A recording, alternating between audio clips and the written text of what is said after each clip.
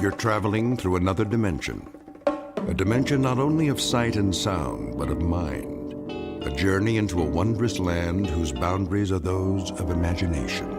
Your next stop, the Twilight Zone.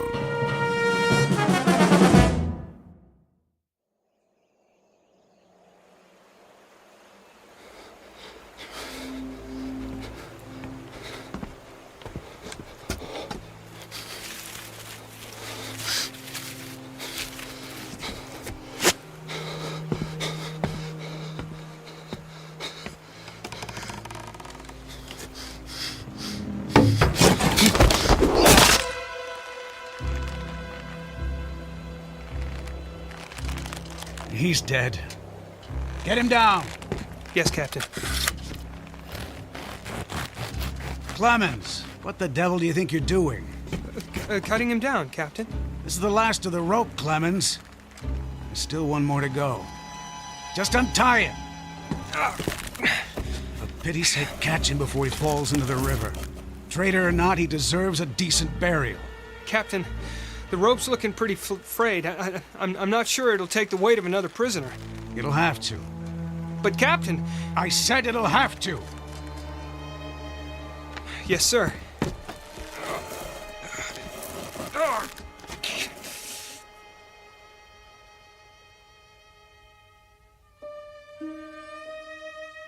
You have just witnessed a military execution.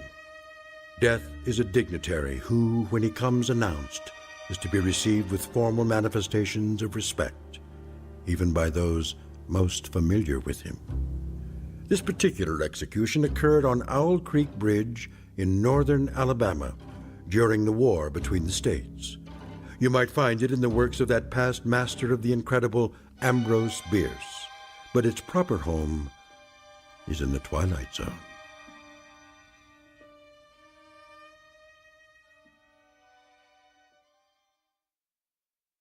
And now, the Twilight Zone and our story, An Occurrence at Owl Creek Bridge, starring Christian Stolte, with Stacy Keach as your narrator. Hurry up, Clemens. I want to get this last one hanged while it's still daylight. Almost got him, Captain.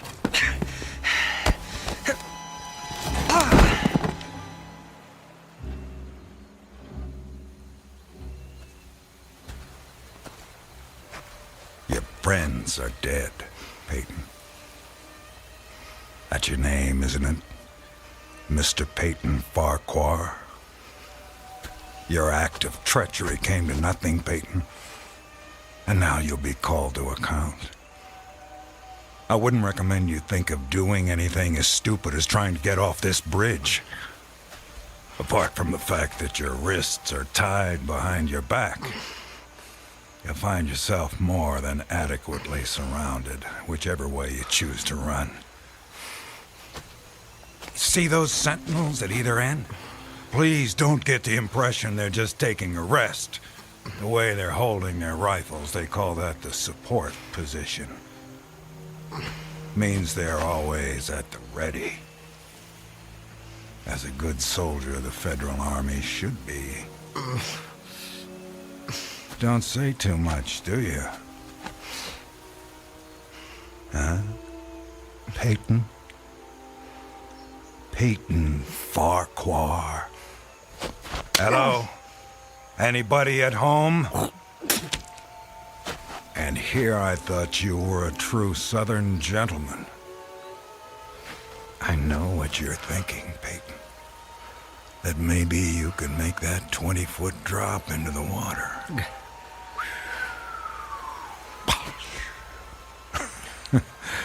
And who knows, maybe you're good at that. But after that, your chances for continued survival become pretty slim. Look over there on the bank of the stream. You know what that is? It's the muzzle of a cannon. You see, there's an outpost near here. If you really squint, you can see a company of infantry at parade rest. Think of them as spectators if you want. But if you sincerely want to swim for it, you might just as well be giving them target practice, which, believe me, they don't really need. You want to leave your wife a pretty-looking corpse, don't you? Still not in the mood for talking, huh? Well, I can understand that, time like this. A man needs to get his thoughts in order, ready himself for, you know. Perhaps I can help you with that. From a purely practical standpoint, I mean. I'm not a priest or anything like that. Truth to tell, my knowledge of matters theological doesn't amount to very much at all. But I can tell you a little bit about how it'll happen. Me and Clemens will escort you out to the center of the bridge, then introduce you to Captain Newman. He's a nice man. You'll like him. Me and Clemens salute the captain, then we stand behind him, leaving you face to face with the sergeant. Now, he's not such a nice man, sorry to say, but... Oh, I forgot. You two have already met. Well, when the moment comes, you'll both be standing on opposite ends of the same plank. He stands on the safe end, but you probably already guessed that. And you probably guessed that it's his job to hold the plank in place. Then, when the captain feels the time is right for him, not for you, he gives a signal to the sergeant. The sergeant steps aside, the plank tilts, and down you go. Nah, never having been hanged myself, I can't give you any information on what your final moments on this earth might feel like. But I can tell you, I've seen more than a few of these. And I'm sorry to have to tell you, it doesn't look any too pleasant. Anything to say about that? Well...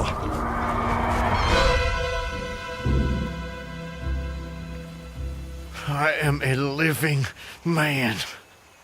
How's that? Speak up, Peyton. If you got any famous last words, we should hear them. Otherwise, they won't be famous. I am a living man! Not for much longer. No, sir, not for much longer. Captain says we're ready for him. Hear that, Peyton? We're ready for you. They say the Lord hates a coward, so take my advice and try and face it with a smile. Why do you have to do that, Levine? Do what? Taunt him like that. You shouldn't expect anything better. This is war. He was on the wrong side. The wrong side? Do you think he thinks that? I don't give a damn what goes on inside his head. Neither should you, Clemens. And unless you want to end up with a noose around your neck, don't let anyone else hear you talking like that. Now, help me up with him.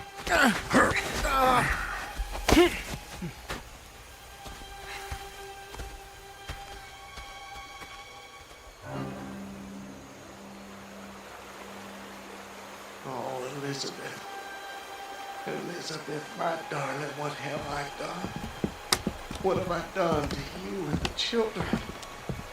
I promised you. Promised I'd come back.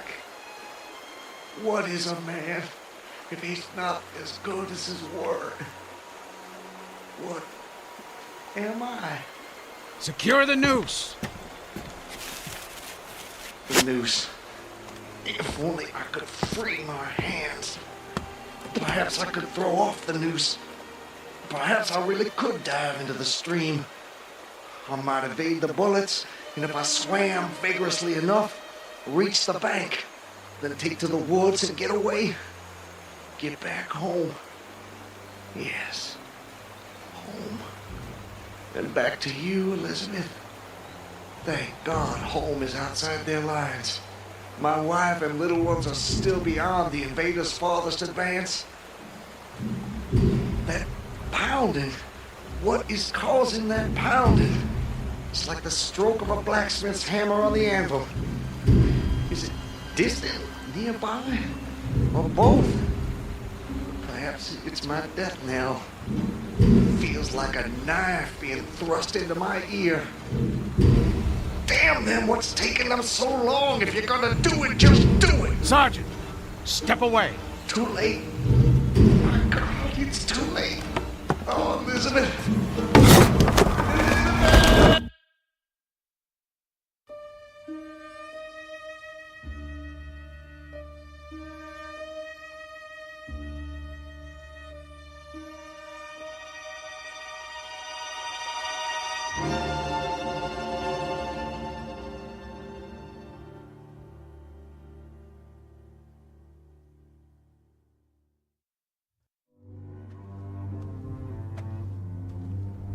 So, how much further is it? What? Much further to where? Where am I? You're home, Mr. Farquhar. How much further? A little further. Yes, a little further. Just keep along this road. I'm sorry, I'm somewhat confused. Hardly surprising. You've just woken up. It usually takes me a good half hour and a stiff drink before I know my own name. Say, you wouldn't happen to have a stiff drink on you, would you? I'm afraid not. Too bad. No, wait. I can't have been sleeping. Why not? Look at me, I'm walking. How could I fall asleep walking? Horses fall asleep standing up. But not walking. Well, I don't know about you, but I've got to the end of plenty of days without the faintest idea what I've done. Of course, as I explained to you, Mr. Farquhar, I drink a bit. You know my name. Mm-hmm. You're Mr. Peyton Farquhar. How do you know my name? You told me. I did. Sure you did. Right after I found you on the bank of the river. The bank? The southern bank. When I discovered you, you were digging your fingers into the sand, throwing it over yourself in handfuls, and almost blessing it. That doesn't sound like the sort of thing I'd do. You don't remember? No. Well, it's what you did. You said it reminded you of diamonds, rubies, emeralds. I said that? I got the impression there was nothing beautiful you didn't think it resembled. Naturally, I was quite convinced at that moment that you were insane. No offense, sir. Sounds like a very natural reaction. I would have come to the same conclusion. And then you said something that captured my attention. And what was that? Still don't remember? Please, refresh my memory. You said, now let me think. This was all good stuff. I don't want to get it wrong. Oh, yes. You noted a definite order in the arrangement of the trees. That a strange roseate light shone through the spaces among their trunks, and the wind made in their branches the music of Aeolian harps. Well, sir, I've been from one end of this great land to the other, and I've met many madmen. Some of them confined for their own good, some of them elected to high office, but never a madman with such a poetic grasp of the language. That was when I knew you were just too interesting to leave where I found you. I do remember. Now it all comes back to you. Not all of it, not yet. But I remember lying on the bank. I was so content there. More than I've ever been in my... Right then and there, I had no wish to perfect my escape. I was happy to remain in that enchanting spot until they recaptured me. Recaptured, eh? You haven't mentioned that before. Of course, you haven't said much of anything since I found you. You're a man on the run, then. Forgive me, Mr. I'm sorry I don't seem to be able to recall your name. It'll come to you. Well, no offense, sir, but I'm not sure it would be wise to tell you the details. You're not a trusting man. Of late, I've become somewhat disappointed in human nature. I'm not sure why. This is a new world, Mr. Farquhar. It's understandable that you'd be cautious. But rest assured, I'm not what you might call political. But I do love a good story if you have one to tell. My story? I have no story. I have a life.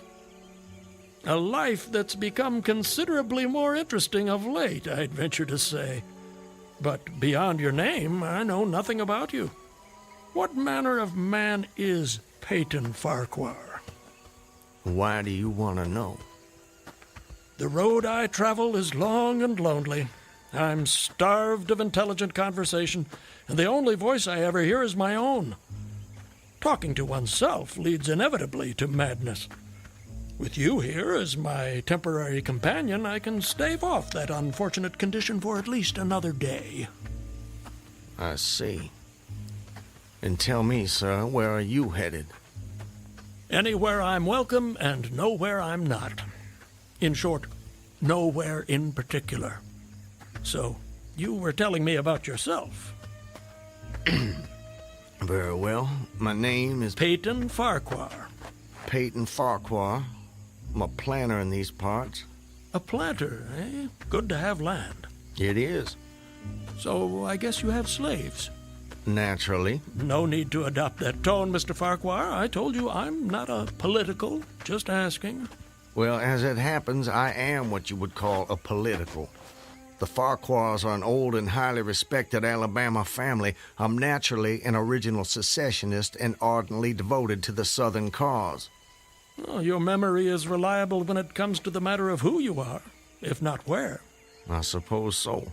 And yet, if you'll forgive my temerity, for all your patriotic fervor, you clearly didn't take service with the gallant Army of the South. May I ask why that was? Circumstances of an imperious nature prevented me from doing so, but I assure you I chafed under the inglorious restraint, longing for the release of my energies, the larger life of the soldier, the opportunity for distinction. And in good faith and without too much qualification, you assent to at least part of the dictum that all's fair in love and war. Are you mocking me by any chance? I would never, ever risk a fellow traveler's friendship for such a trivial gain. Please, continue, I beg of you. I imagine that the opportunity to serve your birthplace came at last, as it comes to all men in wartime. It did. It was one evening, as I was sitting under the magnolia trees near the entrance to my grounds. I was with my wife, Elizabeth. Children were playing nearby.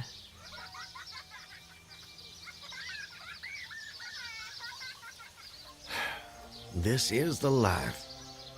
It surely is, my dear. It surely is. Look at it. It's all so perfect. I'll tell you frankly, Elizabeth, if I should die this very moment, I'd die a happy man. Peyton, darling, I wish you wouldn't say such ghoulish things. I can't bear the thought. I have no fear, Elizabeth. I have no intention of passing away from sheer bliss. I just wanted to make the point that, well, that on such a beautiful evening as this, it's almost impossible to believe there is a war. I wish there weren't. But there must be. Why, Peyton? For them. For the sake of the children. They deserve the best future we can give them. Isn't that worth dying for? I understand that, Peyton. I do. It's just that... I sometimes wonder if we couldn't... Peyton, look! That soldier. He's one of ours. Water. Please. You're exhausted. Peyton, should I fetch one of the slaves? By no means. We'll take care of him ourselves. Get him some water, Elizabeth. Let me help you down, sir. Oh, thank you. You must be starved. Come inside, my man.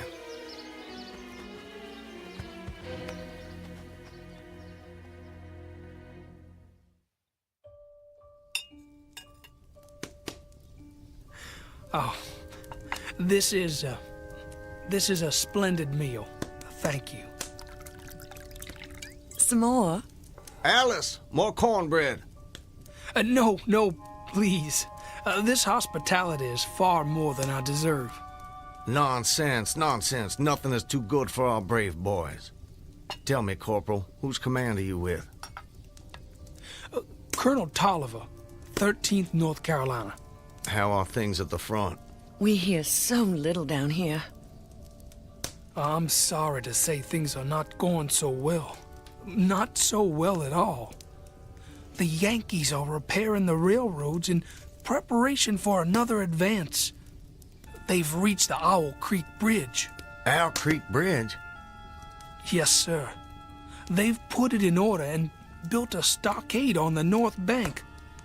I'm sure you know what that'll mean. Yes. If they can run trains over the bridge, there'll be nothing to stop them. Damn those sons of... Forgive me, Elizabeth. You shouldn't be subjected to this manner of talk. Peyton, I understand. Go and see what's keeping Alice with the cornbread. As you wish, my dear. Something on your mind, sir? Corporal, refresh my memory. It's about 30 miles to Owl Creek Bridge? About that. Maybe even a little less. And there's no force on this side of the creek? Only a picket post a half-mile out, on the railroad, and a single sentinel at our end of the bridge. Suppose a man, or perhaps several men, civilians and persons of intelligence, should elude the picket post and perhaps get the better of the sentinel. What could they accomplish? Accomplish? Well, sir, I was there a month ago. I saw that the flood of last winter lodged a great quantity of driftwood against the wooden pier at this end of the bridge. Driftwood, eh? It's dry now, exceedingly dry. If someone were to put a light to that driftwood, it'd burn like tow. That it would, sir. And that would mean the end of the Owl Creek Bridge. I don't think the Yankees would care for that. Not one damn bit would they care for it. And it goes without saying that such a conflagration would seriously hinder the northern effort. Oh, it would. But you should know, sir, the commandant's issued an order declaring that any civilian caught interfering with the railroad, its bridges, tunnels, or trains will be summarily hanged. I've seen the order. It's posted everywhere. Risk is a part of life, soldier. You face it every day. I do. That I do. And in my own small way, I've done what I can. No service is too humble to perform in the aid of the South. And should the opportunity present itself, no adventure would be too perilous to undertake if consistent with the character of a civilian who is at heart a soldier, of course. Mr. Farquhar, you are a true son of the South, and a very brave gentleman.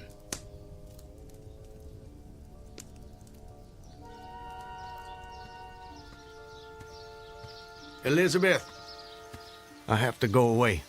Away? For how long, Peyton? Probably just a couple of days. Why? Business. Larson will be going with me, maybe Zeller too. I don't know. I'll have to ask him. Peyton, don't go. I don't want you to. The children need you. It's for the sake of the children that I'm doing this, Elizabeth. Why can't you understand that? I do understand.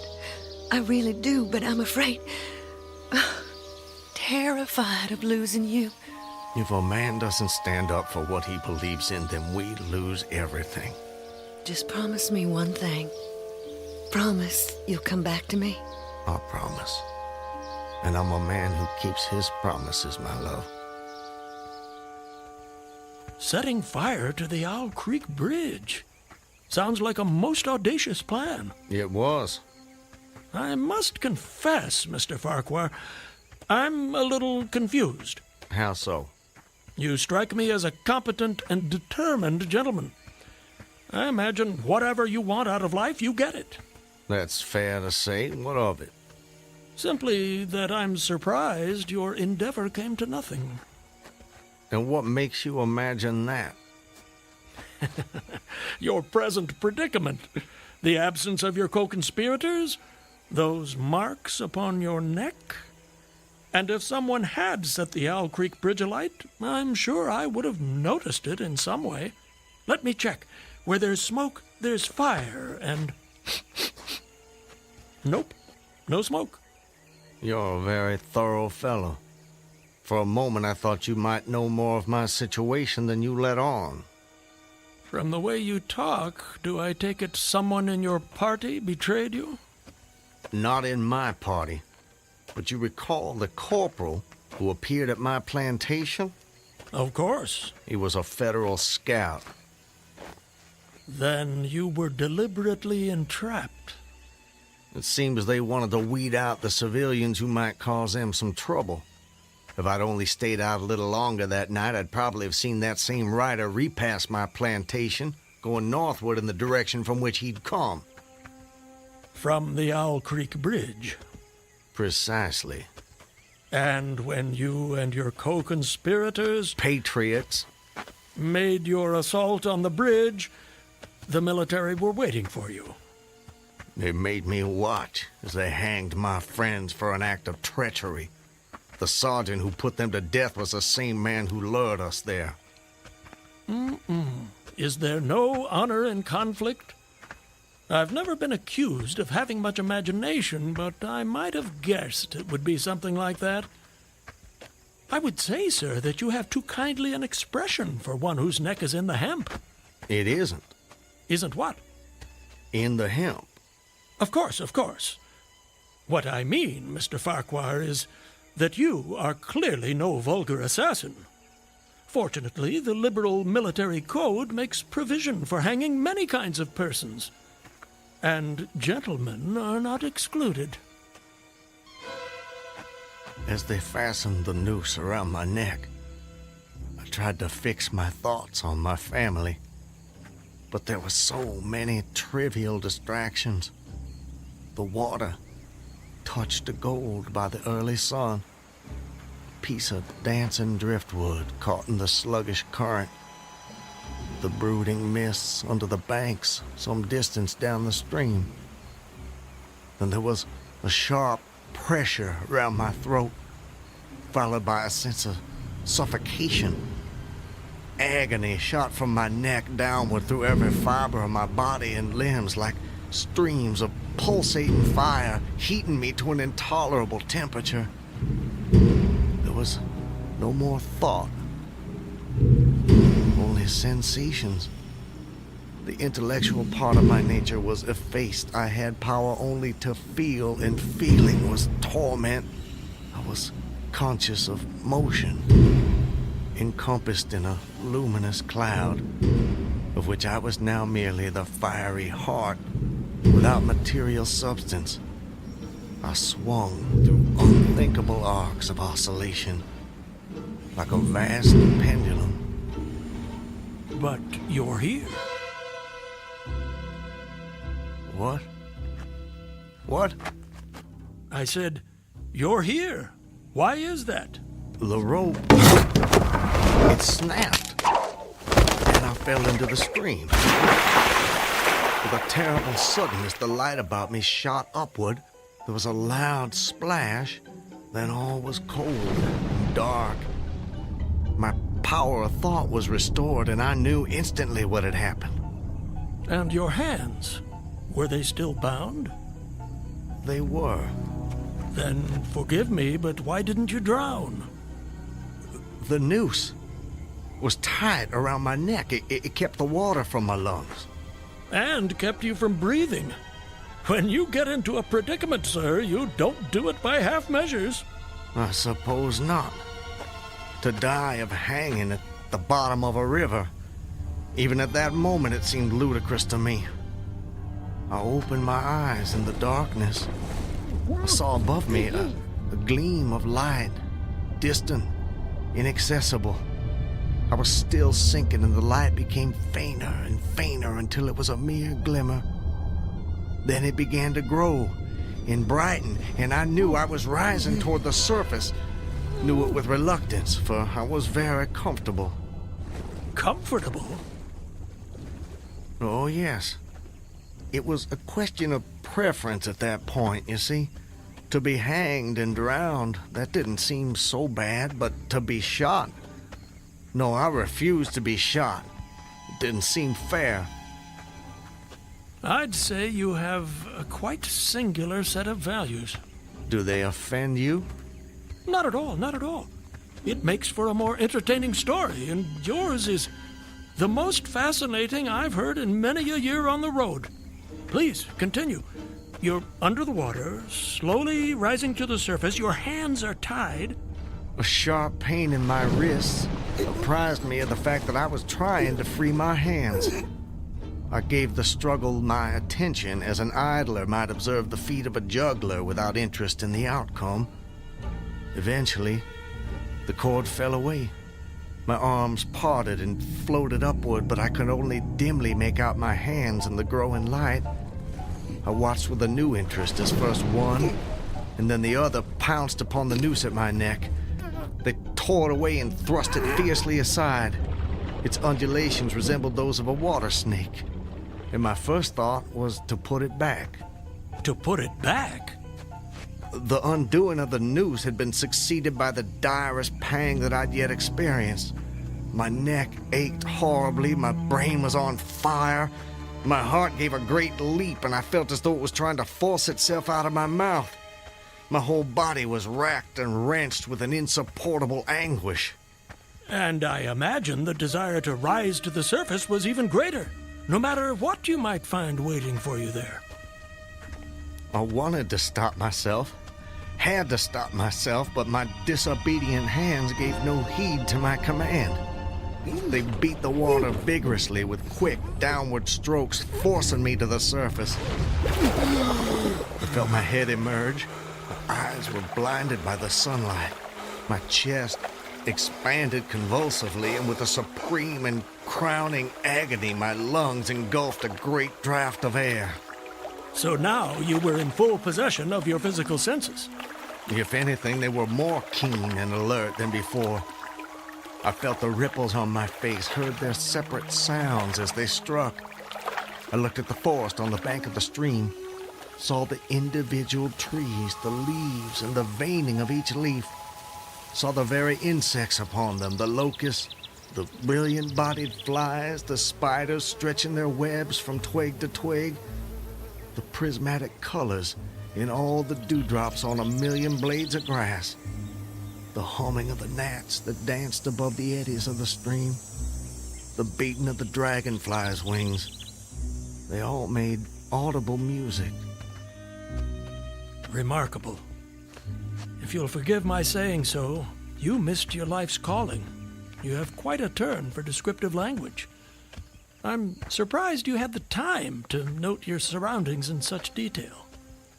It may only have been a few seconds, I'm not really sure.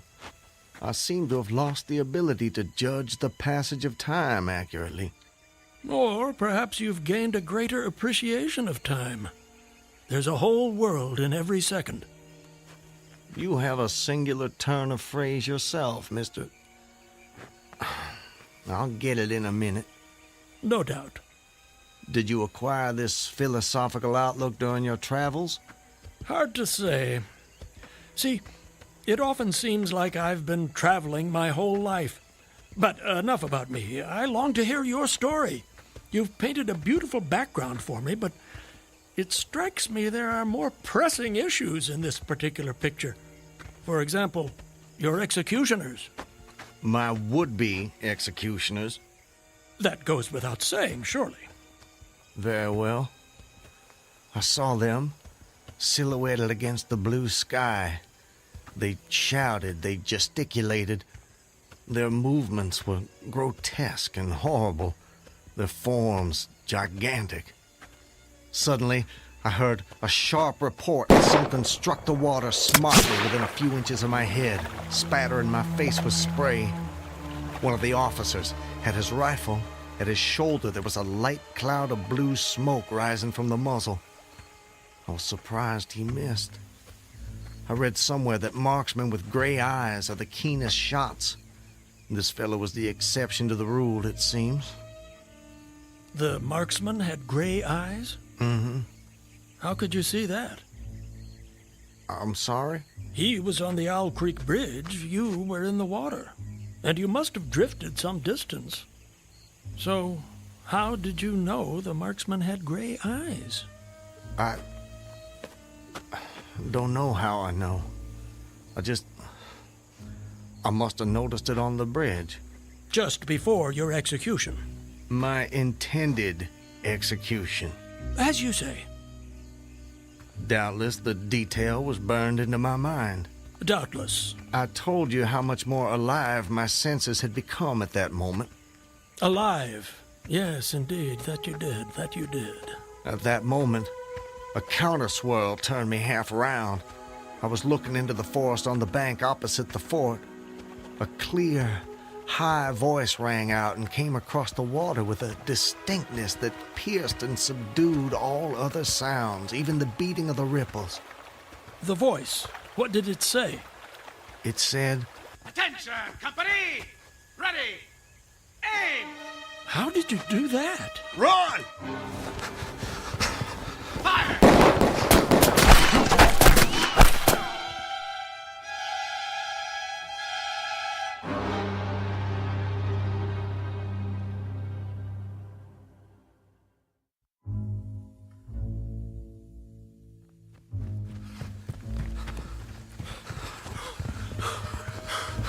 Are they still behind us? No, I don't think so. All right. That's enough for now. No more running for my life. Your what? Wait. I need to get my bearings. I have to know how close I am to my destination. Closer than you think, I'm sure. Eh? Does anything look familiar, Mr. Farquhar? Yes. This way. I think. Yes. This way. Can you see your home? Not yet. But it's not far now. I intend to be back in my wife's arms by close of day. You gave her your word. That I did. And that's important to you. It's a matter of honor. And honor, Mr. Honor means as much as love to a man of the South. A very moving sentiment. Now, where were we? Where were we with what? Your story. My story? Yes. You were just reaching a most exciting point when we were interrupted. I long to know what happened next.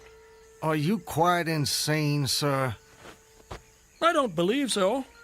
But I thought the same of you when I first met you, so I suppose it's a fair question. I am in full possession of all my faculties, Mr. Everything except the memory, eh? Don't try my patience, sir. I wouldn't dream of it. You asked me an important question, and I'm doing my best to answer it. But you'll appreciate it's difficult to judge these things when one spends so much time alone. If I had a constant companion, someone to tell me if and when I appeared to be losing my senses, that might be helpful, but that's not what fate has in store for me. And as I say, I try to avoid talking to myself because that seems to me the fastest route to madness. But mad or sane, I know a good tale when I hear it, and yours is the most entertaining I have heard in all my years. Yes, sir, I shall cherish the memory of your experiences when I have long since ceased my wanderings. Please, go on. You'd escaped the noose by a most improbable stroke of good fortune, and then you found yourself in the stream and under fire. What was that like? Surely you can imagine that for yourself. We were just under fire a few minutes ago. But not in the water. Well, does it matter? Does to me. It's the setting that makes the crucial difference. Please. Very well. I suppose it might make the journey shorter, at least. Not mine. I dived to avoid the shots, dived as deeply as I could. Water roared in my ears like the voice of Niagara, yet still I heard the dulled thunder of the volley. those heightened senses of yours? I rose again towards the surface and was met again by more shining Yankee lead. One shot nicked my cheek, do you see it? I see it. Well, the next time I dove, I was a long time underwater, and I made damn certain I swam farther downstream and nearer to safety. Just as well, since the soldiers had almost finished reloading. The two sentinels positioned at either end of the bridge fired again, independently and ineffectually. I saw all this over my shoulder. I was now swimming vigorously with the current.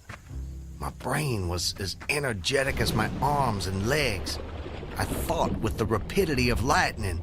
I reasoned, you see, that the captain had probably already given the command to fire at will. And you surely couldn't dodge all the shots. You're not invulnerable. No man is. Then an appalling splash, just 2 yards away, was followed by a loud, rushing sound which seemed to travel back through the air to the nearby fort and died in an explosion which stirred the very river to its deeps. A rising sheet of water curved over me, fell down upon me, blinded me, strangled me. The cannon had taken a hand in the game. Did I tell you about the cannon? You must have done. Well, anyways, as I shook my head free from the commotion of the smitten water, I heard the deflected shot humming through the air ahead. And in an instant, it was cracking and smashing the branches in the forest beyond.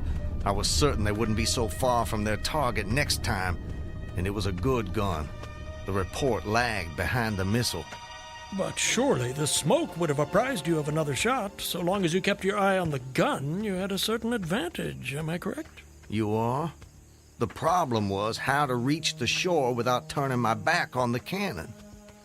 You have my complete attention, sir. How did you manage it?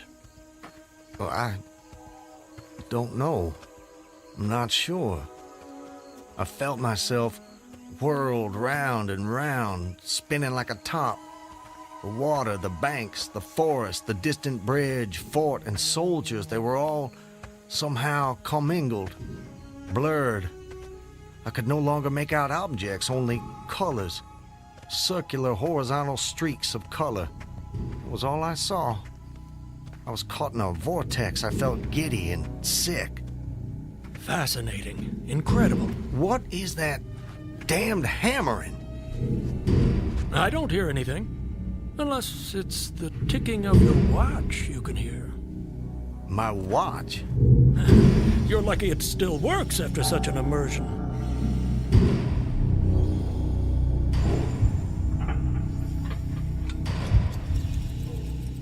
It is my watch.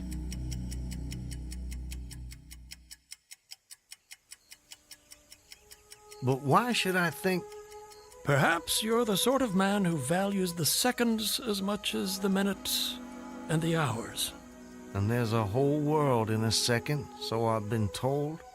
So how did you fight your way out of this vortex? I really have no idea. The next thing I knew, I was on the road with you at my side, heading for home as I promised. Surely not. I mean, you obviously avoided the cannon and struggled to the bank. Obviously. But I have no memory of it. And of our meeting? I recall only what you told me about it. Most curious. Stop! What is it? This is it. We're here. This is the path to my home. Excellent. Well, I suppose this is where we part company, Mr. Farquhar. May I say, it's been a rare pleasure. You wouldn't care to come in? I'm sure the servants could prepare you a meal. That won't be necessary, my friend. I have many miles still to travel. But your journey is almost at an end. Yes. Well, goodbye, Mr. I'm sorry, I thought I could recall your name, but it just escapes me. Call me Ambrose. I wish you well, Ambrose. And you, Mr. Peyton Farquhar. And you.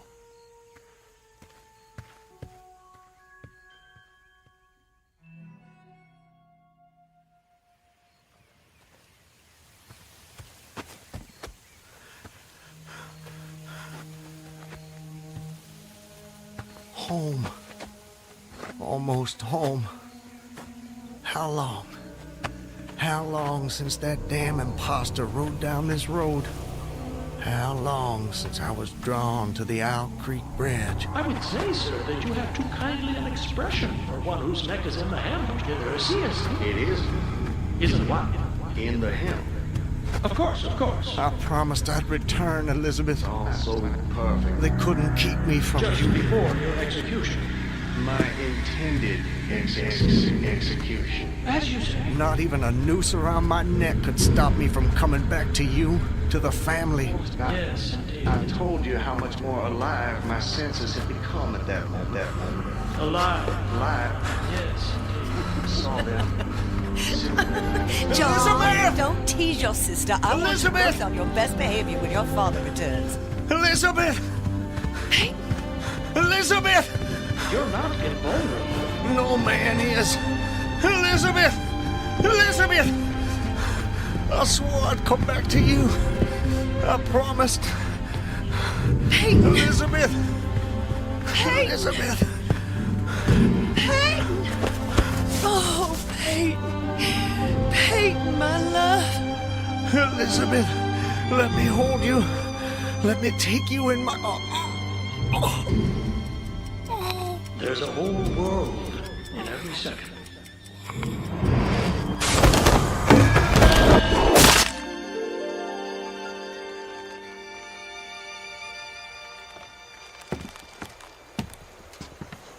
He's dead, Captain. Good work. That's the last execution for today. Get him down! You know, Levine, for a moment there, I thought that rope wasn't gonna hold. It's strong enough. It did its job. Do you ever wonder what goes on inside a man's head in those last seconds before death? Like I said before, Clemens, I don't give a damn. And neither should you.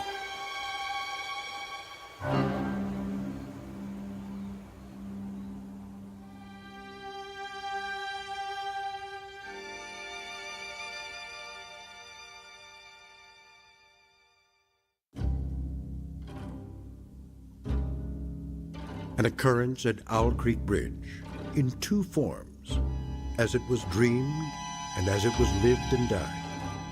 This is the stuff of fantasy, the thread of imagination, the ingredients of the Twilight Zone.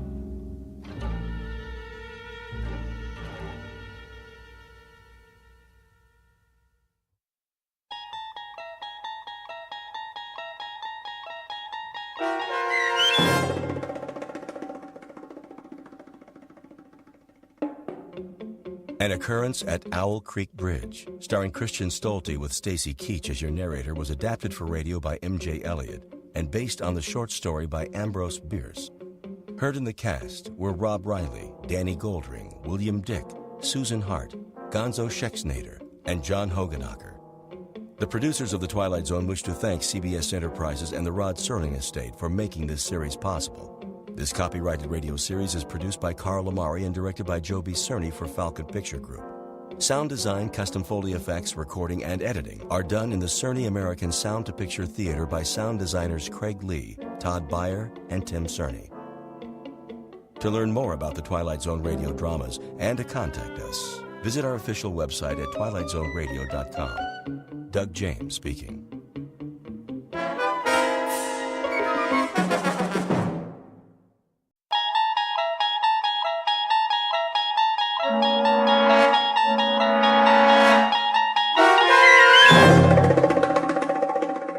He's Alive, starring Peter Mark Richmond and Marshall Allman, with Stacy Keach as your narrator, was adapted for radio by Dennis Etchison and written for The Twilight Zone by Rod Serling. Heard in the cast were Roger Mueller, Jason Bradley, Christian Stolte, Doug James, Jeff Lupetin, Amanda Amari, Elizabeth Lido, Vince Amari, Alex Sopner, Frenette Lebo, Carl Amari, Kurt Nabig, Peggy Roeder, and Jason Mallow. This copyrighted radio series is produced and directed by Carl Amari and Jason Mallow for Falcon Picture Group. Doug James speaking.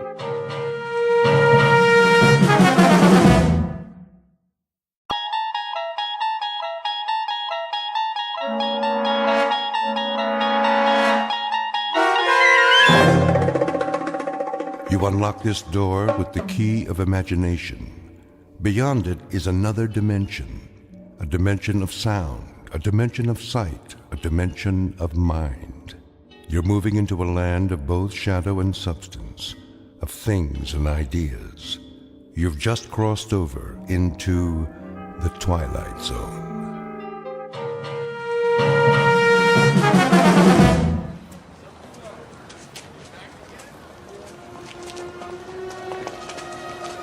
That looks like a good spot. Where? Up ahead on the corner. Yeah, we'll set up some boxes. I don't know. It's perfect, I tell you. All these people taking a walk after dinner, they'll listen. Oh, they'll listen, all right. Just hand out the pamphlets for now. I have to work on my speech. What speech? You don't need one. Just say it the way you say it to us. These people, they don't know what we stand for. So tell them, Pete. We'll make sure they listen. Put the flag up against the building. Which one? Both of them. Ours and Old Glory. The big two. There's some boxes. You can stand on them. I'll go set them up. Man, oh man, this is gonna be the night, huh, Pete? Well, I guess it's now or never. Got that right. How's my uniform look? Here, straighten your tie. The cap, the boots, perfect. You look like a leader. Big time. Go, Pete. Give him a dose of the truth. Hey, mister. Excuse me, little girl. Are you in the army? No army you ever heard of, sweetheart, but you will. My daddy's a lieutenant. Are you a lieutenant? Better than that, kid. A lot better. Now stand back. You're in the way.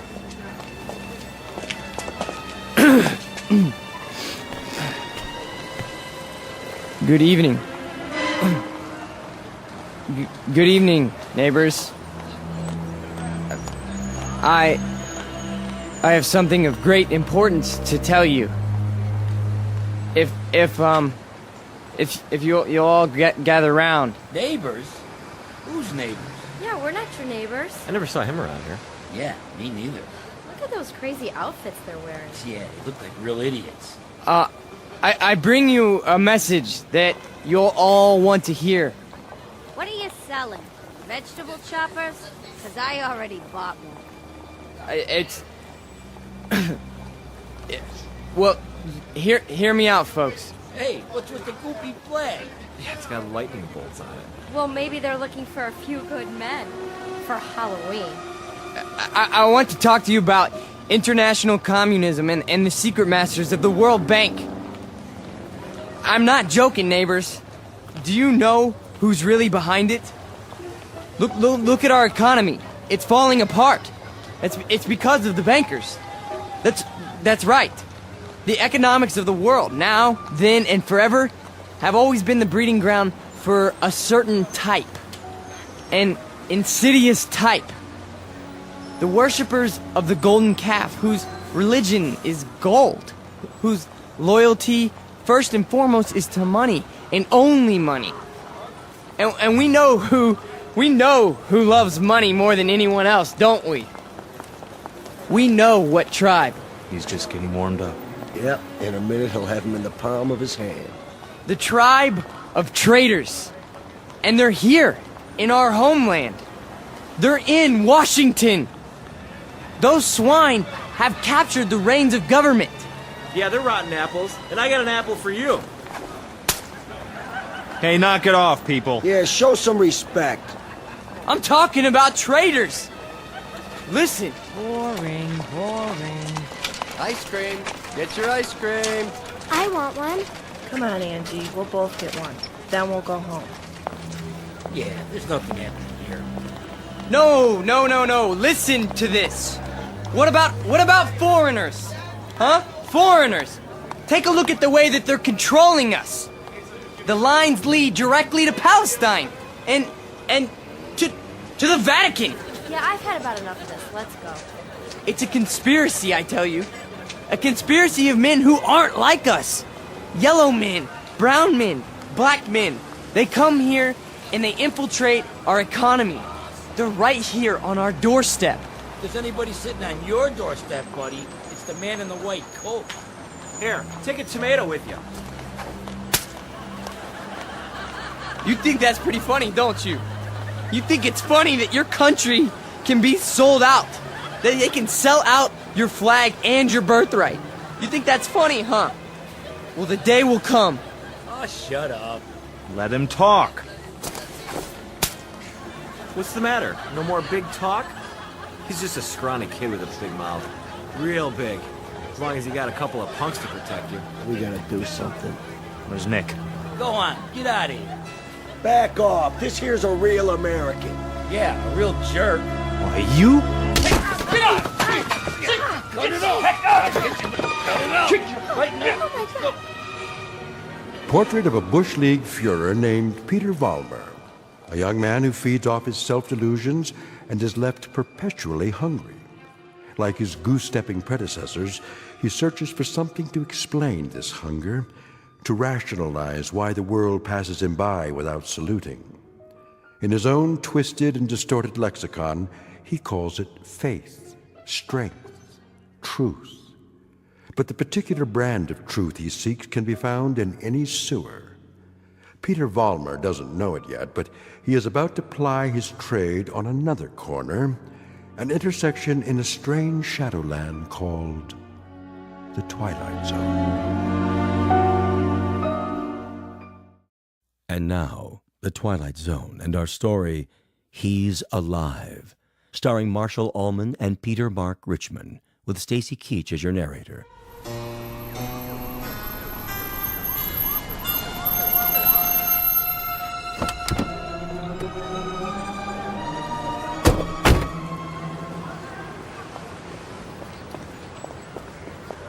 All right, folks, break it up. Party's over. Yeah, what's happening here? Looks like the boys in the brown shirts took a licking. No, we got him. We got him good. Said, what are you lying on the ground for? Problem, fellas? It was the communists. The communists did this. What? Which ones are those, Jack? All of them. They ran away like cowards. We want to press charges. What about names? We need names if we're going to charge anybody. Look, forget about it. We can take care of ourselves. Sure you can. Need some medical attention? No, we don't need your help. Come on, Peter, I'll help you out. Let's get out of here. Hey, Jack, you forgot your flag. Yeah, your mama made it for you. Give it to me. Sure. There'll come a day when guys like you will crawl on your belly to salute this. There'll come a day. Yeah, well, let me know the date, Jack, so I can stay home sick.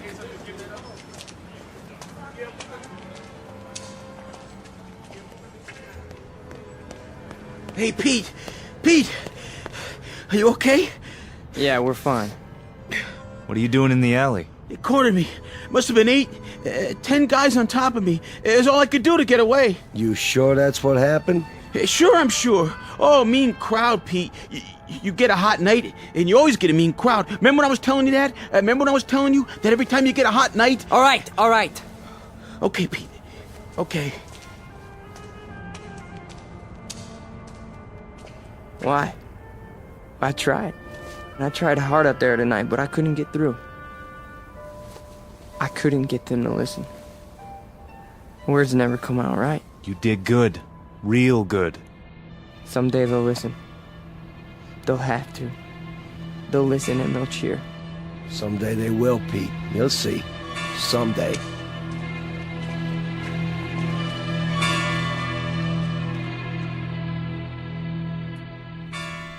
Now, hold still. It's only a cut, not a mortal wound. Wash your face when you get home and put some iodine on it. I think you will survive.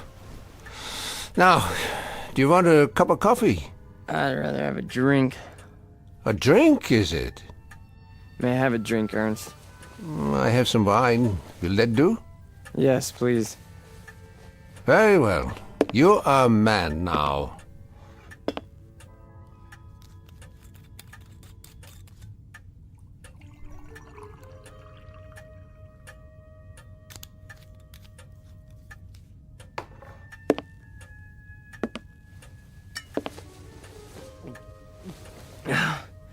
Thank you. Peter, one sips wine. That's not beer from a beer garden. Sorry. I'll remember that next time. The next time. Just how many next times do you suppose a human being has in the scheme of things? Oh, come on, don't lecture me, Ernst. I'm sick, I'm tired, and I took a beating out there. Did you? Yeah, can I stay the night? Yeah, the couch remains in the corner, as usual. You're a good friend, Ernst. You understand. Sad to say, I do. A man does what he believes in. A man usually does. I believe in certain things. Is that right? You know I do. I mean, we're friends. You've known me since I was a kid. When you were a little kid, Peter, and I used to find you crying at my door late at night, I could pity you then. And now? What do you think? Now you peddle hate on street corners as if it were popcorn. It's not hate. It's a point of view. A philosophy. Oh, I know the philosophy. I know it quite well. 9 years in a place called Dachau. And you know who put me there? Peter Vollmer. What? A lot of Peter Vollmers. Frustrated men, sick men, hungry men. But the result, the effect, never mind the cause, was 12 million bodies in shallow graves. And it all started with young men in uniforms, talking on street corners. Hey, you let me come here. You never sent me away. No, I never did. I never do. That's the weakness that you scream about on your street corner, the sentimentality, the softness, the weakness that makes a man his brother's keeper. So I must be one of the worst of your criminals, Peter. Sentimental, soft, and very preoccupied with my brothers. I should close the door on you, but perhaps this is my sickness. I only see the boy, not the man. Go ahead. Sleep on my couch. Look, why don't you understand? You're the only person in the world I ever had. What else have I had? What? A drunk father who used to throw me against the wall? An old lady who drank till she had no marbles in her head? She didn't even recognize me half the time. That's why I used to come over here to your apartment, because, I mean, you were gentle with me, you know? You'd talk to me. You'd feed me. You'd take care of me. Ernst, you're my real father. Ah, this is the boy speaking again. The little boy with so much fear in him. Yeah, you rest now, Peter. You rest well.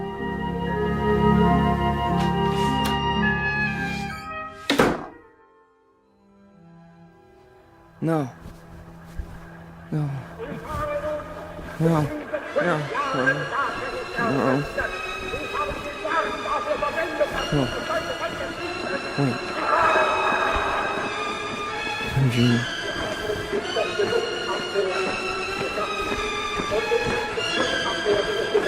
What? What? Peter! Who's that? Peter? Who's out there? Who is it? A friend, Mr. Vollmer. A friend? You have need of friends, yeah. Allies. Yeah, come downstairs, Mr. Vollmer. Come down and we'll talk, you and I.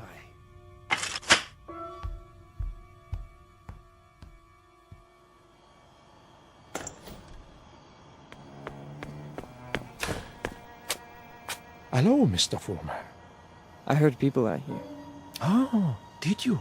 And your voice. Well, a dream, perhaps, of better days to come. Who are you? Take a good look. Do you not recognize me? Surely you have seen my picture. Wait. That hair. With the mustache. No. It can't be. You died a long time ago. Did I? Or perhaps I only wanted people to think so. But you're a great man. I am aware of your opinion. How did you know where to find me? I simply followed your tears, Mr. Foreman. You said you have something to talk about? I do. I do indeed. I have you to talk about, and the things you believe in, which are the things I believe in as well. See, your success, Mr. Vollmer, will be my success. Are you interested? I am. I am. Please go on. Good. Then let us start by discussing a most important point. What are the dynamics of a crowd? How do you move them, Mr. Vollmer? How do you excite them? How do you make them feel as one with you? I don't know. I don't know, sir.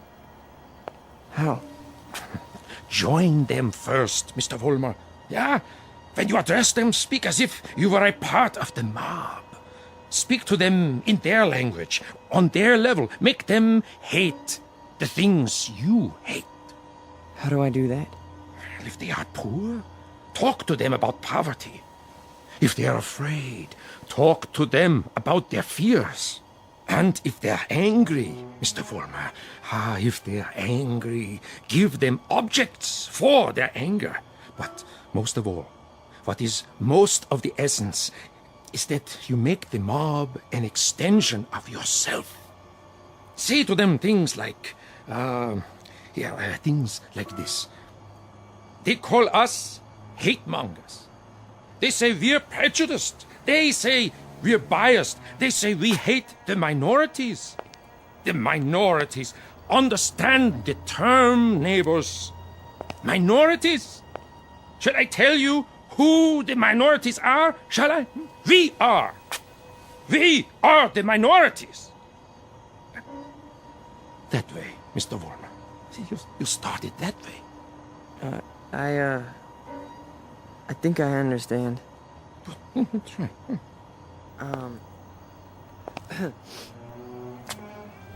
Neighbors. Neighbors. They call us hate mongers. That's it. More. They say we're prejudiced. They say we're biased. Yeah. Now you have got it. Go on. The minorities? Understand the term, neighbors. The minorities. Shall I tell you who the minorities are? We are the minorities. Because patriotism is the minority. Because love of country is the minority. Because to live in a free white America seems to be a minority opinion. Let me tell you something, neighbors. I want you to dwell on this. Just dwell on it. Once we had an atom bomb, and suddenly the Russians had it. We wanted to send men into space, but it was the Russians who got there first. We had a hydrogen bomb. It was the Russians who exploded theirs. Who gave them the bombs? Who sold us out? Who stabbed us in the back? Well, if it's the minority opinion that we must survive, then we are the minority. And this minority will not stop until it's the majority. This minority will not give up the fight. No, this is the promise, and this is the legacy.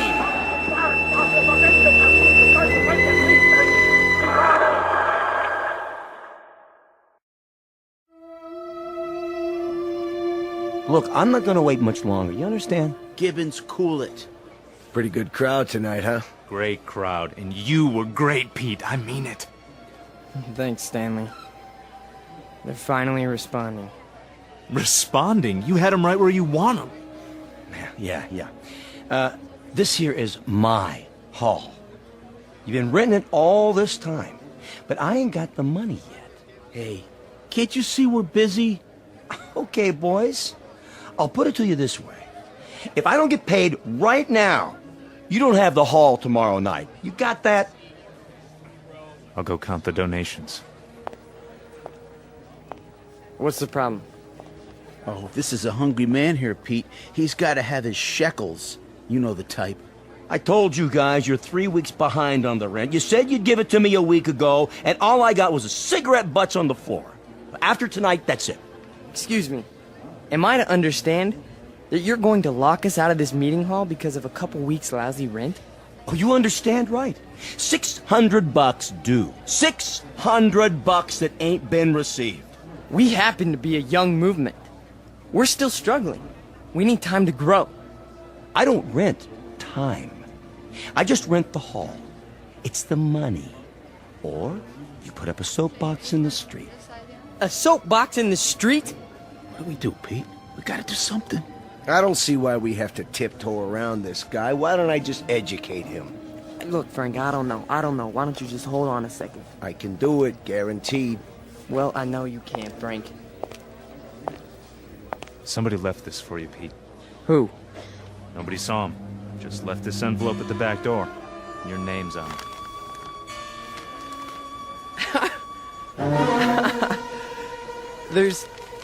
There's money inside. 6 C-notes. Hey, how about that? We need $600, and here it is. Oh, man, how about that? Hey, Gibbons, come and get it. Yeah, it's about time. You satisfied? Then don't bother us. All right. You're paid up through this week. Where'd the dough come from, Pete? You have any idea? We must have a secret supporter. I can see why. You were really something tonight. I can't even tell you how it sounded. You had him. You really had him. Hey, we're gonna make it. And now something tells me we're really gonna make it. You bet your life. You guys go on. I'll see you outside. Sure, Pete. Anything you say.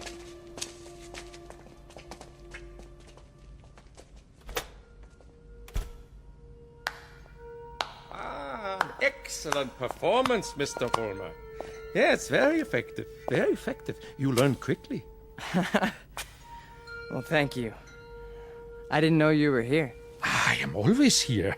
Pleased to be of help. You learned the style very well. You delivered it precisely as I told you. Well, I'm very obliged. And the money? Oh, it was the least I could do. We couldn't have you thrown out into the streets, yeah? I happen to feel that your work is very important. You're with us? With you? Oh, Mr. Vollmer, you might say I am you. Now, I have some suggestions. I'll continue to give you speeches, but there's a matter of importance that must be taken care of. What is it? An expedient, Mr. Vollmer. Oh, you might call it a cause célèbre. Huh? Something to cement the organization together. I don't understand. The organization needs a martyr. A martyr? How do we find a martyr? You don't find one, Mr. Vollmer. You choose one. You pick out the one of least value, and you make him a symbol. You wrap him in a flag, and you make his death work for you.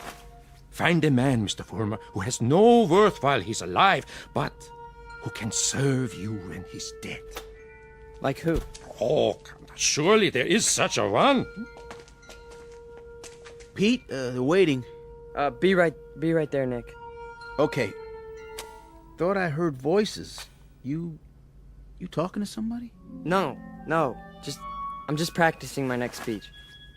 Look, hey, tell Frank to come in here, would you? Right away. Alone. Sure thing, Pete.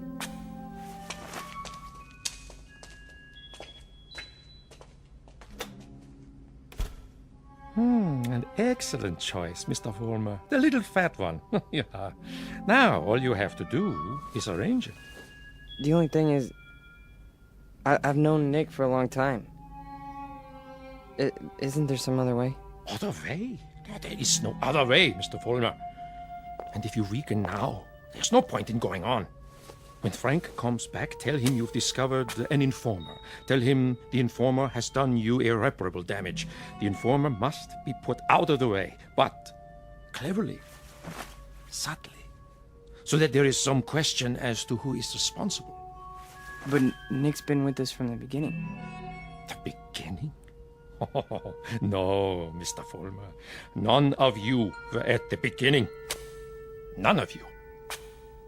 Nick's my friend. And this is an act of friendship.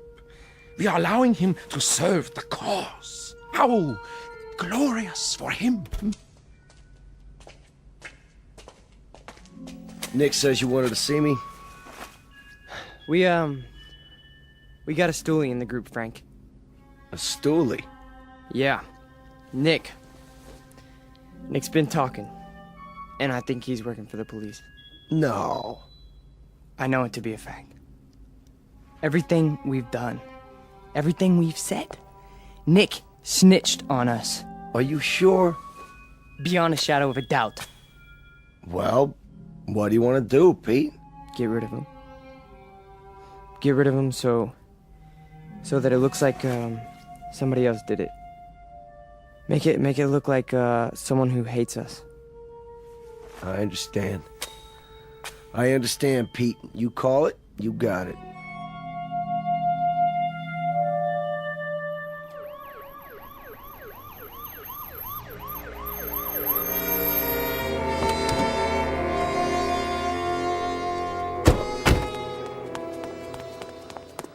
There you are, officers. Thank God. Stay calm, ma'am. Now just tell us, where's this body? Over here, in the alley. Shine your flashlight on it. Look at all that blood. Somebody did quite a number on him, huh? I've seen him before. It's one of those young hooligans. You can tell by the uniform.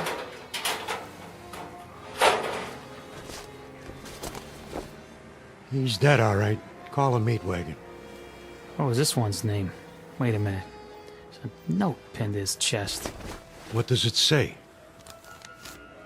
A good fascist. What do you suppose that means? One of their enemies must have put it there after he beat him to death. Yeah, but which enemy? There's a lot of them around here. Fewer and fewer every day.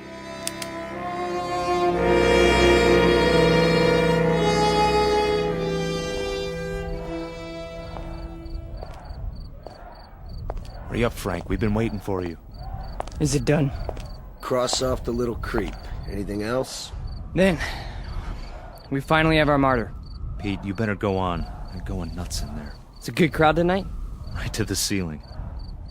What's the matter, Stanley? Oh, nothing. Then why the look? It's just that... Nick was a nice guy, Pete. I miss him. Stan, you listen to me. You forget about Nick right now. He was a fat pig with no guts. He was a greasy big mouth who copped out every time he took a breath. A nickel and dime Judas who got exactly what he deserved. So don't mourn for Nick. He doesn't rate mourning. Not that pig. You got that, Stanley? Look at me, Stanley. You got that? Yeah. You have his poster ready? Blown up bigger than life. Just like you said. Good. When I give the signal, unveil it behind the podium.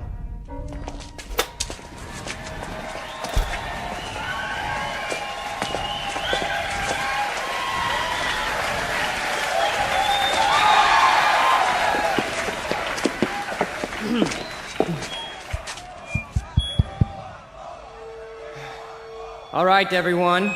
I have something very important to say. A man of honor has died tonight. A decent, courageous fighter for the cause of freedom. He gave his life. He gave his life for us. Some skulking assassin murdered him. But friends and neighbors and co-fighters, Nick Bloss did not die in vain. They stilled his great heart, but they could not stifle his memory. They could not obliterate his courage. They cannot wipe away his honor. He lives, my friends. He lives in you, and he lives in me. He lives deep in the gut of any human being who believes that the United States of America should be free, should be untainted, should be free from the mongrels who try to enslave it. Now, Stanley, look at this portrait of Nick Bloss in his uniform. He wore it proudly. He died for it. And you and I, neighbors, we will live for it!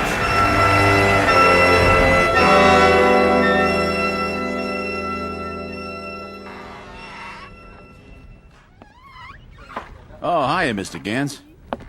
How do you do? How are you tonight? Oh, I'm very sober, unfortunately. Beer? Yeah, if you please. Boy, listen to him across the street. Guy's got a voice on him. And I knew it when it was only a whimper. That's a wild kid, that one. Used to be people would laugh at him, but lately he gets the crowd. Not many people laugh now. Say, you know him, don't you? Yeah, since he was a child. A silent little boy with very little to say. But now, I've been here before. Oh yes, I've seen and heard it all before. That was another time, Mr. Gans. Another place. Another kind of people. That stuff doesn't go here. That's what we said, too. They were brown shirt scum. Temporary insanity. Part of the passing scene. Too monstrous to be real. So we ignored them. Or laughed at them. Because we couldn't believe that there were enough insane people to march for their cause. And then, one morning, the country woke up from an uneasy sleep, and there was no more laughter. The Peter Volmers had taken over. The wild animals had changed places with the zookeepers. Another one, Mr. Gans? No, thank you. I have had my fill. You take it easy now. You're not going to do anything foolish, are you?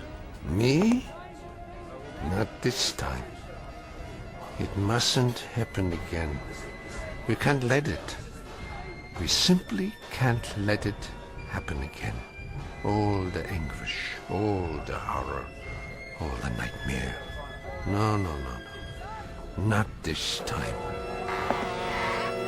Mr. Gans? Mr. Gans!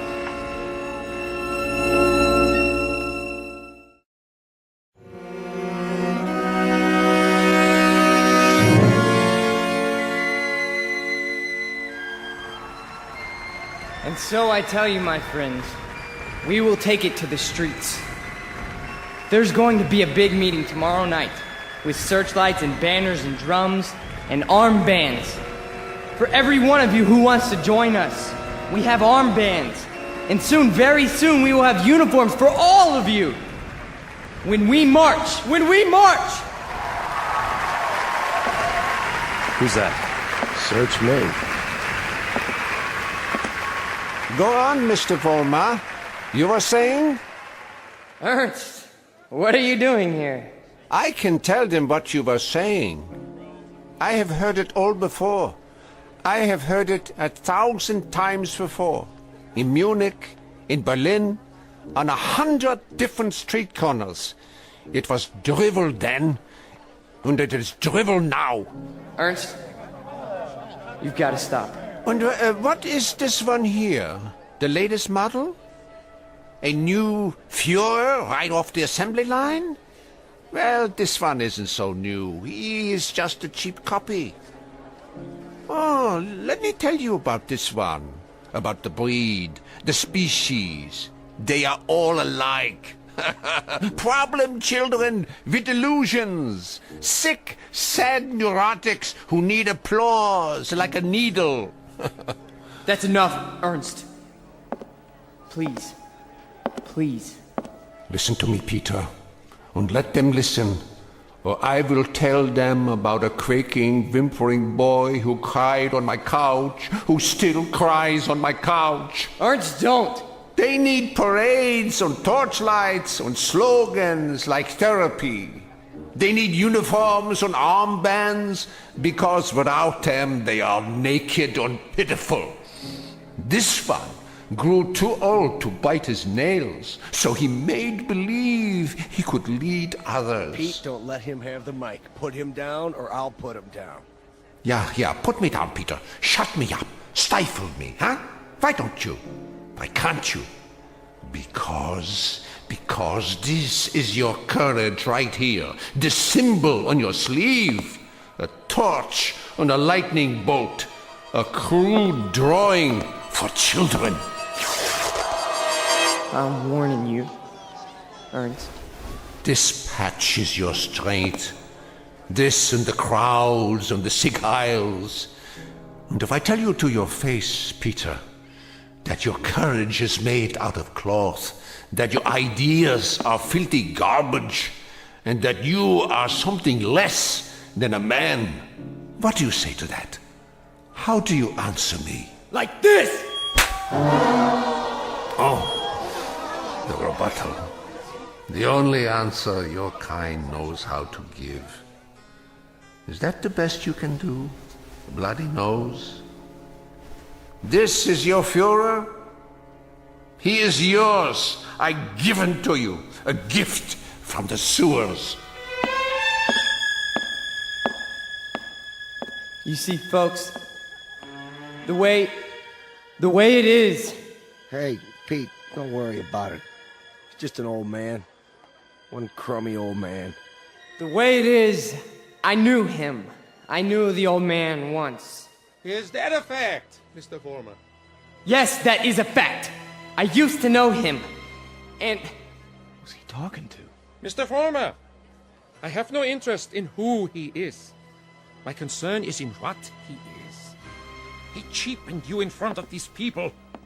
You barely had the strength to strike him a slap, like a woman. Your voice is like a lion, but your instincts are rabbits. And you? Instincts like a rabbit. Slap like a woman. You stand in the darkness and plan the battles. But you're never there when they're fought. No. Why don't you come up here alongside me, huh? Why don't you let them see who you really are? Why don't you make a speech? Mr. Fulmer, I was making speeches before you knew how to read them.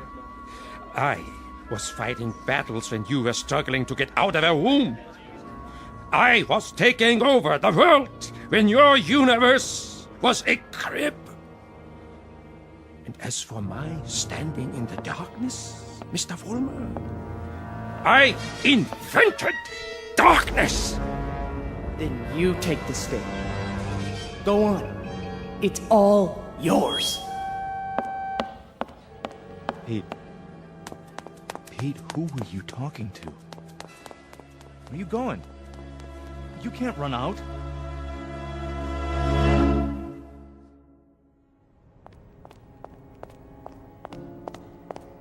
Ernst! Where are you? Let me explain. You! Why? Why did you pick me? I didn't pick you, Mr. Fulmer. You picked me.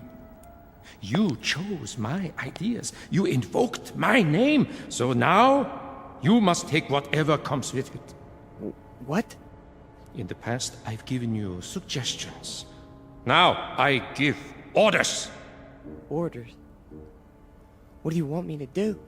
From now on, you must be built of steel. No soft gaps of sentiment. Steel, Mr. Fulmer. The way we handled Nick, and the mobs and the speeches. And gradually, bit by bit, we shall forge something strong, something powerful. Just as I did before, with my own hands. With my own hands! The old man, the Jew, he'll be back again tomorrow night. The next night, I know him. I know the type. We sent them into the ovens. But always, there was a handful left to point a finger. His kind, Mr. Vollmer, his kind are dangerous. See, they talk, they think, they plant seeds, they hold us back. Here, take this. What is it? What do you think? A Luger 9mm pistol. My personal sidearm. Kill him. Kill the old man. Kill Ernst? Tonight, he will be in his room. If you are man enough. If you are steel. All right. I'll do it. I'll do it now. Then, Mr. Vollmer, when you come back, there's much we have to talk about. Plans, campaigns, ideas, the next steps. This is only the beginning, the dawn. It will be a long, long day.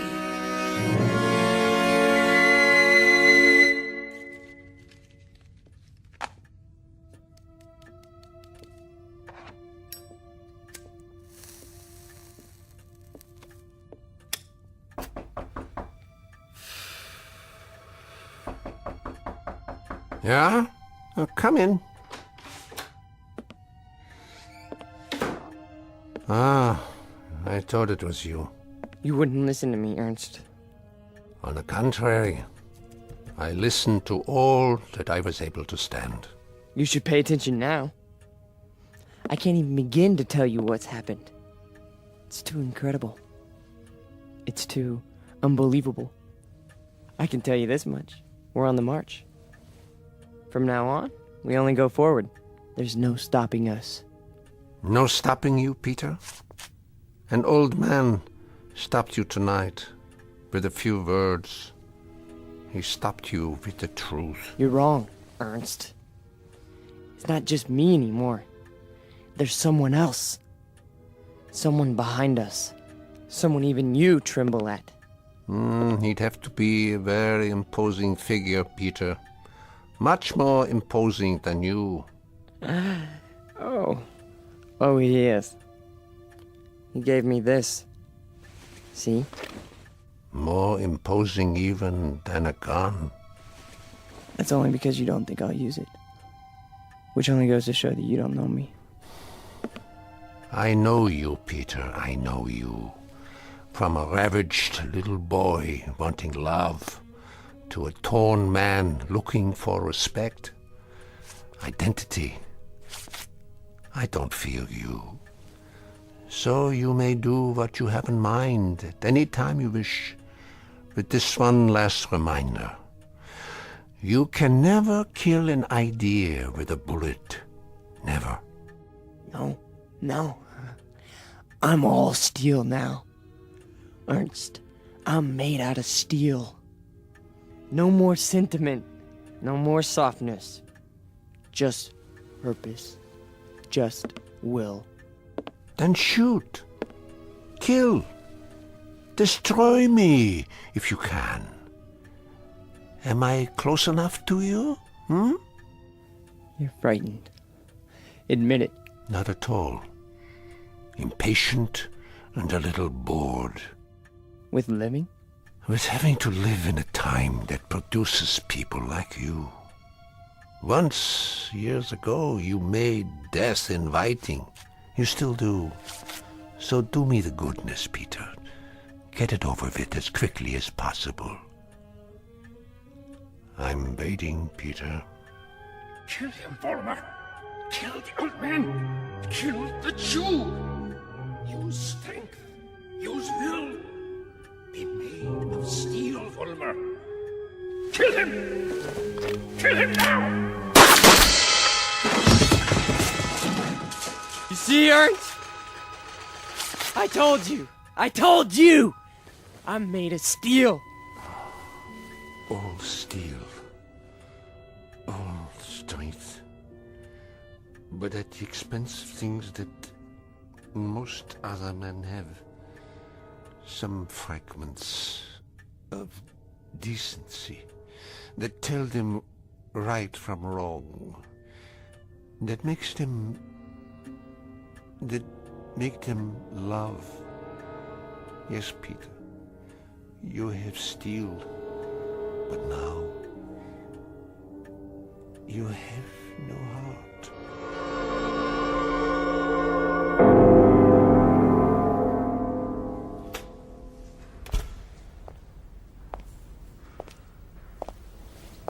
Where is everybody? Pete? We were just cleaning up. What happened to you? Nothing. Nothing happened to me. You tell them. You go out there and you tell them. But they've all gone home. Tell them I'm still in charge. I'm number one. You serve, I lead. Understand? You serve, I lead. Come on, Pete. Let's go. No, he picked me. Out of everybody, he picked me. What's wrong? Don't you believe me? He did. He picked me. So long, Pete. See ya. Don't you walk away from me! Frank! Frank!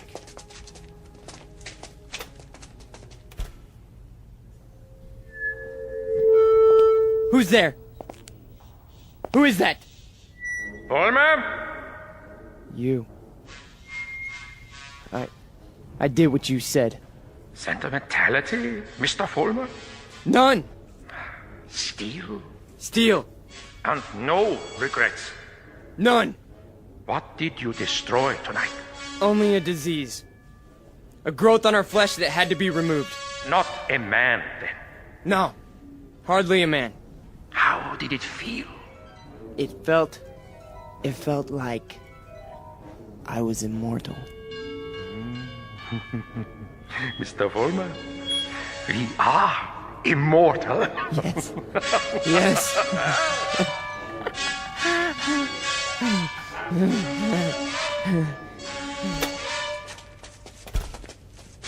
There he is. Don't move. What do you want?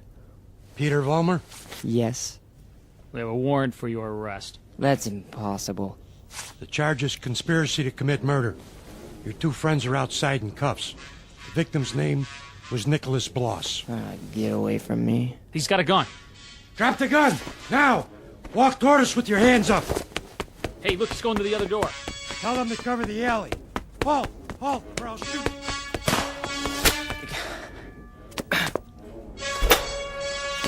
Hold it right there.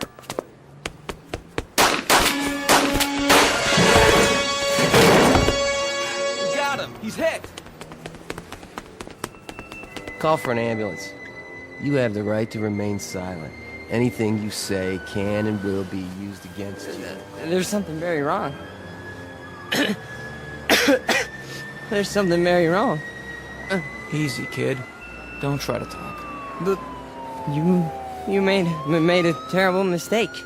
I'm made of steel. It's true. Don't you understand? I'm made of steel. I'm made of steel. I'm made of steel. I'm made of steel.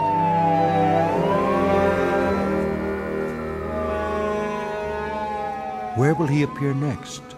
This phantom from another time, this resurrected ghost of an old nightmare. Chicago, Los Angeles, Miami, Florida, perhaps. Vincennes, Indiana, Syracuse, New York. Any place, every place where there's hate, where there's prejudice, where there's bigotry.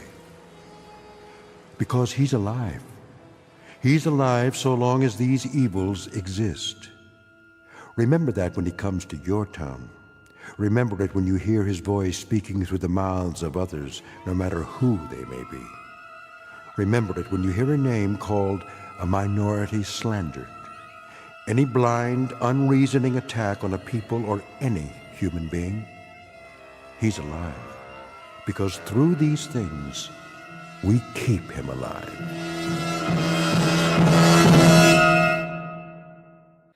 The Twilight Zone continues in just a moment. You are about to enter another dimension.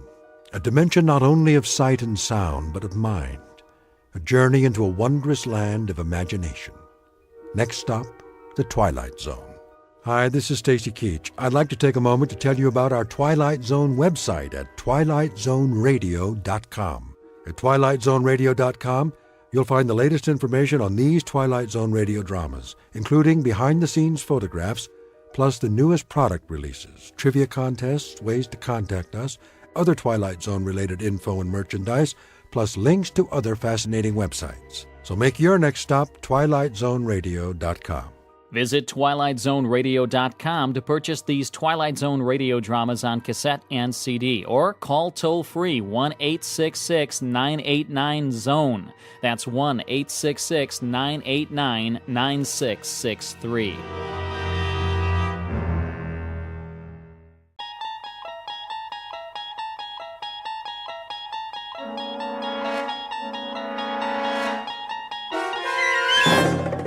You unlock this door with the key of imagination. Beyond it is another dimension, a dimension of sound, a dimension of sight, a dimension of mind. You're moving into a land of both shadow and substance, of things and ideas. You've just crossed over into the Twilight Zone.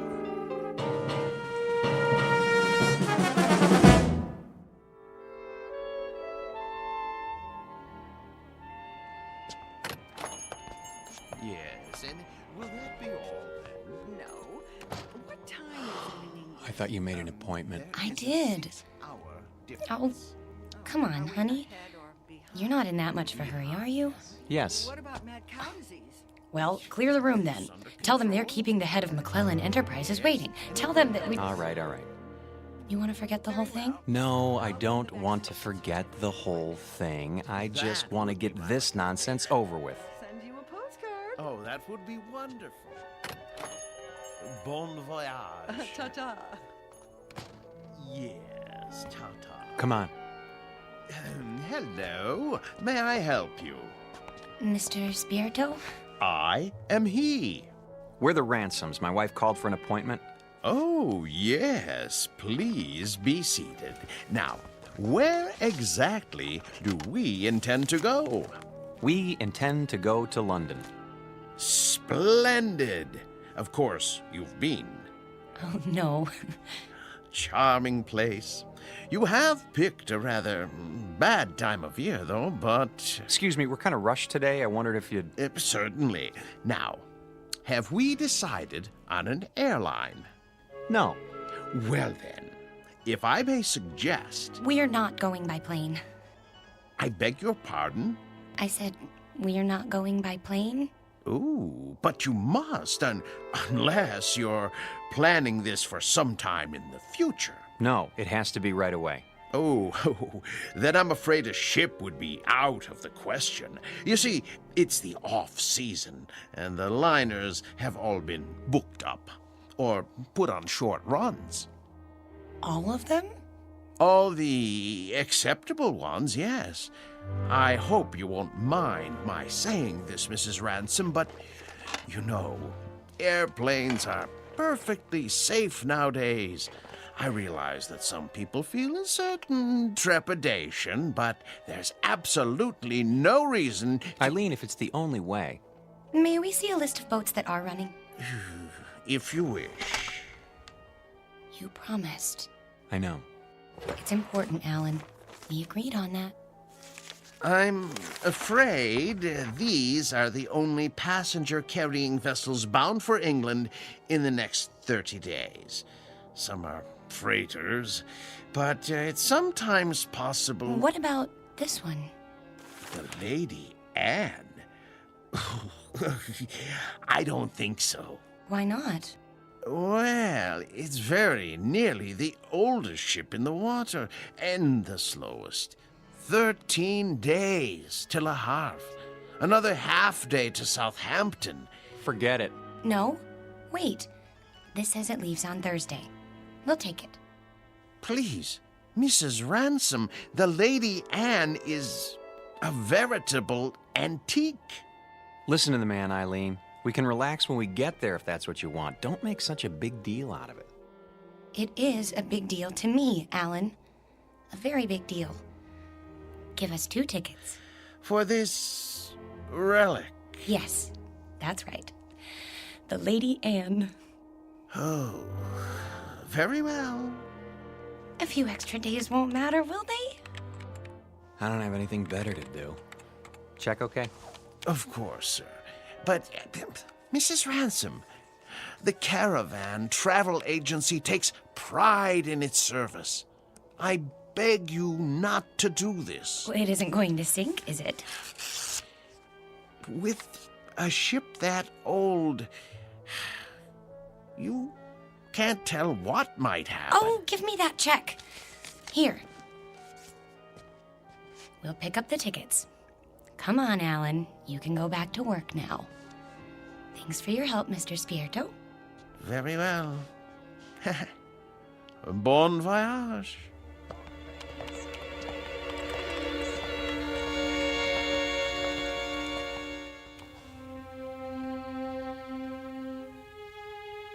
Portrait of a honeymoon couple about to embark on a journey. Like most newlyweds, they've never traveled a great distance together, nor have they become truly acquainted. But there is a difference. These newlyweds have been married for 6 years, and they're taking this honeymoon not to start their life together, but to save it. Or so Mrs. Ransom believes. She's not sure why she insisted on an ocean liner, except that it will give them some much-needed time together, even if it is the Lady Anne. The tickets read New York to Southampton, but this old ship is bound for a very different port. Its final destination? The Twilight Zone.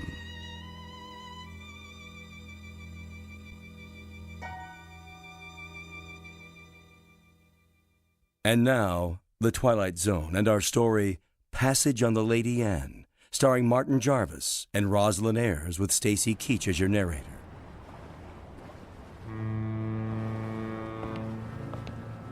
Perfect. A foggy night. Can't even see the ship. Where is everybody? Already on board. We're a few minutes late. I was ready. If you hadn't taken so long packing... There it is! Oh, Alan, isn't it beautiful? No, not it. She. The ship happens to be a lady. Sorry. She's beautiful. Indeed she is. Oh, yes. There's the gangplank, is that what they call it? Come on, Alan. I can hardly wait. No, from the descriptions we were expecting a cross between a kayak and the Flying Dutchman. You're seeing someone off? No, we're passengers. What?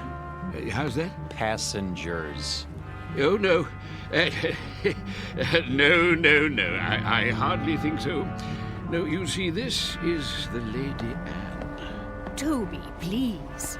You have no right to badger them. Yeah, be quiet, woman. Well... Now, young fellow. Look here, if you'll consult your tickets, I think you'll find there's been a mistake. I repeat, this ship is the Lady Anne. And I repeat, there's no mistake. Show me your tickets. Why should I do that? Call it curiosity. Do you mind? Go ahead, Alan. Oh, all right. Let's see. Mr. and Mrs. Alan Ransom, New York to Southampton. You're not going to read the fine print, too, are you? Well, they seem to be in order. Thank you. It's good to know that. Well, there must be an error. This is a private passage, you might say. A mistake in booking it. No, it's a terrible mistake. Come along, dear. But, Millie, I don't understand. I really don't. I said come along.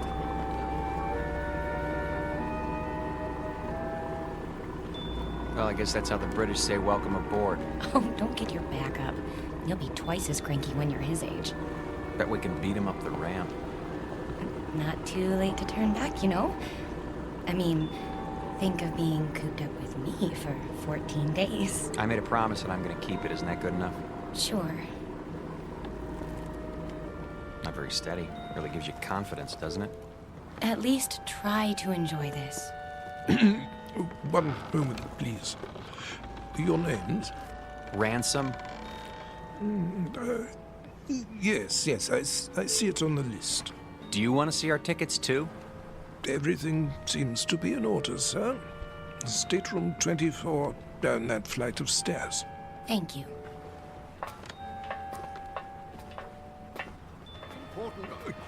Oh, here we are. Yes, here we are.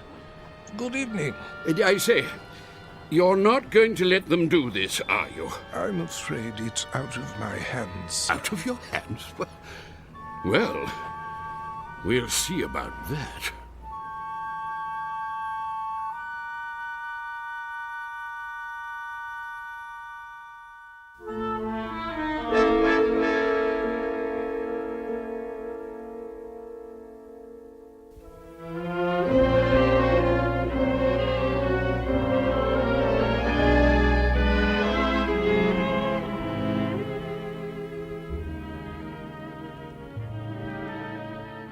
I hope they got the luggage on board.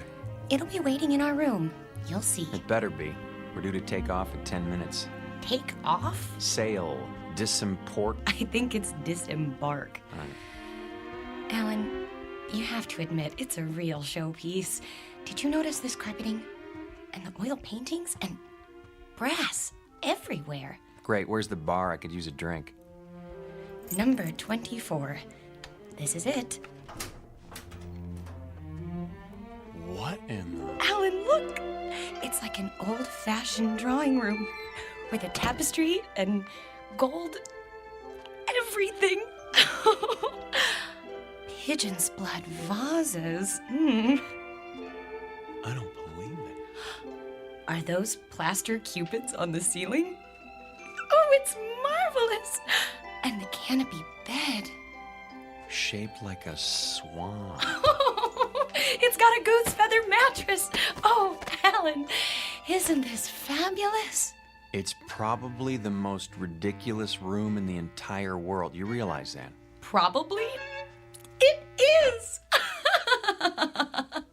And you actually like it. Don't you? Look at this chest. It must be 100 years old. A bowl of fresh flowers on top. And even a box of candy, shaped like a heart. At least the luggage is here. No kidding. You think we can take it for 2 weeks? I mean, with all this...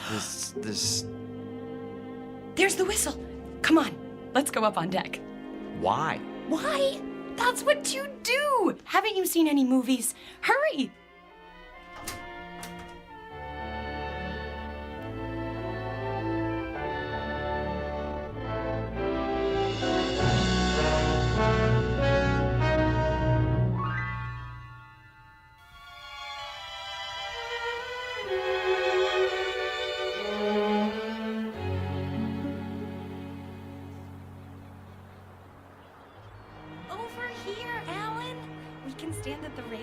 Those are the ones I mean, Burgess. Not the ones going with us. Yes, I tell you. Nonsense. Obviously a silly blunder. No. They have tickets. Calm yourself, Mackenzie. This needs to be settled at once. Very well. Here they come. Hello. Hello. How do you do? Oh, very well, thank you. Now then, no doubt you young people aren't aware that this is a rather, well, how shall I say, private sort of cruise, you see. Very tight. Dear me, yes, unquestionably a slip-up on the part of the, Look, mister, we're getting a little tired of this routine. Try to understand.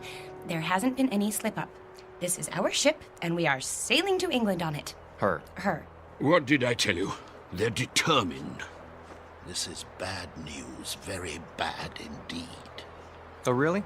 For you or for us? Don't argue with them, Alan.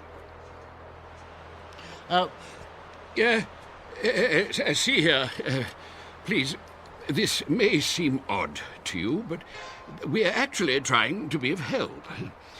Yes, exactly so. You see, there are things you don't know about this ship. Yes. But what does that mean? Well, for example, it isn't common knowledge that... Burgess. No, Mackenzie. We've got to tell them. But...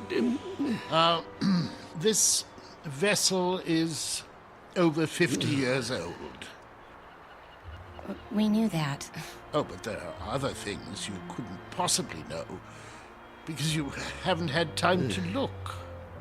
Such as? Well, she's falling apart everywhere. The deck chairs wouldn't support the weight of a baby. Well, yes, that's true. And the staircase is about to collapse at any moment. And the food, food, dreadful. It's positively poisonous. Ptomaine, you know. Yes. But the worst of it is the danger at sea. Those boilers, not to be trusted. They've been ready to burst for years. Oh, yes, for years. So you can see how impractical the whole idea is.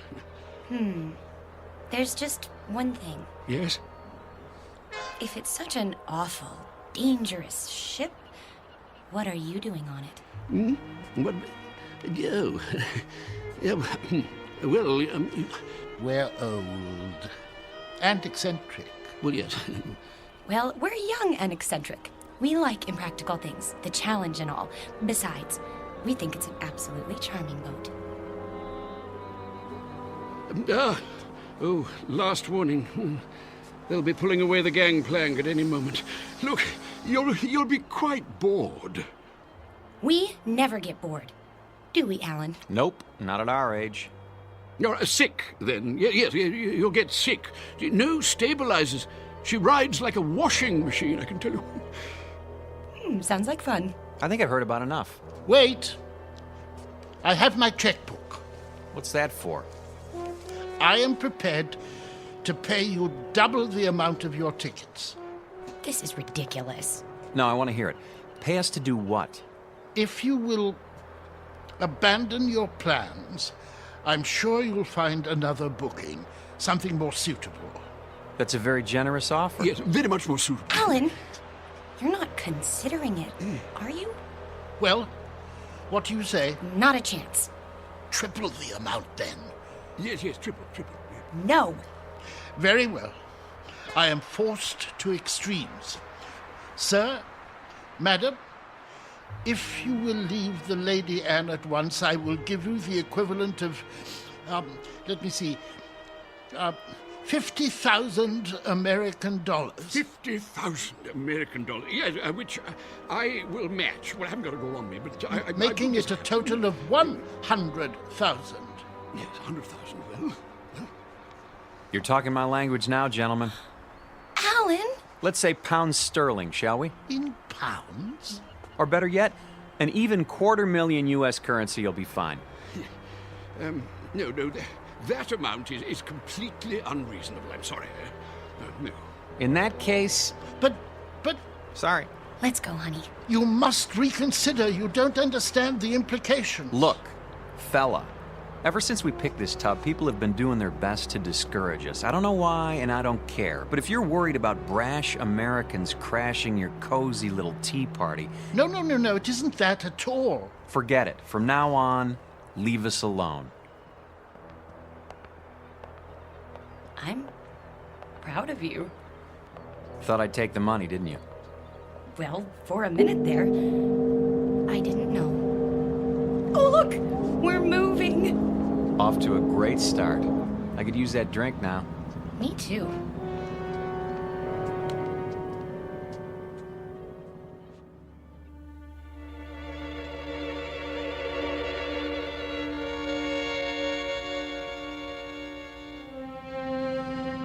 Too late. We did our best. We should have tried harder. But the funds he was demanding... highway robbery. Nevertheless, it was our duty. The duty of everyone on board. Who knows what the consequences will be? I fear we should have done whatever was necessary to keep them off this ship.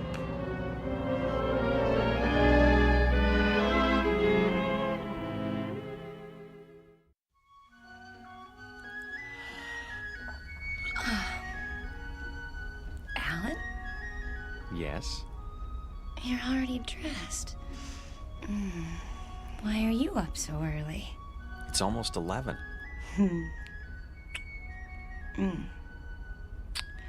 Don't tell me you're nervous. We're not going to let two cranky old men spoil our second honeymoon, are we? A lot more than 2. Better get dressed. Fire drill's in 15 minutes. What?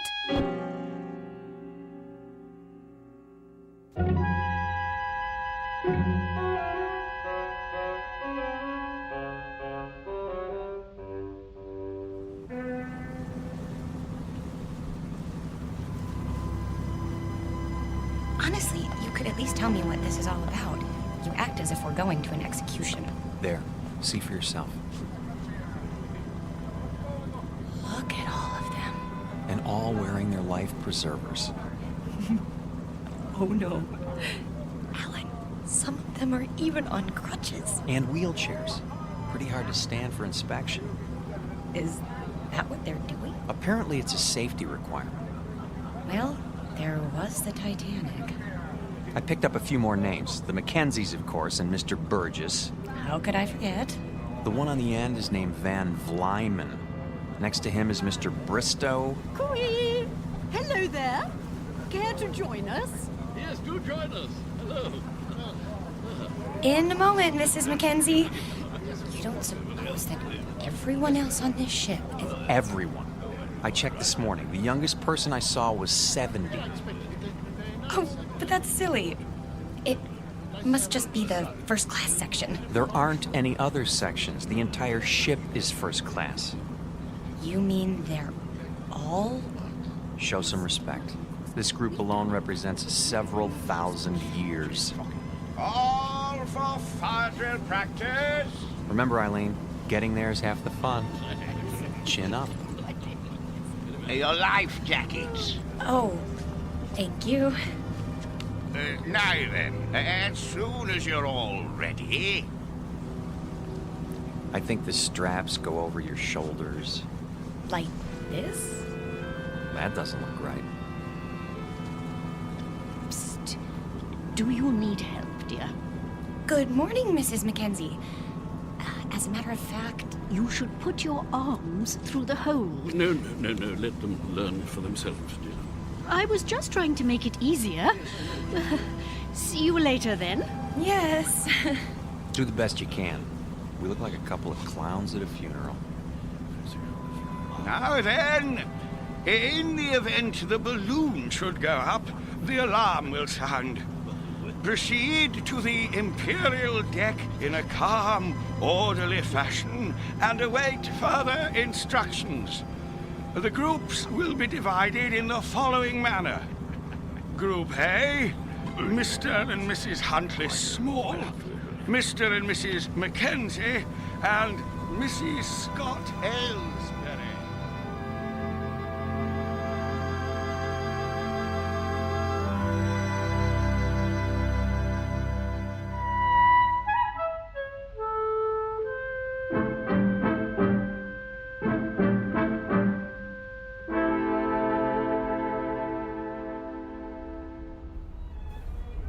Here we are.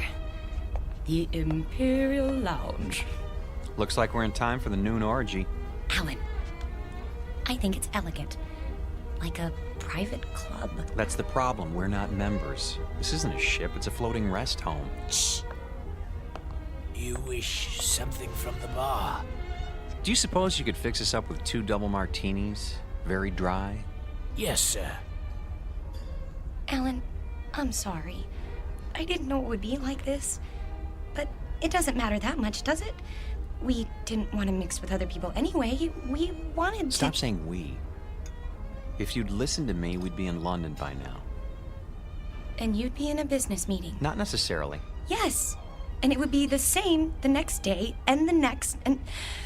Oh, Alan, that's what this is all about. Don't you see? Your drinks. Thank you. Look, I know you've been unhappy, but do you think I enjoy working 28 hours a day? It comes down to the same thing, doesn't it? We never see each other. We never talk, or... I told you, after I close this deal, I'm going to start taking it easy. Which is what you said 2 years ago. You closed that deal, but it didn't make any difference. There were more deals. There'll always be more deals. Because that's all that matters to you now, isn't it? Bartender, another. Yes, ma'am. Try to control yourself. I have been controlling myself for 6 years, and I'm tired of it. I am tired of begging for little bits of your time. You're not interested in me anyway. You're interested in success. Fight your way to the top and then fight to stay there. Stop making a scene. Why? Does it take your mind off mergers and board meetings? No, it takes my mind off the fact that we're supposed to be on a trip together. Come off it, Alan. You're going to England on business. I happen to be along. That's all. Why? Because I insisted. If I hadn't, you'd have gone alone. Isn't that true? Admit it. I can't talk to you when you're like this. You made me like this. Because the truth is, you don't care anymore. I was stupid to think that a few days together would make a difference. You're a flaming success now. Alan Ransom, the financier. And I'm the nagging wife who doesn't understand. Eileen, please. What's the matter? Are you afraid they'll catch on? Don't worry. They think we're a happy couple, made for each other. Shut up. Yes, sir. Well, when this tub finally gets there, you can relax. Because I'll be leaving. That might be a good idea. Oh, it is. You'll have all those nice deals to keep you warm with no silly woman around. It should be marvelous. It will be. For now, I'll be on deck reading the Financial Times. Here's for the drinks.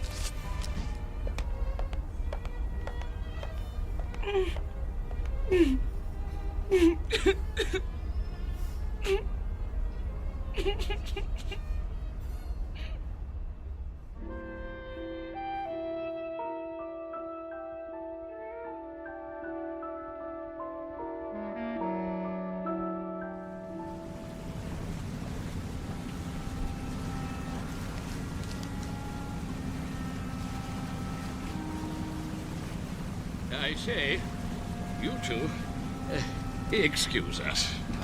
Not you again. Well, yes. Not really. How do you do, dear? Nice to see you, Mrs. Mackenzie. If you don't mind, I'm trying to read the paper. My wife, Millie, yes. I say my wife, I mean we would very much like you to join us for tea, if you'd be so kind. Because I'm wearing my tweed jacket? Huh? Hmm? No. Tweed jacket, I see. That's a very, I think we're very British. No, we simply want to chat. Is it a date, then? I don't... We'd be delighted. In about an hour? Yes, in the Imperial Lounge. We'll see you there. And thank you. Not at all. An hour, then. Jolly good. Looking forward. Why did you do that? Because you and I don't have anything more to say to each other. You know it's true. We're finished. But you said it yourself. We're stuck here. So we might as well call a truce for now and make the best of it. Agreed.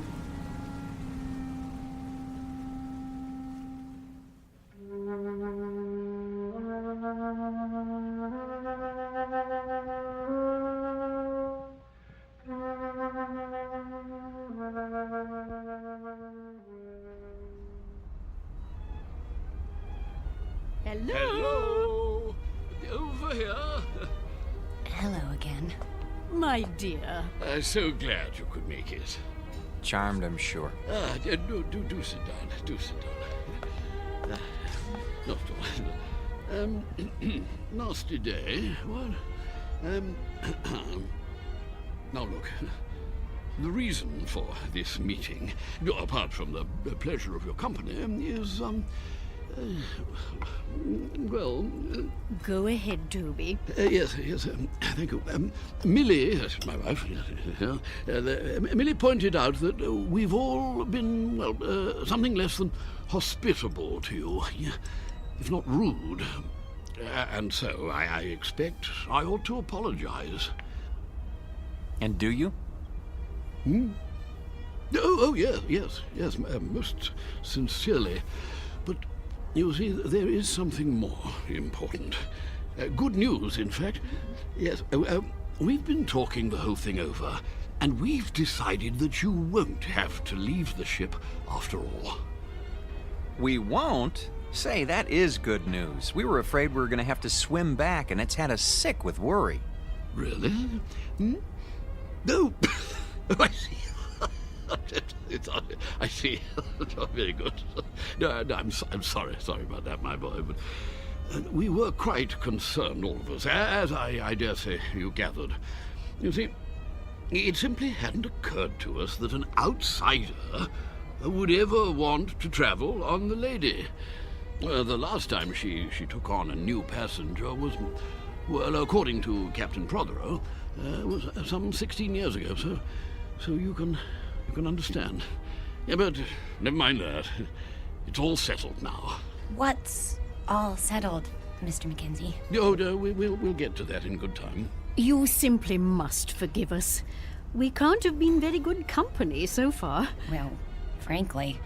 The point is, we spent a good many fine hours, Millie and I, my wife Millie, on this old, scow. And when we heard they were going to retire her, well, it seemed right somehow that we should join her on her last return voyage. Yeah, absolutely. And the same is true of the others. Yeah, well, the other people. And that's what accounts for the number of senior parties aboard. We didn't understand.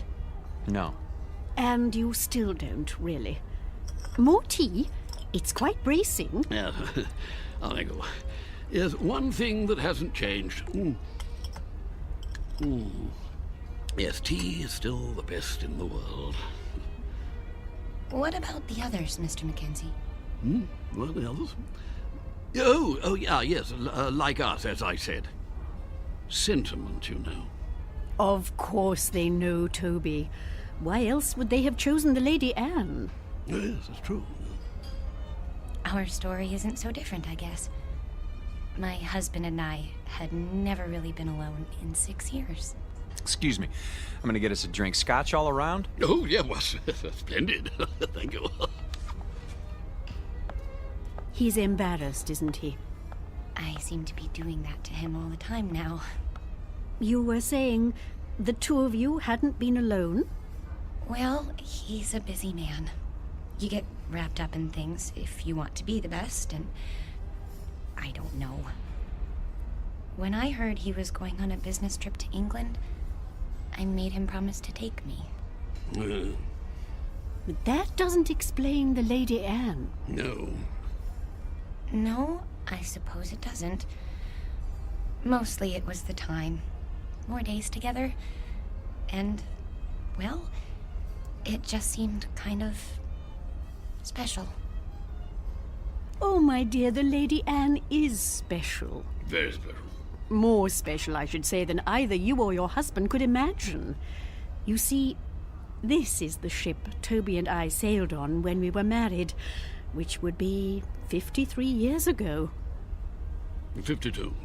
Yeah, she was a splendid thing then. The ship, I mean.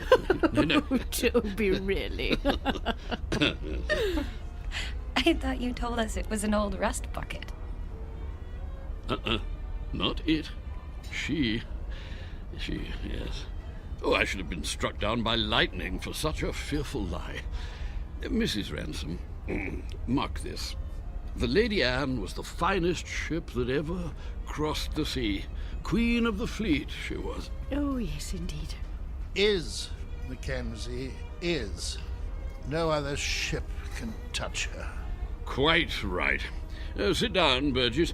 This is an old companion of mine, Ian Burgess, Mrs. Ransom. Ah, yes. Congratulations. I don't follow. I hear there's been a decision made in your favor. Not now. Nonsense. Quite a relief, I must say. What is? Why, what else? My good lady, you are in luck. How so? Haven't you told them? It's about you and your husband. It seems you won't have to die after all. Oh, I'm so sorry.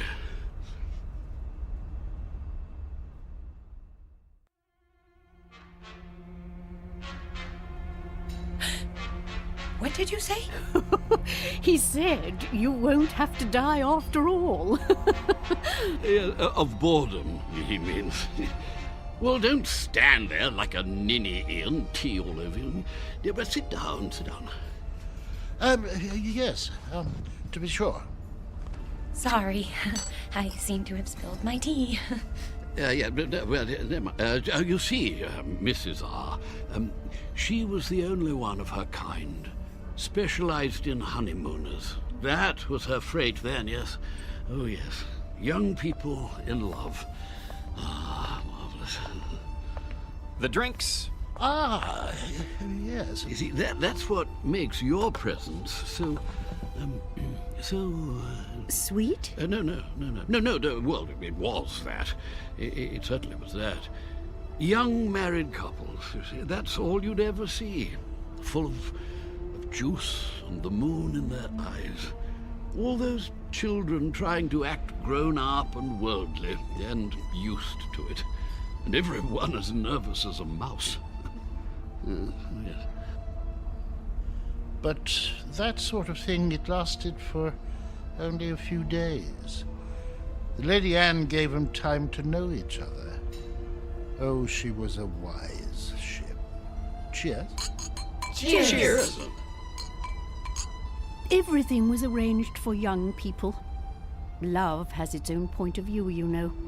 It sees things larger than life. Nothing is too ornate or too fancy or too dramatic. If it is a good love, it demands the theatrical and then transfigures it, turns the grotesque into the lovely, as a child does. With it, we can see what we wish to see in people. Without it, we cannot see at all. We can search forever. How a shipping line ever found that vision, I cannot imagine. But they made the Lady Anne into an enchanted gondola and took that moment of happiness and pure sweet pain all lovers have and made the moment live for 2 unspeakably pleasant weeks. Well, they get the drift, my dear. There's no need to go gooey. But I feel gooey. The same is true for all of us, actually. Bolshia Jones and his wife over there, the bald chap, engineer in his day, and a good one. The Whiteways. Next to them, Lord Bristow, with his cigar. Nice enough, but he's getting on. And there's old Champion. Innes Champion, the writer, adventure stories, that sort of thing. Quite a droll fellow, though you wouldn't guess it now. Widower, you know. Aye, and his wife. There was a wild thing. She passed on in... Oh, can't be sure of the date. What about you, Mr. Burgess? The same. We'd planned this trip together, but... Have you a picture?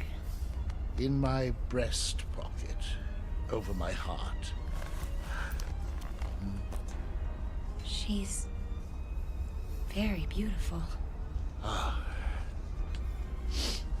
Oh, my dear, please. This is purely temporary. I shall be with her soon. I'm so sorry. Oh, there, dear. It's all right. None of it really matters if you're in love. You are in love, aren't you, Mr. Ransom? Yes, of course. Well, that's the only thing that counts, you know. Everything else perishes. Now you've made her cry. Oh, perfectly all right. I cry all the time, don't I, Toby? All the time. Well, I don't. Why don't you two go out and get some fresh air? Do you good. Fog or no fog. That might be a good idea. Yes. We'll see you later. Of course you will.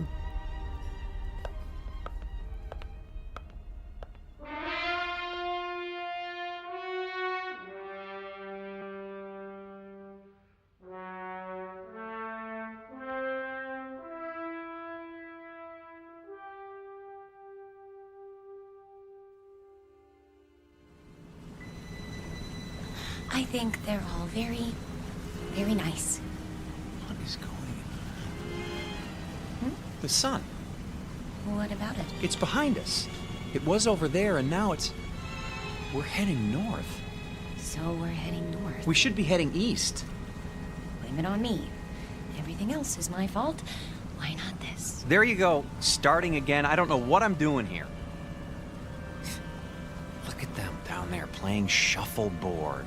Or sitting, wrapped up in their blankets. Really, Eileen, this whole idea was ridiculous. Eileen? Eileen, where are you? Eileen? Eileen!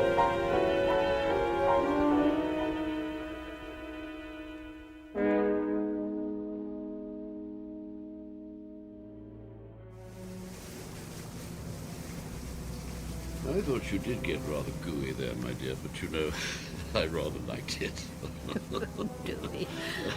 No! Oh, Mr. Ransom. I say, is something the matter? I can't find my wife. We were standing over there at the rail. She was right behind me. You don't think anything could have happened to her, do you? Oh, I doubt that. It's rather difficult to fall overboard. Oh, yes, yes. Eileen! Eileen! Eileen! Eileen! Eileen? Stuart, have you seen my wife? No, sir, but I wouldn't worry. I want this ship searched. I'll take the liberty of alerting the crew. Have you tried the library?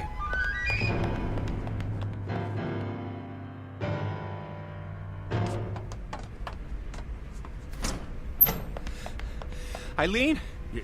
Not here, sir. She's got to be somewhere. Still looking, sir. Haven't you found her yet? Easy, sir. We'll let you know. Eileen? Eileen, where are you?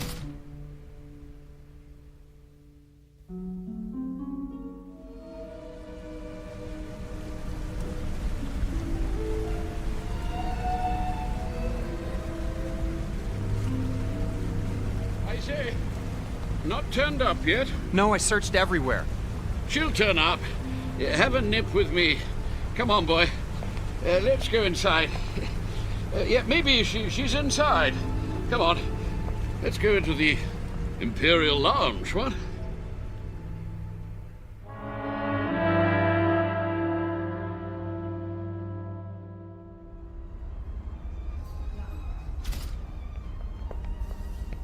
Two whiskeys. Make 'em strong. I can't believe it. She's gone. It does seem that way. But of course it isn't so. You've just missed her. You don't know how much. A toast to the Lady Anne. Here, here. Oh, yes. Here, Yeah. here. The Lady Anne. Yes. It's a pity. What's going to happen? A crime. An evil, black-hearted crime. Easy, Burgess, easy. Easy? Gad, they want to scrap the lady. Outlived her usefulness. Nonsense. A little slow, perhaps. Speed. That's all that counts now. Why? What's the rush, eh, Ransom? I see your point. Freddie, another gin. That's the state of the world today. It's a plot, doubtless of communist origin. Who wound him up? Burgess, do sit down. Haven't you eyes, man? The Lady Anne was condemned because she represents a better way of life. She's grace and manners and tradition. She's the Empire. I say, somebody turn him off. Silence, Adicott. The beasts are at the gate, and we stand about like statues, with our medals gone to rust and our swords broken. Soon they'll reach up their hairy hands and pull the Queen down from her throne. Scrap the lady? They'll scrap the world. Poor chap. He'll feel better later at the party. Another drink, Mr. Ransom. Mr. Ransom?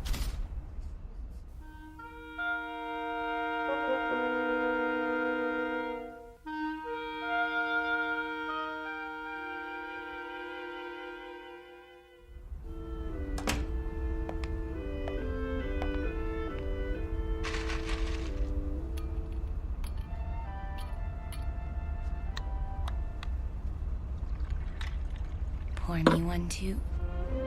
Honey, where have you been? I decided to take a nap on our swan bed. You mean you were here all the time? But I've been searching for you. I'm here. I've always been here. Oh, Eileen. Are you drunk? Maybe so, or maybe this is the first time in 6 years that I've been sober. What's that you're wearing? The nightgown? Oh, Mrs. Mackenzie gave it to me. She wore it on her honeymoon. It's beautiful. You're beautiful. This whole stupid world is beautiful. What happened to you? I don't know. But I'm going to try not to forget. I'm going to try very hard. Oh, Alan?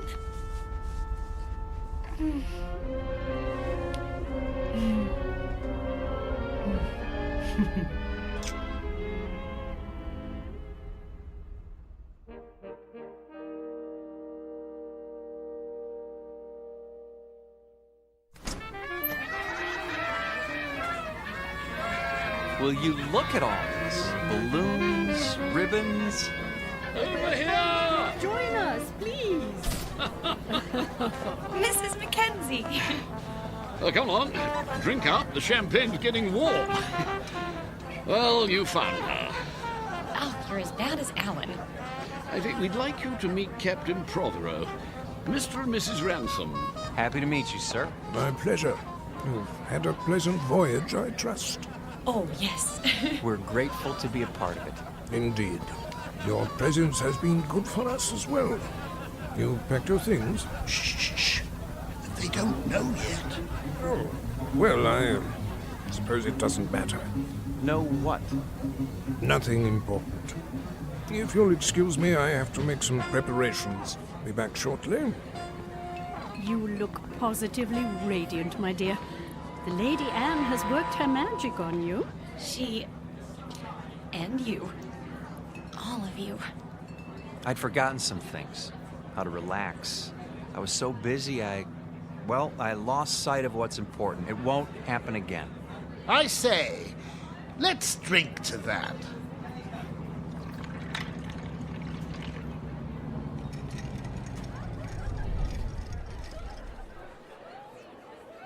Have the engines stopped? Oh, nothing to worry about. Cheers. Mr. Burgess, why are we having a party now? We're only partway there. You'll understand soon enough. Who needs a reason to party?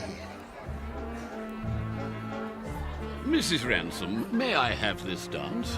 I have been waiting for someone to ask. Mrs. Mackenzie? I'm not very good, but... Oh, delighted, Mr. Ransom.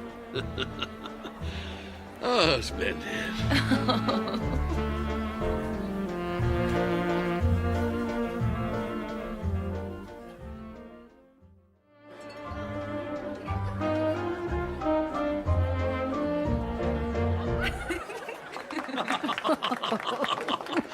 Oh, very nice.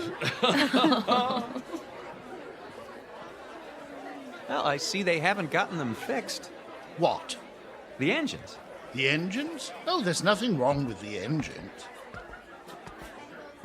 Ready now? Your luggage has been collected. Luggage? Really? Should have told them. Didn't want to spoil the party.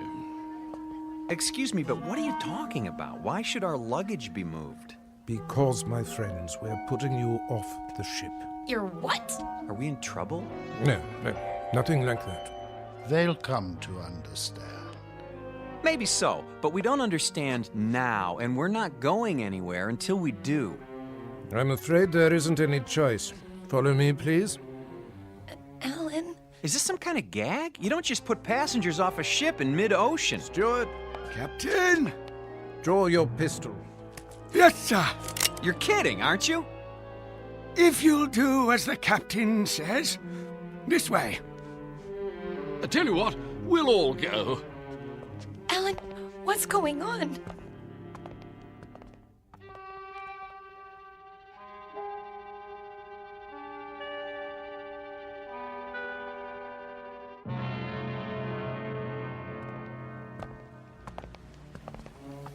You can't be serious. There's nothing to worry about, my boy. Your exact position has been radioed. Even now, help is on the way. Alan, I'm not kidding. Captain, this is outrageous. Your luggage is in the boat. There's a tin of biscuits. Champagne?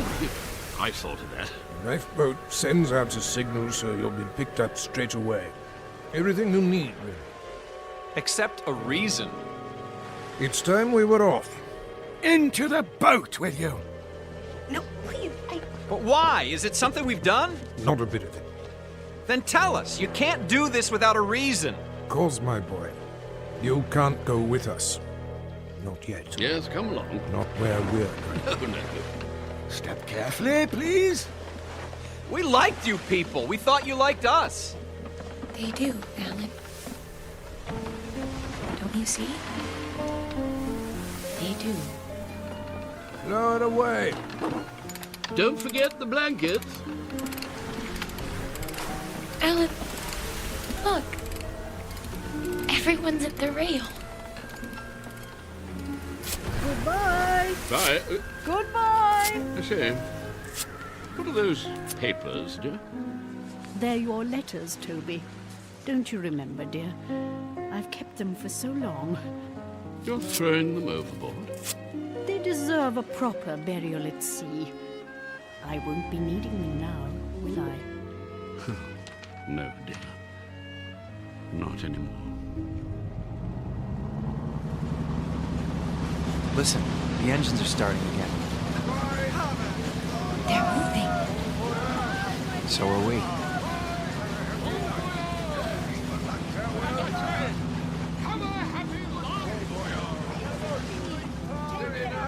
We will.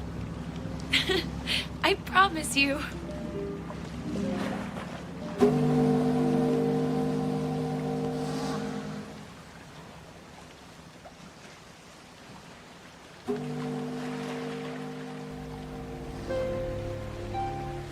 Here's a blanket. I don't need it. Aren't you cold, darling? Not with your arms around me.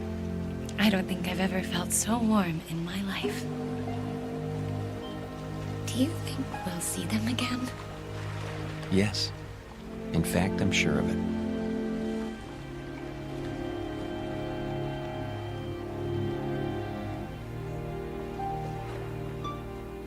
Lady Anne never reached port.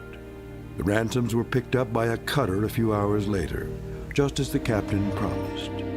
They searched the newspapers but found no mention of the Lady Anne. The ship, with all its crew and passengers, went down in the mid-Atlantic, or so it was said. But Alan and Eileen knew better. They knew it had sailed on to a better port, its final destination on a distant shore called the Twilight Zone.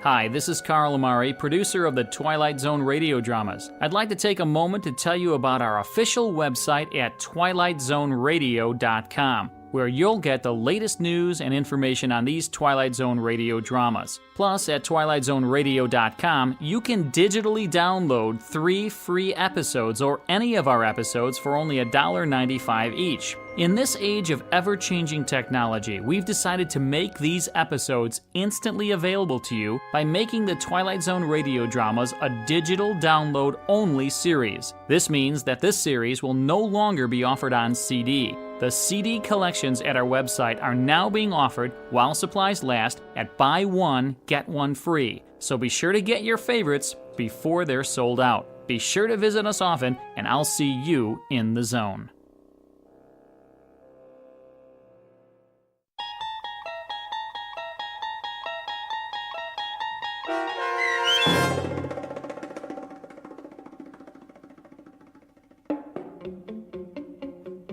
Passage on the Lady Anne, starring Martin Jarvis and Rosalind Ayres, with Stacy Keach as your narrator, was adapted for radio by Dennis Etchison and written for The Twilight Zone by Charles Beaumont. Heard in the cast were David Pasquesi, Anne Somerville, Jim McCants, Joby Cerny, Eleanor Weingart, Martin Astrop, and Nick Ruddle. The producers of The Twilight Zone wish to thank CBS Enterprises and the Rod Serling estate for making this series possible. This copyrighted radio series is produced and directed by Carl Amari and Joby Cerny for Falcon Picture Group. Sound design and custom Foley effects for The Twilight Zone by Cerny American Creatives Bob Benson, Craig Lee, Matt Sorrow, Tim Cerny, and Todd Beyer. To learn more about The Twilight Zone radio dramas and to contact us, visit our official website at twilightzoneradio.com. This is Doug James speaking.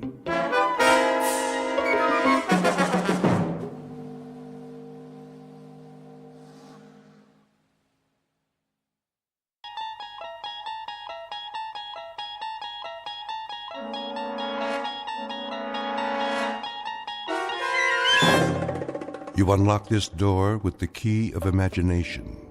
Beyond it is another dimension, a dimension of sound, a dimension of sight, a dimension of mind.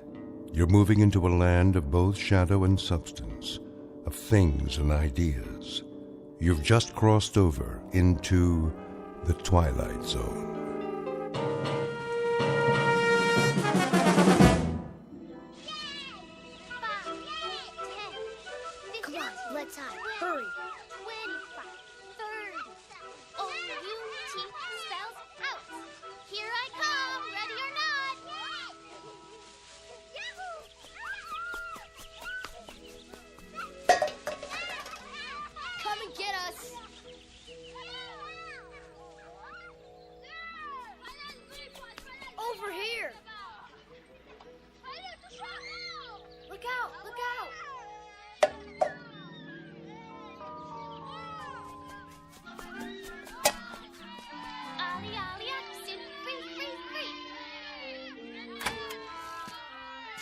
Get away, you kids! I've told you not to play here. Go on now.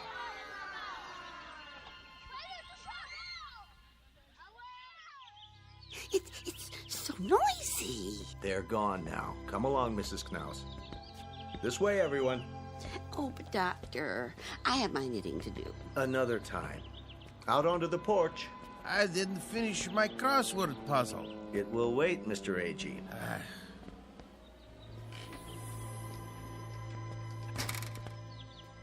Now then, isn't this a beautiful day? I don't know why we have to go.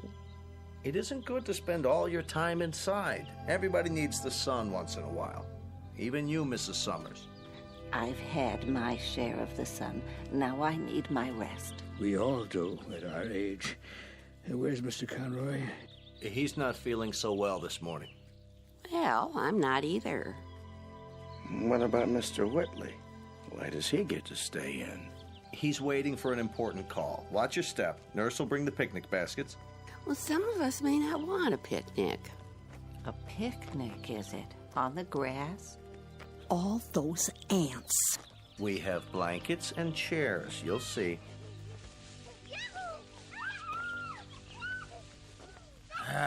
Darn those kids, anyway.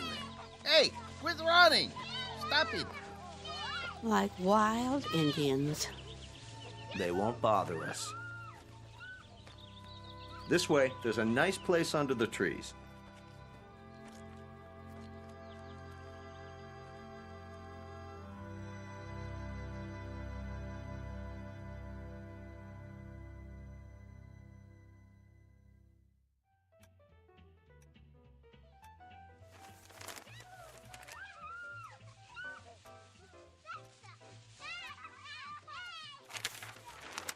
Listen to them, would you? Ah, they're only children. They know they aren't supposed to play on the grounds. How can a body think? Now, Ben, just read your paper. They're not hurting anyone. Well, let them play someplace else. They've got homes, don't they? It's the grass. The what? We have such a big lawn at Sunnyvale. Kids can't resist it. Oh, what are you doing downstairs, Charlie? I thought you had to get ready. Not today. You haven't heard from your son? I thought it was all set. Maybe you didn't get my letter. Oh, he got it all right. They just don't care. Nobody cares anymore. The boy has enough problems. It's a small house and the second baby's on the way. It was a foolish idea moving in with him. They don't need an old duffer like me around. Would you listen to that? It's enough to wake the dead, I tell you. Don't be so hard on them, Ben. They're only kids. A fine state of affairs when your own son turns against you.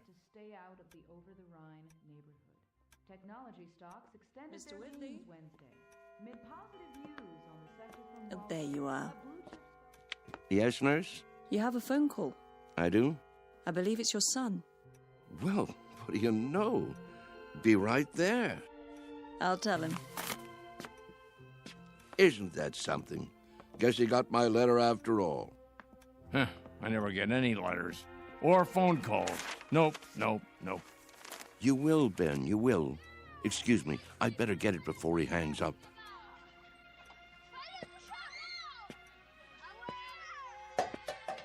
What are they doing out there? Don't be a grouch. It's Saturday. Perfect for kick the can. Perfect for what? We used to play it all the time, remember? No, I don't remember anything of that kind.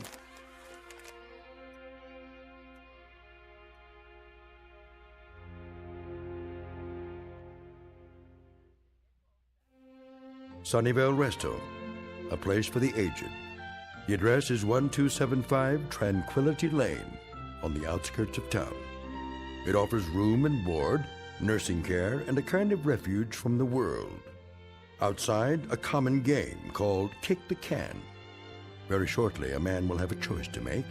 He can either die in this world or escape to another kind of refuge in the Twilight Zone. And now, The Twilight Zone, and our story, Kick the Can, starring Shelley Berman and Stan Freeberg, with Stacy Keach as your narrator. Some picnic. Plastic spoons and forks. Well, potato salad was good. What do you mean? It was spoiled. No, it wasn't, Emma. They made it in the kitchen just for us. You must admit, it's better when it's fresh. I think I hurt my back sitting down. Oh. The ground was damp. It was. Bad for my arthritis. Will you people please hold it down? I'm trying to read. Oh, you shush, Ben Conroy. No one's bothering you. Easy for you to say. Where is Mr. Whitley? Still in his room, probably, taking a nap. Oh, that's what I'd like to do. And why, may I ask, on such a lovely day? There he is. Going somewhere, Charles? Yes. Why are you all dressed up? It's my son. He's coming to get me. You don't say. He called a little while ago. He did. He's on his way. At least someone gets calls. What's he carrying? Is that your suitcase, Mr. Whitley? Indeed it is. You're going to stay overnight, then? A bit longer than that, I should say. That is, if they have the room fixed up. Room? At my son's house. You mean you're moving in with them? That's the plan. If they'll have me. Well, what about the rest of your things, Charlie? You can't just leave your things behind. No hurry. It all can be packed up and sent over later. Well, we'll certainly miss you. Will you come back to visit us? Of course I will. Meanwhile, I'll call and see how everyone's doing. May we write you? Please, I'd appreciate it. Mr. Cox has the address. Nobody writes. They say they will, but they never do. There he is now. Hey, aren't you going to say goodbye? I hate goodbyes, Mr. A.G., don't you? Take care, all. Here, let me carry that for you. I've got it.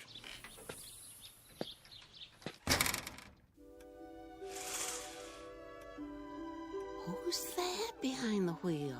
His son, David, don't you remember? Such a nice young man. Let me see.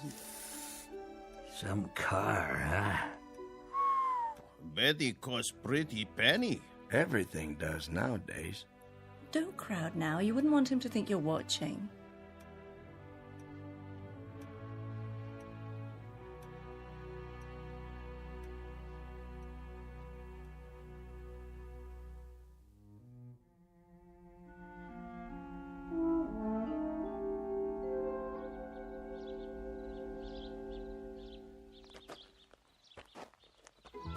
Hi, Dad. David, you're looking well, son. What's the suitcase for? Oh, just a few things for now. I don't understand. Wouldn't want to push you out of the house and home. What? Of course, I don't have that much anymore, but I suppose it could go into storage. Whoa. I think there's been a misunderstanding. There has? Get in. We need to talk. If it isn't convenient today, we can make it another time.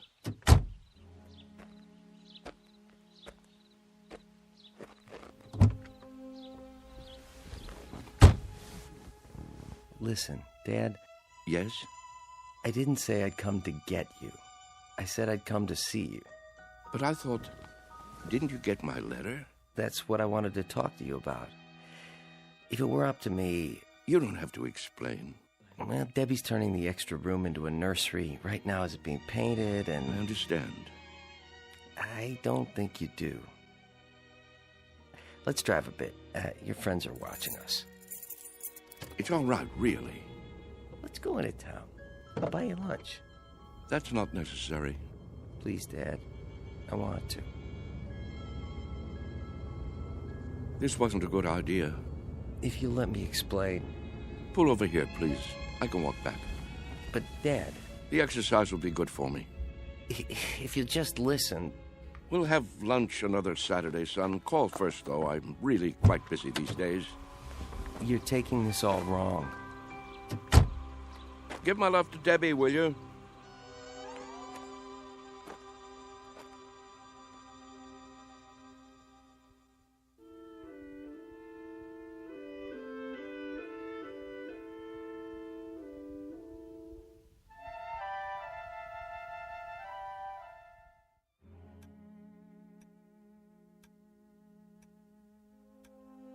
What's he doing?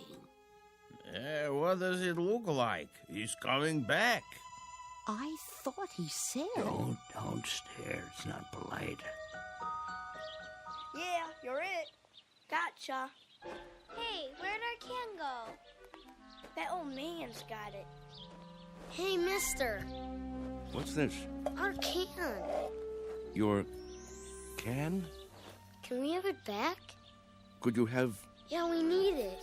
Oh, you do, huh? Yeah, we're playing a game. Yes. Yes, I remember. This is a good can. Nice and sturdy. It will take a lot of kicks. It will? You'll have to play by the rules, though. What rules? You know the rules, don't you? Hey, give it back. Please, mister? I'd say this can is just about the perfect size. Is he gonna keep it? Hey, mister, can we have our can back? You can get another. Any one will do. Tomatoes, beans, doesn't matter. You'll see.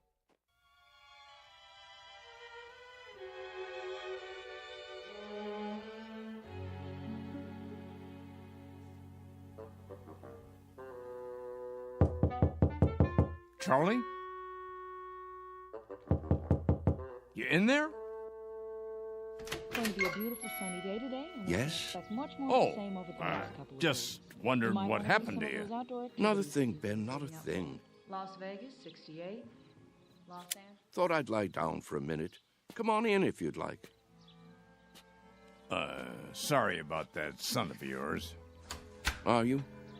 I'm not. This is a good enough place for me.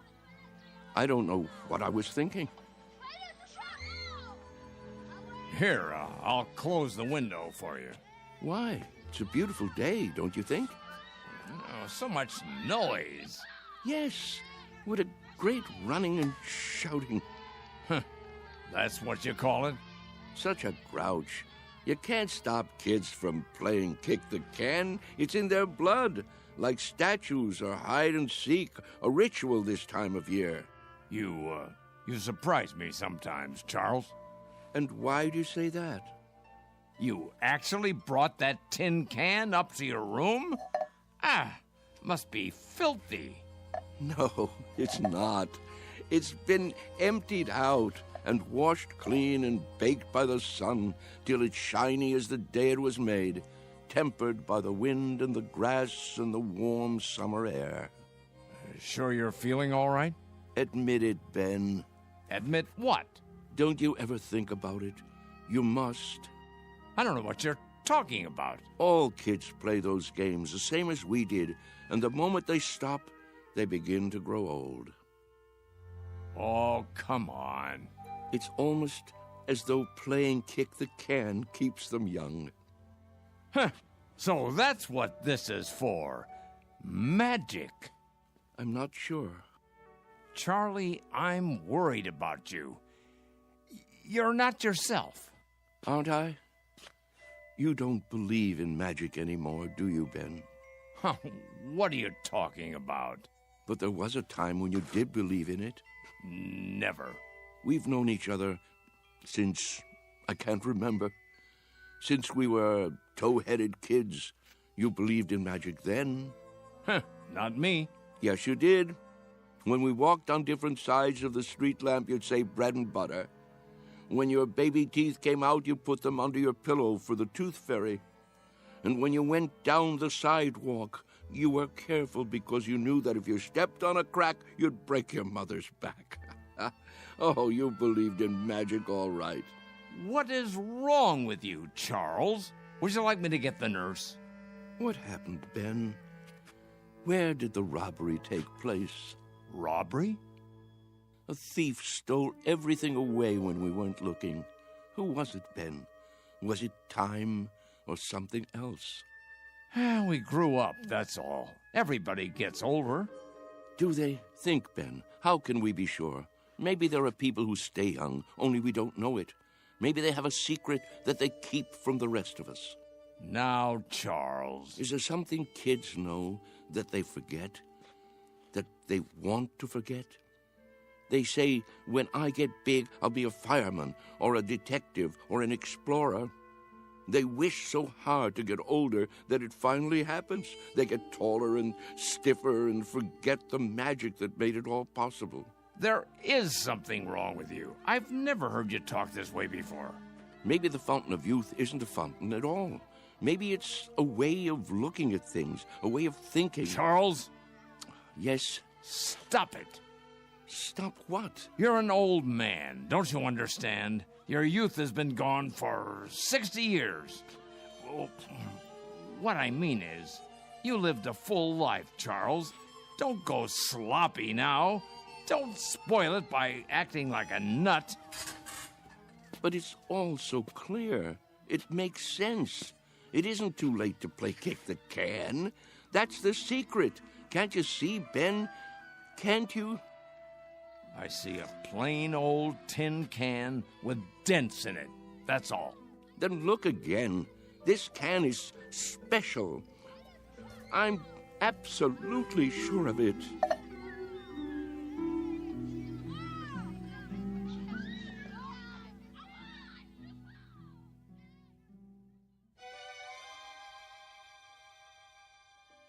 And so, that's why I thought I should tell you.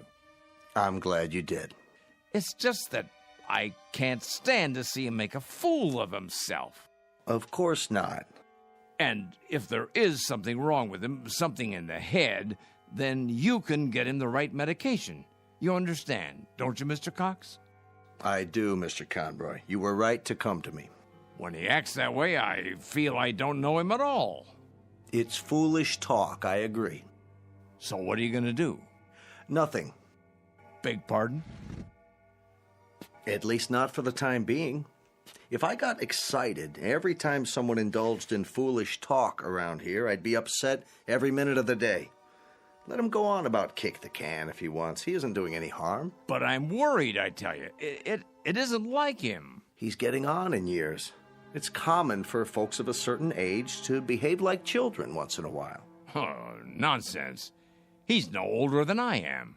In some ways, maybe, but in other ways, when some people get old, truly old in their minds, they may act strangely, out of character. Take Mr. Agee, for instance. He's as sane as they come, but do you remember that ruckus out on the porch the other day? Somehow he got hold of some firecrackers. The nurse found him trying to set one off. It must have been those kids. Well, wherever he got them, he could have hurt himself, and that's something that concerns me. Charles hasn't done anything like that. I just don't want to hear him talking crazy. Oh, it isn't necessarily crazy. Huh? You haven't heard him. Look at it this way. As far as he's concerned, all his best years are behind him. He can't even look forward to spending time with his son and daughter-in-law. A fine thing. So, that being the case, he'd rather return to an earlier time, one he recalls with pleasure. It only makes sense from his point of view, so he uses a time machine to accomplish it. A what? It's called memory. Is that so crazy, Mr. Conroy? Everybody does it, even you. But he actually believes he can be young again by playing kids' games. Not really. He's exploring, that's all. He'd like to believe that kick the can is a magic button he can push to make himself young. But deep down inside, he knows it won't work. Instead of the disappointment of failure, he'll never risk pushing that button to find out. Stop worrying. Your friend is fine. Are you certain? I'm certain. Until he does something to endanger his health or the health of others, there's no reason to interfere. Thanks for stopping by my office, though. Look at the time. You wouldn't want to miss dinner. Well, in that case, I suppose... It still troubles you, doesn't it? What would you have me do? Maybe if you talk to him. It would be a waste of time. But you have a point. Perhaps I'm reluctant to face the facts myself. Every time one of our people goes senile, I get a little cold inside. When I took this assignment, I was 32. Now I'm 43. Everyone grows old, Mr. Conroy. Everyone.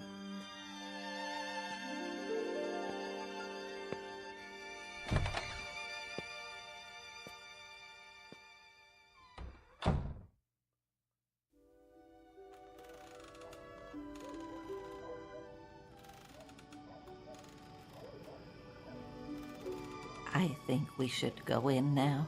Yes. It turns chilly this time of day. Stay a while. We can watch the sun go down. I've seen enough sunsets, thank you. Hey, just the same. It's pretty sight. Puts me in the mind of back home. If we're going to stay on the porch, I'll need my sweater.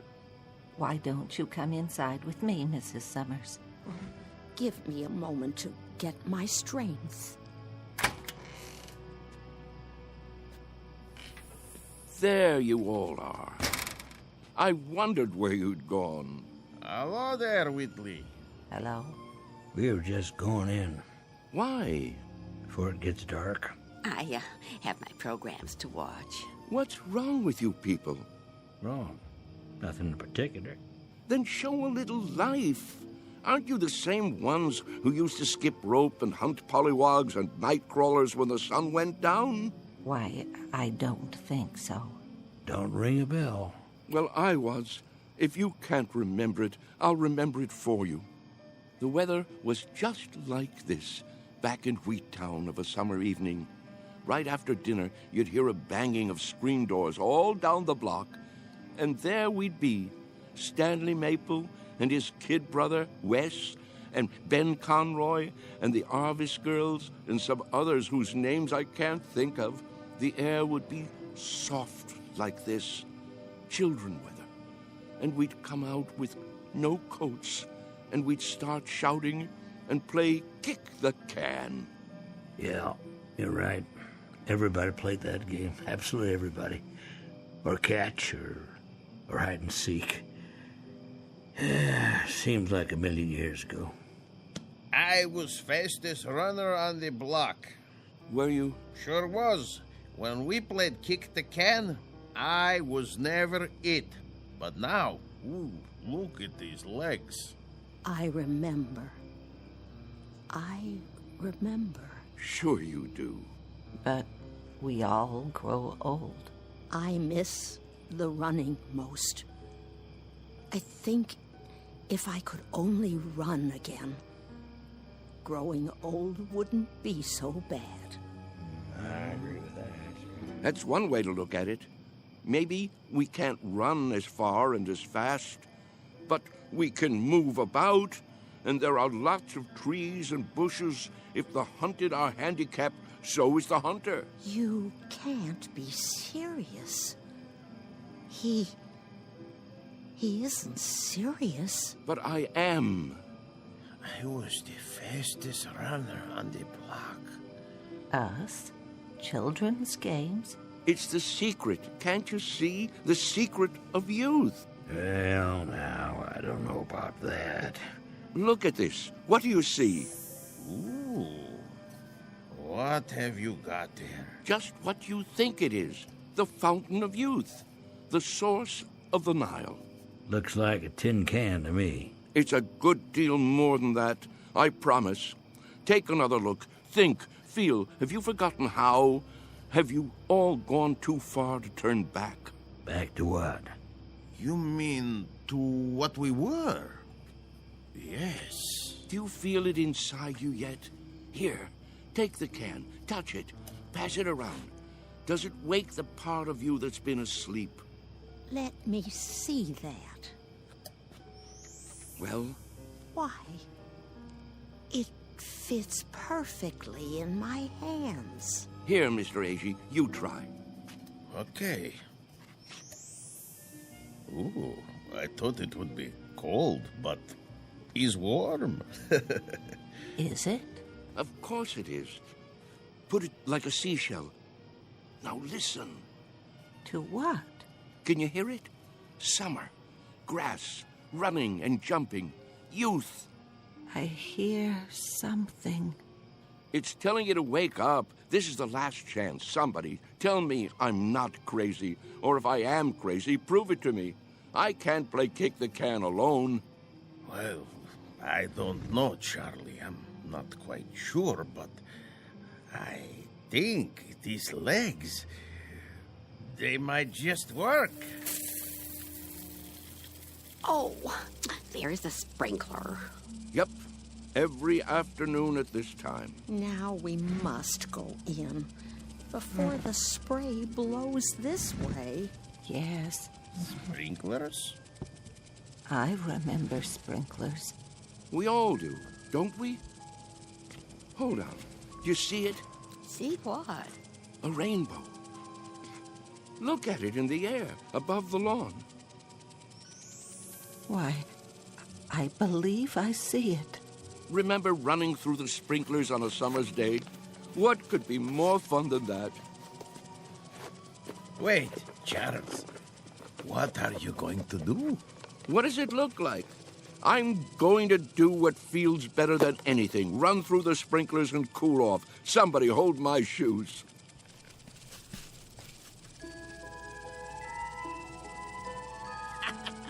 Well, look at him, will you? This way, everybody. It feels great. Mr. Whitley. Charlie, what are you doing? Come on in. The water's fine. Nurse! Nurse! Yes? Help me get him inside. Yes, Doctor. Don't worry about me. I'm having a great time. That's enough. He's soaked. Get him some dry clothing and put him to bed before he comes down with pneumonia. Right away. Ah, you're spoiled sports. That's what you are. I don't need any help. Don't be difficult, Mr. Whitley. Just come along. I'll get you a towel. What are you doing, Ben? Did you call them? It's for your own good, Charlie. You'll only hurt yourself. I thought we were friends. We are. That's why. This way. I'll bring your shoes later. All right, everybody. The party's over. But he wasn't hurting anyone, was he? You see, he's been talking to them. Pretty soon he'll have them believing it. I was afraid of something like this. Yeah, it's like he's gone crazy after all. I'll have him moved to the observation room in the morning. But, Doctor, to be all alone, that'll kill him. If I don't, he'll end up killing himself.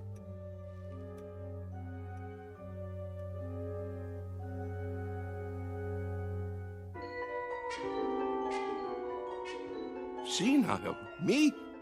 Mr. Whitley, please try to understand. You want to put me in a special room? Alone? You don't leave me much choice. Why? What rules have I broken? There have been complaints. Oh, there have. Who from, may I ask? That's not the point. Go on, tell me. I want to know. Who thinks I'm breaking the rules? It's not so much a matter of rules as attitude. Look out the window. Grass, trees, a park across the street, all very peaceful. The kind of place people come to for rest and relaxation. It's what Sunnyvale is known for. But if things happen that rile them up, disturb their peace, well then, we can't stay in business. You see that, don't you? So the charge is disturbing the peace. And for that, you want to isolate me from my friends. I hope that won't be necessary now. You've got to go out there and show them you're all right. Cut the crazy talk, learn to fit in.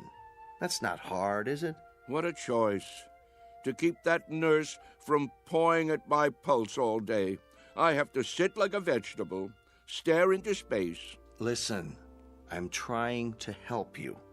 Keep on like that and they'll put you away. I won't have a choice. Use your head. Maybe you're right. There. You see? You're an intelligent man. It's a question of playing the game. Isn't that something we all have to do? Yes, I suppose it is. Good, Mr. Whitley. I knew you'd see it my way. Now, why don't you go up and rest before dinner? Tonight's the bingo game, remember? I remember. Goodbye, Doctor. Goodbye, Mr. Whitley. Anytime you want to talk, feel free. I consider it part of my job.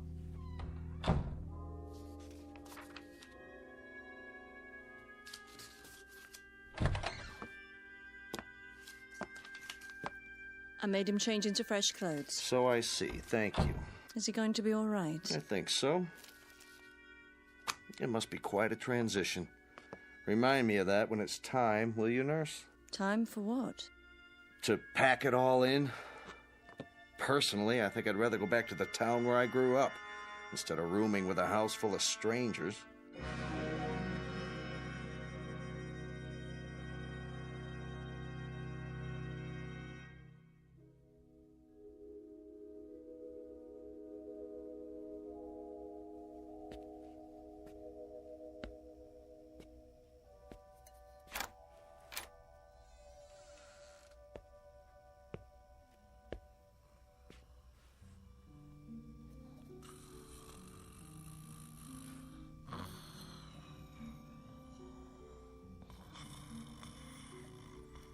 Wake up. Oh.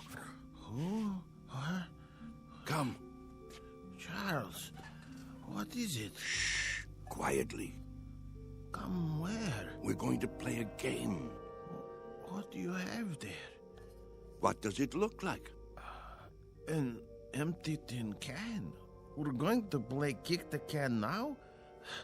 It's dark outside. It usually is in the middle of the night. Now get your robe and come with me.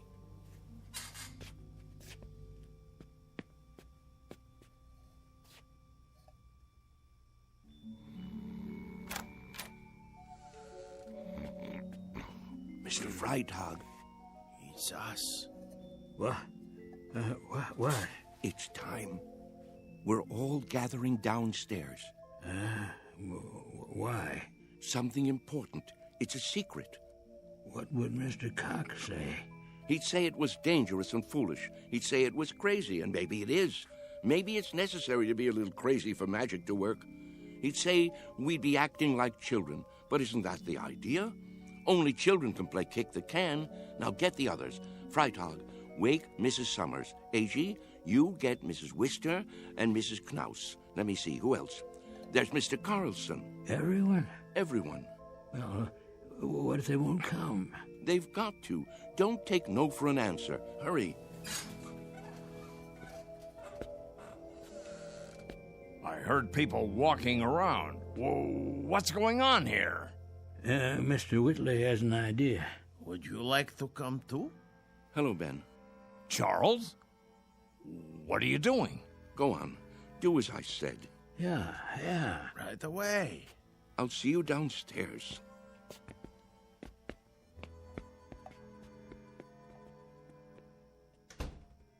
You should be sleeping. Everyone should be. What's that in your hand? No, Charles, you can't. Who says so? It's against the rules. The devil with the rules. It's our last chance, don't you see? Ben, come with us out to the lawn. Me? Yes, you. Ben, we always did everything together. Let's not stop now. Even if you think it's crazy, come out and play. Come to your senses, Charles. You think I'm obsessed? You think I've got hold of one crazy idea and won't let it go? Well, haven't you? Maybe so, but where I have one idea that's strangling me, you have dozens. You're the one obsessed. Oh, nonsense. Is it? You're afraid of death, but you're also afraid of life. You think age gives you the right to stop growing. You've sealed yourself inside your shell, and you're afraid to poke your head out and look around. That's enough. You're afraid of a new idea. You're afraid to look silly, afraid to make mistakes. You've decided you're an old man, and that's what's made you old. I am old, Charles, and so are you. It's a fact. Facts be damned. Your bones are old. They'll break if you try to run with them. Your heart is old. Your lungs are old. Don't you get it? You're used up, worn out by a lifetime. Sit down, Charles, before you fall down. Go back to your bed. I can't do that, Ben. Charles? I've got to find out. Won't you help me, Ben? There is magic in the world. I know there is. When I fell in love with Mary and kissed her for the first time, that was magic. When my boy was born, that was magic. The moon is magic, and the stars. Friendship is a magic thing, too. Life is magic. Maybe I'm right, Ben. Can't you consider that? Maybe kick the can is the greatest magic of all. Well, what do you say? There's nothing to say. I just don't know how to get through to you anymore. Then I'll do it alone.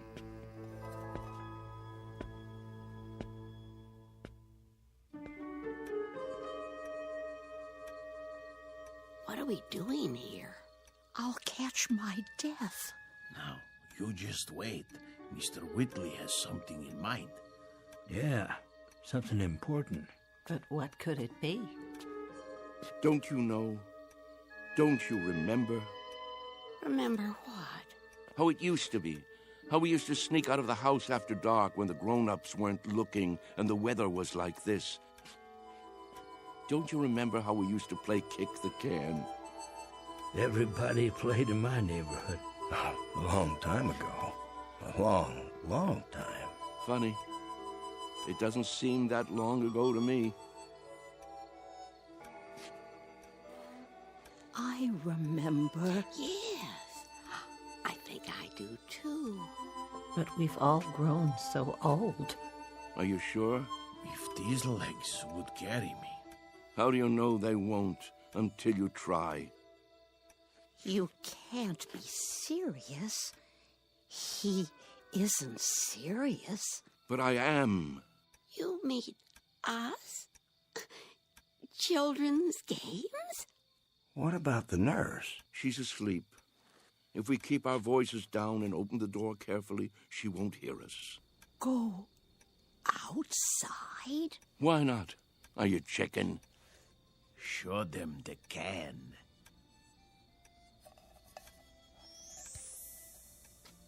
Where did you get that? From some kids. They've already broken it in. Well, are you with me? Or do I have to play kick the can all by myself? Who remembers the rules?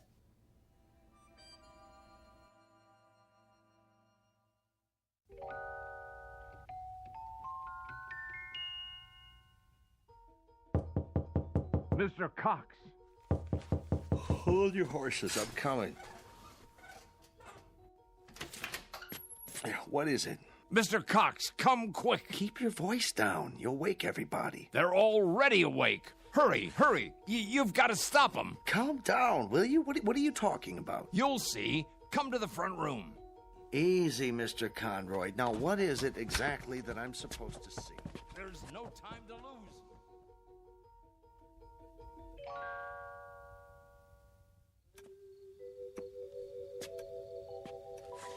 But there's no one here. Why is the door open? Because they've gone outside. Why would they do that? It's like I said, to play kick the can. That was just a crazy idea. Mr. Whitley's forgotten all about it. No, you're wrong. They really mean to play. Calmly, please. You mean now, at this hour? That's right, and it's all because of Charlie. Now I'm really worried about him. What'll happen when it doesn't work? He really believed it, see? That it would make him young. That's not the problem. What worries me is what will happen if he tries to run. He can't take the exertion. None of them can. 5, 10. Where? 15. Look, 20. the front lawn. 25. 30. 35. 40. 45. 50. Come on. I know. Ready or not, here I come. Come on, everybody. Let's hide. This is gonna be good. Over here. Hurry up. 85, 90, 95, 100. Ready or not. Where are they? Here I come. And what are these kids doing here? I told them to stay away. Look out. Round man's arrived. Maybe they're around the other side. I'll go check. Hey, kick the can over to me. Hey, Ben. Look at me. I told you it would work. Charles? Come on. You want to play? No, it can't be. Ben, you better hurry up, or it'll be too late for you. Charles! Yeah, hurry up, or it'll be too late. What is it? Do you see them yet? Gotcha. Is that... Here, you kids. How many times do I have to tell you, go home? Get out No, of my way. wait. What are you doing here this time of night? 1, 2, Charles? 3, you're out. Charlie? Sorry, Ben. I wish you could have believed. I gotta go. Charlie! Hey, kick it over here, over here. Charlie! Take me with you. My turn to kick the Get can. away and stay away. Mr. Cox, please. Last one over fences, rotten egg. Come on, let's go. I can't climb that. Charlie, wait. Wait! Charlie! Hey, you guys, wait up. We gotta find the others. They can't have gone far. I bet Whitley's taken them down to the orchard. No. Why? Look all you want, Mr. Cox. You won't find them. wait here.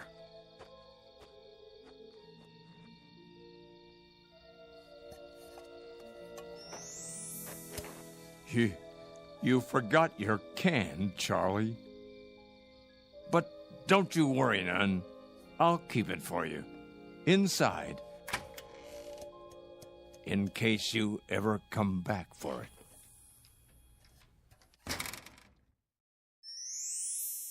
Come on, let's play kick the can. Come on, let's hide. You'll never find me. You can't catch me. I'm too fast. Haha, you missed me. Come on.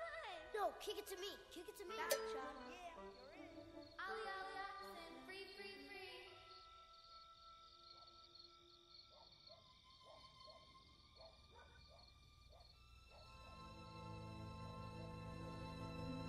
Sunnyvale Rest Home, a place for people too ancient to remember the fragile magic of youth. A place for those who have forgotten that childhood, maturity, and old age are magically intertwined. A dying place for those who have grown too stiff in their thinking to revisit the Twilight Zone.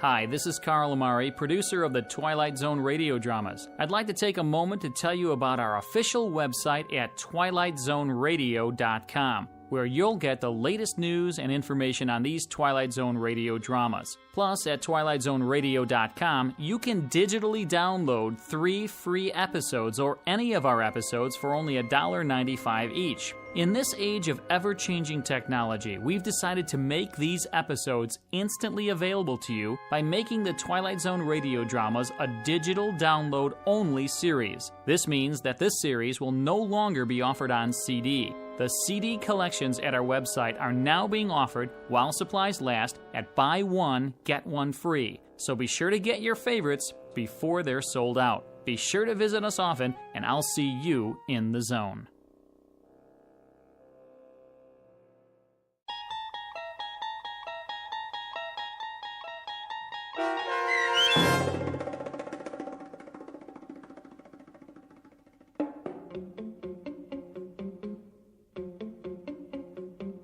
Kick the Can, starring Stan Freberg and Shelley Berman with Stacy Keach as your narrator, was adapted for radio by Dennis Etchison and written for The Twilight Zone by George Clayton Johnson. Heard in the cast were Christian Stolte, Kurt Nabig, Herb Graham, Joby Cerny, Doug James, Roz Alexander, Meg Thalken, Renee Matthews, Sarah Wellington, C.J. Amari, Natalie Berg, Amanda Amari, Mitchell Hernandez, Julia Cosmos, Robert Gerdish, Matthew Gerdish, and Braden Looper. The producers of The Twilight Zone wish to thank CBS Enterprises and the Rod Serling estate for making this series possible. This copyrighted radio series is produced and directed by Carl Amari for Falcon Picture Group and Westwood One. Sound design and custom Foley effects for The Twilight Zone by Cerny American creatives Bob Benson, Craig Lee, Michael Slaybach, and Matt Sorrow. To learn more about the Twilight Zone Radio Dramas and to contact us, visit our official website at twilightzoneradio.com. Doug James speaking.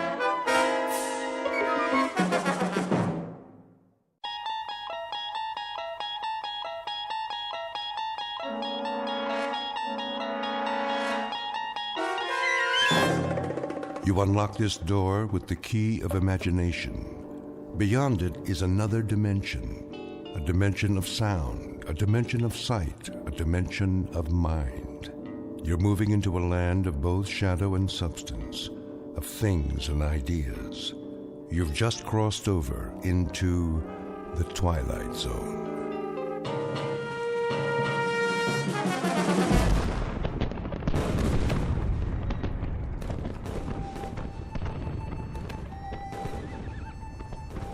The date is Tuesday, September 11th, 1864. We are encamped outside Atlanta, and the destruction goes on. I know not what history will make of this conflagration, but I have witnessed it at close range. I feel it my duty to set down these observations before the prism of time colors them in a different light. As to the present battle, then my words may seem harsh, but I assure you, this is how it was.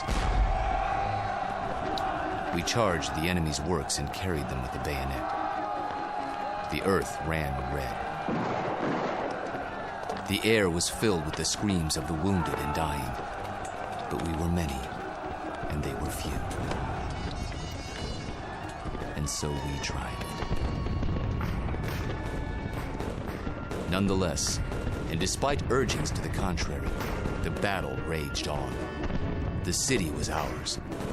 There was no need to destroy save that which could be of use in the fight against us, but Sherman was drunk with victory. He himself started the fires, the flames which annihilated that great citadel of grace and beauty. One of us should have sent a ball into Sherman's brain. It would have been so easy. But somehow we couldn't, and that devil knew it. He knew it, and he mocked us for our cowardice. The good die young, I've heard him remark. If you're evil enough, you'll live forever. And with that, the entry from Major Skelton's diary ends. So it was that the Union soldiers burned Atlanta. Questions? Professor Jameson? Yes. The books I've read don't describe the Battle of Atlanta that way. Oh, I know. Confusing, isn't it? But as someone once said, history is bunk. Who was it now? I should know that. Henry Ford. Yes, of course. That's it. Mr. Ford. Thank you, Professor Kittredge. Helps when a Nobel Prize winner sits in on your class. You should drop by more often, Sam. You seem to do quite well without me. I could always use a good teaching assistant. So, to sum up today's lecture, the Union soldiers did indeed burn Atlanta for no good reason after the battle was won. You may have seen a more pictorial version in the motion picture Gone with the Wind, but I assure you, the conquering troops took no pleasure in their work. They were forced to it by a man they hated more than they could ever hate the rebels. An ugly, sullen, appallingly brutal general named William Tecumseh Sherman. The history books have glorified this monster, attributing to him qualities of courage and integrity. Trust me, he had no such qualities.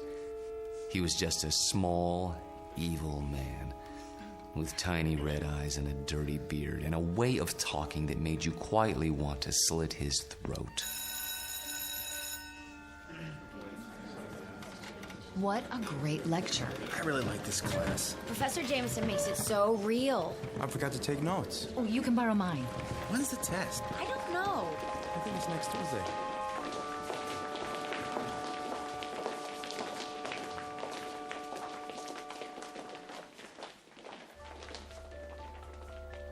It has been said that universities are worlds unto themselves, inhabited by the young. These are the inhabitants of Collins University, a very small world indeed, young people hungering for knowledge, which can be imparted only by age. You have just met Walter Jameson, for 12 years the college's most popular and respected history professor. Students crowd his lecture hall and listen in fascination as he brings the dead past to life for them. It doesn't seem to matter what period of history he's discussing. He makes that period as real as this morning's headlines. Some explain this ability simply as the mark of a consummate actor. However, there are those who don't agree, like Professor Samuel Kittredge, Nobel Prize winner in chemistry, who has another, more disturbing theory about Walter Jameson, and that theory is about to be put to the test. Very soon we will find out whether our star professor received his degree from a major university or from the Twilight Zone. And now, The Twilight Zone and our story, Long Live Walter Jameson, starring Lou Diamond Phillips, with Stacy Keach as your narrator.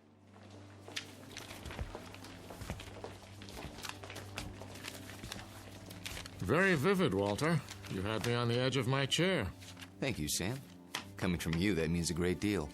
Now I see why these lectures of yours are so popular. Is that why you sat in today? Partially. Tell me something, if you have a moment. Certainly. Who was this Major Skelton? Oh, no one important. Just a lawyer who happened to enlist. And you acquired his diary? Yeah, lucky break. As I recall, an auction of Civil War memorabilia a few years back. What regiment? 123rd Illinois Infantry. Remarkable. American history is a hobby of mine, but I must say I've never heard of him. His diary's never been published. A fascinating document. May I see it? Surely.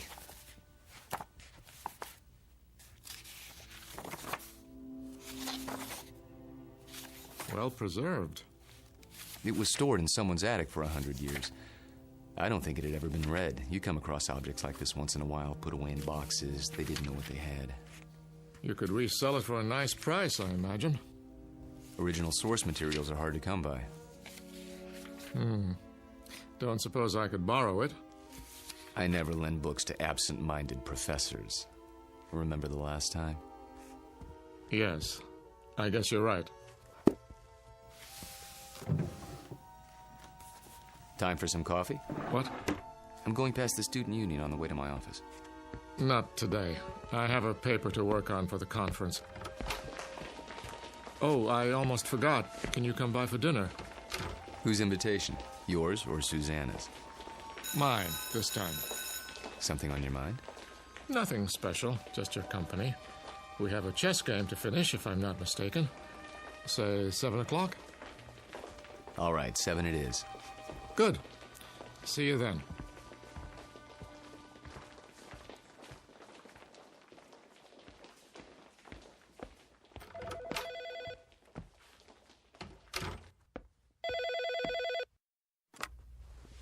Hello?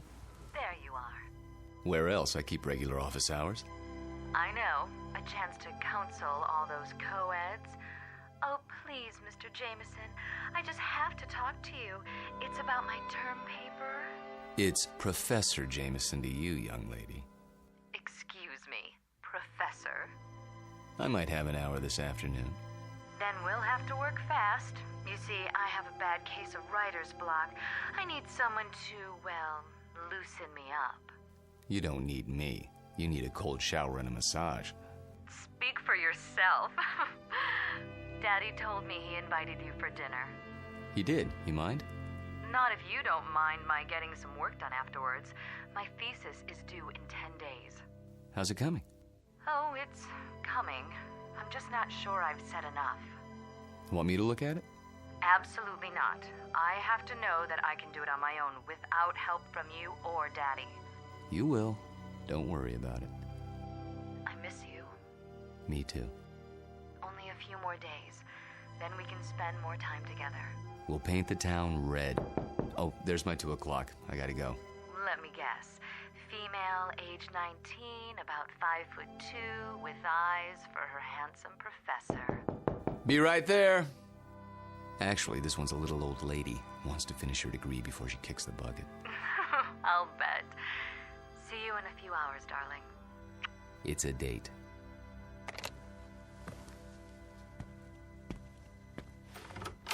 Oh, there you are. Come in, Janice.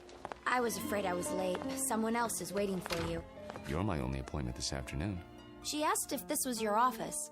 A student? No, I don't think so. She's sort of elderly. She acted like she knew you. Hello? Hello? She'll probably come back. Oh, I'm sure you're right. Now then, Janice, how can I help you? I'm sorry to bother you, Professor, but I'm having trouble with the assignment. Can't find all the books? The research library isn't supposed to check out certain materials, but sometimes... It's not that. I've got everything I need, but the authors on the list, they don't agree with your version. So my question is, which version should I use, yours or theirs? Remember what Ford said. What? Never mind. Start with the basic events. Everyone's in agreement there. As to interpretation, that's up to you. Just tell me what you think happened and why, based on all the accounts. Original thought is what counts. But how can I be sure if I wasn't there? That's always the problem, isn't it? There's an old adage. Those who were there know more than those who weren't. The problem is getting people to believe you. Nonetheless, you know what you know. so you learn to keep some things to yourself. But that doesn't affect you, Janice. We deal with truth in my class. Nothing but the truth, for better or worse. They say it can set you free.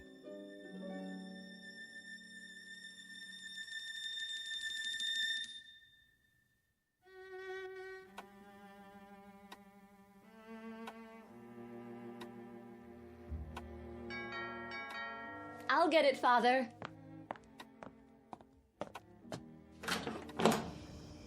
Hello there, miss. I've got a great deal on a set of encyclopedias. Sorry, we don't want any. Just let me get my foot in the door. Oh, really? You know what's wrong with you, Professor? What? You're always on time. Sort of takes the mystery out of things. Oh, so I'm not mysterious enough for you. That's just it. You're too mysterious. Except when it comes to keeping dates. Get in here. Mwah. What's that for? Because, like my new dress? Awful. Get rid of it right away. You mean here and now? Watch it. You're a PhD, not some sorority girl. And not yet, I'm not. There's a little matter of a thesis, remember? A mere technicality. Anyway, it doesn't matter. You're about to give it all up and become a housewife. The devil she is. Hello, Sam. I didn't see you there. I'm giving you my daughter's hand, not her brain. Which I inherited from you. She'll get that PhD if I have to... Spank her. I know. Well, I like that. Spare the rod and spoil the child. Pour yourself a drink, Walter. Dinner's almost ready. Don't tell me you're the cook again tonight. Indeed. And why not? Don't you think it's about time Susanna learned for herself? He won't let me. Force of habit, after her mother died. Let's go into the dining room, shall we? I'll serve. You sure there's not something on your mind, Sam? Nothing that a good meal won't cure.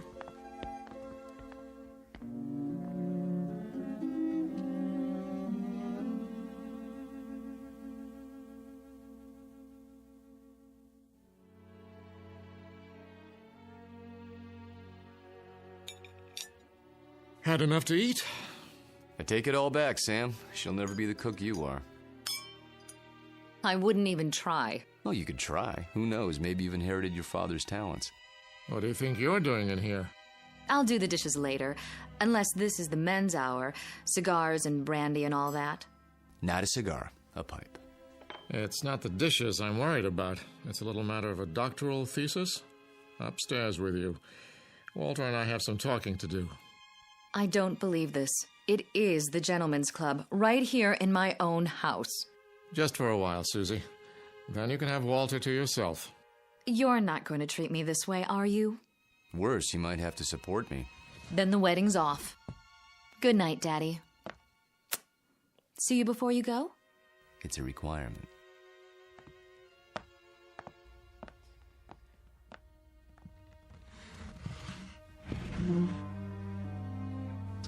Brandy? Yeah, by all means. You know, you don't have to worry about her. She'll accomplish anything she sets her mind to, with or without us. Oh, I know that. But she's wasted a lot of time. She's almost 30, and I'm almost 70. You're talking about chronological age. You're both still very young. I don't feel young lately. Aches and pains. Let's sit down. The chessboard is exactly as we left it.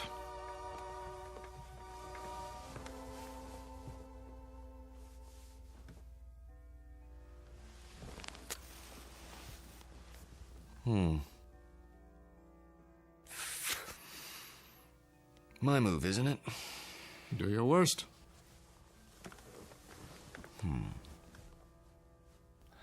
How about pawn to king's bishop 4? Look at that. You don't like it? Not the move. Your hands. What about them? Extraordinary, isn't it? They looked very much the same when we met, those two hands. Firm, smooth, not the slightest discoloration. Time marches on. For some of us. Walter, tell me something. Of course. How old are you? You know the answer. 44. My move. I seem to recall that when you applied for a position at the university, you listed your age as 39. That was, 12 years ago, which would make you 51 now. Come on, Sam.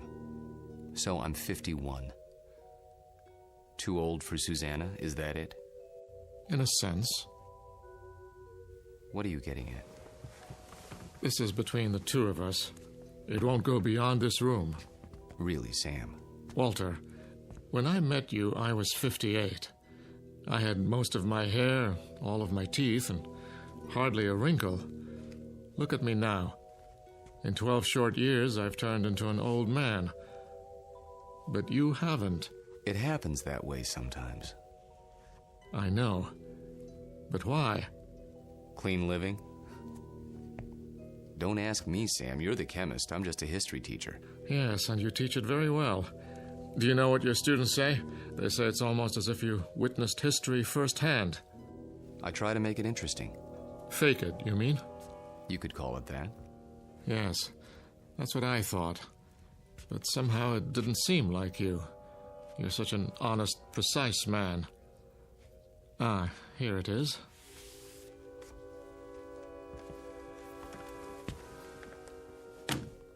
What have you got there? A book, a first edition. Photographs, mostly. Taken by a fellow named Matthew Brady during the time of the Civil War. Well, what is it? You look as if you'd seen a ghost. Perhaps I have.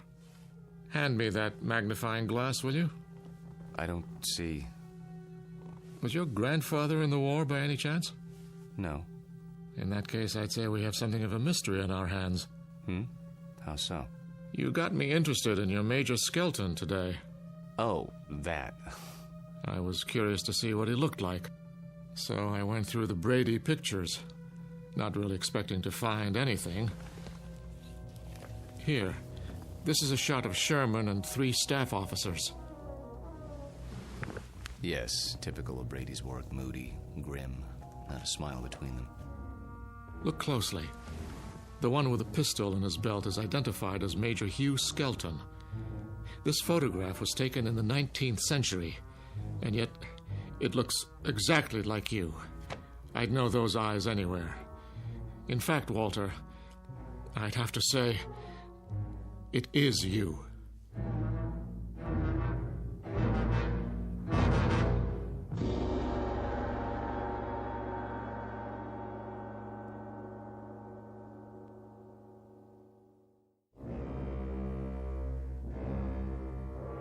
It is you, Walter, isn't it?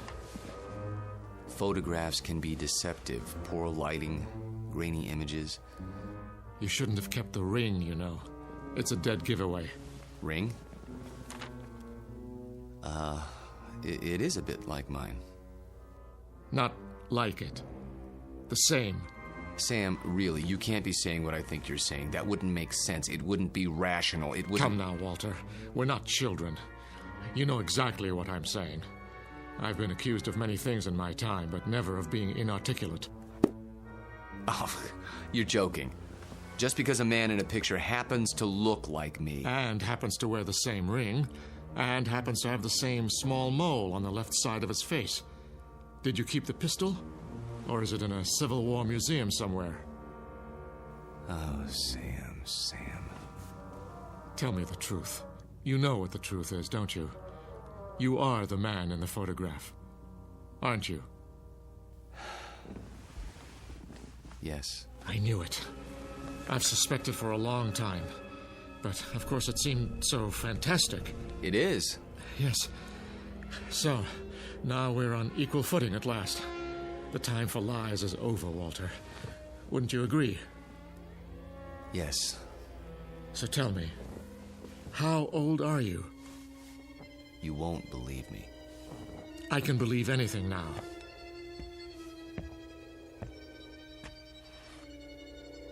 This bust on your mantelpiece? What about it? It's after a Greek statue, as I recall. The head of Cato the Elder. That's right. Let's just say, I'm old enough to have known this gentleman personally. But he lived more than 2,000 years ago. I said you wouldn't believe it. No, it isn't that, but 2,000 years? How, Walter, how? You don't know what you're asking. In heaven's name, this is what mankind has been dreaming of. Sam. To live forever. To go on learning and understanding eternally, without end, without death. Sam. Tell me the secret. I can't. You must. You owe it to the world. I owe the world nothing but contempt and pity. Then tell me any part of it. I'm almost 70 years old. I have a heart condition. I'm going to die, but I don't want to until I finish my life's work. Walter, listen to me. Do you understand? I'm not ready to die. I can't tell you the secret because I don't know what it is myself. What?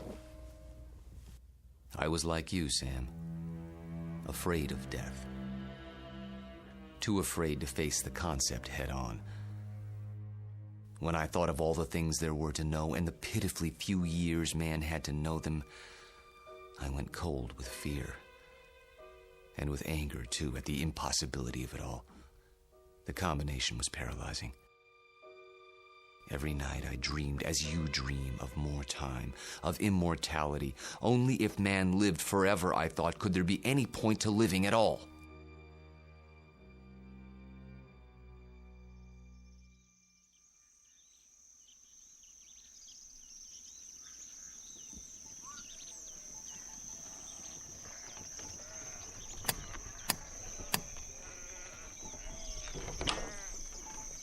I'm thirsty. You have water? Come in, traveler. Thank you. You're very kind.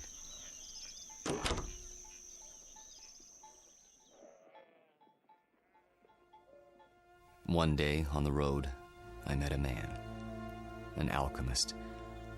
I told him these things and more as I rested with him. He said that he could grant my wish. Only it would cost money. A great deal of money. So I sold everything I had and paid him his money and submitted to his experiments. Drink this, young man. You may remain here until you recover.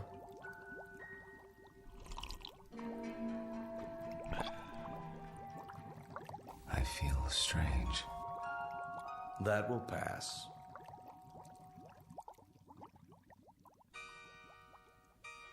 I remember very little of what followed, except that I was in a coma for many weeks. When I revived, I learned that the alchemist had been burned for blasphemy. You're not serious? An alchemist? The only legitimate one that I've ever known. You're asking me to believe something that goes against everything I know. Not without proof. But an alchemist? I'm a man of science. They knew nothing of chemistry. Lead into gold. Just as I thought. You won't believe it. Smoke and mirrors. Their methods were based on superstition, magic. What did he use? Bat's blood and eye of toad? And once upon a time, germs were unknown, and blood cells, and pasteurization, and human growth hormone, and... Sam, all those things and more would have been called magic once. It's a matter of knowing what to measure and how. Do you realize that most of today's medicines come from plants? Witch doctors discovered a long time ago that they worked, even if they couldn't explain the reason. Don't lecture me. All right. But you'll grant that certain phenomena exist before we know why. Science is like history in that respect. A detective story, working backwards from known facts until we understand the cause. And I'm the most undeniable of facts. Unless you can come up with another explanation. Go on. There isn't much more to tell, really. I thought the experiment had failed, of course, because I didn't feel any different. But then, when I saw my wife and my children and my friends aging and growing old, This was a problem I hadn't considered, you see. But surely there's a way to get around that paradox. Such as? There must be. Is there? Think about it. If I tell you that somehow I can stop you from aging, where do you want to be stopped? At 30? Then you watch everyone around you turning old. At 70? Would you want to live forever the way you are now? Sick and weak? It's better than dying. No, Sam. You're wrong. I was wrong. It's death that gives this world its point. We love a rose because we know it will soon be gone. Who ever loved a stone? I'm not a rose, and I'm not a stone. I'm a man. Very old, very frightened. Of what? Death? Yes, of death. You're a fool. I want to die. Then why don't you? Because I'm a coward. Like all men. Because I'm tired of living and scared of dying. That's why. There's a revolver in my desk at home, Sam. The same one you saw in the Civil War photograph. Every night, I hold it in my hand and pray for the courage to pull the trigger. But I can't. You mean to say you've survived all these years without an accident, without being injured or wounded? Some people are lucky that way. They go through life without ever breaking a bone or seeing the inside of a hospital. Oh, I've come close to death plenty of times.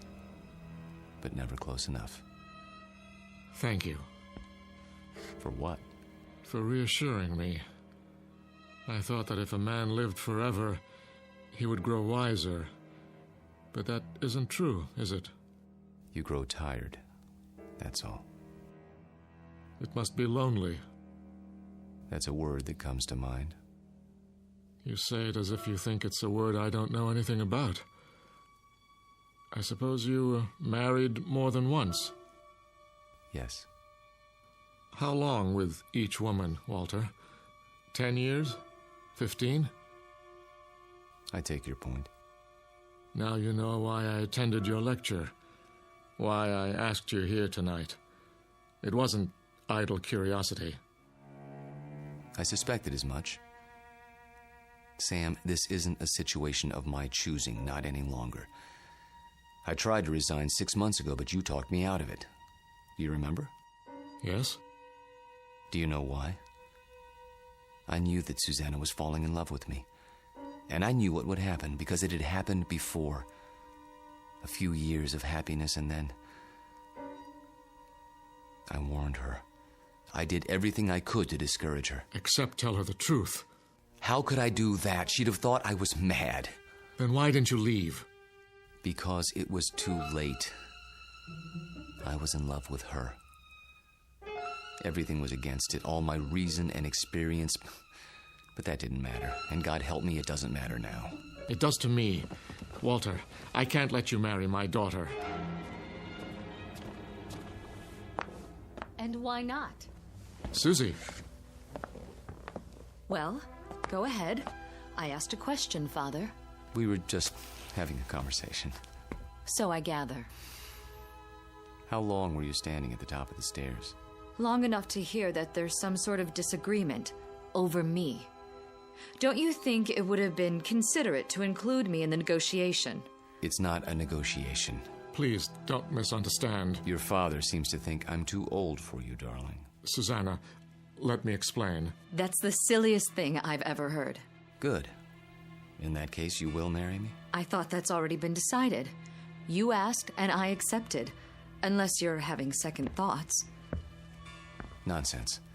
If I had my way, we'd do it tonight. Are you serious? I've never been more serious in my life. I think you mean it. There's a justice of the peace in the next county. Go upstairs and get your prettiest dress. I'll go back to my place and pick you up in an hour. But... Go. Go. Daddy? I can't very well ground you, can I? You're of legal age. Oh, Walter, I do love you. Though your timing is a bit of a surprise. Life is a surprise. If we're not ready now, when will we be? Next week? Next year? We have to seize happiness when it comes, and it's here now. 1 hour, darling.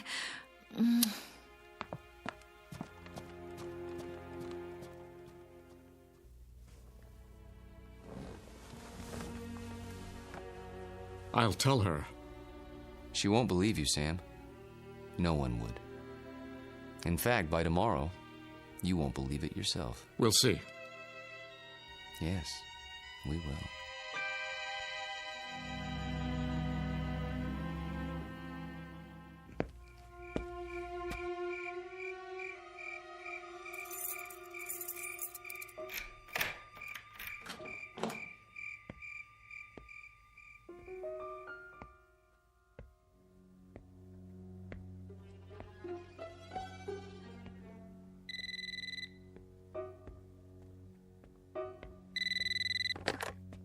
Yes?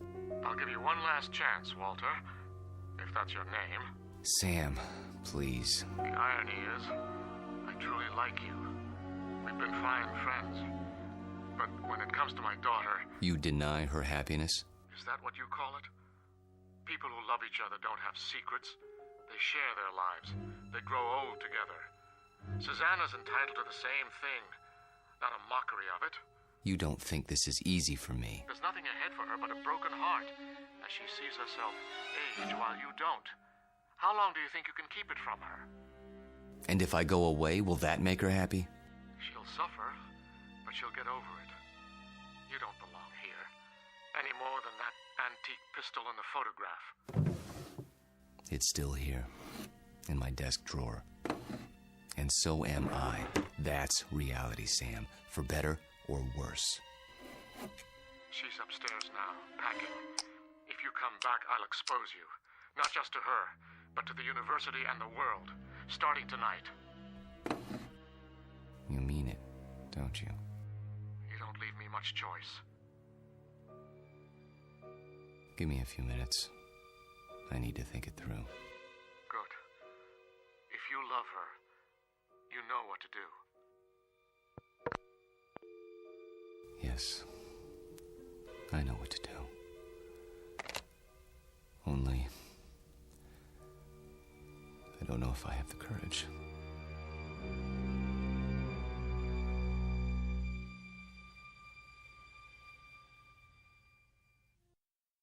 Hello, Tommy. Who are... You needn't stand up. How did you get in? You left the front door open.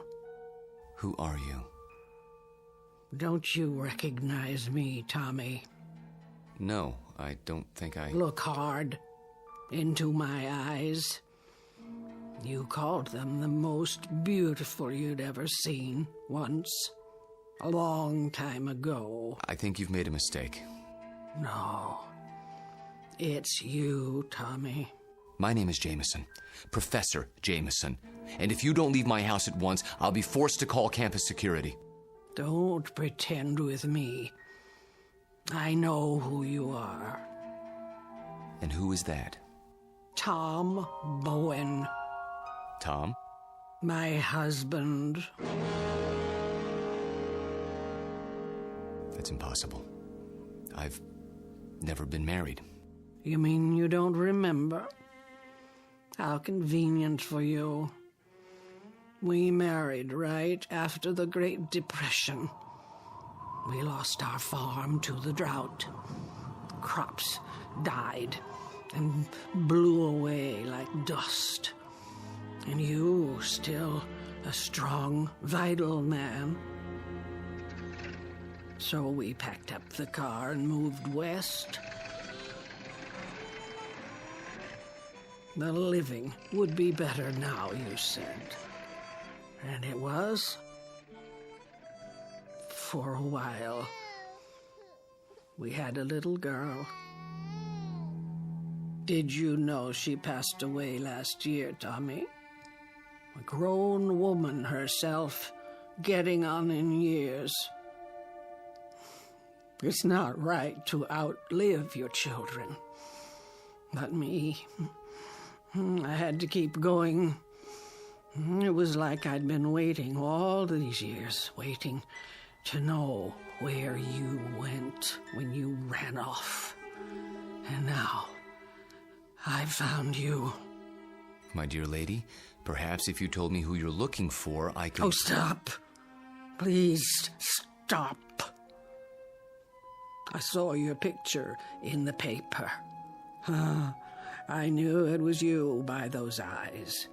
And the ring. You always wore it. So I had to see if it was true.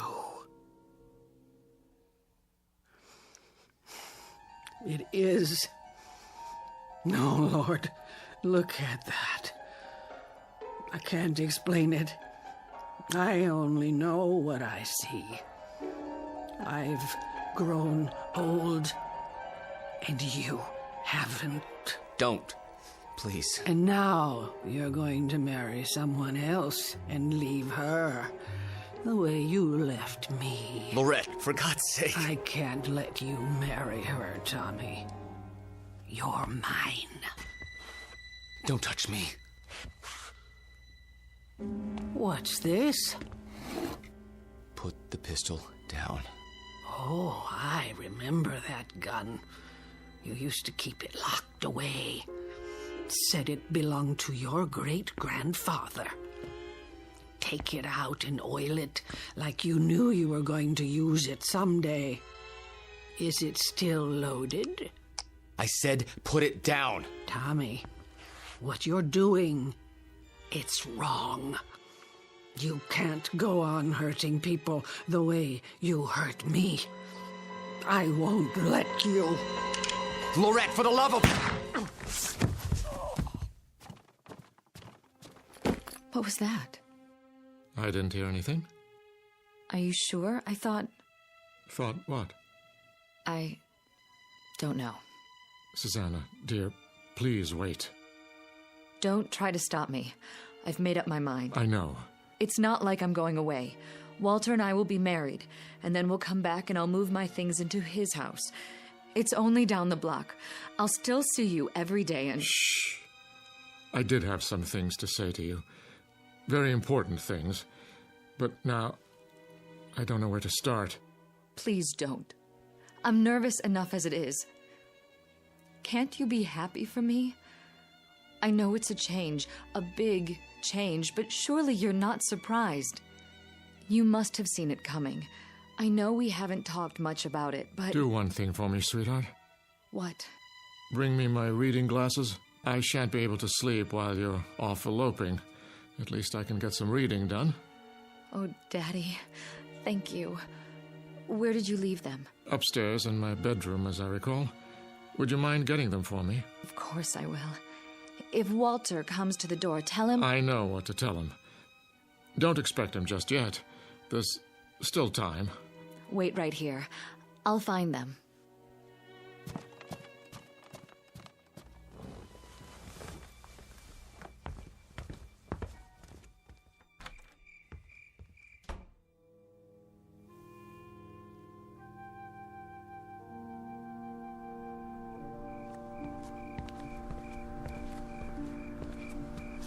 Oh.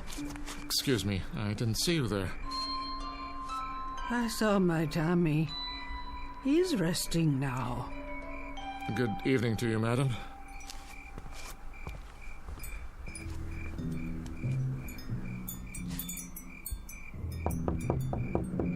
Walter.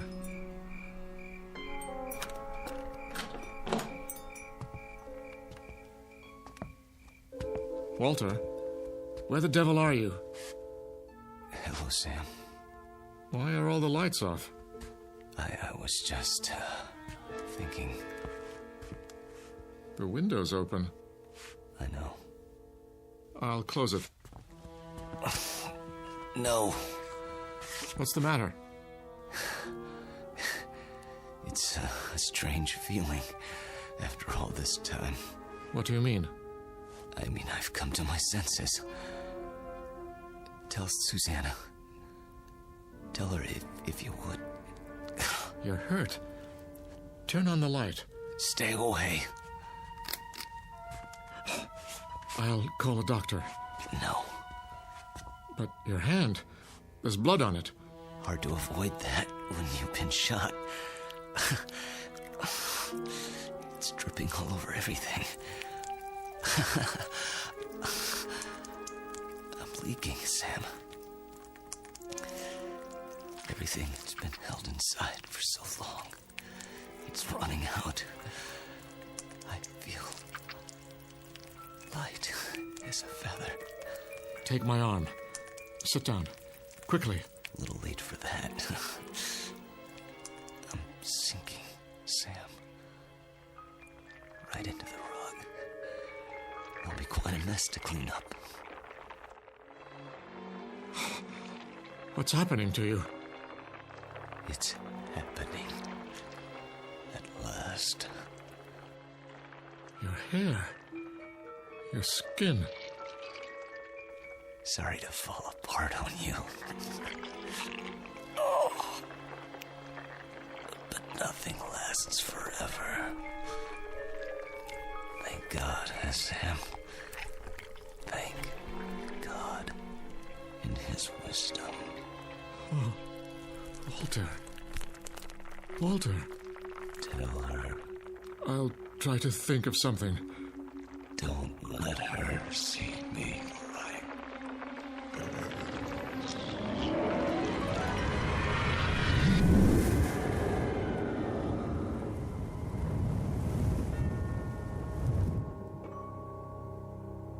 Dad? Walter? No, Susanna. Stay back. Daddy! Go home. Where's Walter? Susanna, please go home now. Walter? He's gone. Gone where? I wish I could tell you. But there are his clothes, his shoes. Daddy! Daddy, what else is on the floor? Dust, my dear. Only dust.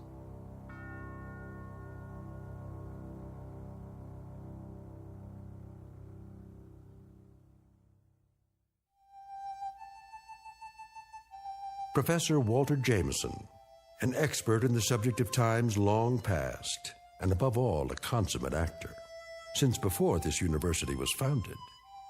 He's finally completed his life's work, a history of the world that begins in the cradle of civilization and ends in our time, because the future was not his specialty. In fact, the simple truth is he had no future left. The past has a way of catching up with us, sometimes when we least expect it. They say that time heals all wounds, but it also wounds all heals. Rest in peace, Professor. You've just passed the ultimate final examination in the Twilight Zone.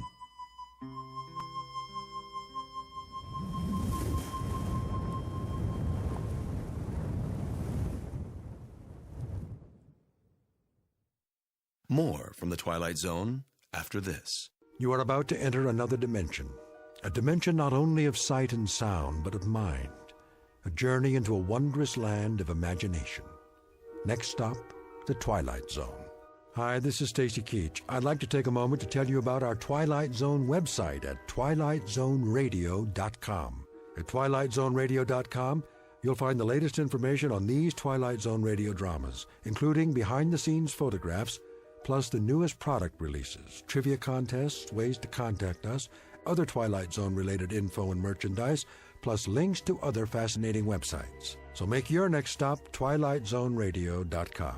Visit twilightzoneradio.com to purchase these Twilight Zone radio dramas on cassette and CD, or call toll-free 1-866-989-ZONE. That's 1-866-989-9663.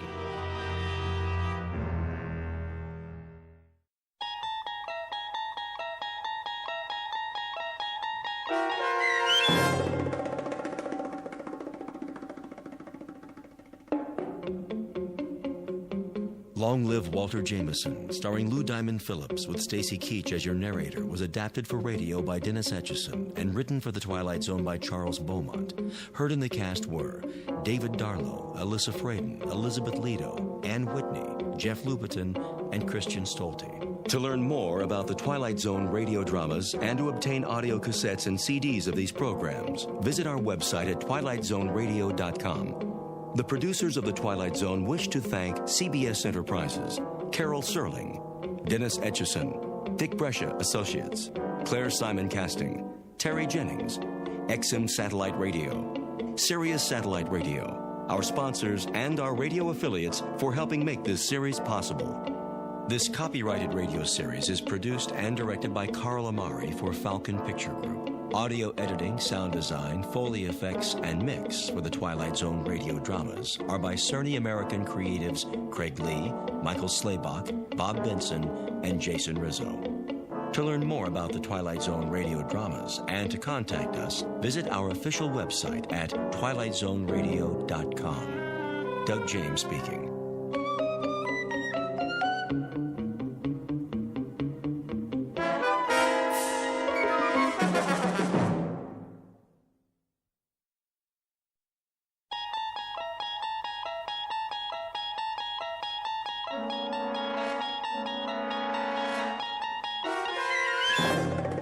You unlock this door with the key of imagination.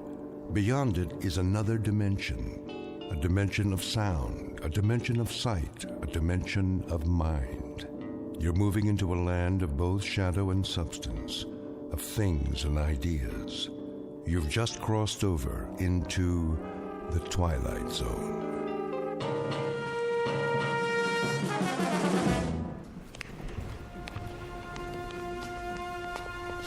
Here we have the famous temptress from ancient Egypt, Cleopatra. Her beauty almost brought about the destruction of Caesar, Mark Antony, and the Roman Empire. And now, if you will follow me, the last group of figures in our little wax museum. The piece de resistance, if I may say so. The most infamous black-hearted killers of all time. This is not for the faint of heart, so if there are any who would prefer to stay behind... I don't like this place. Come on, honey. They're made out of wax. But... No? Very well, then. Feast your eyes upon...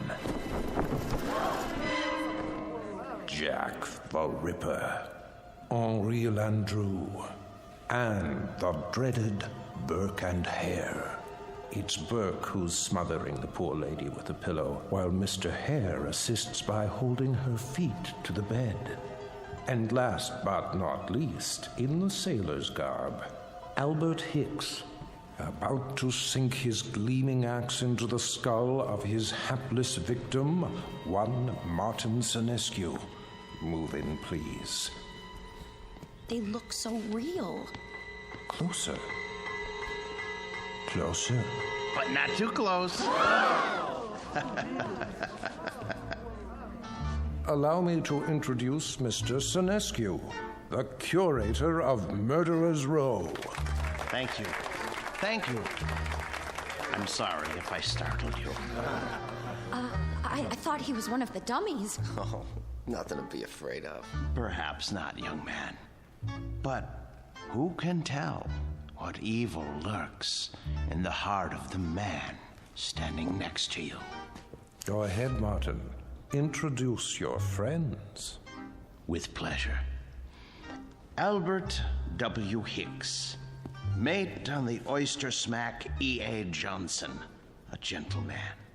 Yet one day, in 1860, off the Atlantic coast, he murdered everyone in his crew with an axe, exactly like this one.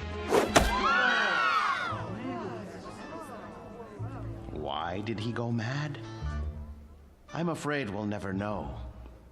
Not to mention Burke and Hare, two more monsters of their time. But do they look like monsters? What torment drove them so late in life to behave like ghouls? You see here how they suffocated their victims. A technique called burking. Think of the agonies they endured. Which one's he talking about? Search me. Both of them, sir. All of them. Surely it's dreadful to be murdered, as our victim here would tell you, if she could talk. But to commit murder, to take a life with your own hands, again and again, and not be able to stop yourself. Can you begin to imagine the horror? Nope, but why don't you tell us about it? I wish I could. But somewhere in the world, now, at this very moment, there is someone who can. Yeah? Who? Well, no one knows yet. But if his torment is great enough, and he kills as these poor creatures did, then future generations will know, for he will end up here, immortalized in wax, remembered as you and I will never be, like Henri Landru, so filled with love and hate. He loved nearly 300 women in his lifetime, spinsters and lonely widows. He too must have felt agony as he strangled the life out of them. A master of the garret, identical to the one you see in his hands. That looks like some kind of cord. Just a piece of string. Let me see that. Get away from there. Get away from there. I was only... Mr. Sinescu is right. The figures are not to be touched. They are too rare and valuable.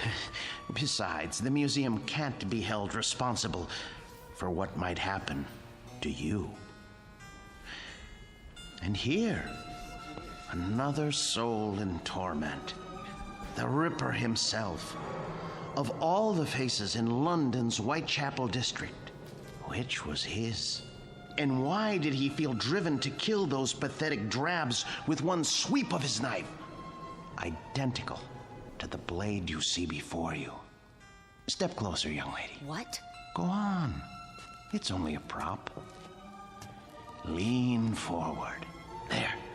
That's quite all right. Look deep into his eyes and remember them so you'll never fall prey to such a man yourself.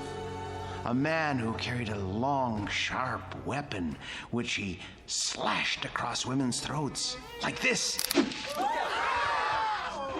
That knife, it swung at me. It almost... Spring in the arm. Pretty good trick. A trick, yes, but one that serves to remind us how near death is to all of us. When we look at Hicks, at Burke, and Hare, at Landru and the Ripper, we see what appear to be ordinary men. What devils pushed them to their bloody fate? We can only guess. Thank you for your kind attention.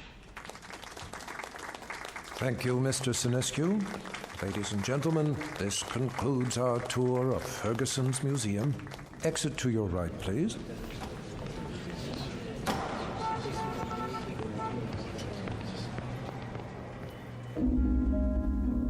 Mr. Martin Sinescu, a gentleman and the curator of Murderer's Row in Ferguson's Wax Museum. He looks after these replicas with care and dedication, and he ponders why ordinary men are driven to commit mass murder. What Mr. Sinescu does not know is that the groundwork has already been laid for a special kind of madness, a torment found only in the Twilight Zone.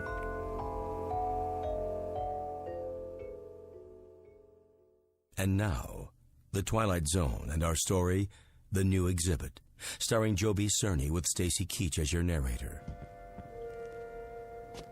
There now, Mr. Landru. Collar turned up just so. Easy to see why you're a real lady killer. We have to do something about that suit. Martin? Yes, Mr. Ferguson?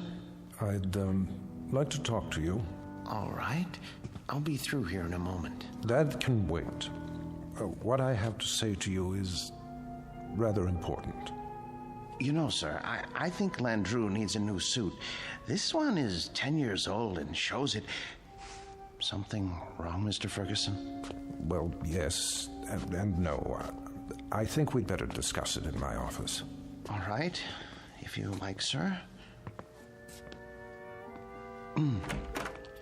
Is it something I've done or haven't done? No, nothing like that. Sit down. Very well. Martin, I'm abandoning the museum. Abandoning? I'm afraid so. Is this a joke, sir? No. But you can't. You mustn't, sir. I know how you feel, Martin, but there isn't any choice. I don't understand. I've been offered a large sum of money for this property. Some people want to build a supermarket here. A supermarket? When I first opened the museum 30 years ago, I'd never dreamed I'd see this day. But the day is here, Martin, and we will just have to face it. 30 years, sir. No, for heaven's sake, don't make it more difficult than it is. I'm sorry. I hate this, Martin.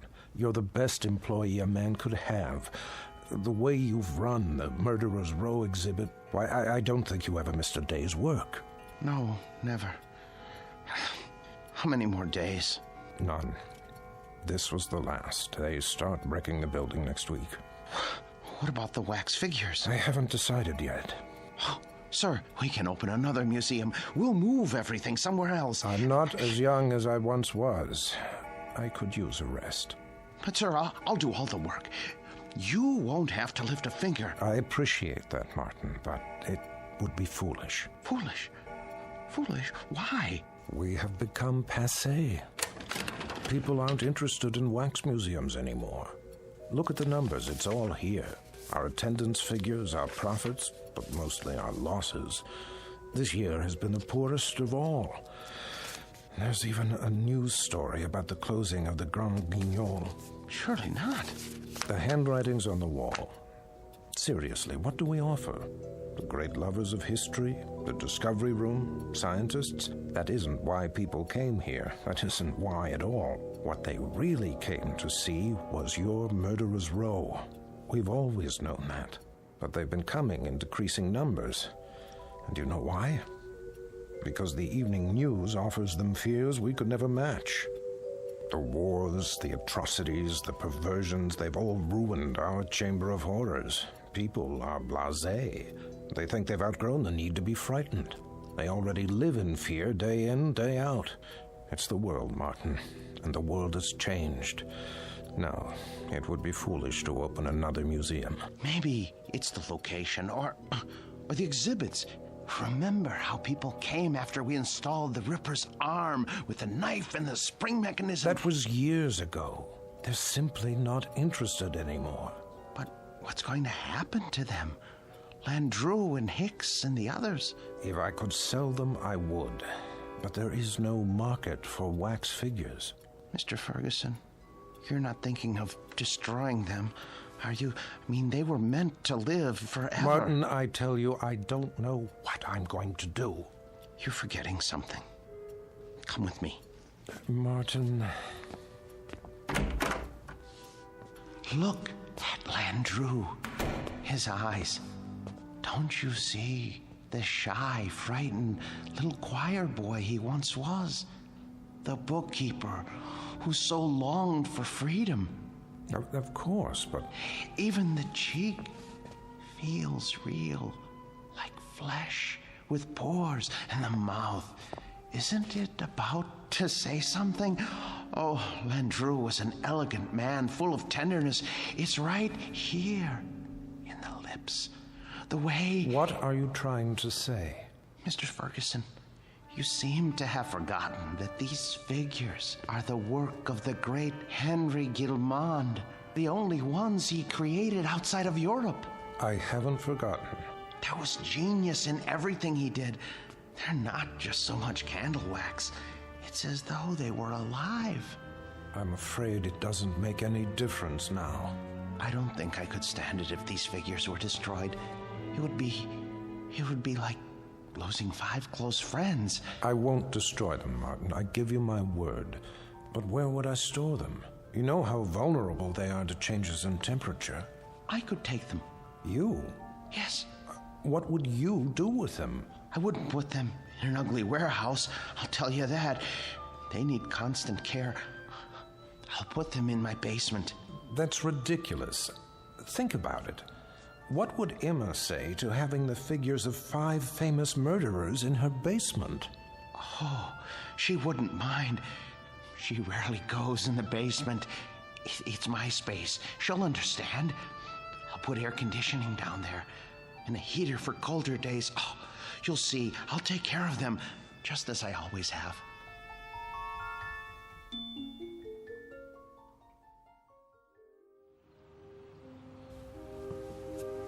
You haven't eaten your breakfast. I'm not hungry. They should have arrived by now. They'll get here when they get here. Now, how long do we have to store them? Not long. What time is it? You asked me that 5 minutes ago. Oh, maybe something happened. It's not like moving furniture, you know. They should have let me ride in the truck. What if they dropped one of the crates? There they are now. Just relax. You Martin Sinescu? Yes, are they all right? The boxes? They okay. They didn't break, right? Nope. No bumps? No bumps. What do you want? Look, carry them to the rear of the house and down to the basement. Carefully. Take your time. Well, wait a minute, how much time will it take? I don't know, an hour maybe. You gotta pay by the hour, you know. Sign here. With pleasure, and please, hurry. You see? All here, safe and sound. Easy! Please, don't jiggle them. Will you stop worrying? It's getting warm. What? I say, it's getting warm outside. They're very delicate. They can't stand more than 80 degrees. I didn't think they were so big. They're not. The boxes are big. The actual figures are not any bigger than you or I. See? Landru's in the first one. The next is Jack the Ripper. Oh, Emma, I'm so sorry I got mad. But it's gonna be like opening Christmas presents. Mr. Sinescu? Yes?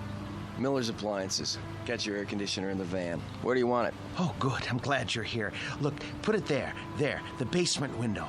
Oh, please, hurry. I'll do my best. Thank you. You bought an air conditioner? I had to. They can't stand the heat. How much did it cost? Don't worry about that. Well, I am worried about it. Please. Leave me alone. Just leave me alone with my friends, all right? Now, if you don't mind, I have to go downstairs.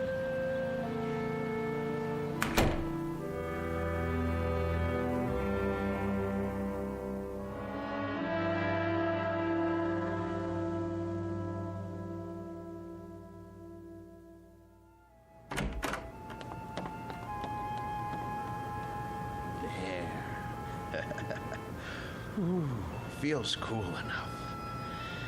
Now then, gentlemen, Bloody Jack the Ripper, how are you today? None the worse for wear, I see? Oh my. Cape's a bit shabby, though. Martin, are you down there? Yes, sir. Positively threadbare. Martin! Yes?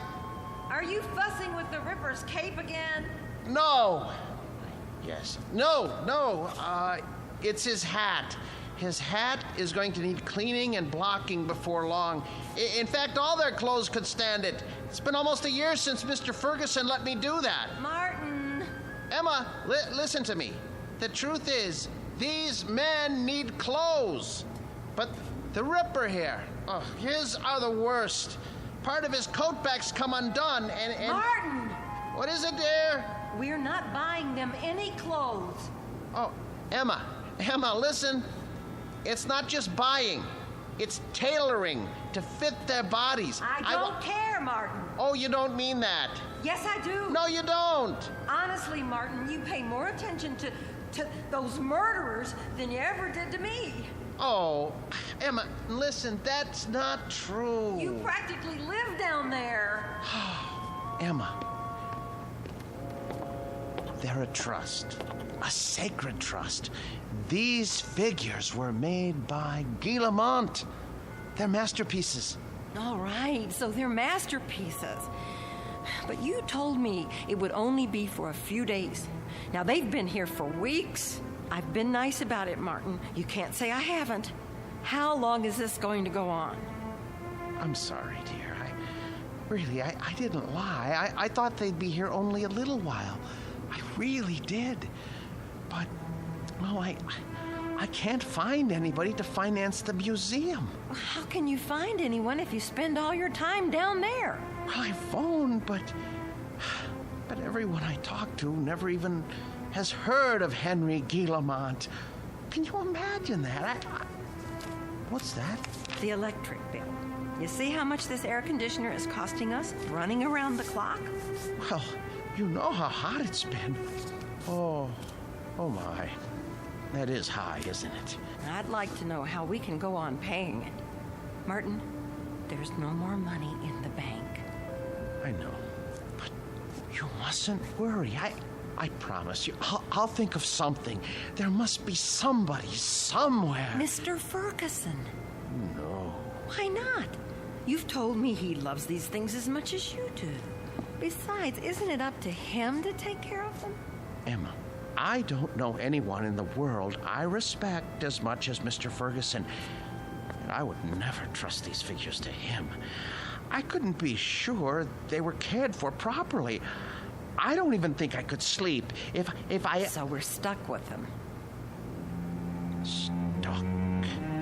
Emma, it's an honor, a privilege. For you, maybe. But how do you think I feel? I am afraid to go into the basement because of these monstrosities. I mean, I just about get a heart attack, Martin. The way they stand there and stare at me, they're frightening. They're supposed to be frightening. Live with them as long as I have, and you'll come to love them. Love them? One day, they cease to be strangers to you, and you want to say good morning to them and ask them how they passed the night. And when that happens, Emma, I tell you, Emma, where are you going, Emma?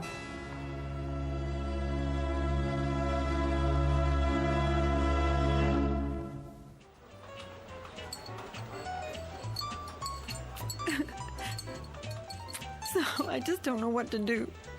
I mean, we can't borrow any more against the house. That's true. There's no chance for a refi without proof of income.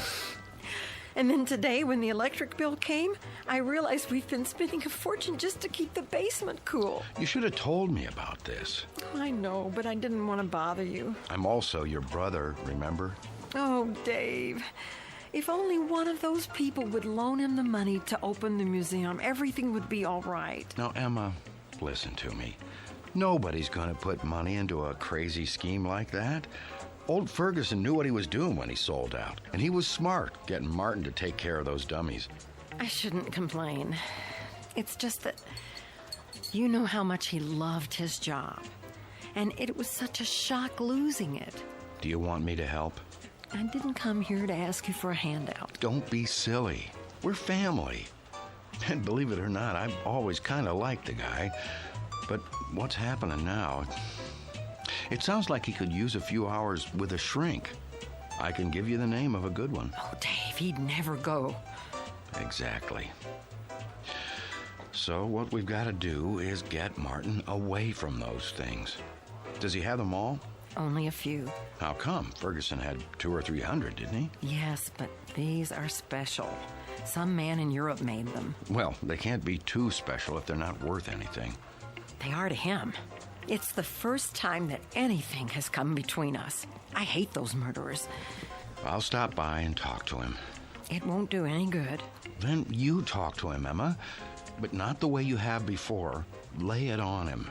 Tell him it's those stupid dummies or you. And if that doesn't work, well, there is another way. What?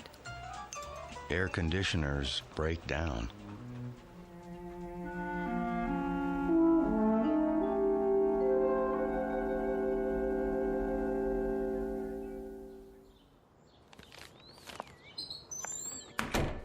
Emma? Emma? Is that you?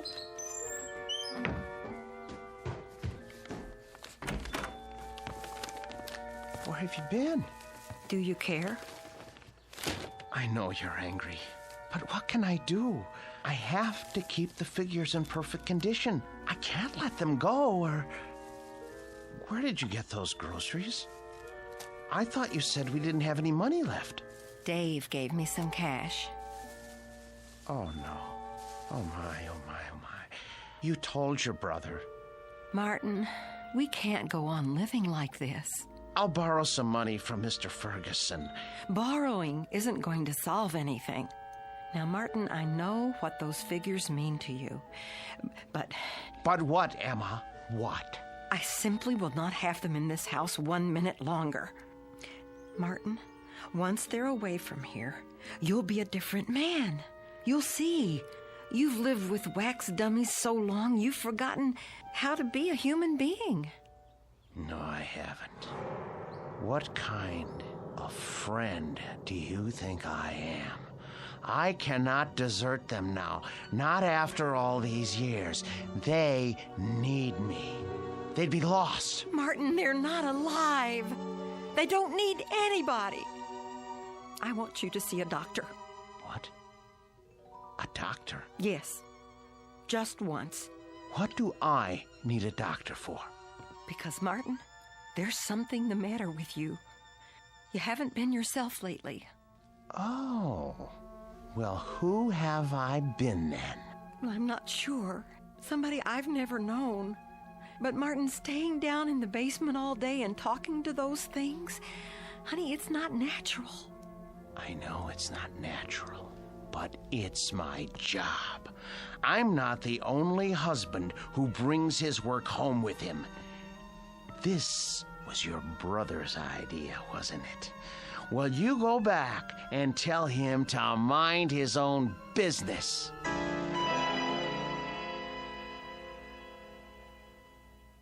So it's hard to know where it's heading. Chances are we're in for another ride tomorrow. And that concludes our broadcast day. This channel will return to the air at 6 a.m. with the early report. Until then, we bid Are you asleep? Good night.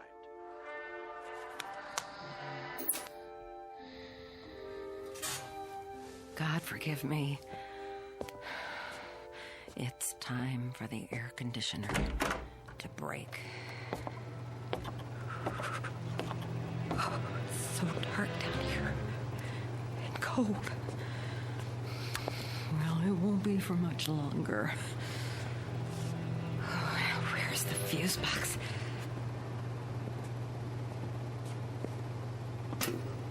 Let's see now. Which one is for the air conditioner? I should have brought a flashlight. I can't see a thing. Here it is. Good.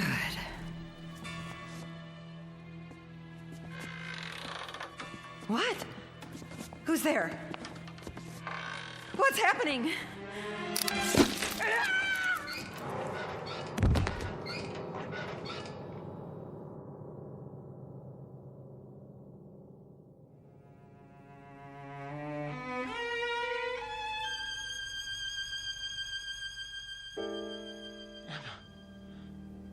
Where are you? Emma?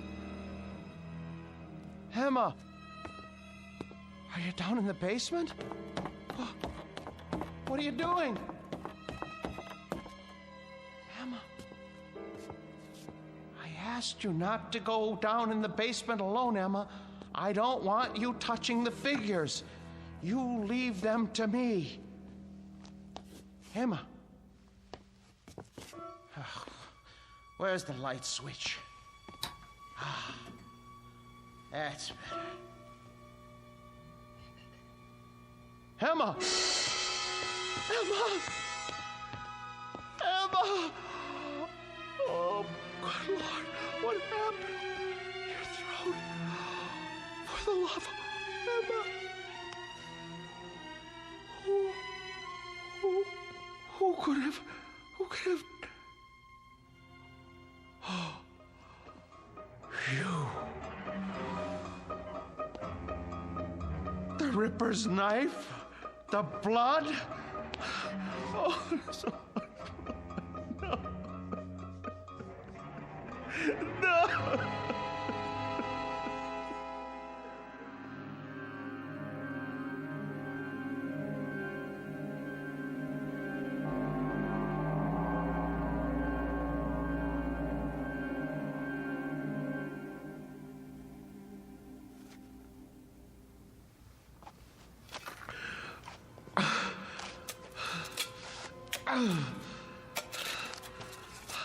I hate to bury you down here, Emma. I know how much you hate the basement, but I don't have any money. I know I should report it to the police. Who would believe me if I told them you had your throat cut by Jack the Ripper? You just bumped into the Ripper in the dark and his spring arm went off. It was an accident. Besides, if I go to prison, who will take care of the figures? It's better this way.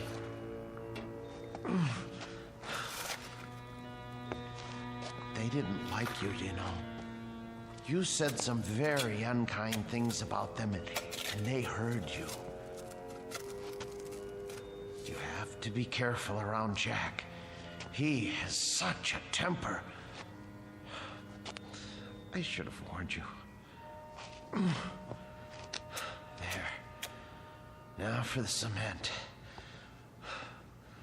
Oh, poor Emma. But it's too late to tell her anything now.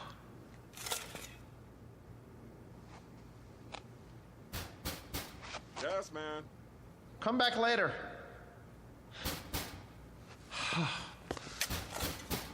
All right.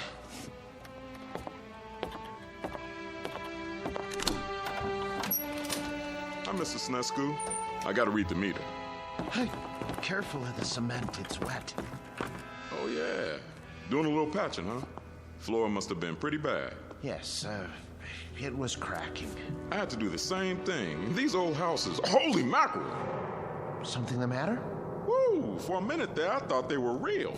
How'd you ever get statues like that? Yes, well, they're wax, actually. From the museum, I'm taking care of them. Boy, they're the most realistic things I ever saw. You sure they ain't alive? Well, not altogether. Well, you could have fooled me. Should be a fine thing come Halloween. Something like this will really throw a scare into people. Man, oh man. Even close up, they... What's this? What? Whoever made these thought of everything. Even put blood on a knife. Well, I gotta go. You've got quite a layout here. Hey, tell me something. Yes? Don't they ever give you the creeps? Not when you know them as well as I do. You're a real joker, Mr. Sinescu. Wait till I tell the wife about this. Hey, do you think it'll be all right if I bring her over for a look? No. Well, I mean, we're going to be gone. I don't know when we're going to be back. Oh, okay. Well, I'll see you next month. Fine. Goodbye.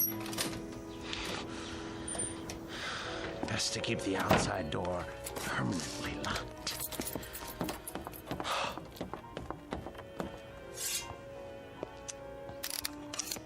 Jack, I'm surprised at you. I really am. How did you manage all those murders without being caught by Scotland Yard? Any killer knows you can't leave blood on the murder weapon. And I don't mean to make a joke, Mr. Ripper. It's a dead giveaway. There. Knife's good as new. Now behave yourself. Emma? Oh, no. It's her brother. Martin, you in there?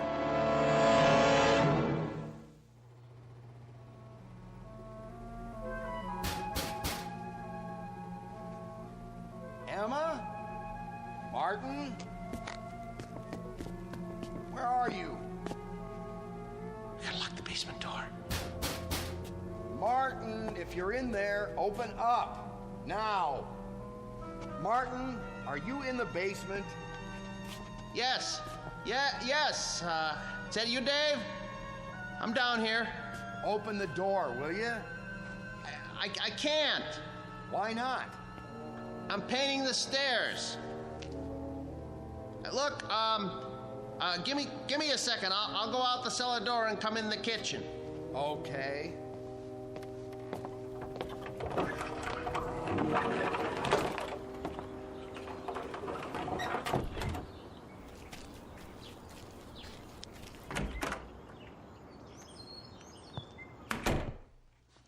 Where's Emma?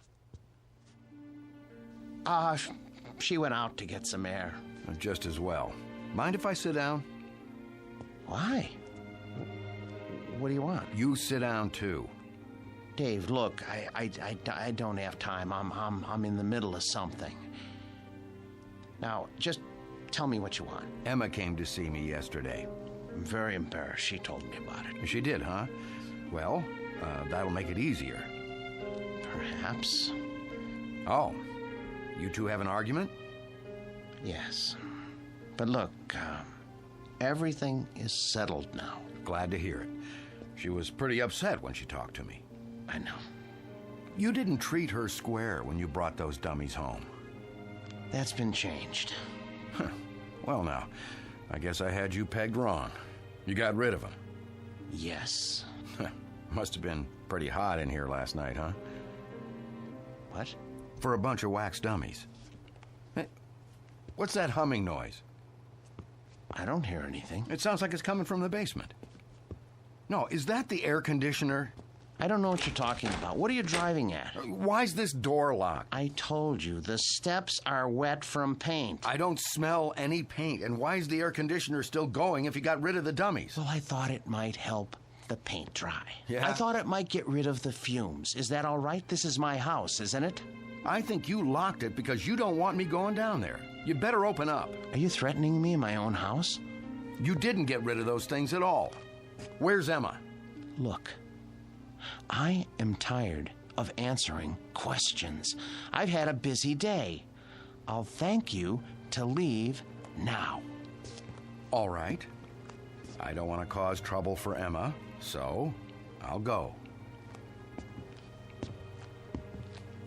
But have Emma call me when she gets back, here? I will.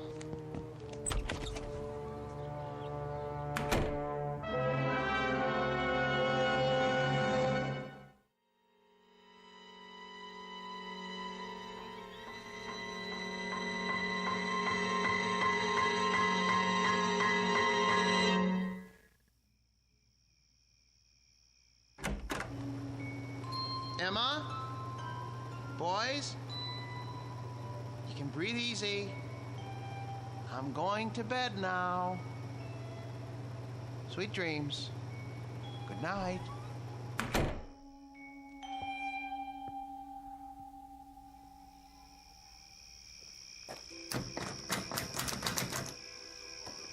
Huh.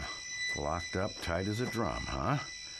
Now, what's so important down there he didn't want me to see? Ugh, window's too dirty to see in. So, I guess I'll just have to force it open. Whoa, air conditioner's on all right. Cold as a tomb down here. It's so dark. Now, let me light a match. Oh, a dummy in a sailor suit with an axe. Oh, Martin, old boy, you need help. You really do. Ugh, when you look at these two, plug ugly. And two more big ones. Oh, some knife. Looks real. What the heck? Oh, a shovel. Fresh cement. What is he trying to cover up? Blasted match. Who's there? Who's there? Wait. What the? Where's the axe?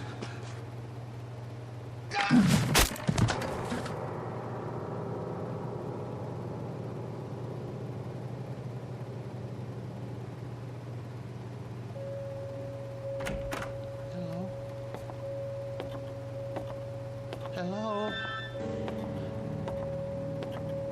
What's going on? Who's here? Hicks. Where's your axe?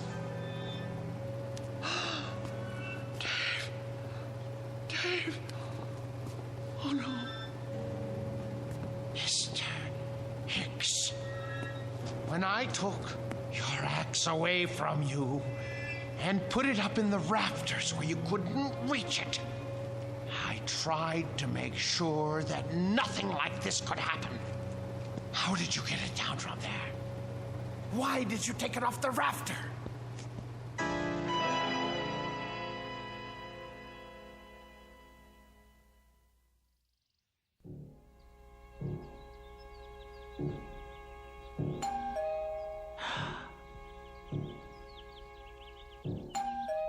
Martin? Martin! Mr. Ferguson? Mr. Ferguson! Martin, let me in, would you please? Just a moment. Hello, sir. Hello, Martin. Waking you is like raising Lazarus. Don't you answer your doorbell anymore? I was sleeping. Actually, I overslept.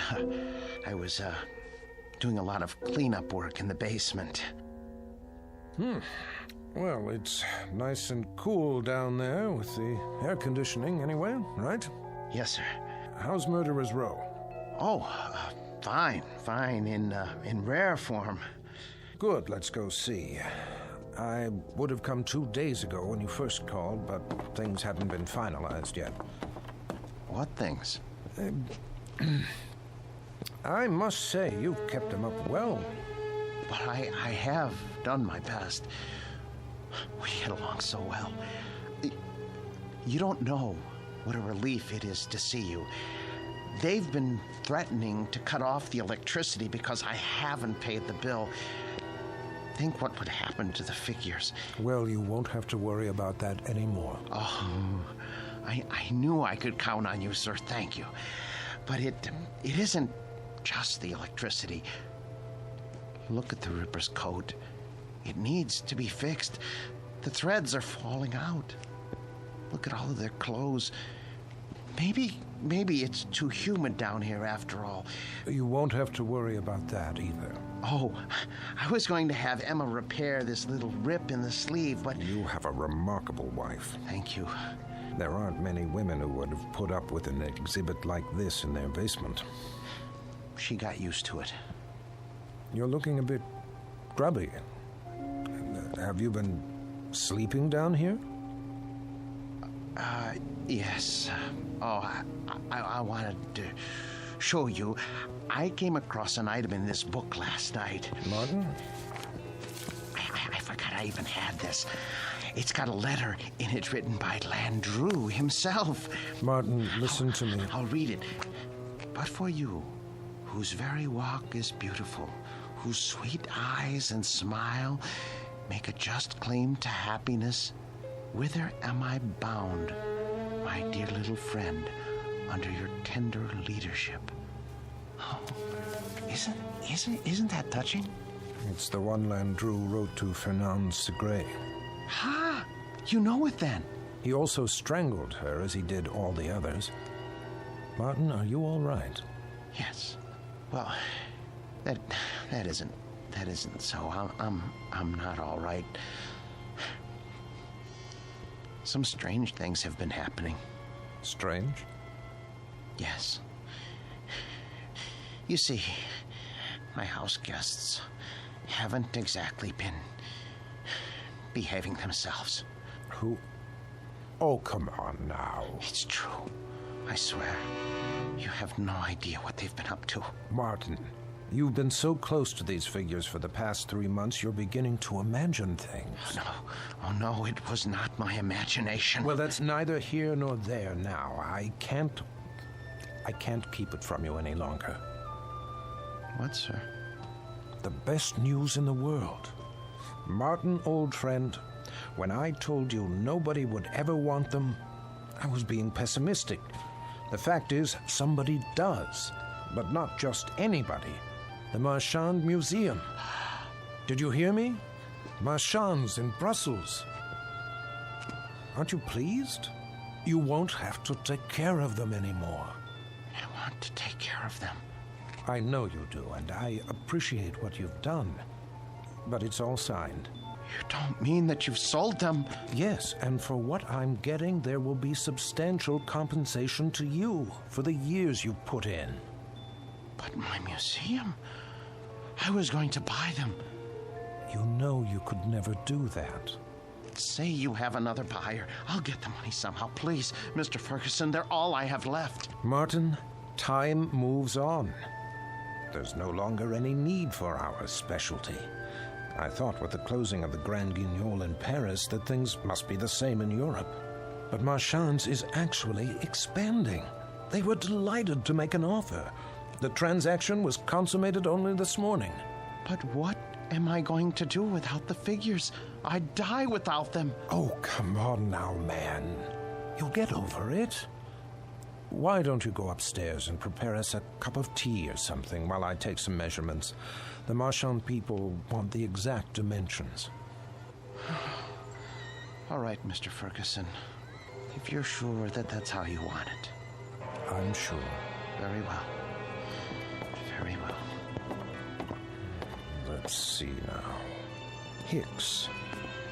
6 feet, 1 inch. And Birkin hair. Hello there, Landrew. Still holding your waxed cord, I see. Be with you in a second. Now then, Mr. Hare, 5 feet, 10 inches.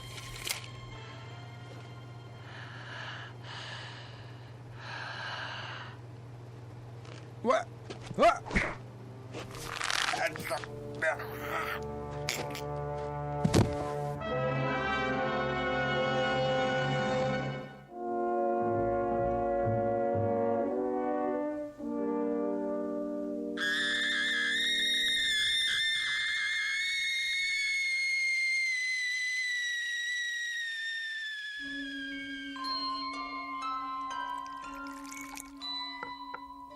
There, 2 cups of tea.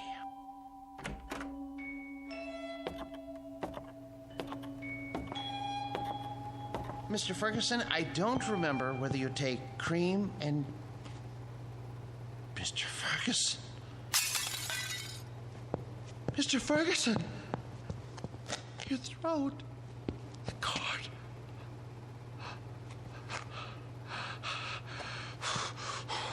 Why did you strangle Mr. Ferguson? And the rest of you? I know you didn't have any part in this, but you didn't stop it either. Landrew, you have gone too far.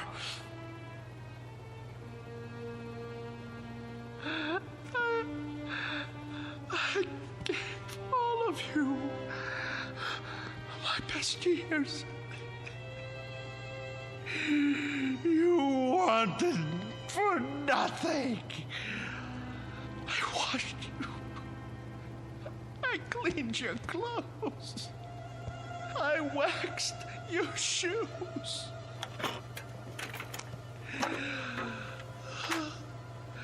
The air was always the right temperature because I made it so.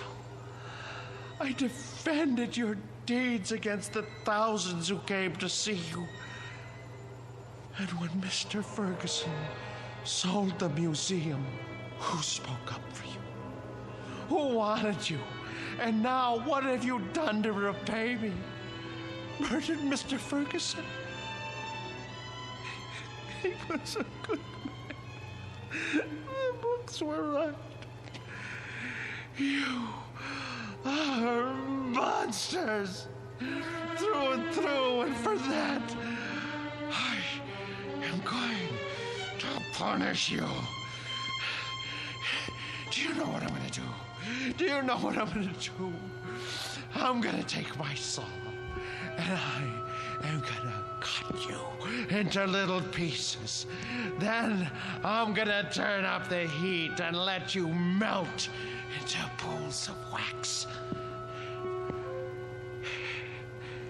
It's no more than you deserve. Who's going to be first?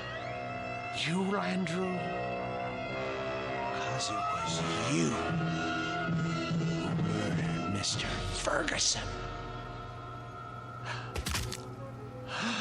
It was not I, Martin Senescu, who strangled your friend. It was you. No, it was you. You killed him while I was upstairs making tea. No, maid, it was always you. With my blade, you murdered your wife. You killed her while I was asleep. You used my axe to kill your wife's brother. Get away from me, Hicks. Get away from me. You are the murderer. Perk, stay back. You are the murderer. You killed them all. You lie. You're monsters. Not so, Martin Senescu. No.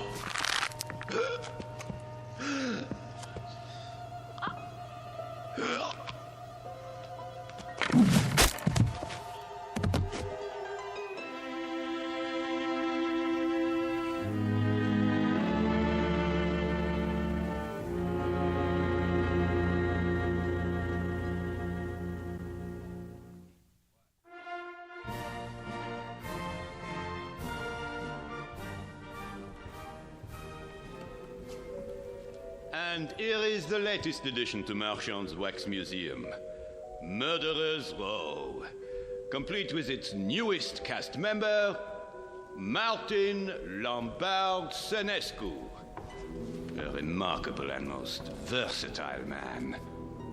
Who knows what thoughts went through his mind as he dug the grave for his wife, Emma, whom he killed with a knife.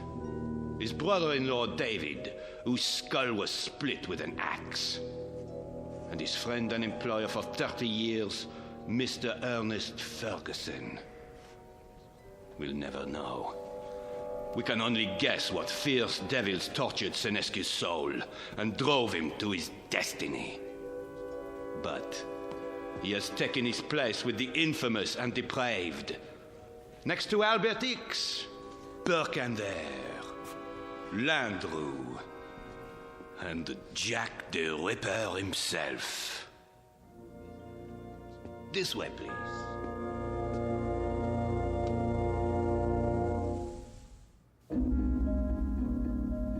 The new exhibit became very popular at Marchand's, an instant hit. But of all the figures modeled so lovingly in wax, none was ever regarded with more dread than an American named Martin Lombard Senescu. There was something about the eyes, people said, dazed, vacant, as if he had seen too much and come to understand it a moment too late. But they shouldn't have been surprised. It's the look one often gets after a quick walk through the Twilight Zone.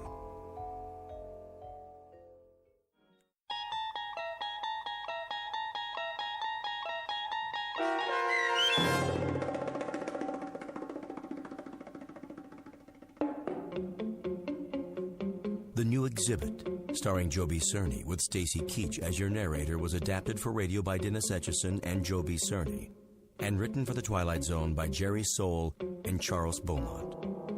Heard in the cast were Jim McCants, Nancy Baird, Richard Hensel, Nick Sandys, Tom McElroy, Christian Stolte, Damian Arnold, Roderick Peoples, Craig Harris, Martin Aestro. This copyrighted radio series is produced and directed by Carl Amari for Falcon Picture Group. Sound design and custom Foley effects for The Twilight Zone by Cerny American creatives Bob Benson, Craig Lee, Michael Slaybach, and Matt Sorrow.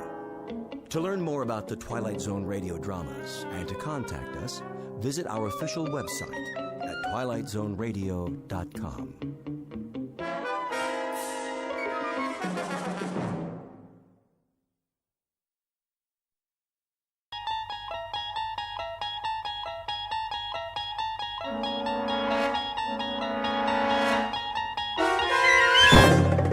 There is a fifth dimension beyond that which is known to man. It is a dimension as vast as space and as timeless as infinity. It is the middle ground between light and shadow, and it lies between the pit of man's fears and the summit of his knowledge. This is the dimension of imagination. It is an area which we call the Twilight Zone.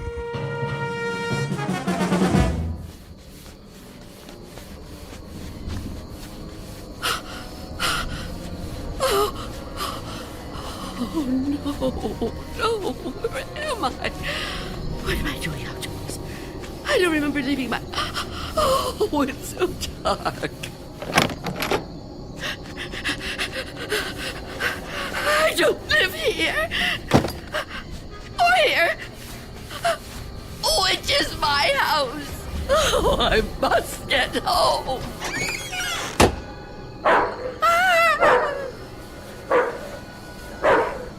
May I assist you, madam? You startled me. I've lost my way. My home is somewhere around here, I'm sure, but I don't know where. Perhaps I can help you find it.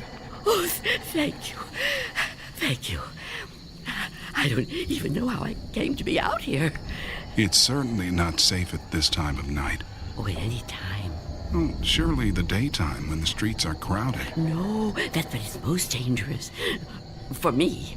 So you see, I never go out. Never? Never. But, dear lady, why not? I'm afraid. Afraid? Of something or someone? Someone. It's difficult to explain. Please, try me. Oh, I'm not sure you'd believe me. You'd think I'm just a senile old woman. I'd believe you, Wanda. What did you call me? Wanda. That is your name, isn't it? Yes, but I didn't tell you that. You didn't? Are you certain? Yes, I'm certain. How do you know my name? Because I've been looking for you for a long time, Wanda. Oh, no. You've kept me at bay for many years, but no longer. No! Get away from me! There's nowhere to turn, Wanda. You don't know where you are, remember? You certainly couldn't run from me, a frail old woman like you. Please!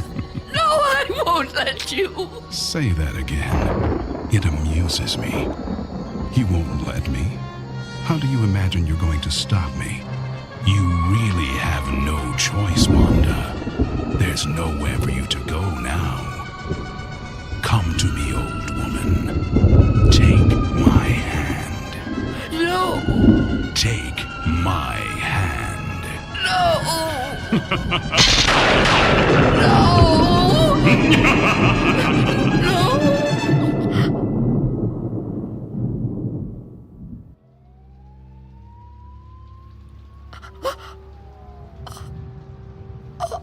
Oh,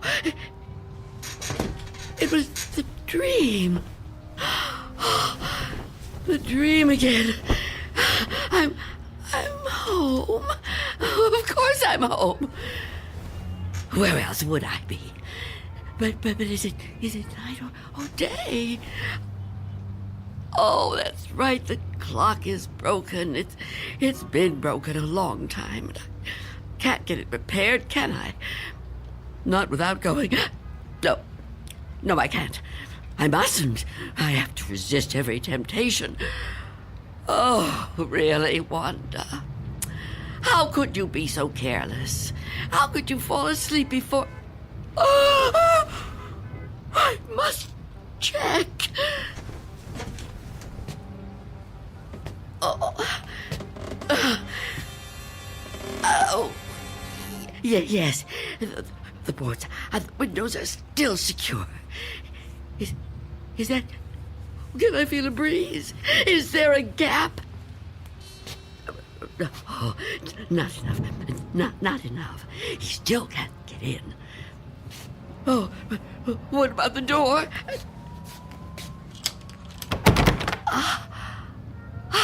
Chain is on.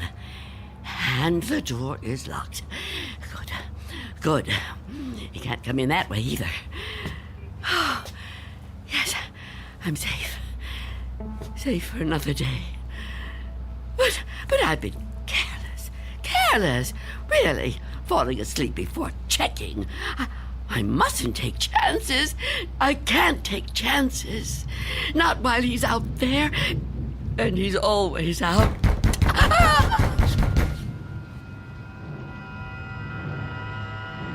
Miss Dunn? Miss Dunn, are you all right in there? Who are you? It's Barry. Mr. Fabian, you know, from the grocery store. I know we've actually never met, but, well, we've spoken on the phone, Miss Dunn. At least we used to. Do you even have a phone anymore? Anyway, you know me, right? What do you want? I'm delivering your groceries, Miss Dunn. You remember? Charlie, the kid who works for me, was supposed to bring them, I know, but he called in sick. Yeah, kids these days, huh? No sense of responsibility.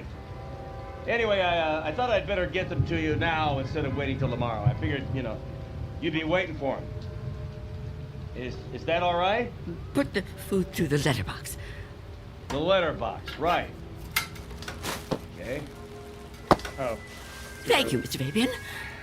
Your money is coming under the door now. Under the door? Here it is. Miss Dunn, wouldn't it be easier to just... $6 and... Okay. 32 cents.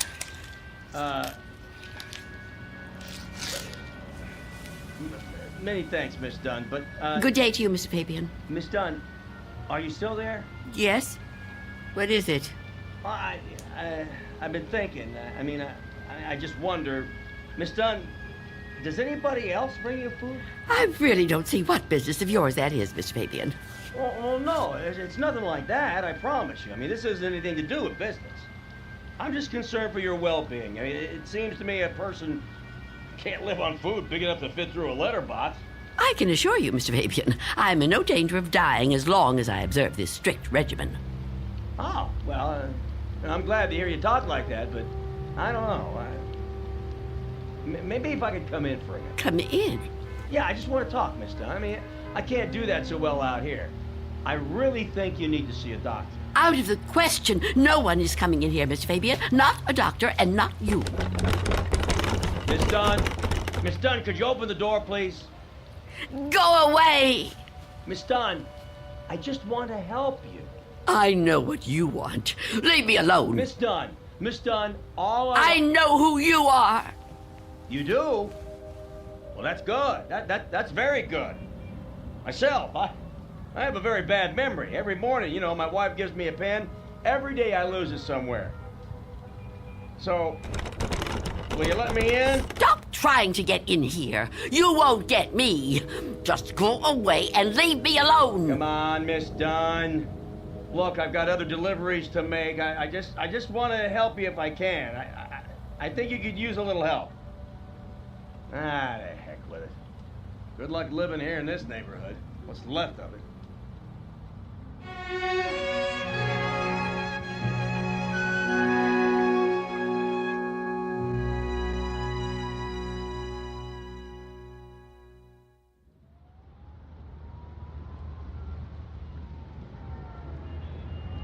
Go away. I won't let you in. I won't let you get me. Leave me alone. I don't want to die. I don't want to die. Please! Freeze!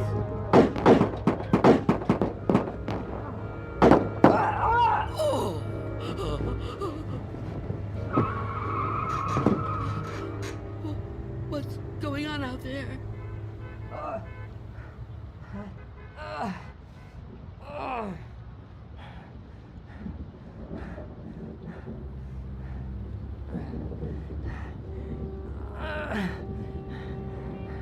Help!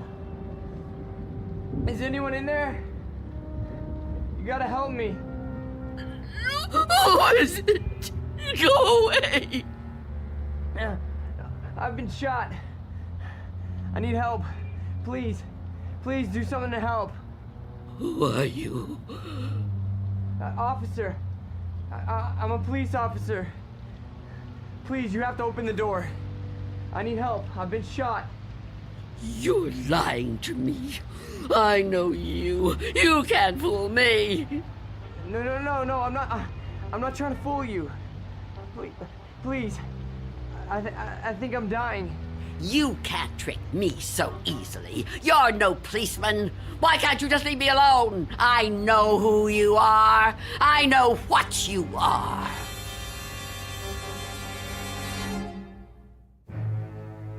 An old woman living in a waking nightmare. An old woman who has fought 1,000 battles with death and has always won. Now she's faced with a grim decision. A decision that might to others seem the simplest in the world. That of whether or not to open a door. And in some strange and frightening way, she knows that this seemingly ordinary door leads to the Twilight Zone. And now, The Twilight Zone and our story, Nothing in the Dark, starring Marshall Allman, with Stacy Keach as your narrator.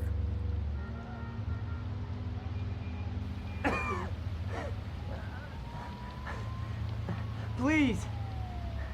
Why won't you help me? Stop this! Why must you do this to me? I'm losing a lot of blood. It's so cold out here. Listen to me. I'm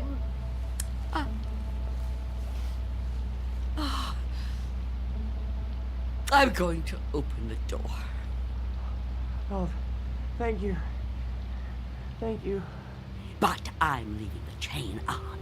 Don't even try to touch me. I won't let you. Don't worry. I'm not gonna hurt you. I couldn't hurt anybody. Oh. You're so young. Almost a child. Unless you help me, I'm gonna die. I don't think I can even move very far. Oh, don't say that. Oh, it isn't fair. No, it just isn't fair. You keep trying to trick me. I don't know what you're talking about. Don't move. Don't do that again. Or I'll close the door. What? Listen, lady. I've been shot. I'm bleeding to death. Do you understand? Do you understand? Please. My name is Harold Belden. I need a doctor. I need a doctor right away. Please, call the hospital. I can't get there myself. I can't call the hospital. I haven't got a telephone. Not anymore. Then let me come inside. You can't just leave me. I'm begging you, I'm freezing. I have to unlock the door. You can't ask me to do that. You can't. I don't want to die. You understand? So you're not gonna help me? You're just gonna let me die out here? I know who you are. No, I told you who I am. My name is Belden. Officer Harold Belden. That's not her name. There is no such person. Stop trying to trick me. I don't understand why you keep saying that. Look, it hurts. It hurts, okay? Please, lady, please. Stop! Stop! Oh, why are you torturing me like this? I tell you, it isn't fair. I don't want to die. Well, I don't want to die either. If I could get help for myself, I would, but I can't move. I've been shot in the side, you see? Look, look, I'm bleeding. Oh, it isn't fair. It isn't fair.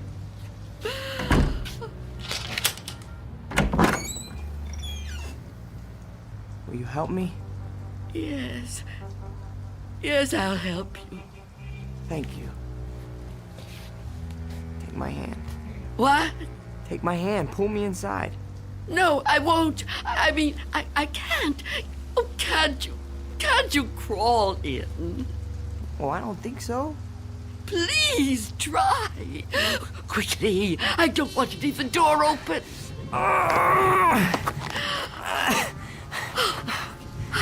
That's it. Come over here. Into the bed.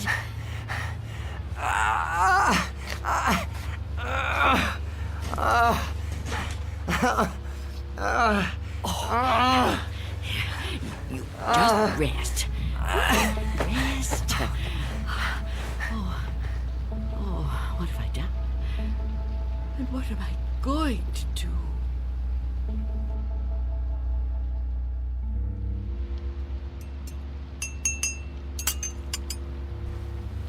Officer? Officer? Officer? Oh, Oh, I'm so sorry. What a... How to... Oh. Oh.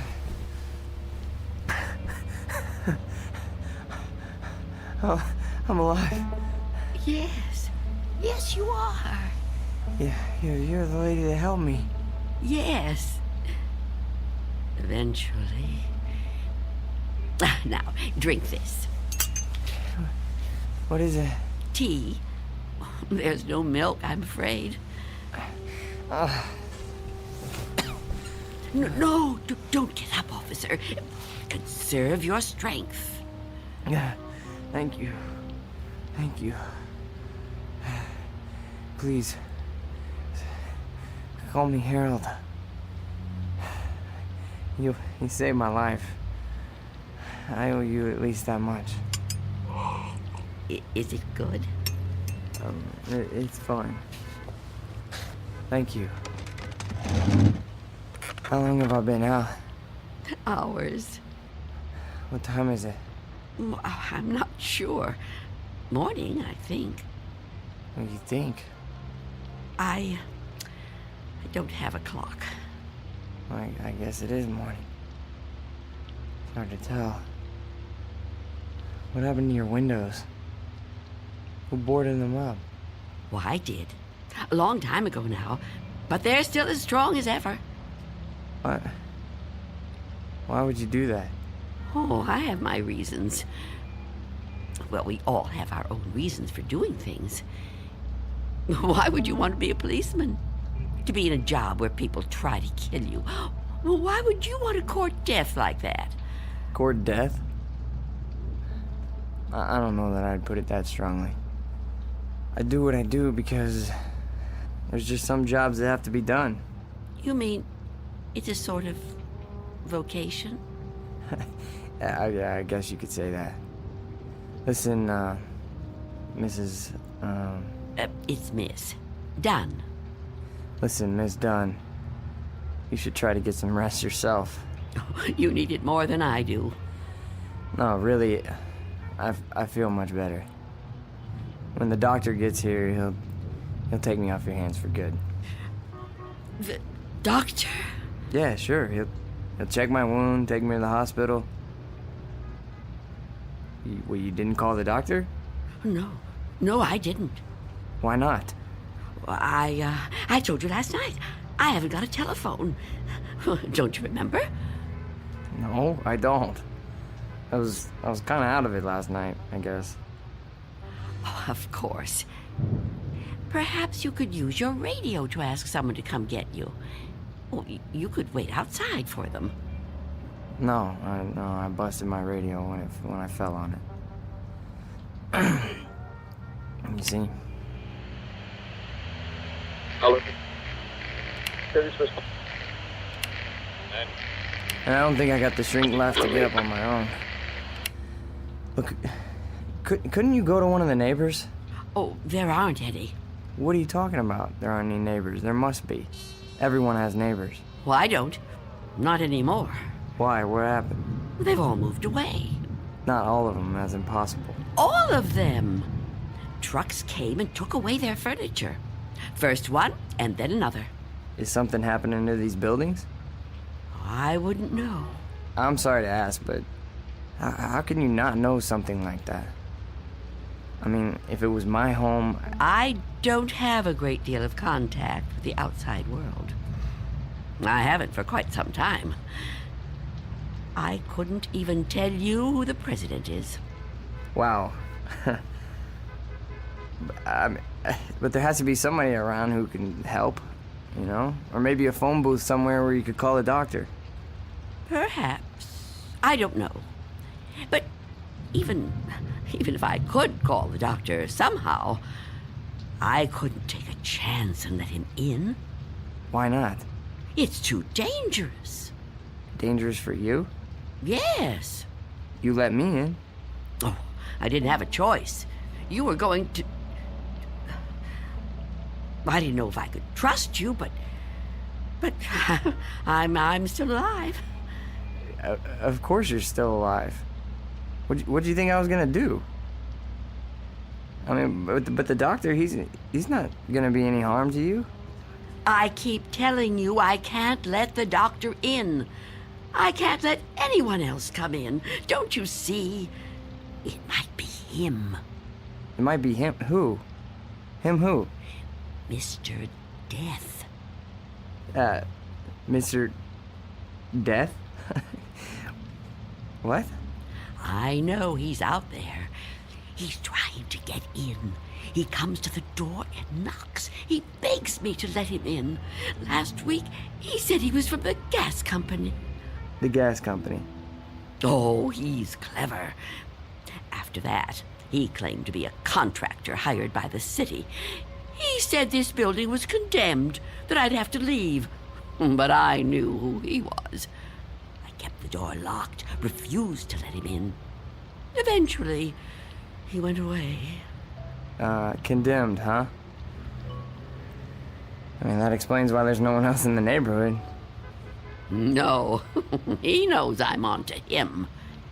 Yesterday, he said he was Mr. Fabian from the store. But all he really wanted was to come in. That's all he ever wants. Wait a second. No, it's no use. You wouldn't understand. I knew you wouldn't. How could you? Well, I mean, wait, but I want to understand. I do. I mean, this man you're afraid of, you say he's Mr. Death. That's right. You don't mean just anybody, do you? You mean like Death, right? Death. That's right. So is this Mr. Death a person like you or me? I know it sounds crazy to someone like you, to anyone but me, but it's true. I know it's true. Okay, I understand what you're saying, but, I mean, people die all the time, all over the world. Now, how could one man be in all those places at once? I don't know. Don't ask me that. Maybe there's more than one of him. Maybe. I didn't mean to upset you. Please don't cry. I'm not gonna hurt you. I'm sorry. Okay? Can I have another cup of tea? Please? Of course. Tell me about Mr. Death. Your tea. Thanks. Please, Mr. Death. I would like to know about him. All right. At first, I couldn't be sure. It was a long time ago. Everything is. It's been so long since anything happened to me. But I was on a bus. There was an old woman sitting in front of me, knitting a scarf, I think.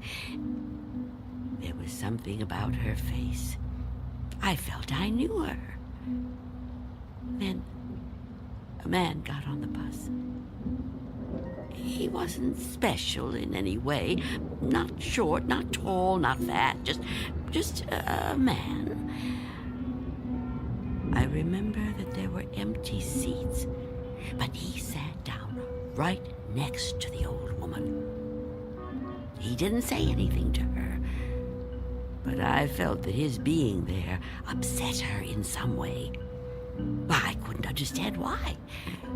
He seemed like such a nice man. When the old woman dropped her ball of yarn, he bent down and picked it up, right in front of me. He held it up to her. I saw their fingers touch. He stood up and got out the next stop. I couldn't move. It was as if I knew what had happened. But I couldn't do anything. I was just so frightened. When the bus finally reached the end of the line, over to the woman. He thought she was asleep. But I knew she was... What, dead? Dead. And right then and there, I knew it was his touch that killed her. Okay, but you said it yourself. She was an old woman. Okay, just because this man touched her... Mr. Death. Just because he touched her hand, it doesn't mean he killed her. Maybe what you saw was just what it looked like. A man trying to be helpful. I mean, the real cause of her death might have been, you know, a heart failure or a stroke or something. I don't know. No, he killed her. Okay, I'm a cop. I've seen dead bodies. I've seen people that were killed by guns, knives, but never by a touch, okay? The man being there when she died, that's just a coincidence. But I've seen him since then, several times. I've seen him in crowds. I've watched for him. Every time someone I knew died, he was there. He, the same man, the one on the bus. No. Once he was a young soldier, then a salesman, a taxi driver. Someone you wouldn't notice unless you were watching closely. But you could see him. Oh, yes. And I wondered why that should be. Why I could see him when no one else could. And then I knew. Why? It was because I was getting older. And my time was coming. I could see clearer than younger people like yourself. Now, do you understand? Oh, I know you don't believe me. That would be too much to ask of anyone. But do you at least understand? Please. I have to know. All right. Maybe. Maybe, okay? But if there is some Mr. Death who's able to visit all the people in the world like Santa Claus... Don't mock me. I'm not meaning to mock you, okay? I would never do that. I swear. But if he's real... He is. If he's real, then I don't see what the problem is. You don't see what the problem is? Oh, you must be joking. No, I mean, if you know what he looks like, what have you got to be afraid of? If you're right, and you can see death, I'd say you're kind of fortunate. Fortunate? Sure, yeah. I mean, you'd be able to see him coming. You could just avoid him. Oh, didn't I tell you his face is always different? He's different sizes, different ages, different races. I couldn't be sure. Well, how about when you go out? Out? Sure. Well, I know you said you don't have much contact with the outside world, but you have to go out sometime. I mean, to the shops or something, you know? Now, couldn't he touch you then, if he wanted to? No. Why not? I never go out. Never. Never. Oh, I haven't been out for years. I don't know how many. I don't keep count. That would be too depressing. But I suppose you can guess from the smell. You're too polite to mention it. But it must bother you as much as it bothers me. So what do you do about food? The boy at Mr. Fabian's store delivers it. But I never open the door to him. How can you live like this? Oh, don't think I enjoy it. So why do you do it? Because if I don't live like this, I won't live at all. If I don't watch out, if I let down my guard even for a moment, he'll get in. I know he will. I haven't always lived like this, you know. I was young once. People said I was pretty.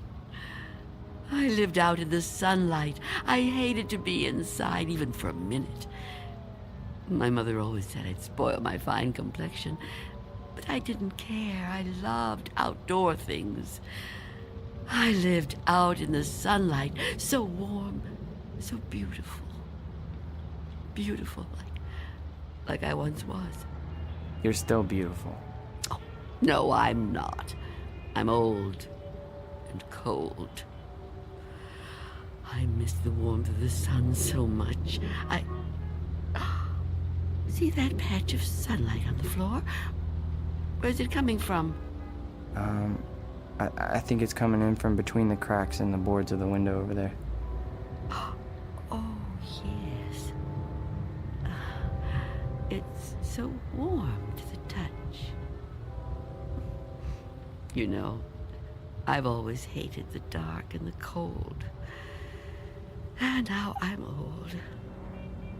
I've lived a long time, but I don't want to die. I've heard people say it was his time when an old person dies.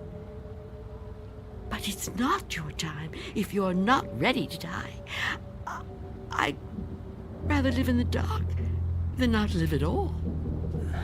Miss Dunn, I promise you, there's nothing to be afraid of. We're all alone here. Okay? There's nobody outside the door. I know you're upset, okay? And you're clearly under a lot of pressure. But I think all you need is some rest. Officer. Yeah, and I need help. Oh, I don't know what to do. Just give me some medical attention.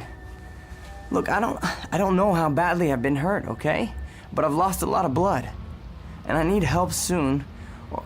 Or I don't know how much longer I can... I've told you I can't go out there. You can't ask me to do that. Look, this whole Mr. Death thing, I promise you, you don't have anything to worry about. Shh. Someone's coming. Well, get them to help me. No! There's nothing to be afraid of. Please.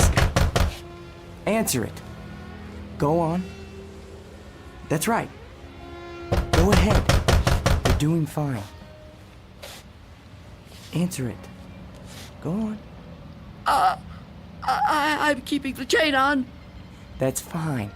Do whatever you want. Just see who it is and get them to call for help. I'm sorry, lady, but I got my orders. No! Get away! Officer Belden, help me! I can't fool around any longer. Step aside, I'm coming in.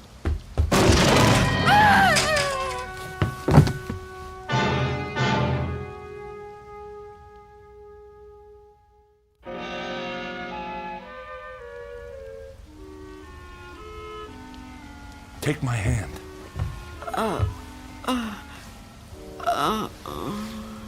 Easy, lady. Just lie quiet there till you get your strength back. What?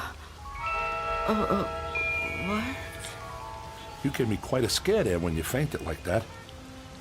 Sorry I pushed you when I put my shoulder to the door. You started to faint and I offered you my hand, but you passed right out. For a second I thought that... Well, I don't even want to talk about that.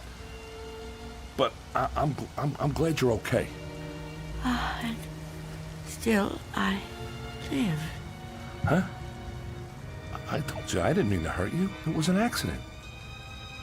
You're not going to sue, are you? What do you want with me? Here, let me help you get up. Take my...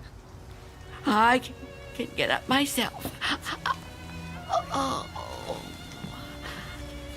Look, you gotta understand, man. I don't get no pleasure out of busting in doors. Who would? Except maybe some thug, but I'm no thug. I'm just a guy doing a job. Your job? Look, you don't seem to realize how important this is. I've got a crew and equipment coming in an hour to pull this tenement down. I'm begging your pardon, man, but looking at this place, I say it's long overdue. Frankly, I'm kind of surprised it's still standing. And you're really not Mr. Death? Mr. Who? I don't know what you're talking about, ma'am. My name's Armstrong. Bud Armstrong. I don't know about any Mr. whatever you said. All I know is I got a contract to demolish this row of buildings. That's what I got to do. Everybody else moved out a long time ago. Until the other day, I thought this whole building was deserted. I seen them windows boarded up, and I figured you moved out when the rest of them did. Thank goodness I met that guy from the grocery store, that Mr. Fabian. Oh, Mr. Fabian. Then he was real, after all. Real? What are you talking about? I told him about my job down here, then he told me all about you, that he was worried about you. Told me he had a kid bring you your stuff. That was the first I knew about you, and it's darn lucky I found out. Well, you'd still be in here when the wrecking ball hits. Now, come on. We gotta get out of here. You want me to go outside? Sure. Didn't you just hear me? This place is coming down. You can't stay in here. You want me to leave here? You have to. I can't. It's Miss Dunn, right? Well, Miss Dunn, you were notified about the demolition job months ago.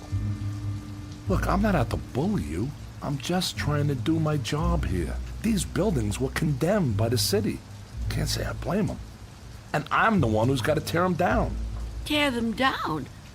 Wow, can you? Look around you, ma'am. This building has had it. You can see that.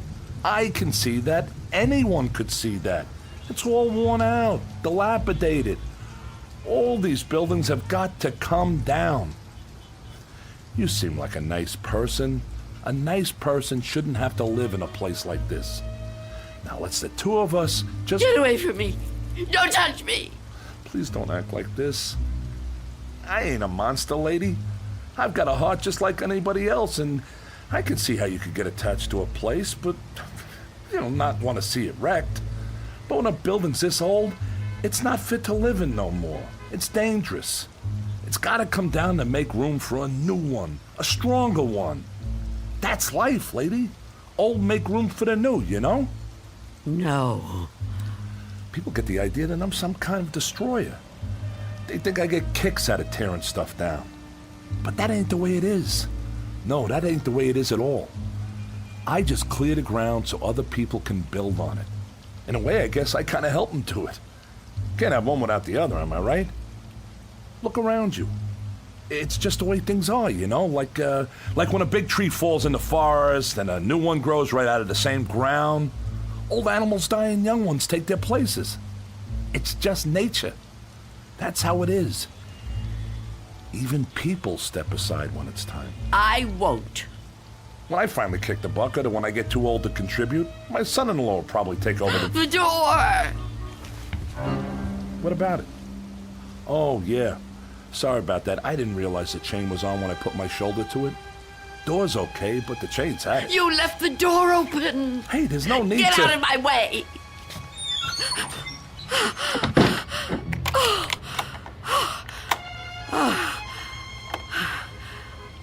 You don't have to do that. What's the sense of locking a door that won't even be here in an hour? I'm on the clock here, and we've waited long enough. If you've got any possessions you want to keep, Miss Dunn, I'd move them out while there's still time. I'll help you. You think you're helping me? I'm not going to leave here. Not with you. Not with anyone. Don't try to touch me. I don't want anyone near me. Now look, ma'am, I've been nice to you. I've been trying to go easy. I know this must be tough for you. Any kind of move is a big upset, especially to an older person like you. But if you insist on staying here, I'll have to call a cop. A cop?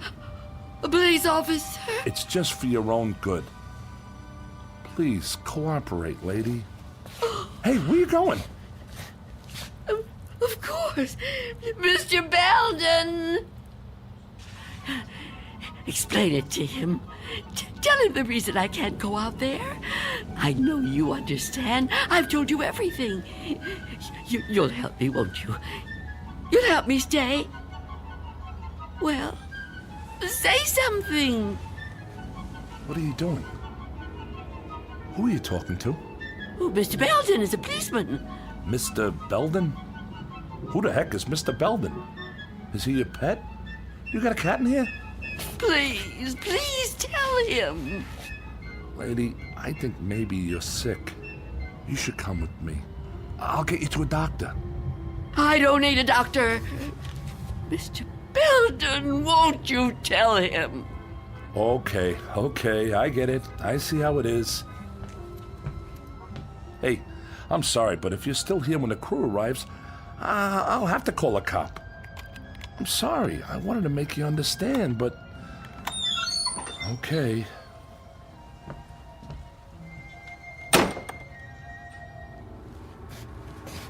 What's the matter with you? Why didn't you say something?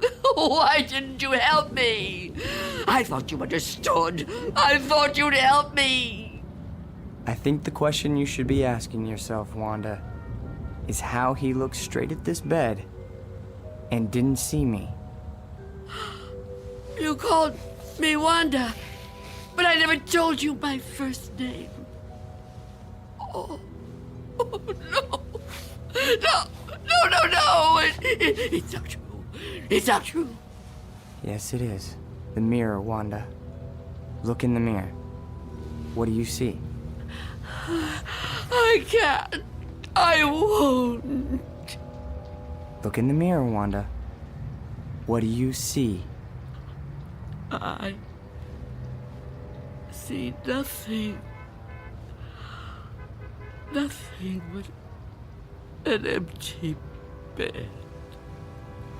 Turn around. Now what do you see? I see you, Mr. Death.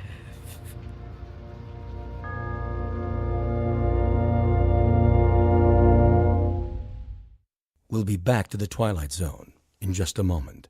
And now, Act 3 of Nothing in the Dark, starring Marshall Ullman. It was you. It was you all the time. Yes. It was me. Oh, don't get up. You're still... Oh. You're not hurt. No. No, I'm not. But you were shot. Those men... Did you see me get shot? No, but you were bleeding. Do you see any bloodstains now? No. And the men? Did you see them? You were never hurt, were you? I can't be hurt. You tricked me. Yes, Wanda. I tricked you. It was all an illusion. One I created just for you. If it helps, I'm sorry. I would have preferred to avoid it if I could. But why? Why did you do it? The moment I let you inside, you could have taken me any time. Yes, I could have. But you were nice. You made me trust you. But I had to make you understand, Wanda. You see me now, and you've seen me before. Many times before. Starting with that day on the bus. Oh, I was right. It was you. The old lady's name was Iris. I knew then that you were upset. Upset? I thought it was important that you got to know me. What I said to you before, it was true. What you said? When you thought I was a policeman. You asked me why I did what I did. And you said there were some jobs that had to be done. That's right. That it was a kind of vocation. Actually, Wanda, you said that. But I suppose you're right in a way. Now ask yourself, am I really so bad? Am I really so frightening? You've talked to me. You've confided in me. Have I tried to hurt you? Well, no, but... Do you really believe I would ever hurt you? You don't look like someone who would want to hurt me. You see? It isn't me you're afraid of, is it? You know me now. You understand me. What you're afraid of, what you've really been afraid of all these years, is the unknown. That's right, isn't it? Yes. Don't be afraid. But I am afraid. You must be very tired, Wanda. I am. But the running's over now. It's time to rest. I'd like that, but... Give me your hand.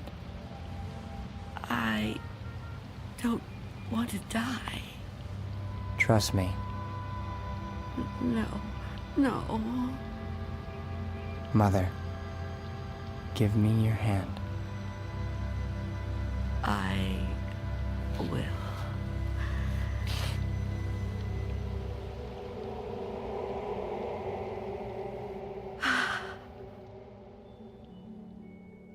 There.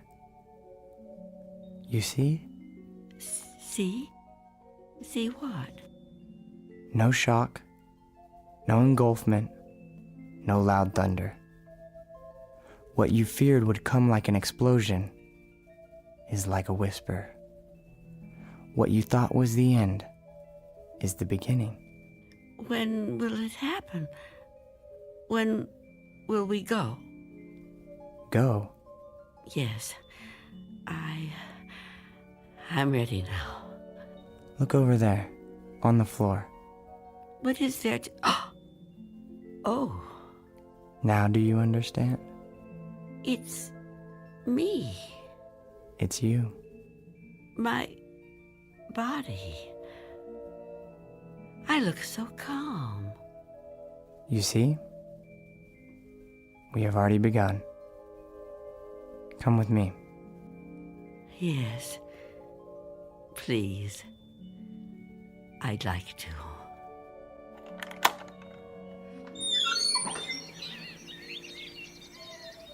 It's such a beautiful day. It is. It surely is. You know, Mr. Armstrong was right about a lot of things. What things? Well, for one, his son does take over the business when he dies. Will that be soon? Another 16 years. Oh, dear. It'll be quick. I'm glad to hear that. I'm afraid I was a little harsh on him. Now the son-in-law, he lives to be 102. 102? Oh, goodness. I know. It's remarkable, really. Of course, the oldest person I ever met was a lady in Tibet. Well, how old was she? Take a guess. Oh, I'm no good at guessing. Come on, take a guess. You'll never believe it.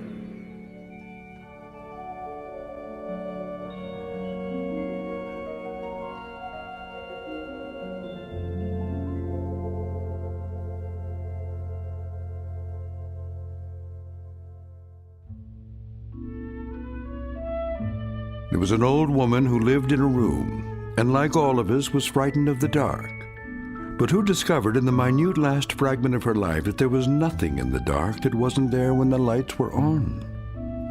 Object lesson for the more frightened amongst us. In or out of the Twilight Zone.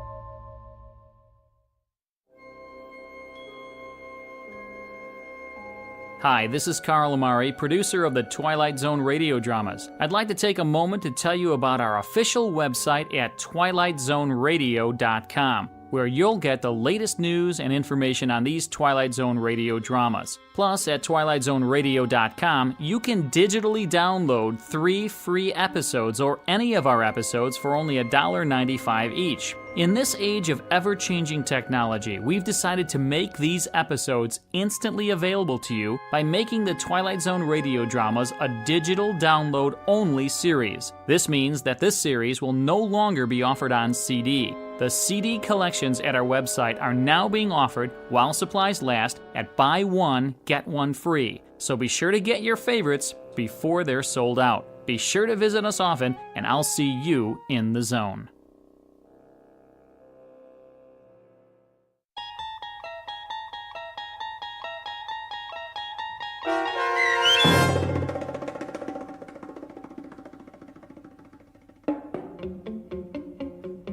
Nothing in the Dark, starring Marshall Ullman with Stacy Keach as your narrator, was adapted for radio by M.J. Elliott and written by George Clayton Johnson. Heard in the cast were Roz Alexander, Jeff Morrow, Doug James, and Mike Starr. This copyrighted radio series is produced and directed by Carl Amari for Falcon Picture Group and Westwood One. Custom Foley effects, sound design, and mixing are done in the Cerny American Sound to Picture Theater by Cerny American creatives Matt Sorrow, Bob Benson, Todd Beyer, and Tim Cerny. To learn more about the Twilight Zone radio dramas and to contact us, visit our official website at twilightzoneradio.com. Miss Dunn, it's Doug James speaking.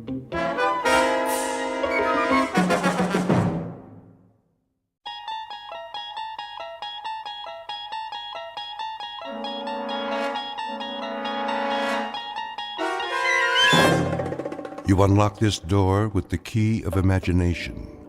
Beyond it is another dimension, a dimension of sound, a dimension of sight, a dimension of mind.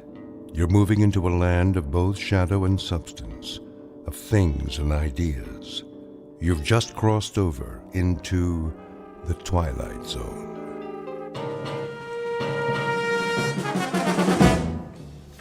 Westbound monorail will be departing on track 10 in 3 minutes. Hurry. We can't miss the monorail. Make way! Coming through!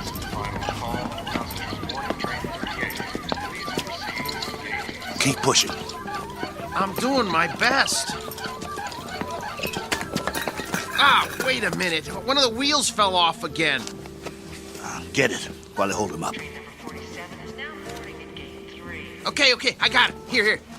Let me slip it back on. Westbound monorail Hurry. will be departing on track 10 in 2 minutes. All points west. Excuse me, conductor. Yeah? Is this the monorail to Kansas? Sure is. Better get on board, though. But you know, you should have checked your cargo. Oh, this ain't cargo. It's a B-2. A what? A B-2. Whoa! What is that? Is that a man? Is he alive? That, sir, is a B-2 boxing robot. Wow. He sure looks real. Yeah, he looks even better in the ring when we activate him. Westbound monorail will be departing on track 10 in 1 minute. Conductor, we bought a ticket for him. Here you go. He's fighting tonight. We have to keep an eye on him so he doesn't get damaged. Well, he's got a ticket, so get him on board. We're pulling out. Sure thing. Okay, I got this end. Okay, ready? 1, 2, 3, lift. Come on. Oh, good. How much does this guy weigh?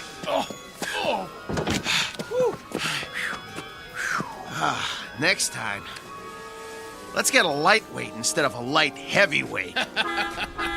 All aboard!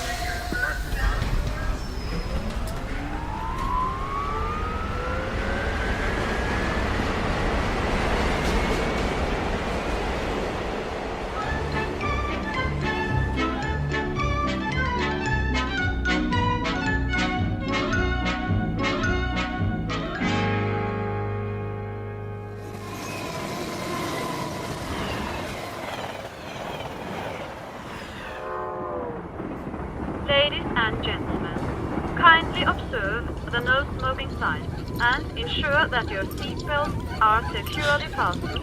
Thank you. Here's our seats. C11 through 13. Let's sit him down in the window seat. He gets the window seat? Get him seated. Hey, you hear him squeaking? Not only is he saying he doesn't want the window seat, he's saying he doesn't want to sit down, period. He needs his silicone Teflonic joint lubricant changed. We'll pick up some as soon as we get paid. Well, first we gotta find some. Shouldn't be no problem. Come on, I told you. They don't make it anymore. Well, that's crazy. Still plenty of B2s in the business. Name one. This one. We'll find some. All right. Wow. Sure is hot. It'll be hotter where we're going.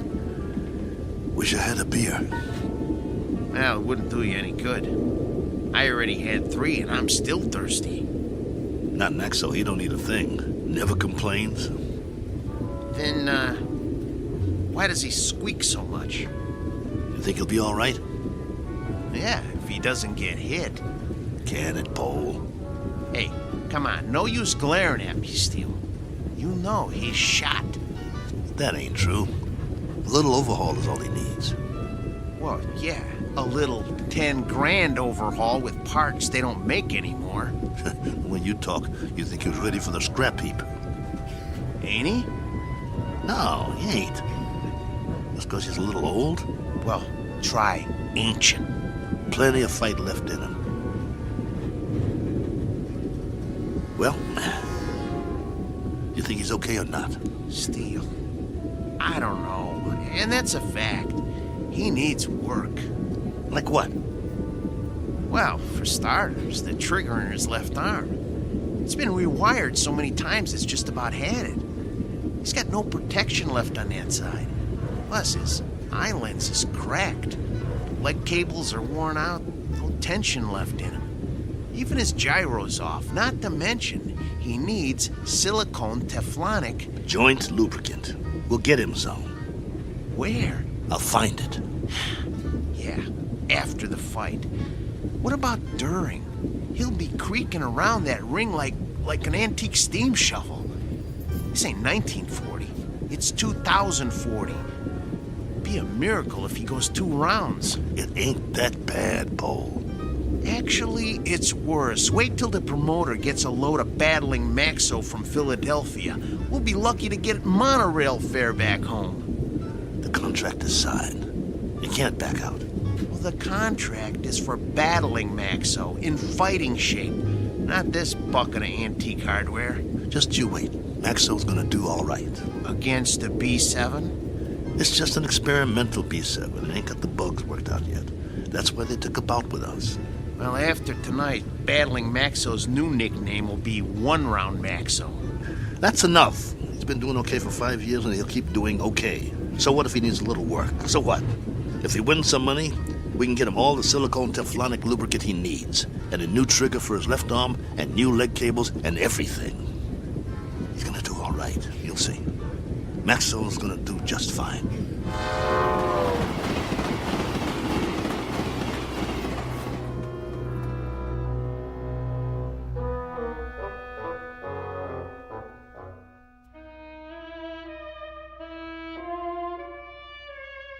Sports item from the not-too-distant future. Battling Maxo, B2, light heavyweight, accompanied by his manager and handler on his way to Maynard, Kansas for a scheduled 10-round bout. Battling Maxo is a robot, or to be exact, an android, resembling a human being. Only androids have been permitted in the ring since prize fighting was legally abolished. This is the story of that 10-round bout.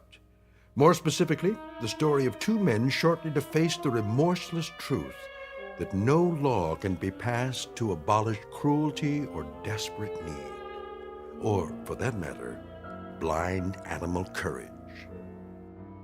Location for the facing of said truth? A small, smoke-filled arena just this side of the Twilight Zone. And now the Twilight Zone and our story, Steel, starring Lou Gossett Jr. with Stacy Keach as your narrator.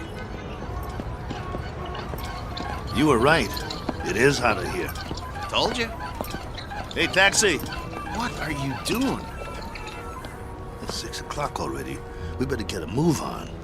Well, we got no money for a taxi. We can't push him through the streets. We don't even know where the stadium is. What are we supposed to eat with then? We'll be loaded after the fight. I'll buy you a steak 3 inches thick.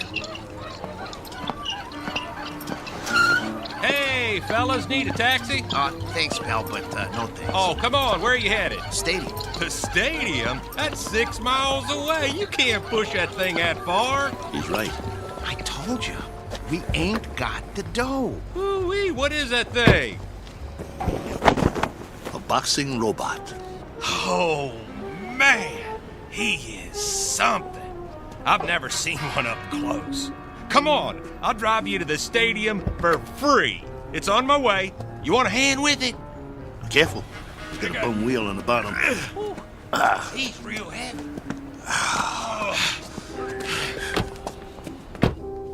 Oh boy, this is a real honor taking a fighter to the stadium. Well, thanks. Hey, which robot is that? This is Battling Maxo from Philly. Maybe you heard of him? No, but, you know, I'm no expert. He was almost light heavyweight champ once. No kid. Yes, sir. You ever heard of Dimsy the Rock? Don't think so. Why don't you give it a rest? Dimsy was number 3 in the light heavy ranks, on his way to the top. Well, my boy took him out in the 4th round. Left cross, bang! Almost put Dimsy to the ropes. It was beautiful. No kid. Yeah. Used to be in the game myself. Light heavy. Before they passed the law. Called me Steel Kelly because I never got knocked down. Not once. I was number 9 in the ranks before they outlawed human boxers. Wow. That's something. Anyway, tonight is going to be a good fight. Driver, have you ever seen a fighter from here called The Flash? Oh, yeah, you bet. Man, that is one good fighter. Won 7 straight. He's riding a bullet to the top of the rankings. You just wait. Matter of fact, he's fighting tonight, too. They're bringing in some heat from back east to fight. Flash is gonna slaughter him. Oh, where'd you guys say you were from? Philly. Oh, man, you're not. We are. Oh, look, I didn't mean nothing. I didn't know. Skip it. Forget it, pal. Doesn't matter. You're right. Why don't you shut your trap for once? Look, fellas, I'm sorry. Well, you guys need anything else? Anything? Do you know where we can get some silicone Teflonic joint lubricant? Oh, do they still make that stuff? No, they don't. Just trying to be funny. They haven't made it in years. Hey, look! They got the fight card posted for tonight. You guys are the 3rd fight out of 7. Woo! Your fighter must be pretty good. Oh, the Maynard Flash, B7 versus Battling Maxo, B2. You got a B2? Yeah. Well, at least you're not at the bottom of the card. We do have that going for us. Drop it, Bo. You'll see. You'll all see. It's nothing personal, Kelly. It's just the way it is. Well, it'd be a miracle if he wins. Hey, if he does, can I have his autograph? Sure thing. Thanks for the lift. Good luck, fellas. You're gonna need it. Steele, you know, Maxo's not programmed to sign autographs, right? I know. Let's roll him inside.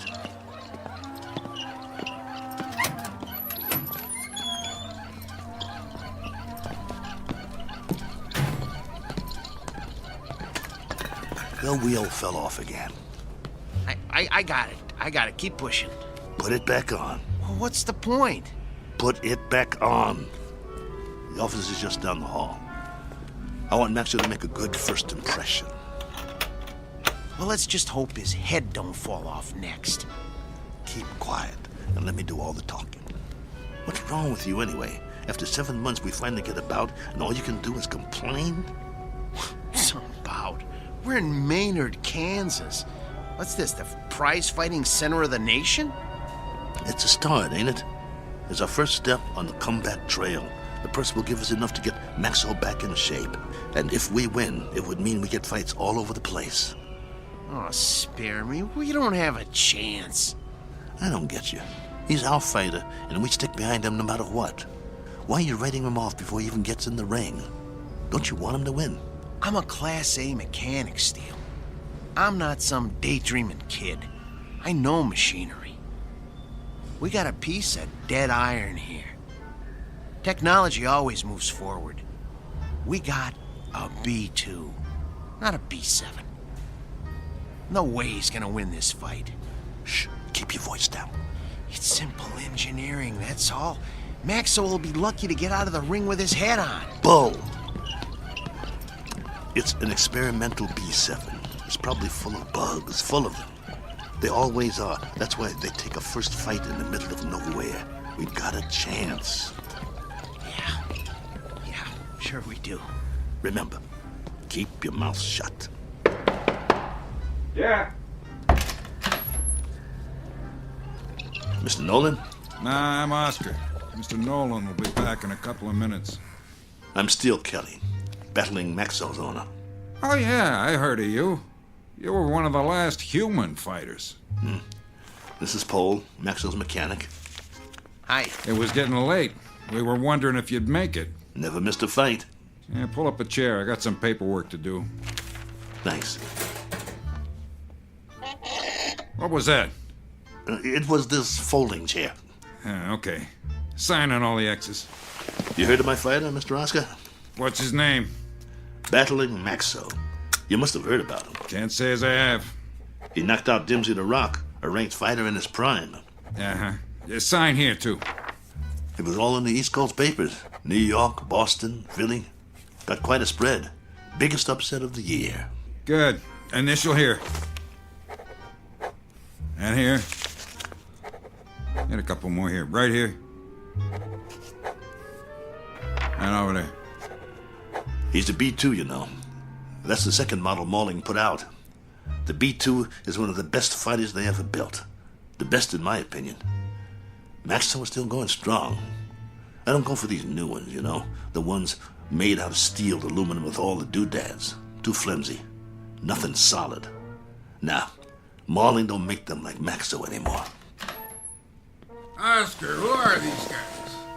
Mr. Nolan, I'm Steele Kelly, and this is... Is that your fighter? Yes, sir. Battling Maxwell. Fighter in shape? You bet. Prime condition. Paul, my mechanic here, is a Class A mechanic, and he took Maxwell apart and put him back together just before we left Philly. Oscar, cigar me. Yes, sir. Ain't you forgetting something? Huh? Light me. Yes, sir.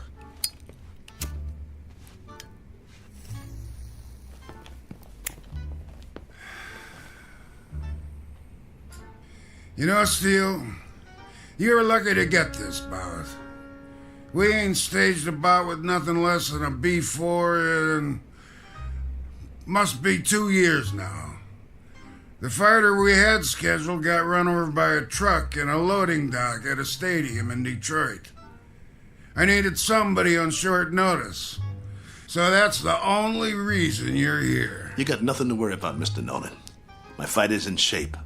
He's the one that knocked out Dimsey the Rock in Madison Square Garden a few years ago. Maybe you... I just want a good fight. And you'll get it. Maxwell's in top shape. No first-round knockout. No, nothing like that. People pay to see action. Do you have a prep room we could use? We want to check him over and make sure he's perfect. Down the hall, third door on the right, next to the janitor's closet. Thanks. Your bout is at 9. Got it. You won't be sorry, Mr. Nolan. I don't like guys that are late. Understood. Poe, let's get Maxwell to his prep room. Mr. Nolan, I was wondering... I know what you're wondering. You get your money after you deliver a good fight, not before. No problem. We'll get him ready. And Steele. Yeah? Don't slam the door. I hate loud noises. Come on. I'm coming. Oh, my stomach hurts. Don't be scared. It'll be okay. Oh, I ain't scared. I'm hungry. I haven't eaten all day. How can you think of food at a time like this? This one counts. It's our chance for a comeback. We've got to get him in that room, and we've got to check him out real good. What time is it? I'm busy pushing. Come on, check your own watch. I don't have a watch anymore. I had to pawn it. The one your wife gave you? Ex-wife. Hey, look, we got 2 hours before the bout begins. Have we got time for a sandwich? I want you to check him out real good. His arm, his gyro, everything. What for? Did you hear me? Yeah, but I work better on a full stomach. You get to work. I'll get you a sandwich. Maxwell's gonna take that B7, but good.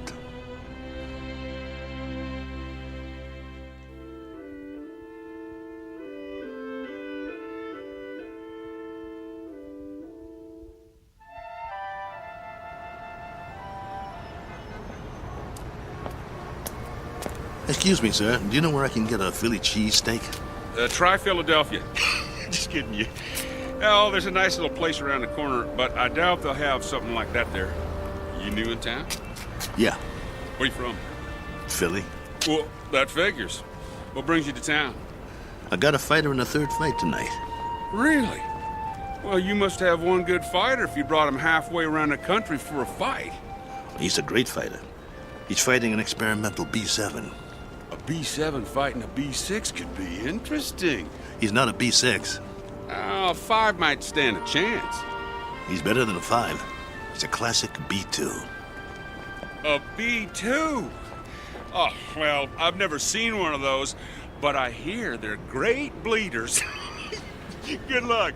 Oh, by the way, at the diner, I recommend the roast beef on rye. Bloody rare.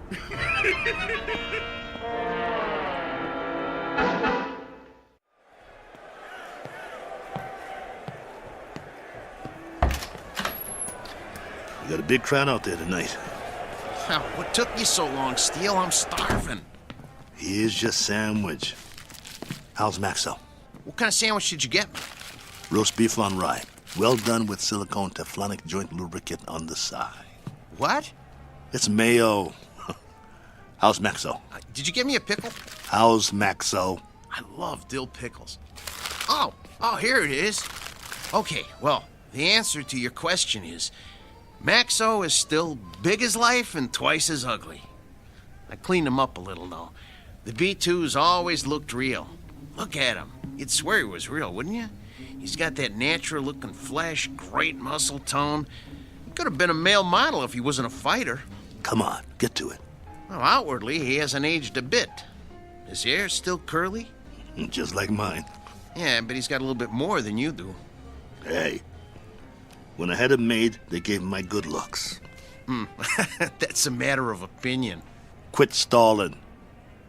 What's the good news? Well, that was the good news.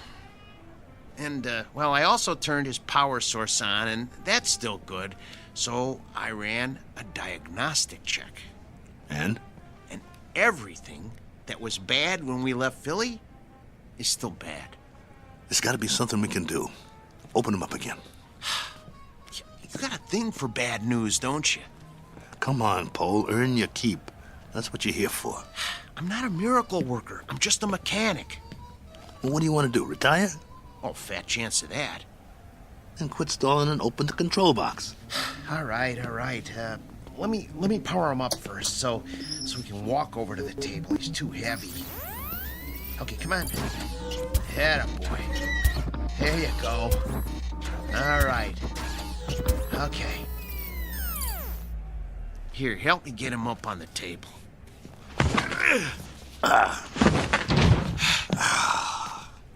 That's my boy.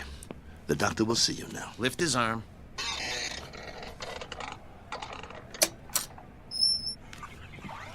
What's all that corrosion around the access panel? Dried sweat. All the B2s sweat like bulls. It's nothing to worry about, though. You hear that, Maxo? Nothing to worry about. We'll get you cleaned up. Hand me that probe.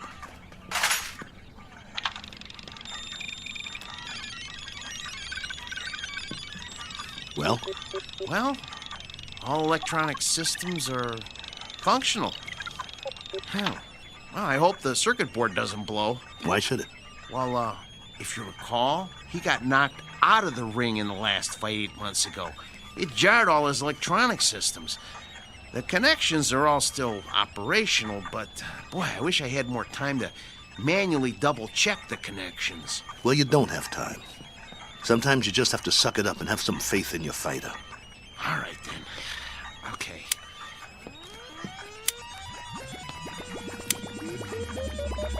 Well, I activated all his systems. Keep your fingers crossed and just hope nothing blows.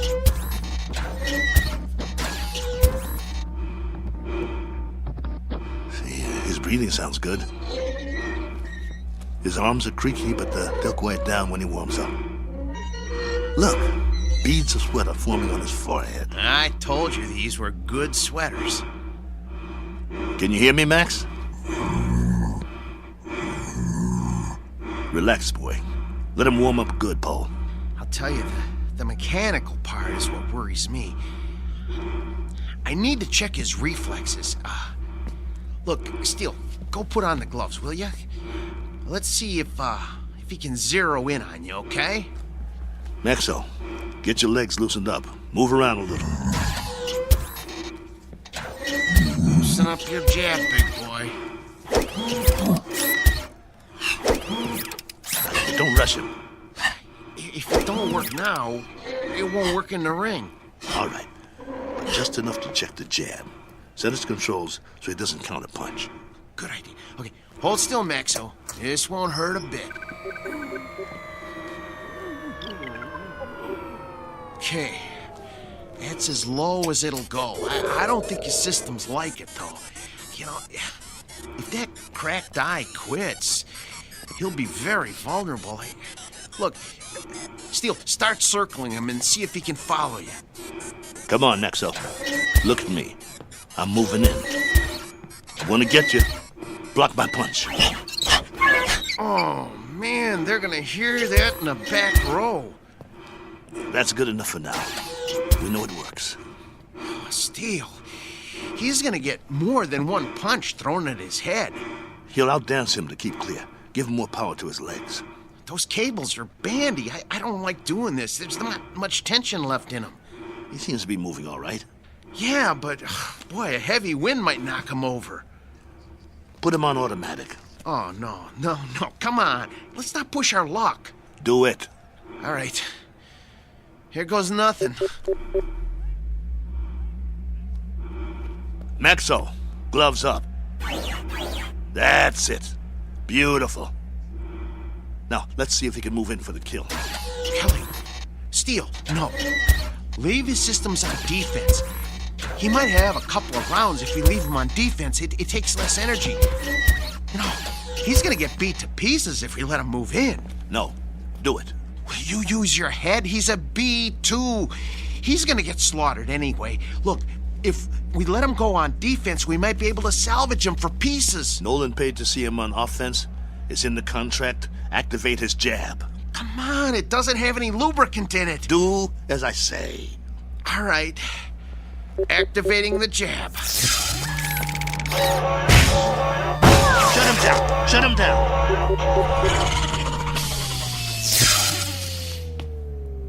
What did you do? What did I do? I told you to take it easy. It was on the lowest setting. I told you to check the arm. What's the matter with you? So help me if you broke that arm. If I broke it? Yeah, you. Look, Steele, I kept this heap running on borrowed time for 3 years now. Before we left Philly, I told you we needed to fix things and replace parts. We couldn't let this chance go. Please, open him up and see what you can do. Steele, you know, try finding another mechanic that could have kept this antique working as long as I have. I dare you to. Please, see what you can do. Hold the arm up. Oh, man. Oh, no. Come here. Take a look. You see that? The trigger spring came right off. Can you reattach it? I can try, but, you know, it's just gonna pop off again. That's what happens when a joint doesn't get enough lubricant. Well, I'll try to stretch it.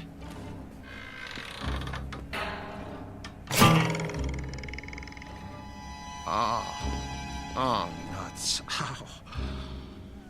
Oh. Well, that's that. No. One jab too many. We gotta do something. What? Fix it. I can't. You just can't fix a spring. Once it can't spring, it ain't a spring no more. I told you it was getting ready to break, and to get a new one last year. He's got to be fixed if he's going out there, and he has to go out there. They fronted me the monorail fare. Steele, he needs a new spring. Nothing else will work. Well, can't you get another spring?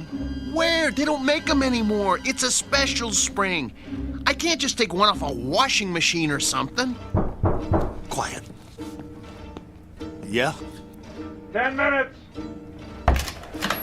Something wrong? Oscar, can you make out about the one after the next one? Mr. Nolan does not make changes. We just need a little bit more time to make some last-minute adjustments. Sorry, pal, no can do. We want him tip-top, don't you? Nolan's got you on next. What's the difference? Third, second? It's all the same, right? Second's the semi-main. That ain't for a B2. Maybe some B2s, but this one... They want to see a fight, not an execution. But I'm telling you... 10 minutes or you're out of here. Be a shame after coming all this way. Right, boys? Right. Well then, I guess that means... We'll have to hurry. You heard the man? I heard him, but it's over. We're finished. No, we're not. There must be a way. What? Sell them for scrap and get a couple of monorail tickets? We hung in there as long as we could, but this is it. I have to hand it to you, Steele. You wouldn't give up. Quiet. I'm thinking. There is one way. It just might work. What might work? If they don't watch the fights. Who? Nolan and Oscar. Maybe they don't even come out of their office. What are you talking about? Oh, no. Oh, no. Oh, no, no, no, no, no, no, no. No, you can't do this. Get the trunks and robe off Maxwell. I'll change my clothes. Steele, you are out of your mind. You can't go into a ring against a B7. I used to be pretty good. I can get through a couple of rounds. Just bob and weave, throw a punch every once in a while. You'll get killed. You heard that, Tub. We deliver a fight or we don't get paid. Steele, come on. You're never gonna get away with this. They won't let you. Who's gonna stop me? You can't make them think you're... Steele, for God's sake. I can if you help me. Nobody here knows what Maxwell looks like. If Nolan and the other guys don't watch the bout, we'll be all right. Steele. The crowd won't have a clue. B2s sweat, bleed, and bruise just like the new ones. Give me the boots. Look, I got an idea. You know what I can do? I can wire my sister. She'll send us the dough to get us back east. Tape up my hands. Steele? Steele. I got another idea. Wait. Look, hold still. I know a guy in Philly wants to sell a B5 cheap. We could hustle up the cash and, Concentrate on wrapping my hands. If you don't take them right, I could break them on the first punch. Steele, this is suicide. It's a B7 out there. Don't you get it? It's a B7. You're gonna get mangled. Quit talking. I gotta do this. Hurry up. There's no more time, Paul. Put the gloves on me. Oh, I don't want to do this. Please don't do this. Look, let me go into the office and let me talk to them. Maybe they'll understand. No, they won't understand. So you're not going anywhere. You're gonna stay right here and lace up my gloves. Ow! You'll help me or I'll beat your brains out on this wall. But you're gonna get killed, Steele. Then I'll get killed. Better me than you, right? I got us in this mess. I'll get us out of it. Get the heap out of there! You heard the boss. Lace my gloves up tight. We gotta fight.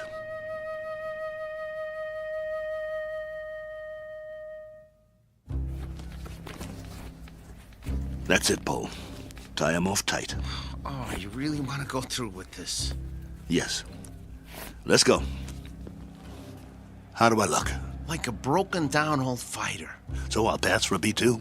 That's what I said. You look like a broken down old fighter. Here. Let me put a towel around your neck. Pull up the hood on my robe, too. I'll keep my head down so they can't see my face. You better do that in the ring, too. Let's go.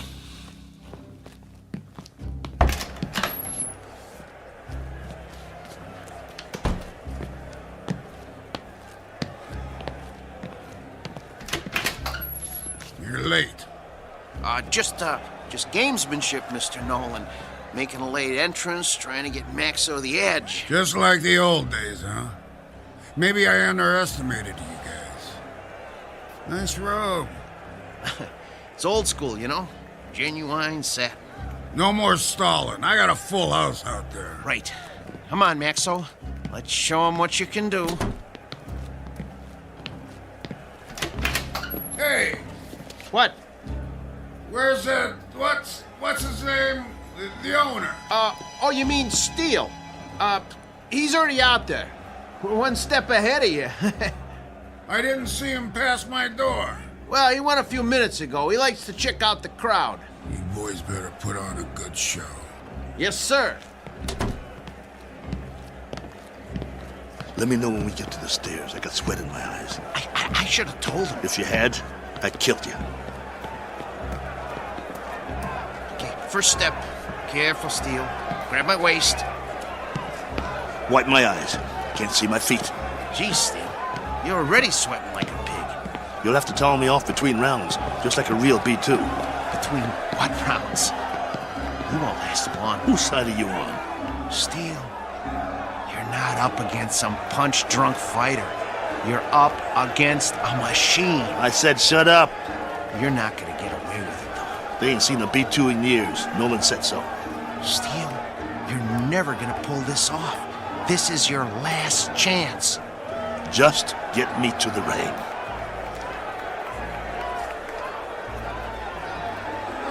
Hey, if it ain't battling Maxo! Go back to Billy, you bum! Rattling Maxo's more like it. You tear him out! What is it, a bucket of rolls? Okay, Steele, here's the ring. 2 steps to the apron. I can see them. Okay, I'm gonna pull the ropes apart. Hey, send him back to the junkyard! Ladies and gentlemen, the next contest of the evening, a 10-round light heavyweight bout featuring out of Philadelphia, the B2 Battling Maxo! Get out of here, your money's a teapot! Come on, get that junk out of here! I'm gonna take your rope off now. Keep looking at your shoes. Try not to blink. Stay in my corner. Of course I will. Breathe through your mouth. Come on. Little breaths. Come on. Breathe. Not too fast. I need a drink. Sorry. The water bottle is filled with B7 hydraulic fluid. And now, entering the ring, his opponent, our own B7, the pride of Kansas, the Maynard Flash!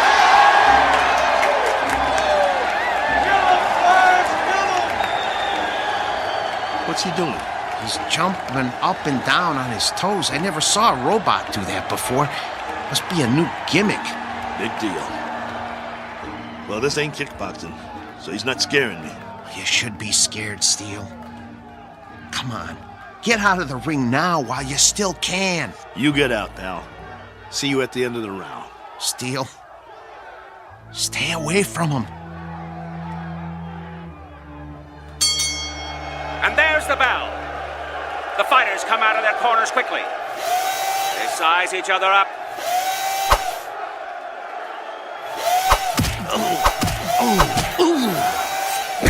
Oh, the Flash landed a vicious right. And another. And another. Come on, get away from him. Get away from him. Maxo backs away. Come on, I got money on this fight! Come on, I can take it.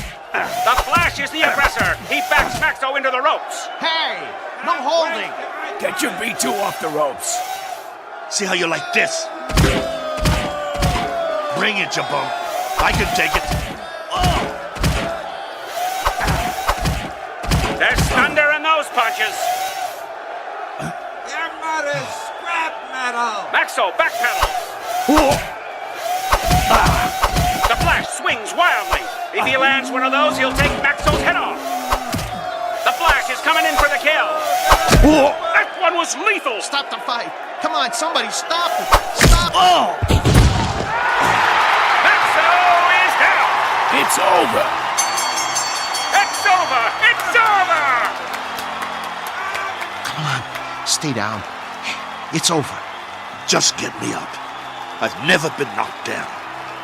I'm Steel Kelly. In the time of 1 minute and 22 seconds of the first round, your winner, the Maynard Flash! That's it. Haul him out of here. Move it! Is he broken or what? No, he's okay. Just a second, okay? Steele, can you stand? Come on. Talk to me. Are you bleeding? Put the towel over my face. Yeah, sure. Get the robe. What? The robe. I want to walk out of here like a man. Come on, before they start throwing things.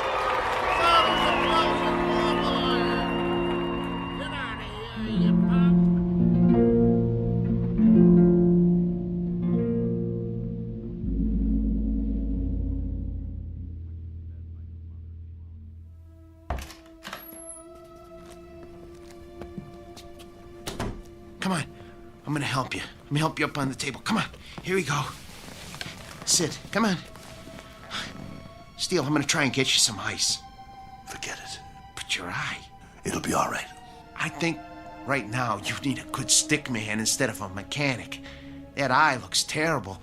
Actually, I think you need a doctor. Oh, man, you are really a mess. I don't have nothing with me. No needle, no thread, no iodine. That's not what I need. All I got is a couple of Maxo shop rags. Well, maybe we can stop the bleeding with them. Go. What? Where? Go get the money. But I can't leave you now. All right. Look, but just lie down. I don't even try to move, okay? I'll be right back.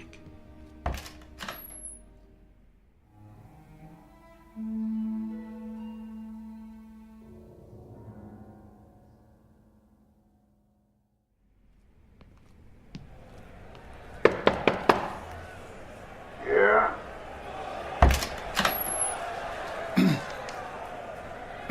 Mr. Nolan? Over that quick, huh? Yeah, I guess. Maxo did the best he could, though, Mr. Nolan. Your strategy didn't work. Did you really think arriving in the ring late would upset a robot? Well, you never know. But that B7, it must have been tweaked or something. I never saw anything like that. Me neither, and I hope I never do again. Get your boy and clear out. Yeah, we will. Only first... You heard the boss. Well, you see, my boss Hiding out, huh? Don't even want to show his face. Something like that. Come here. What? Mr. Nolan says you should come over to the desk. Okay. I want you to deliver something to your boss. Yeah? Piece of advice. Can you handle that? Yes. Now listen real close.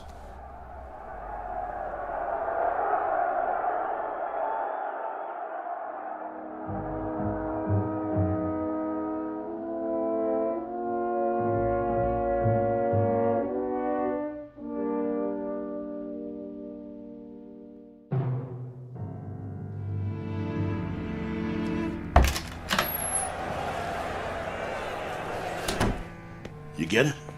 Steele. Well? Here. This all he gave you? Where's the rest? Well, that's what he gave me. This is just enough for monorail fare back to Philly. Well, he said he wouldn't pay for a one-rounder. What do you mean? Come on, take it easy. No. Here, let me see your hand. Oh, man. Did you break your wrist? He can't do that. Steele, that's it. He's got a bunch of thugs in that room now. I'll go in there. You can't. If he sees you, he'll know what you done. But the contract says... I'm supposed to deliver a message to you, too. He said to tell you. You're lucky he doesn't run us out of town on a monorail. And if you ever show your face in town again, he said you won't be so lucky the next time. Help me up. Just stay seated. I'll get you a drink of water. I don't need water. That's all there is. Look, we gotta get that wrist set. I can make you a sling. For now, just try not to move it. We'll go back by bus. By bus? Come on.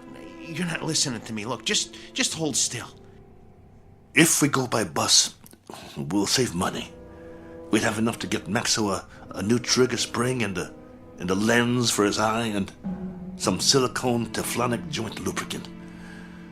He'll be good as new again. All right, Steele. Anything you say. Then we'll be all set. Maxo will be in shape again, and we can get us some decent bouts. That's all he needs. A little work, huh? That'll shape him up. We'll show him what a top B2 can do. Old Maxo will show him. He'll show everybody. Right? Right? Sure, Steele. Sure. Now let's get out of here. Take it slow. I can walk. I know you can. You're a tough guy. But put your hand on my shoulder. That's it. Don't worry about Max. I can pull.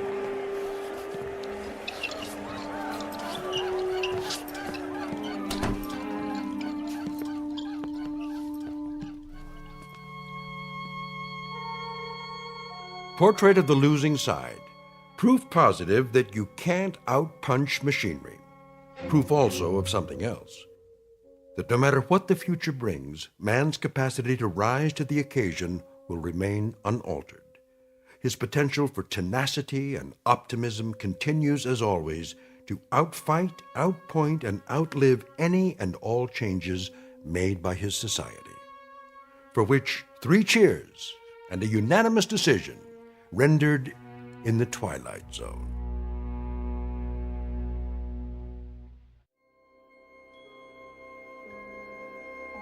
Hi, this is Carl Amari, producer of the Twilight Zone Radio Dramas. I'd like to take a moment to tell you about our official website at twilightzoneradio.com, where you'll get the latest news and information on these Twilight Zone Radio dramas. Plus, at twilightzoneradio.com, you can digitally download 3 free episodes or any of our episodes for only $1.95 each. In this age of ever-changing technology, we've decided to make these episodes instantly available to you by making the Twilight Zone Radio Dramas a digital download-only series. This means that this series will no longer be offered on CD. The CD collections at our website are now being offered, while supplies last, at buy one, get one free. So be sure to get your favorites before they're sold out. Be sure to visit us often, and I'll see you in the zone.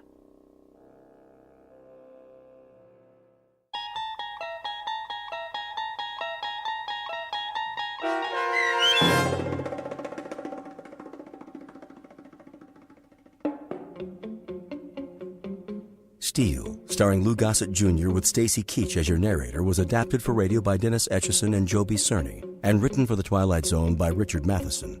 Heard in the cast were Joby Cerny, Danny Goldring, Rich Komenich, Sam Darrence, Pat Fraley, Tim DiDavo, and Jennifer Joy. This copyrighted radio series is produced and directed by Carl Amari and Joby Cerny for Falcon Picture Group. Custom Foley effects, sound design, and mixing are done in the Cerny American Sound to Picture Theater by Cerny American creatives Bob Benson, Matt Sorrow, Tim Cerny, and Todd Byer. To learn more about the Twilight Zone radio dramas and to contact us, visit our official website at twilightzoneradio.com. Doug James speaking.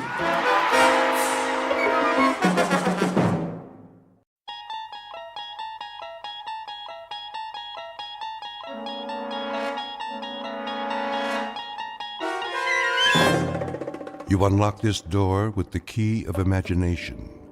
Beyond it is another dimension, a dimension of sound, a dimension of sight, a dimension of mind. You're moving into a land of both shadow and substance, of things and ideas. You've just crossed over into the Twilight Zone.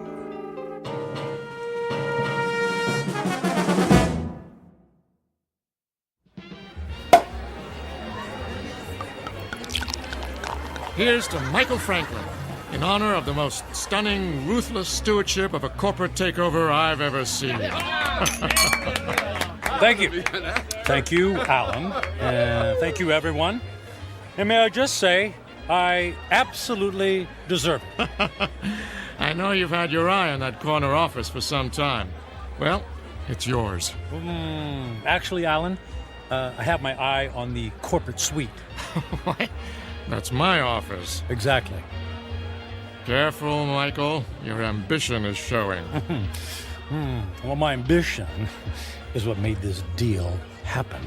My ambition is what allows our billable hours to skyrocket every quarter. And my ambition is what will eventually lead me to not only your office, Alan, but to your company-paid condo, your company-paid Mercedes, and your company-paid weekly $200 haircuts and manicures. Just kidding. I have to admit, you had me going there, Michael. I have no doubt that someday you will occupy my seat in the company. We'll have to wait and see what the future holds. Tut, tut, no harm in celebrating. Speaking of the future, check out that wild-looking old woman sitting behind the table. Wearing that colorful headscarf with all the jewelry? She looks like a contestant for Best Halloween Costume. No, I think she's telling fortunes. See how she's looking at that guy's hand? Let's go see what she has to say. Alan, you don't believe in this stuff, do you? Of course not. It's just for fun. On the other hand, maybe she can give us a hot tip for our next takeover target.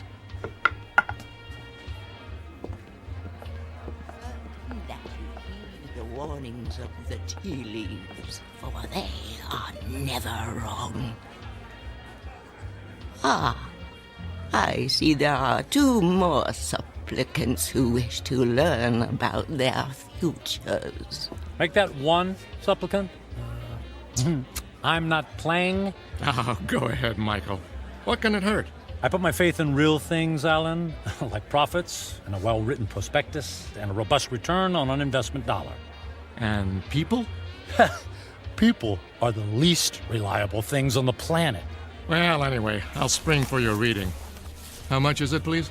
For this most rare and deep connection to the mystic masters of the cosmos, the charge is $5. $5? Ooh. It's highway robbery. All in good fun and worth $5 to find out what's next for the amazing Michael Franklin. There you are, my good woman. The mystic masters thank you. Yeah, I bet they do. Please be seated and give me your right hand. What's wrong with my left hand? The right hand crosses the body's meridian, connecting directly to the humors of the heart through the intercession of the soul. Oh, I'll say this for you. You've got the sales pitch down pat. Please close your eyes and focus your thoughts on your inner golden light. I would have guessed that green is your color. Michael, quiet. All right, I'm quiet. I'm focused. Watch as the golden light moves toward you. Slowly, it surrounds your consciousness. Surrender to its mystery. I never surrender. The mystic masters perceive you as a man who values work above all else. She's got that right. She could have said the same thing about anybody in this bar. There are people in your past who have suffered a disconnection with you.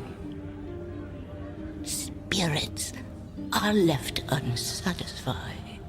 Well, it can't be old girlfriends. It doesn't take time to go on dates. Your soul is troubled. My soul is just fine. Thank you very much. There's something strange. I am attempting to discern your future, but I cannot. I could have told you that. No offense. What's the matter? The reading is over. What? Hey, we paid you to tell us fortune. Here is your money back. I cannot complete the reading. Now look, lady, I don't believe in all this hocus pocus, but a deal's a deal. Just tell me I'm going to be the richest man in the world, and you can keep the $5. I do not take lightly the readings of the soul. I'm going to go complain to the manager. Alan, hold on, Alan. Look, we don't want to cause you any trouble, lady, all right? Just say what's on your mind, and we'll leave. Very well. I will tell you what the mystic masters have divined. May the Lord have mercy on your soul. What is it? Alan's gonna fire me? I'm gonna lose my hair? Your future is very clear, and it is this. In 10 days, you will be dead. What? I don't think that's very funny. The signs are serious, and the reading is true. What kind of scam is this? Come on, Michael. Don't let it ruin your night. You know, lady, we were humoring you by coming over here. The least you could do is play along and not be such a downer. I did not wish to reveal your fate. You insisted that I do. When the clock strikes midnight on the 10th day to come, you will be dead. And now what? Wait. And no. Don't tell me. Let me guess. I pay you another $5, and you tell me how I can avoid this terrible fate. That is impossible. Your fate is sealed. Let's go get a beer. Come on, Michael. Fine. See, it's been a real pleasure spending time with you, ma'am. Alan, I'm heading home. I got some paperwork to finish anyway. Are you sure? Oh, yeah. Yep. Suddenly, I don't know, I've just lost my desire for celebration. Okay, buddy. See you tomorrow. Yeah, see you tomorrow.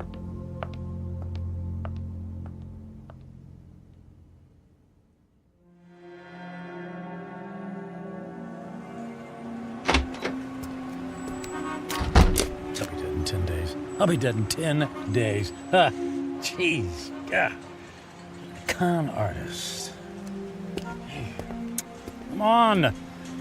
Where's a taxi when you need one? Oh. Hey, taxi! Taxi over here!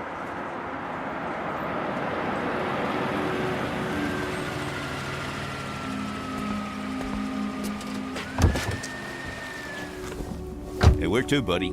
Take me to... Hey, pal, you okay? Feel dizzy. You don't look so good. I need... Hey, buddy. Oh my gosh, he passed out. Gotta get him to the hospital.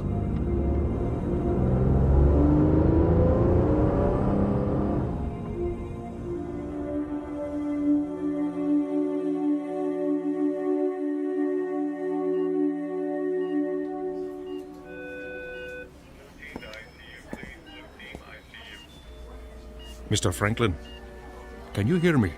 Where am I? You're in the emergency room at Samaritan Hospital. What?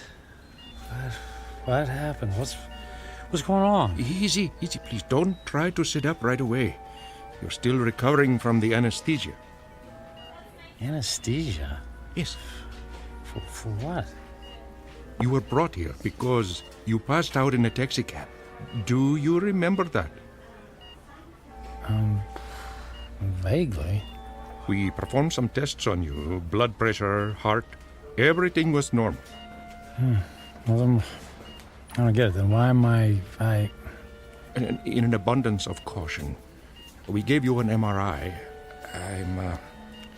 I'm afraid we found something unusual. Oh. Well, what does that mean? There's a dark spot on the X-ray of your brain. We don't know what it is until we perform more tests, of course, but I must impress on you. This is a very serious situation. Well, what happens next? Well, I'd like to check you into the hospital for further procedures. We can consider options for chemotherapy and radiation right away. But I feel fine. I'm in great shape. Cancer has no respect for those issues, I'm afraid. How long do I have? A few years? Given the size of your anomaly, I suspect that your prognosis is dire. And how long? 6 months? It could be a matter of days. I'm very sorry, Mr. Franklin. I will send the nurse in to take your information, all right? Days, wait. The old woman in the bar, she was right. I'll be dead in 10 days.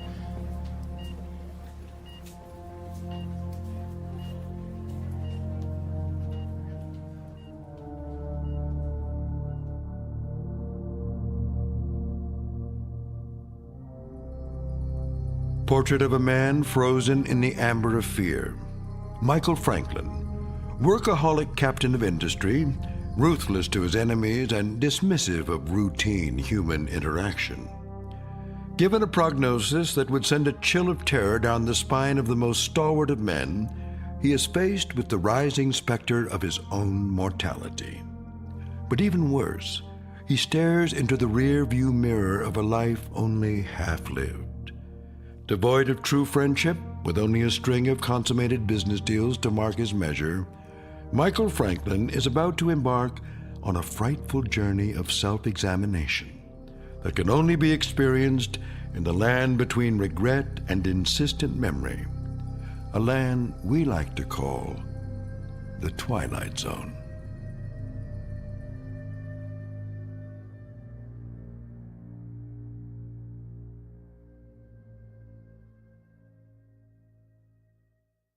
And now, The Twilight Zone and our story, 10 Days, starring Ned Bellamy with Stacy Keach as your narrator.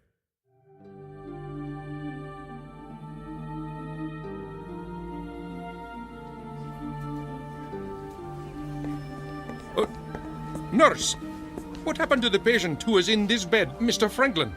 I just saw him a moment ago, Doctor. I have no information about his condition. Oh, I certainly hope he isn't about to do something foolish.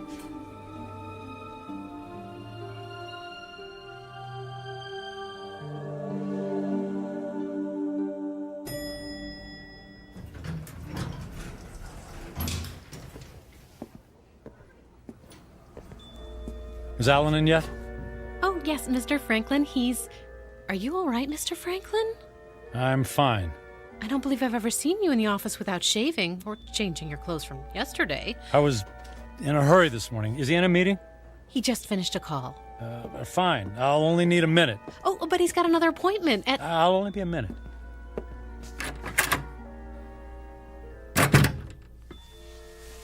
Michael, you look like you haven't been to sleep all night.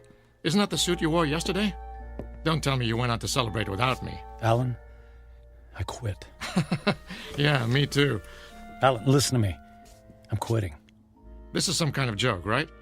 I would appreciate it if you would expedite the disposition of my account. I want to close out my portfolio.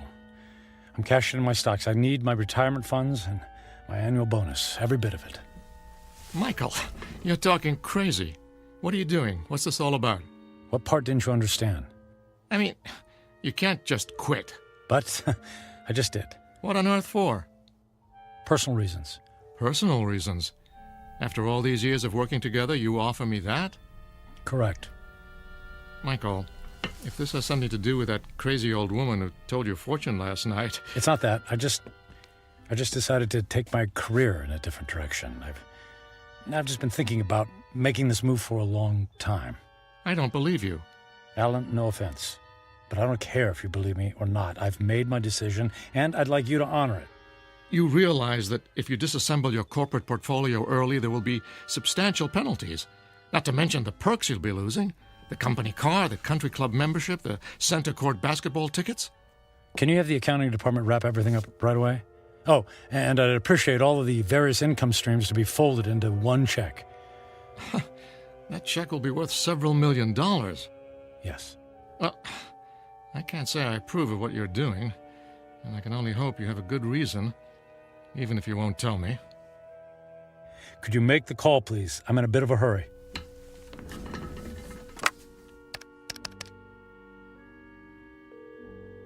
After 12 years, I don't see why there's such a... yes, this is Alan Fisher in corporate. I have it's an unusual request. Michael Franklin has decided to leave the firm, and he wants all of his outstanding monies gathered into one check for immediate pickup. Yes, I understand the amount is substantial. Very good. He'll be right there. All right, Michael. The check is being... Michael? Michael?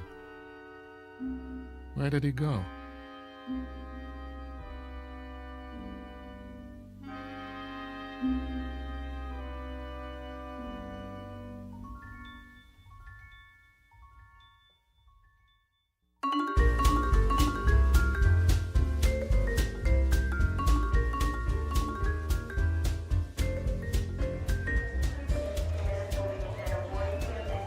May I help you, sir?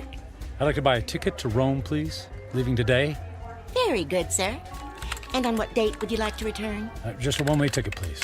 I just love Rome. The sights, the food, the museums. It's a banquet of... Yeah, I'm in a hurry. Please. If you'll just sign here. Will you prefer a window or an aisle seat? Surprise me.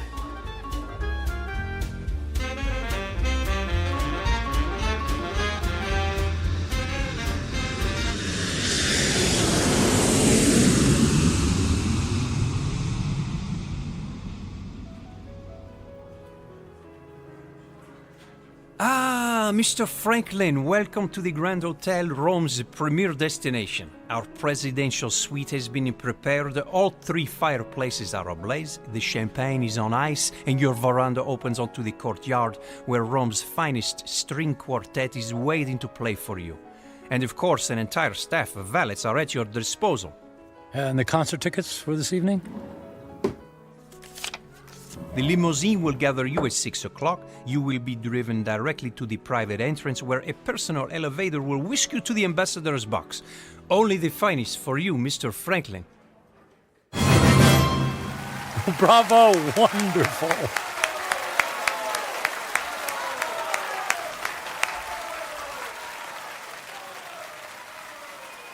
Excuse me, Mr. Franklin.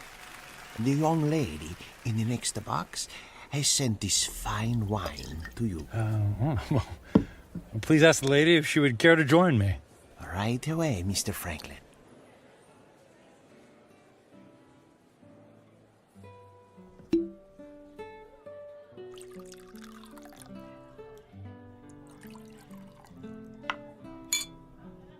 I haven't seen you at the theater before. Do you come to Roma very often? You might say this is a once-in-a-lifetime vacation. I want to see him do everything, all the finest foods, all the finest wines. I want to hear the best music and experience all the riches the world has to offer. All at once? Why settle for the ordinary when we can fill our lives with the amazing? Oh, you are a man of action. Speaking of action, would you care to dance? I would love to dance, but not here. There's a fabulous nightclub in the center of the city, very exclusive. The limousine awaits.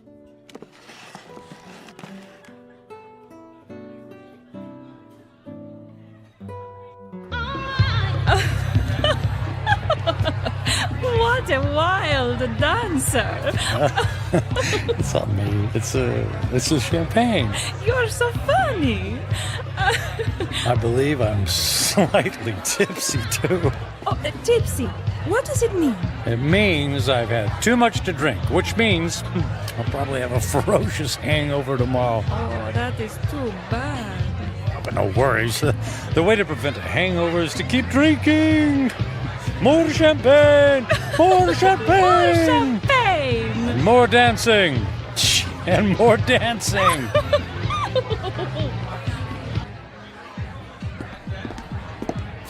Michael, are you sure you can afford to buy drinks for the whole restaurant? That's only money. And look how much fun they're having. Look how much fun I'm having. Waiter, another round for my friends. 3 cheers for a friend Matthew. It's Michael. Okay, cheers for Michael.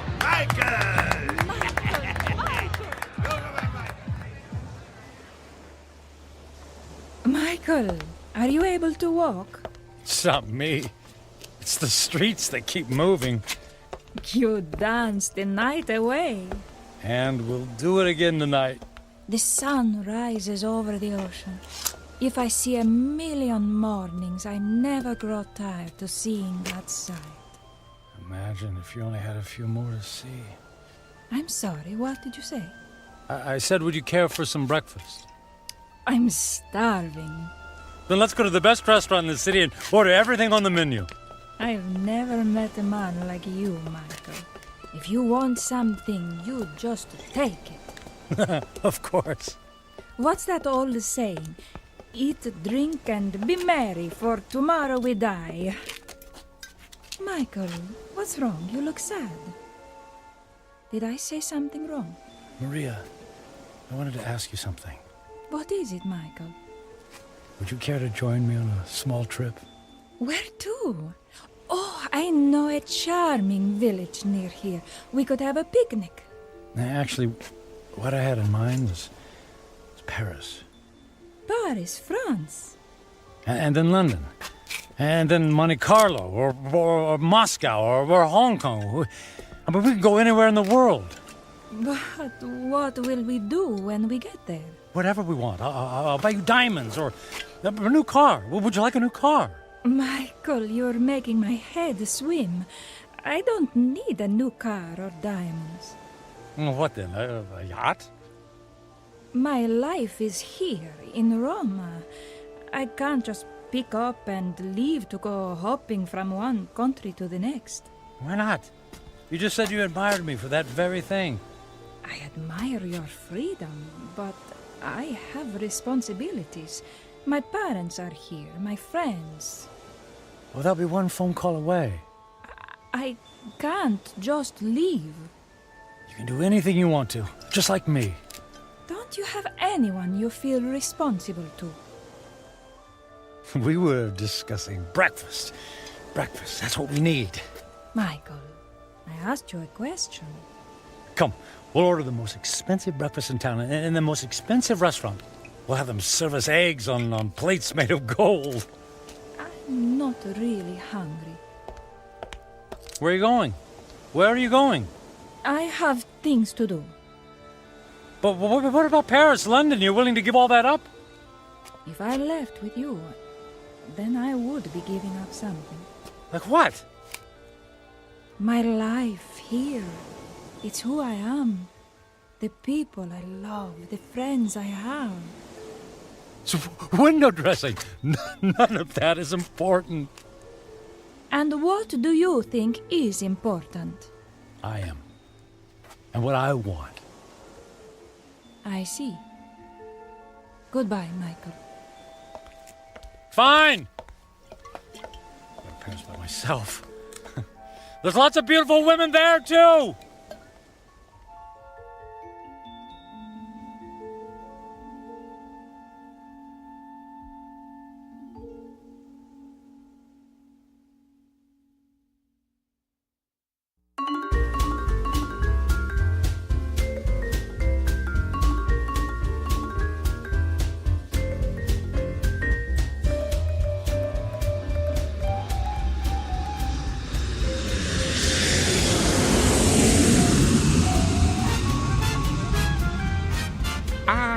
Bonsoir, Monsieur Franklin.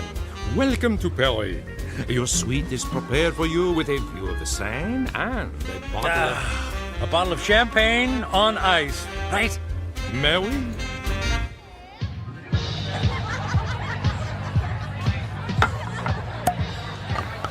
What'd you say your name was? My name is Angelique. I'll call you Angel, my beautiful French angel. What about you, my dear? I am called Giselle. Ah, Giselle. Giselle, I knew her well. Oh, you are so silly. I'm Michael. But why don't you call me Mike? Nobody ever calls me Mike anymore. Not since I was a little boy. Were you as naughty then as you are now? I was a good boy. Very smart. In fact, I was smarter than everybody. Did you know that? I was better than all of them. You are a good person, Mike. Nobody ever bought me a pearl necklace on the same day I met them. I'll buy you another one tomorrow. Hey, we need more caviar here. Garçon! More caviar, s'il vous plaît. But Mike, we have 2 bowls full on the table already. They're 10 minutes old. We need fresh caviar. Freaking caviar. Let's dance. Mike.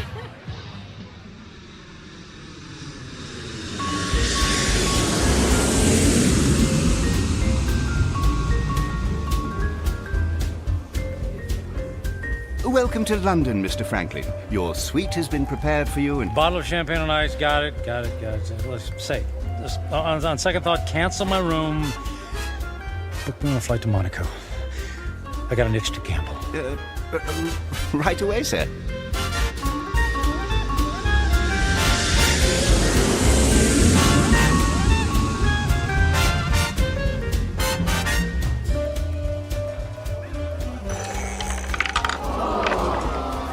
And the number is 29, Greg. Don't worry about it. It's only money, and there's plenty where that came from. Another 10,000 in chips, please. Is the gentleman sure he has already lost several $100,000? If the gentleman wanted to hire a babysitter, the gentleman would have done so. You understand? As the gentleman wishes.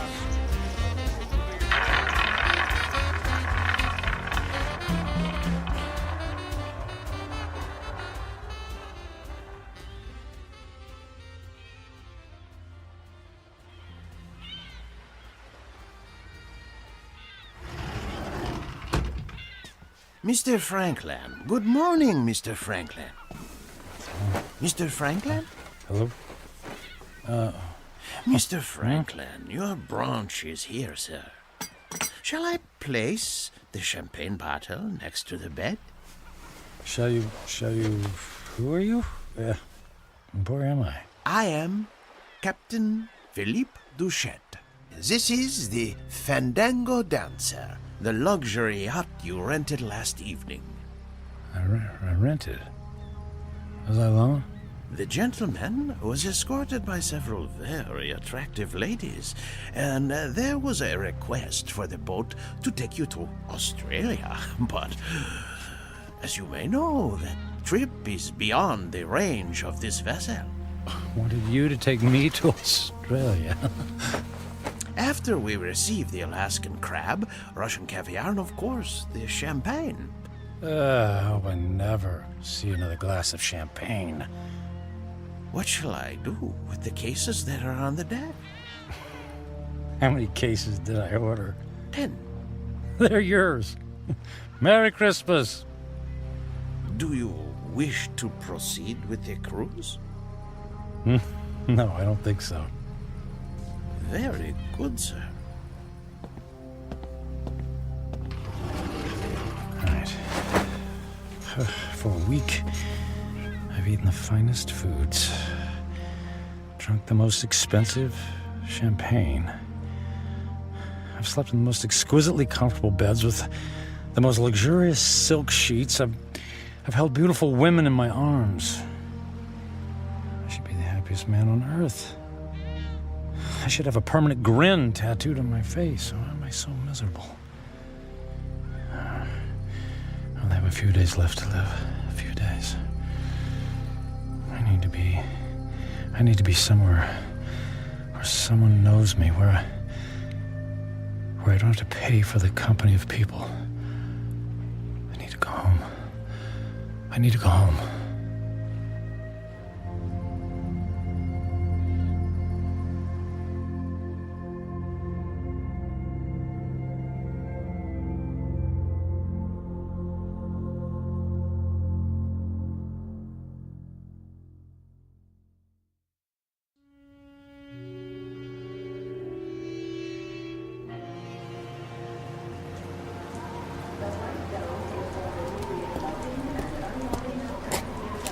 Taxi!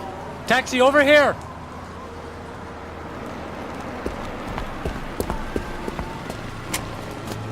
Hey, where to, mister? 1020 Clark Street. Hop in.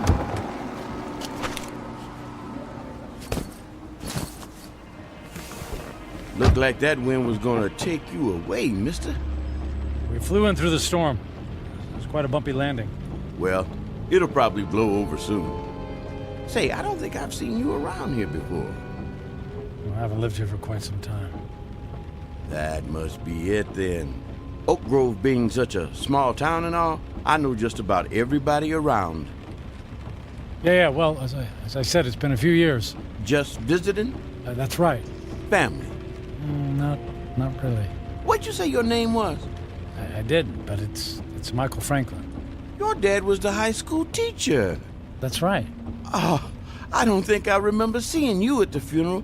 What was it, 4 years ago? I wasn't here for the funeral. You didn't come to your own father's funeral? Not that it's any business of yours, but I had meetings in Japan, and I couldn't fly all the way back here. Is that all right with you? Is it okay with you? Look, if you don't mind... You'd prefer if I stopped flapping my gums, right? Well, I wasn't going to put it like that. Not to worry. The wife says I'm 99% hot air.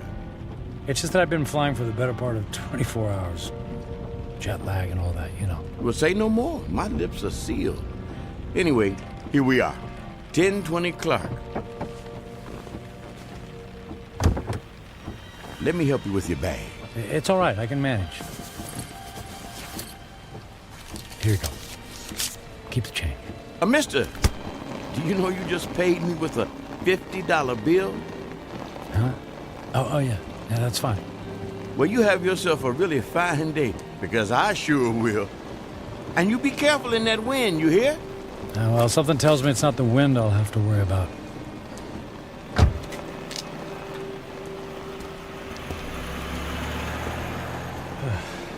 Here goes.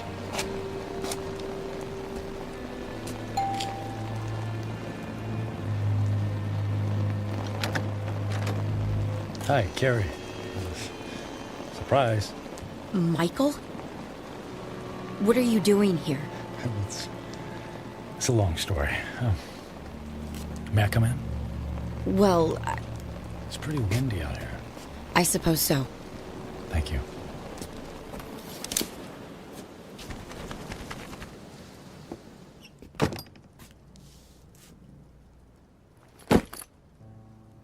Michael, what's going on? You just show up on my doorstep after 4 years? Well, you know me. Spur of the moment.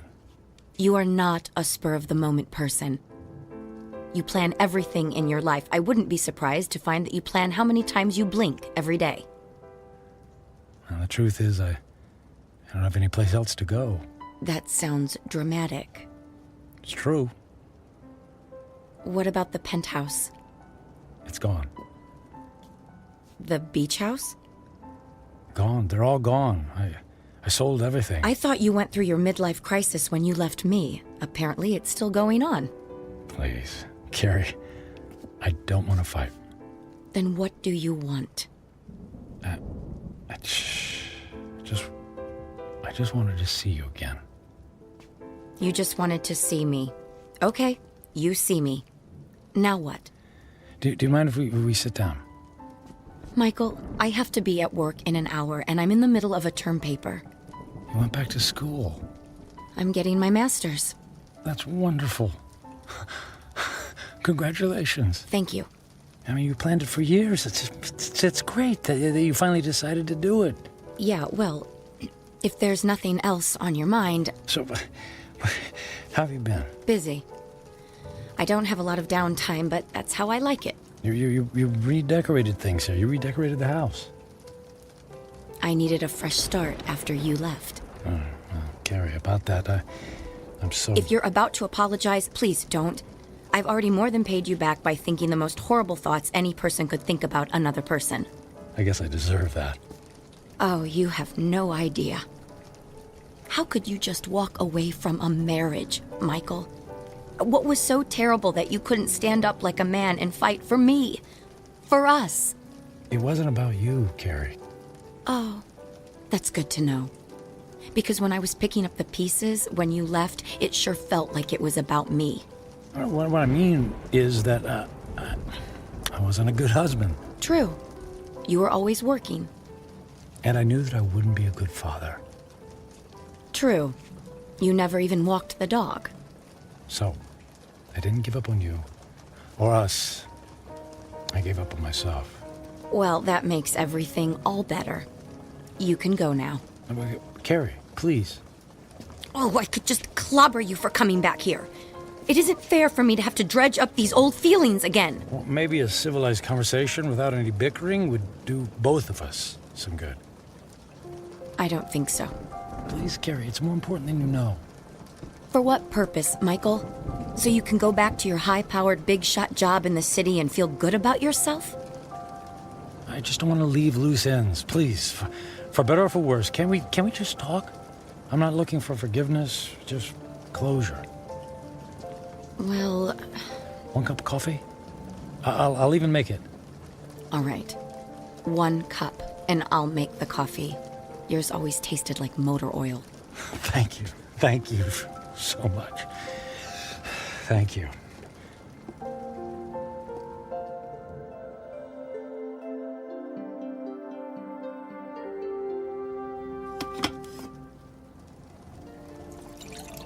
So you quit your job, sold your homes, and now you're here. It doesn't make sense. Yeah, about that. I guess I just realized that being a workaholic isn't very much fun, after all. But that's all you know. When we were married, you barely slept at night. You were up early to track the Asian stock market.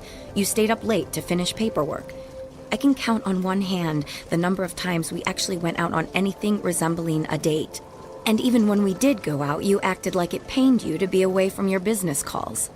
That is all over now, Carrie. Money doesn't mean a thing to me. I find that hard to believe. Believe it. It's true. So, what? You're gonna take up oil painting? Or become the stand-up comedian you always wanted to be? Nothing like that. Actually, it's quite serious. Last week, What was that? It came from the living room. Oh, the tree! The wind knocked the tree into my house! Carrie, wait a sec, Carrie, don't go over there. It might be dangerous. That's a tornado warning! Oh my god! The house across the street!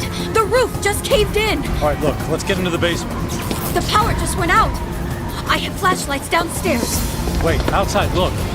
What? Michael, come on, there's no time! Oh, look in the street, there's a kid in a bike. Oh no! That's Jimmy from next door! He doesn't know which way to go. Oh, Michael, he's going to be hurt. I'll get him. Michael! What are you doing? Michael! Jimmy, keep your head down. Jimmy, I'm coming for you. Help me! I'm right here, buddy. I'm right here. I'm gonna carry you into the house, okay? What about my bike? I'll get you a new one. Let's get out of the storm, okay? Okay. Put your arms around my neck and hold on. I'm trying. Squeeze real tight, Jimmy. I'm scared. And I'll be brave for the both of us, Jimmy. Okay? Got to get this door open. Michael, I can't budge it. Carrie, push. Push as hard as you can. Carrie, push. Pushing. Harder. As hard as you can. There, you got it. We made it. We made it. Into the basement. Come on. Come on, Jimmy. That's it. Let's go get safe. Okay.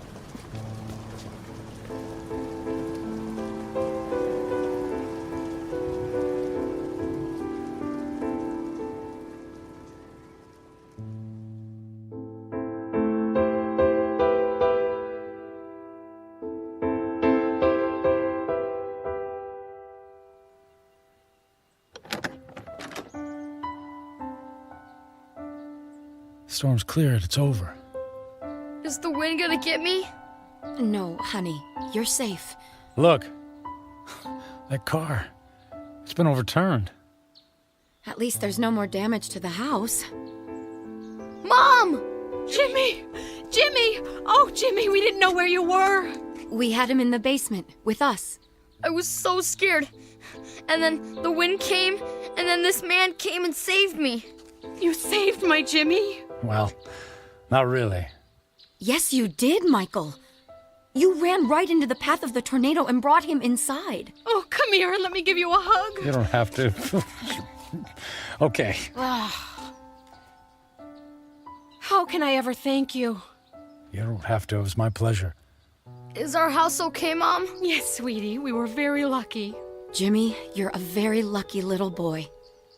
Yes, and thank you again for my son's life. Yeah, thanks. You're welcome. Michael, you saved Jimmy's life.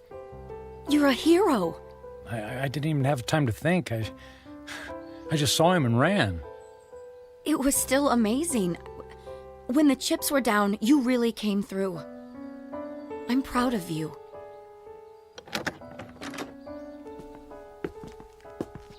Oh, look. Look at the damage in your living room. No, it's okay. All of that can be fixed. The main thing is that we're all safe and healthy. Right. Listen, Carrie. Those repairs, they're going to be expensive. I have insurance. Yeah, but that will only cover the basics. Let me take care of the costs. Michael, you don't have to do that. No, but I want to. And I can afford it. But you can't just drop that kind of money on a problem that isn't yours. And listen, all I know is that when I helped Jimmy just now, it felt good. It felt better than anything I've done for a long time. And the idea of helping you out with bills feels good, too. So please, just let me do this. Well, I'm not in a position to turn down a gift like that. But what about you? Before the storm hit, you were about to tell me something. You said it was serious. It doesn't matter now. Are you sure? Yes, I'm sure. Here, let me write you a check before I leave. Are you going so soon? You just got here. Yes, I think I got what I was looking for. Here you go. Now listen, don't you look at it until I leave, okay? I promise. Where are you going? I have some business to finish. Goodbye, Carrie. Goodbye, Michael.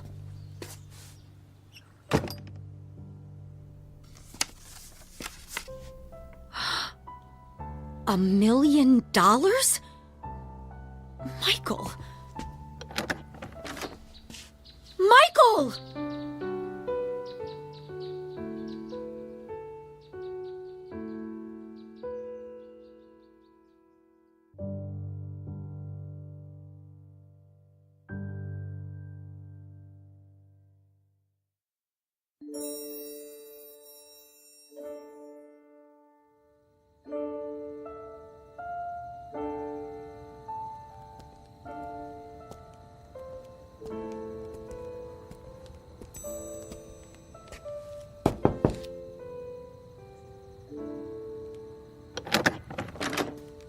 Yes? What is it? Forget the late hour, Reverend. I realize it's nearly midnight, but I wanted to visit the chapel and the door's locked. Unfortunately, in these times, we must protect ourselves against theft. The doors remain locked overnight. Is there any way I could just go inside for a few moments? No, I'm sorry. If you can come back in the morning, yeah. But you see, tomorrow morning will be too late. I only have tonight. Mm-hmm. It always seems that way, my son. But have a little faith. Please. Go home. Get some sleep. I don't have a home anymore. I've just come in from the airport. I came straight here. Please, it's more important than you know. All right. You seem to be in great need. Thank you. Thank you, Father.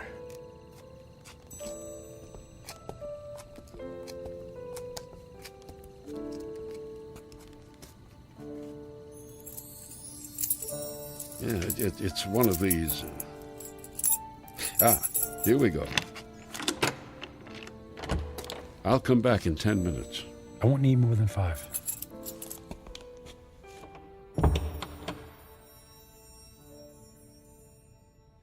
And now that I'm here, I don't know what to say. It's been a long time since I've set foot in a place like this. In fact, I can't remember the last time. I suppose it's true. People come back when they're in trouble, but I'm not exactly in trouble. In fact, all of my troubles will be over in just a few minutes. Then why am I here? Maybe I just wanted to see if I could find a moment of peace before everything ends. Just a single solitary moment when I don't have to feel so alone. The truth is, I'm alone because of my own actions, by the selfishness of the man I've become. I was given love, but I turned away from it in favor of my career. I gave up friendship in favor of business colleagues who couldn't care less if I lived or died. So what did it all mean? What is the sum total of my life? I have no job, no home. I'm gonna die without a single friendly voice in my ears. I did have some good times with Carrie. Thank goodness for Carrie. I don't blame her for being angry. And despite her anger, she took me into her home. She forgave me. And Jimmy, I saved his life. He'll have a chance to grow up, to have a family, and a little boy of his own. I gave that to him. I did make a difference after all. Maybe I had to go through it all so that I could be there to save his life. If that's true, then it's worth it. I'm glad things turned out the way they did. I did something worthwhile. My life mattered after all.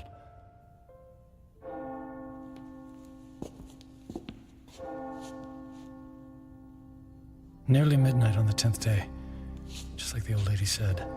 When the clock strikes midnight on the 10th day to come, you will be dead. I'm not afraid. I thought this moment would be terrifying, but I actually feel ready. No regrets. I'm prepared to say goodbye to everything.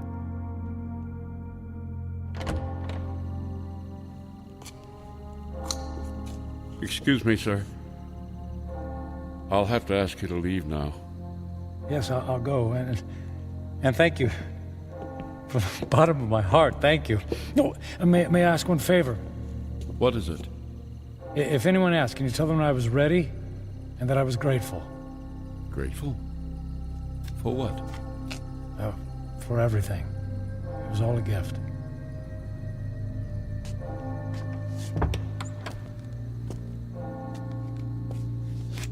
Okay, it's time. I don't know what to do. If I should... How do I... Church bells. They stopped. Okay. It's midnight on the 10th day. And I'm still alive. Nothing happened. Okay. Nothing's happening. The old woman said I had 10 days to live, that I would die at the stroke of midnight. She lied. She lied.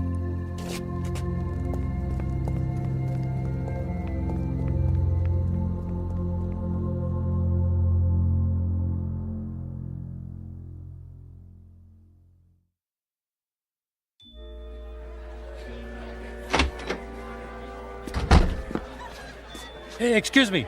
The old lady, the one who reads fortunes, is she here? She just left a few minutes ago. She walks to the bus stop down on the corner. Oh, which corner? Which way? Up that way, go left.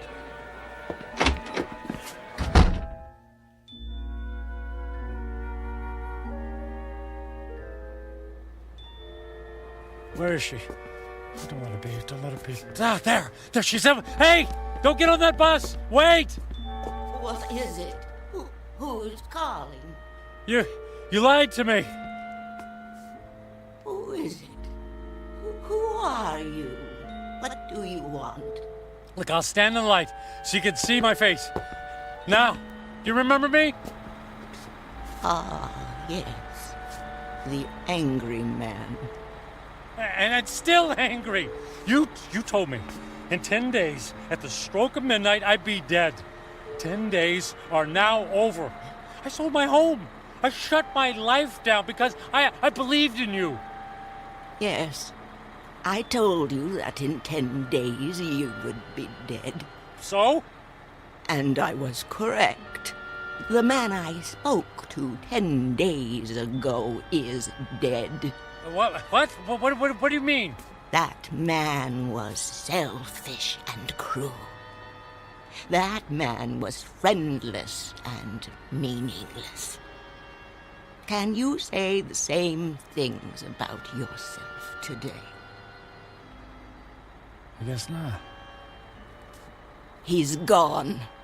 Bury him. Give yourself the rarest of all gifts in life. A second chance. A second chance? Huh. Sounds too good to be true. And yet, here it is, yours for the taking. You're right, things are different now. I don't know how to thank you. Live for someone other than yourself. That's the best thing any of us can do. Actually, there might be someone willing to let me try. And her name is Carrie. Thank you. Thanks for the second chance. Thank you.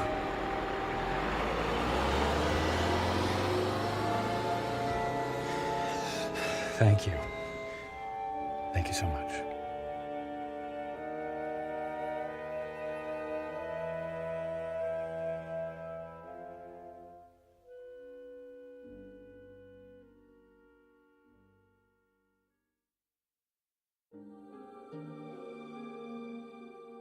Michael Franklin, a man on a mission to burn every bridge even before he made his way across. Stung by the terrible knowledge of his impending demise, his journey toward redemption faced a detour of intoxication and self-indulgence. As he now knows, such things are not the stuff of satisfaction, only empty calories and heartache. Ironic, then, that a man who placed such a premium on personal wealth could only feel full upon losing everything. A stark, lonely truth, but an eternal one. Upon such truths are built second chances, here in the Twilight Zone.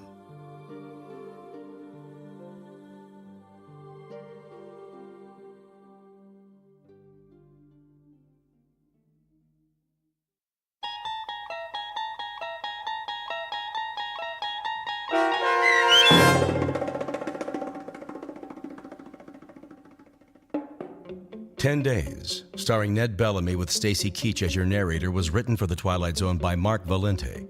Heard in the cast were Linda Ryder, David Darlow, Ernest Berry Jr., Roger Mueller, Tony Makis, Saskia Balori, Joby Cerny, Elizabeth Lido, Martin A. Strope, C.J. Amari, Molly Glynn, and David Pasquesi.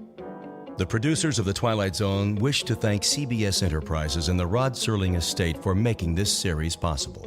This copyrighted radio series is produced by Carl Amari and directed by Joby Cerny for Falcon Picture Group. Sound design, custom Foley effects, recording, and editing are produced in the Cerny American Sound to Picture Theater by sound designers Craig Lee and Todd Beyer. Music for The Twilight Zone is provided by CBS and American Music Incorporated, New York. To learn more about the Twilight Zone radio dramas and to download episodes, including 6 free episodes on our homepage, visit our official website at twilightzoneradio.com. Doug James speaking.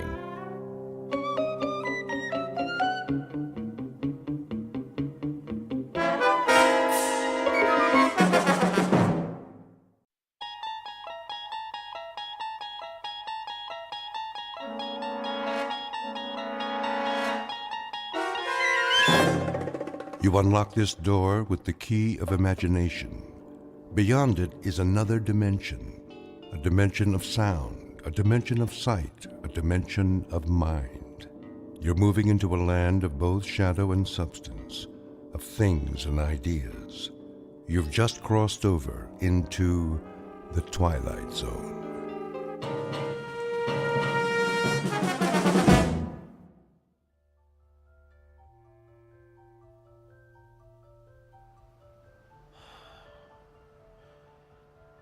You are totally relaxed, floating. You are in a deep, deep sleep and can only hear the sound of my voice. You are safe, relaxed, and at ease. Can you hear my voice, Alex? Yes. I would like to continue where we left off last week. Is that okay, Alex? Yes. Last week, you were telling me about a strange laboratory. Do you remember it? Yes. You described it as filled with instruments. Tell me about the instruments, Alex. They're metal and shiny. There are lots of lights. Tell me about the lights, Alex. Are they bright? Yes. The lights are bright. Are there people in the room, Alex? Aliens? Yes. There are aliens. Come on. Sir, please. I'm allowing you to sit in, but please do not interrupt. Fine. Sorry. Can you describe the aliens for me, Alex? Do they have big eyes? Yes. They have big eyes. And what did they do to you in the laboratory? Experiments. Uh-huh. What kind of experiments? I don't know. Were they medical experiments? Yes. Medical experiments. Oh, enough already. Sir, please. Okay, Alex. I think we're going to have to end our session now. I want you to wake up now. You are slowly awakening, feeling better than before. I will count to 3, and you will wake up. 1, 2, 3.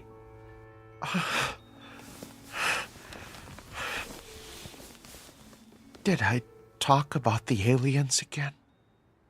Yes, Alex, but I must say I think we are making progress. Yeah, right. Alex, let me introduce Tom. Tom is an author researching a book on alien abductions, and he is very interested in your case. Have you ever been abducted? Can't say that I have. You should have Dr. Heisenberg hypnotize you. You never know. I think I'll take a pass on that one. Okay, then. Alex, I think we still have much work to do. Can I count on seeing you next week for our next session? Yeah, sure. I really appreciate all your help. That's fine, Alex. That's really fine. Now, remember to give a check to the receptionist on your way out and schedule your next week's appointment. Sure. Okay, I'll see you next week, Dr. Heisenberg. Yes, next week, same time. Make an appointment with the receptionist and give her your check. Bye. Oh, it was nice to meet you, Tom. Yeah, good luck out there and in here. Sir, I must ask you to never disturb a session like that again. Session? You call that a session? You essentially told him what to think and say. This is not the first time I've met with Alex. He and all of my other patients have been seeing me for years, and I have their experiences with abduction memories well documented. You can't expect me to start over with a patient just because you are here. Look, I appreciate the time, but I need hard evidence. All you seem to have are stories from people extracted with a methodology that looks to be anything but scientific. If you have nothing better to do than question my integrity, you do not need to return to this office. I don't even know you, and I thought you had a serious interest in this subject. Dr. Heisenberg, I'm sorry. Thank you for letting me sit in the comfortable chair and study your methods. And yes, I can guarantee you that I will never return to this office. I just hope that someday you tell that poor sap he's cured. Goodbye, Dr. Heisenberg. Hello, friend. Here is your invoice for today's session. And should I schedule you for the same time next week? Whoa, slow down. I'm not a patient. I'm researching a book. There's no reason for a bill here. You can pay with a credit card or debit card if you wish. $500? Is that what he charges for that scam he's got going in there? This is a racket. We could send the bill to your home if you prefer. With the proper diagnosis, your insurance may cover part of the treatment. I'm not a patient. I'm not paying $500. I'm not coming back. Goodbye. Goodbye, friend. We'll see you next week, and I'll mail your invoice.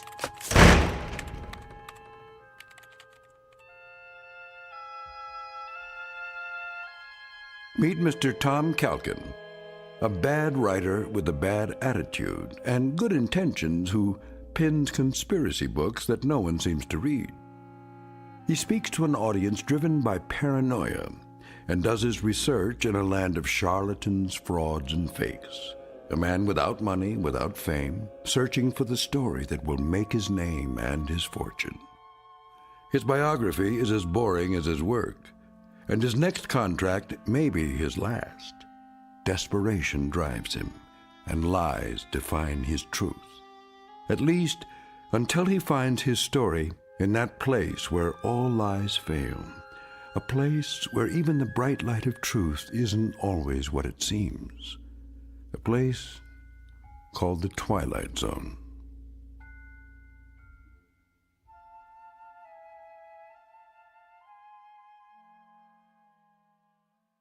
And now, The Twilight Zone and our story, The Walkabouts, starring Mike Starr, with Stacy Keach as your narrator.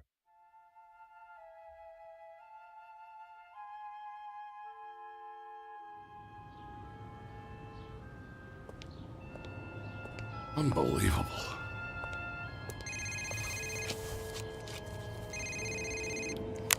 Hello. Tom, it's Maria. Oh, hi. Where are you? I'm sitting in your restaurant. We were supposed to meet today for lunch. Oh, sorry. It's been a stupid day. I'll tell you about it when I get there. Please, don't leave. I'll be here. Bye. Bye. How do I get into these things?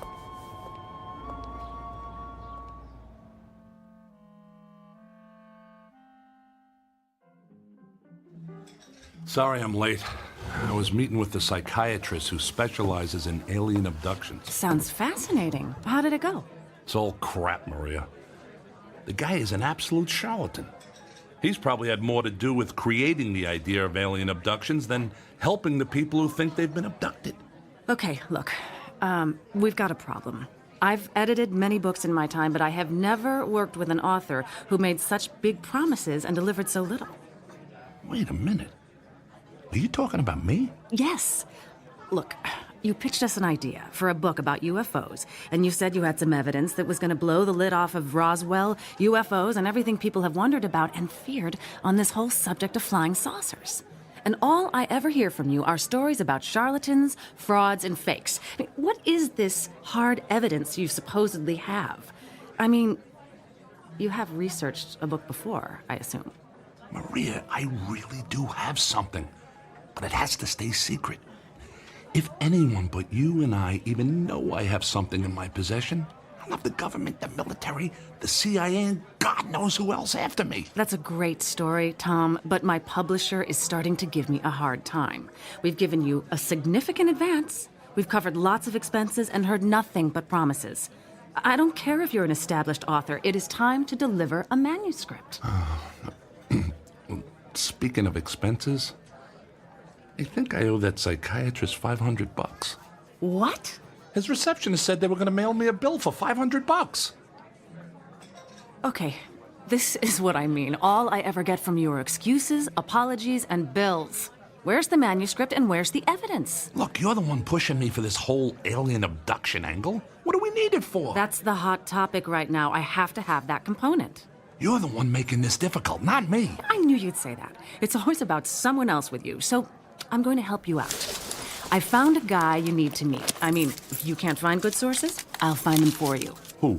He's a UFO researcher. Great. Just what the world needs, another UFO researcher. I'm only going to say this once. You are going to meet with this guy, and you will present your manuscript and evidence to me in 1 month. Fine. I'll meet with him. What's he do? He's a hypnotist. Oh, you gotta be kidding me. Have you listened to anything I've said? This guy is different. He goes out with small groups of UFO abductees, and they revisit the site of the abduction. He engages in hypnosis on site, in the field, and he has supposedly uncovered some hard evidence. He calls them walkabouts. Huh. Is he Australian? No. Oh, and let me guess. You're gonna publish his book instead of mine. He's not writing a book, but if you don't come up with something soon, I might ask him. That's good. That's a good one, because the last thing anyone wants to see is another boilerplate book about UFOs and alien abductions from your publisher. I'm getting a little cocky, and quite frankly, I don't appreciate it. Besides, my publisher sells what people want to read, and people read what we sell. Why do you think we're having this conversation? Look, you told me you had it all the evidence the world would ever need to know the truth about UFOs. Of course, you can't show it to anybody because it's so secret. But Tom, I'm telling you, if you didn't have so many books under your belt, I never would have bought into this.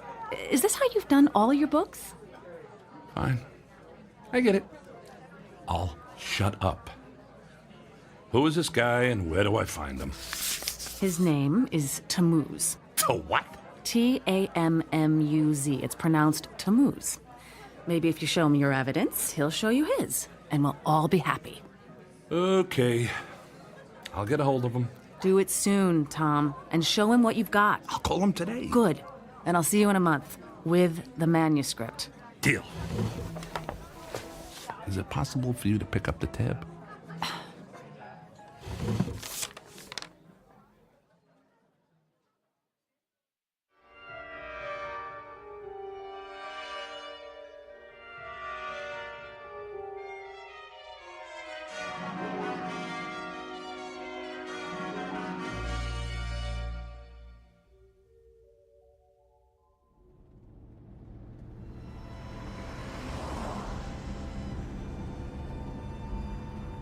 So, how do you know Maria?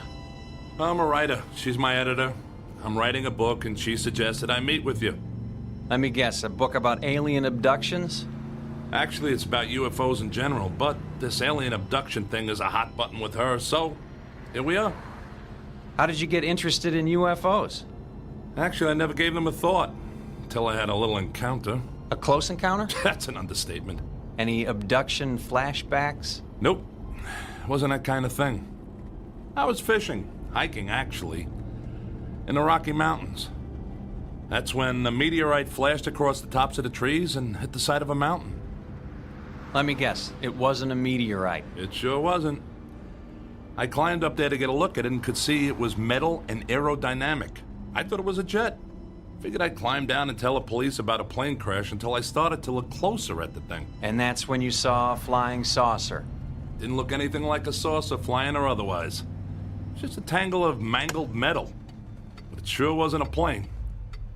That's when I heard a sound inside. I thought it was a survivor of the crash. It turned out, it was. A little gray man with a big head and large eyes? Didn't look anything like what you hear about. It was kind of mangled, actually. It stopped moving as I looked inside, and I could see pools of blood. Clear, blue blood. Sounds like alien royalty. Look, this may sound funny to you, but I know what I saw. Sorry, it's just that I've heard so many stories it starts to get old. Although yours has some new characteristics. It's actually a good story. Doesn't sound like much of a book, though. That's because it's more than just a story. Like what? I got pictures. That helps. And video. And parts of the wreckage, and I even wiped up a sample of the blood and put it in a plastic bag.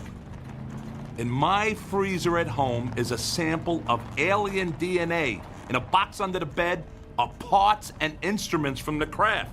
And on my computer are pictures and videos of the inside and outside of the craft. You're not making this up, are you? Nope. It's all real, and I got it all. Now, what do you got? What do you mean? That was a deal I made with Maria. I would tell you all about my evidence, and you would tell me all about yours. My friend, I don't think anyone on the planet has evidence like yours. Well, maybe at Area 51, but not in a box under a bed or next to the frozen pizzas in the freezer. Damn it, Maria! What? She told me you would help. That that you would share your evidence. Let me guess. You got nothing. Hey, slow down, my friend.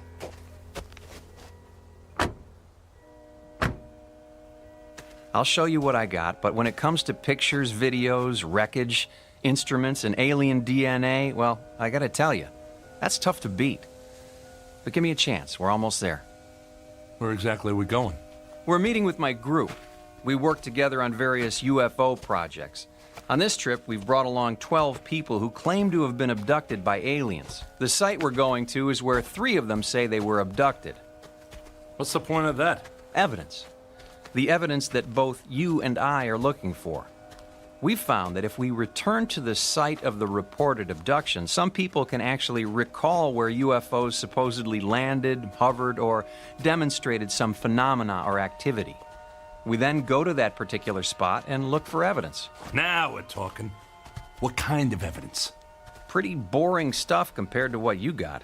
Usually we do soil samples, take readings for radioactivity, magnetic fields, pass metal detectors over the ground. We've managed to find some interesting stuff, assuming you're a soil chemist. That's it? You got dirt? I didn't say that. It's just a question of how you look at it. A UFO site can tell you a lot if you know what to look for. Speaking of that, is your crashed vehicle still sitting up there on that mountain? Nah, it's gone. I went back a week later and there was no sign of it. I hate when that happens. Are you sure you saw something up there? I saw it, I have pictures, and there is still some evidence up there. The kind of evidence you look for. The rocks on the side of the mountain. You can still see where they're scratched and gouged by the crash. But that's all you can see. I looked everywhere and there's no sign of anything else. I'd like to go there with you someday. The craft, or whatever it was, may have left some metallic particles on the rocks as a result of the collision. Do you remember where it is? I have it marked on a map. Back at home. In the box under the bed, no doubt. Where else would I keep it? You're a funny guy, and obviously a man with a lot on his mind. I think you'll like this group of people we're about to meet. They've got a lot on their minds, too.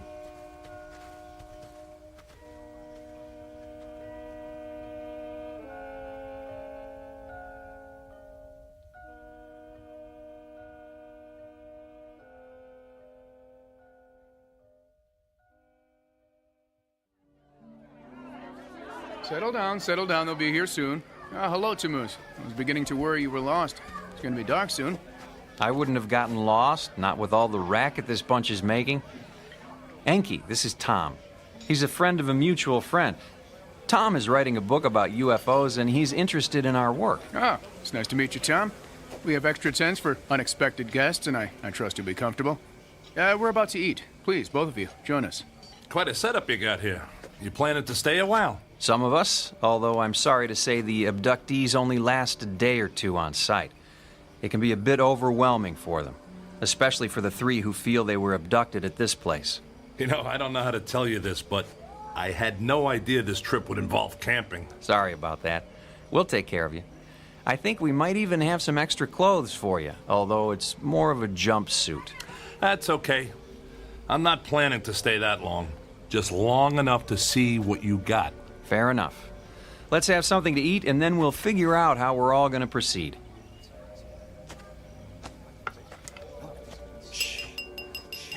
If I could have your attention, please. Thank you all for joining us. I know this is difficult for some of you, but I can assure you you're in good hands, and my hope is that our walkabout will be brief and uneventful. I'd like to introduce a special guest. Our friend Tom here is an author preparing a book on the subject of UFOs. If you'd like, I'm sure he would be fascinated by some of the stories you have to tell. Welcome, Tom. Tom, hello again. Hello there. Did you remember to make your appointment for next week? Yes. And I'm really looking forward to it. I'll bet you are. Friend of yours? Starting to look that way.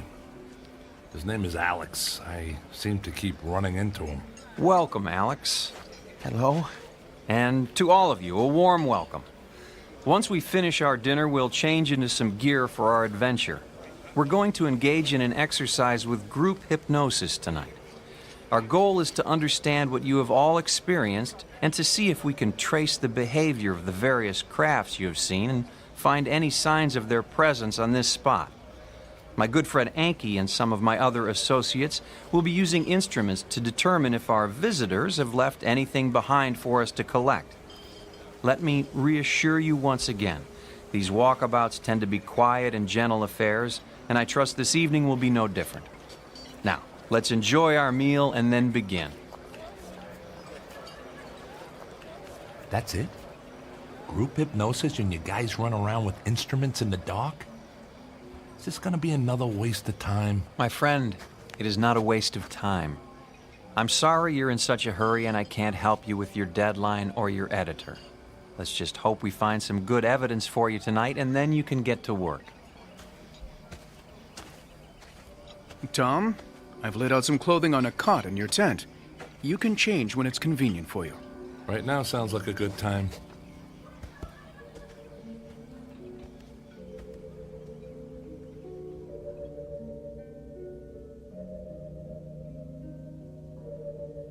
Tom? Hey, Tom! Wait up. Oh, it's you. Is this how you spend most of your time? Dr. Heisenberg recommended I try this form of therapy. Heisenberg? He doesn't seem like a guy who would want to lose a paying customer to a competitor. What? What are you talking about? That's not important. So, are you one of the people abducted from this place? No, I don't remember where my abduction happened. Dr. Heisenberg is trying to help me remember. I'll bet he is. Wonder how much that's gonna cost you. Oh, it's not about the money. It's about finding the answer. Well, that's one thing we both agree on. Well, this looks like my tent. You doing the camping thing too? Oh, we all are. I don't think we have a choice. We walked here and I have no idea how to walk out. Yeah, I know what you mean. Some reason I don't like the way this is set up. Do you know anything about these people? No, Dr. Heisenberg set it all up. He's a really good person, you know. He's always looking out for me. Whatever you say, Alex. Oh, man. He said jumpsuit. He meant it. Looks like something you'd wear in jail. I think it's to protect us from dangerous chemical residue in the soil. You're starting to sound like Tammuz. Oh, actually, Enki told us that, and I'm not taking any chances. I'm going to put mine on now. I'll see you again, okay? Yes, I'm sure you will see me again.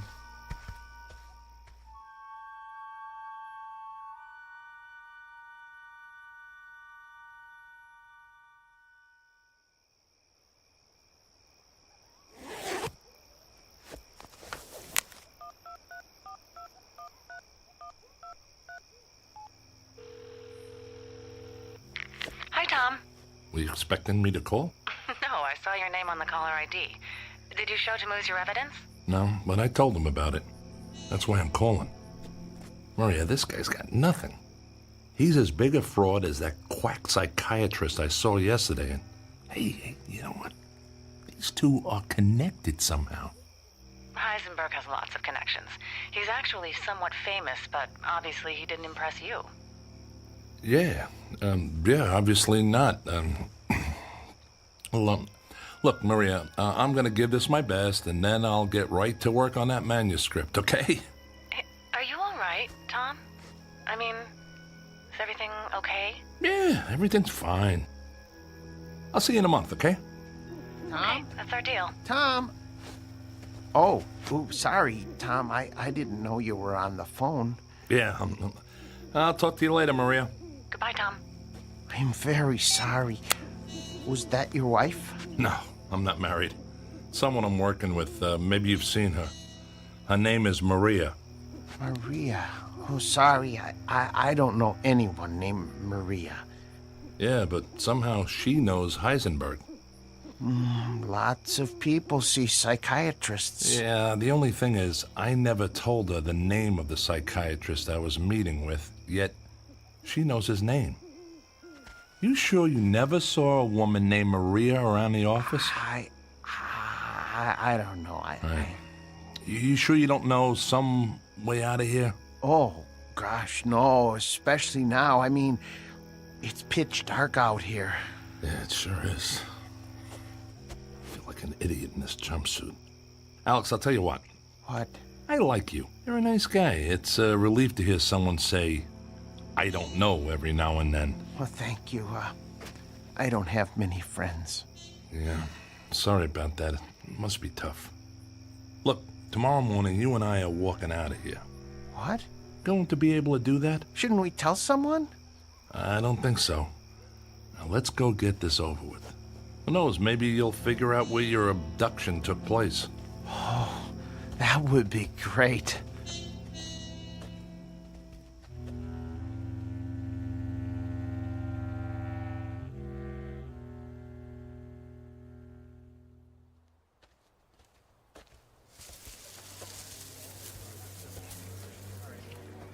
Hello, my friends. I see you're wearing our group attire. So how come we're all dressed in white and Tammuz and his buddies get the blue jumpsuits? I don't know. I like the blue ones better, too. Please, my friends, I would like to ask all of you to recline on the cots that we've arranged here in the circle.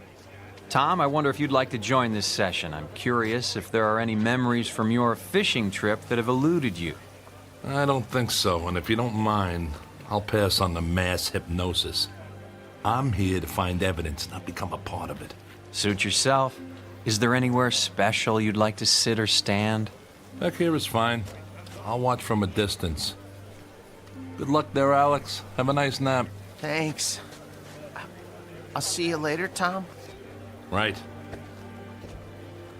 My friends, please, if you'll take your positions and simply lie down. Get comfortable, please, and be at ease. I want to begin by asking you to close your eyes and relax. Relax the muscles in your face and feel the tension go out of you. Relax. Feel your shoulders and arms slowly relax and allow your body to relax down your back, to your legs, to your feet. Relax.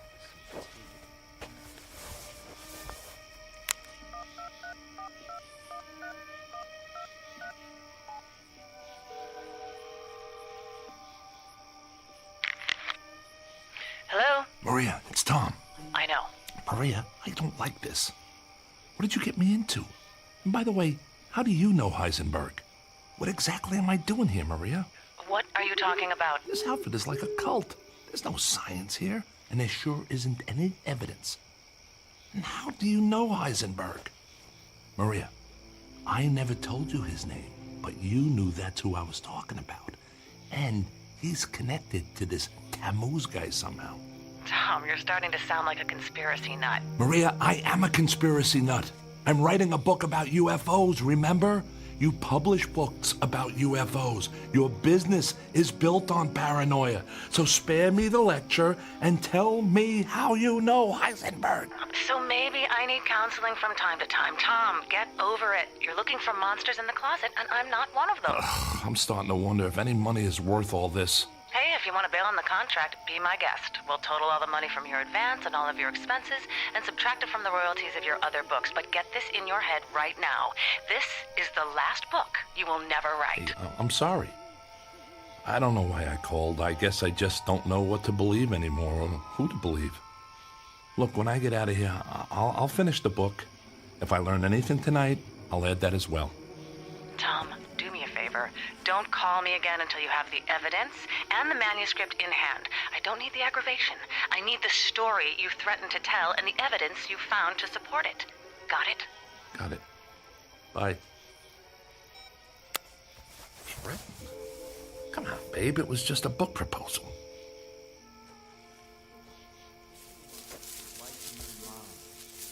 Bright light lifted you. See it. Believe it. Know it is there. The light approaches and will take you up to where all is well. Alex? Is that you? Where are you? I'm here, in the bushes. He said to be comfortable, and I'm comfortable when you're around, so I had to find you. Alex, you're missing out on your session. I don't want to do this. This is bad. Good. Alex, you're starting to get it. This is a scam, and that's bad. No, I mean really bad. Look. Oh my God! What is that?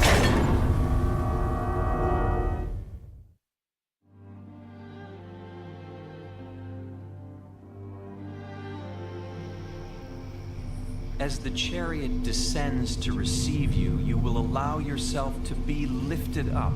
Feel yourself rising into the light. This is the place. This is where I was abducted.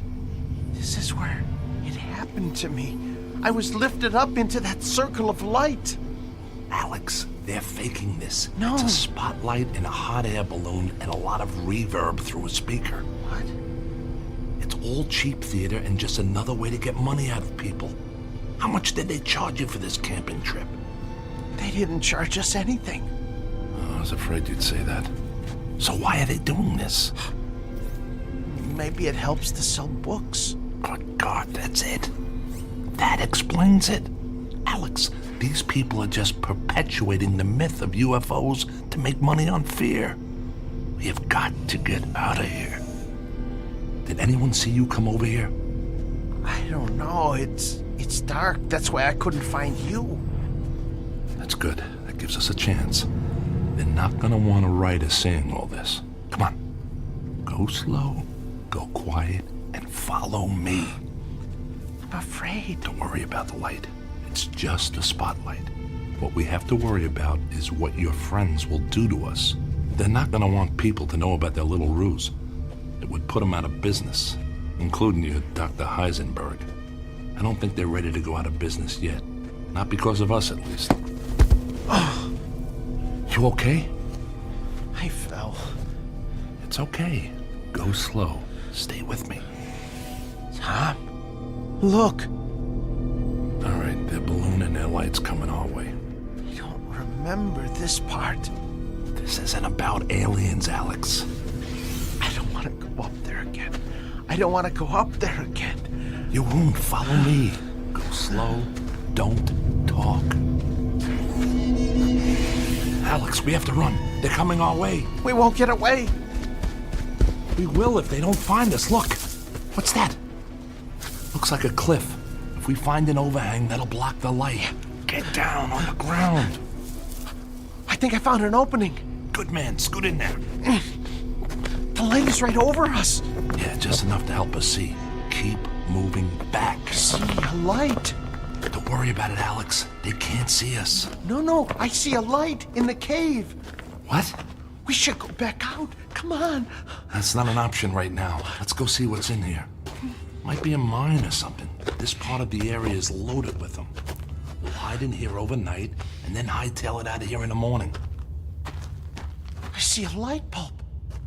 Yeah, we're in a mine. I just can't figure out why they're still running power to it.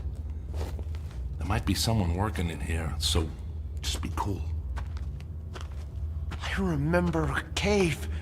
When I was abducted, I think I was in a cave. Dr. Heisenberg helped me to uncover it. Alex, you're done with Heisenberg. Heisenberg is a fraud. This is all a big scam to squeeze money out of a gullible public and to rip off poor souls like you. You are correct, my friend. Heisenberg, you soulless bastard. What are you doing here? You are part of this. You're destroying people with this charade. Can't you find another way to make money? On that count, you are right and wrong. Yes, this is a charade, but not the kind you think. Ah, hello, Tammuz. Hello, Enki.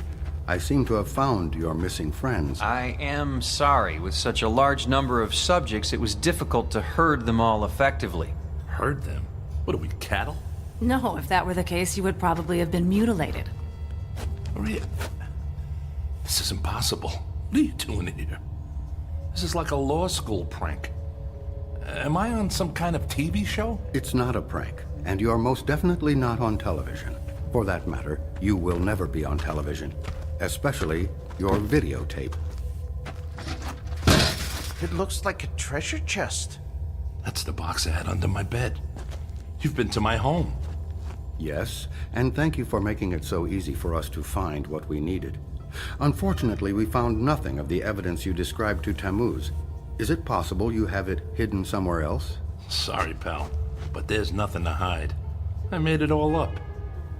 Sorry, Maria, but it's a tough game out there for writers, and you editors aren't exactly easy to please. By the way, Maria, how did you get hooked up with these crooks anyway? Let's just say we have common interests. So, this is how you know Heisenberg? You're all part of a money-making machine that preys on paranoia. Your publisher, his practice. How long have you people been in business? Actually, we've been in business, as you say, for about 50,000 years. I must say it used to be much easier, but as your species and technology has improved, we've had to improvise some interesting new solutions to cover our tracks. You people are crazier than Alex. I'm not crazy. This is all real. Alex, you're going to be fine. I'm sorry that we had to use you in this way, but you have done a very good job.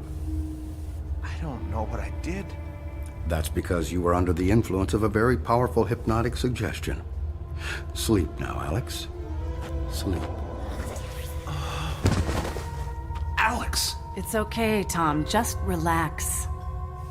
Tammuz, Enki, please carry Alex outside and send him aboard. It is his time. Who are you people? Well, for one, we are not people. We are, in fact, those aliens that you're so skeptical about. We are the Anunnaki. Many of us have been genetically modified to fulfill our mission on your planet. Now this is the book I should write. What do you say, Maria? This would be a hell of a story. I'm afraid this is a story that can never be told, my friend. Friend. I've been hearing that a lot. What's the story with this friend thing, and what are you going to do? Kill me? You kill your friends? That's a little serious for scam artists, don't you think? Now, who are you, really? It would have all been so much easier if you'd just told me you'd fabricated the evidence. Tom, we believed you. Are you kidding? You actually thought I had evidence of UFOs and aliens? Come on. We're all in the same business here. So I had my little scam with the book, and you got this deal going on. We can work together here. But hey, no more of this messing around with people's heads like you did with Alex. Let's just be cutthroat editors and writers. Maria, I'll be a top writer.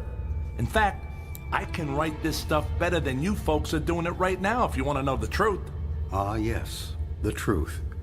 You know, my friend, maybe it's time you did learn the truth. It's obviously something you have had little experience with. Take Maria, for example. Oh, yes, she does publish books. Books that we approve of course. Books that make the authors seem like madmen and lunatics. Quite frankly, if you had come to Maria with a book claiming to have visited Venus, you would be in print by now. But instead, you really got our attention. Every now and again, someone like you shows up with some real evidence that we missed. That's when we have to take action. You see, that's one of our secondary missions, making sure that our experiments are not discovered. That's why we assume the role of UFO researchers and experts on abduction. You see, Tom, we found that the best way to obscure the truth is to pretend to seek it.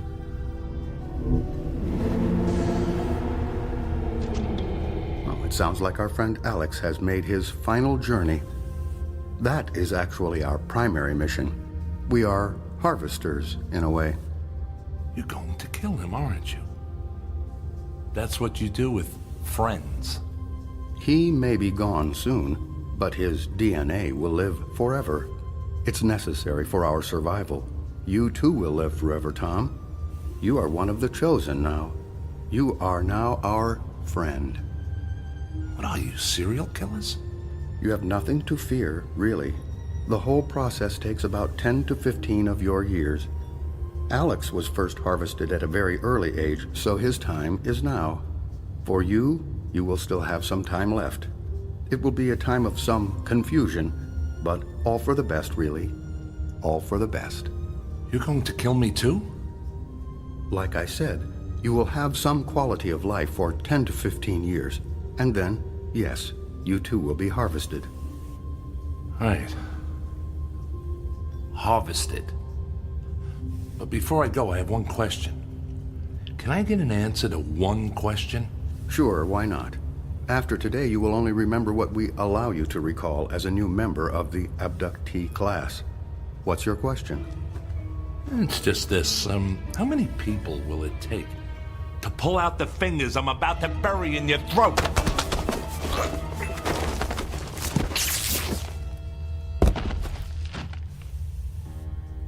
It's all clear. He is unconscious. This was a difficult one. They are proving to be a greater and greater challenge. The growing sophistication of their technology, their increased awareness of our presence. We may need to initiate another world war or create a new pandemic. We can't allow them to have too much time to think. Does that mean we should terminate the terrorism initiative? It's quite possible. In the meantime, let's increase the number of stories about supervolcanoes, asteroids striking the Earth, and global warming. Keep the fear alive. And Maria, you seem to have developed some affection for this one. That can't be allowed. I know, I will do better. Sometimes they're like pets to me, and I just seem to become attached. Ha. Spoken like a true editor. But you may have to have additional contact with this one, so keep your perspective. Okay. Now, back to work. We are staging a UFO convention in Mexico City, and I am recommending additional investment in the Alien Museum in Roswell. Enki, we will need your banking network to provide some additional funding for a documentary on a coming ice age. Let's really mix it up out there and keep these animals off balance. Tammuz, if you could clean up the campsite and sanitize any evidence, we can all get back to work.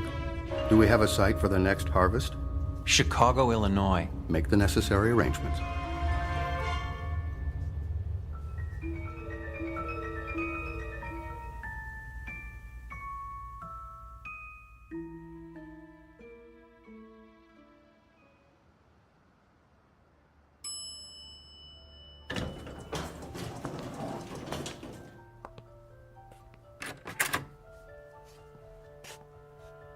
Hello, friend. So nice to see you again. It's nice to see you, too. Please, go in. The doctor is expecting you. Hello, Dr. Heisenberg. Hello, Tom. How are you feeling today? I think I'm getting worse. I think I need more sessions with you. Let me ask you something, Tom. Do you still believe you have been to Jupiter? I don't know. It doesn't make any sense to me. It's a gas giant. You can't breathe there. Well, if the alien technology you have described in our sessions is as advanced as you believe, anything would be possible, wouldn't it? I think you're right, Dr. Heisenberg. Tom, I must tell you, you have a way with words. Have you ever thought about writing a book about your adventures? No one would believe me. People want to believe, Tom. That's all that matters. I know an editor who I think would be very interested in your story about Jupiter. Why don't you meet with her?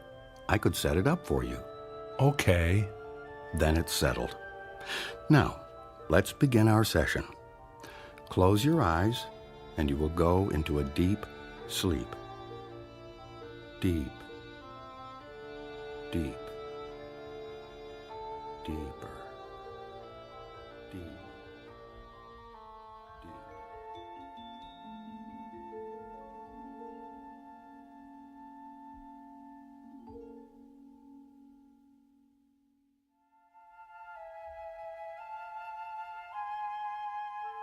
The evidence is in. The facts are fiction, and the truth has become a footnote to a lie. Is it possible that we are in fact alone in the universe?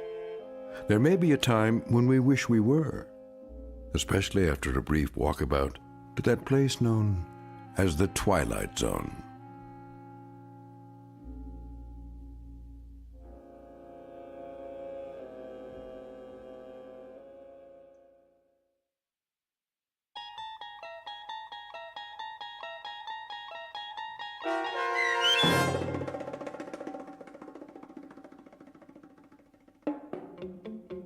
The Walkabouts, starring Mike Starr, with Stacy Keach as your narrator, was especially written for The Twilight Zone by Steve Newby. Heard in the cast were David Pasquesi, Joby Cerny, Leah Mortensen, Richard Hensel, Linda Kimbrough, and Tim Dadabo. The producers of The Twilight Zone wish to thank CBS Enterprises and the Rod Serling estate for making this series possible.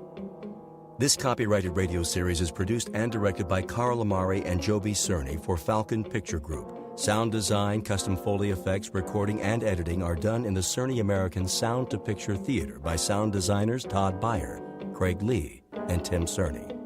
To learn more about the Twilight Zone radio dramas and to contact us, visit our official website at twilightzoneradio.com. Doug James speaking.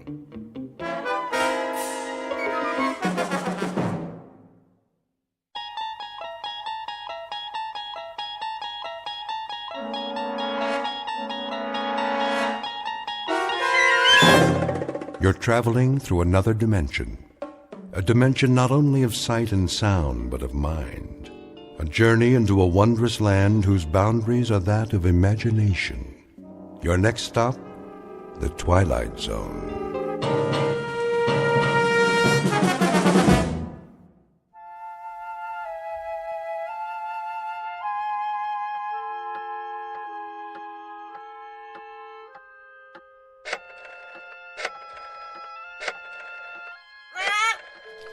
Yes, Pete, here's a nut for you. Now, don't bother me, if you please. I have work to do.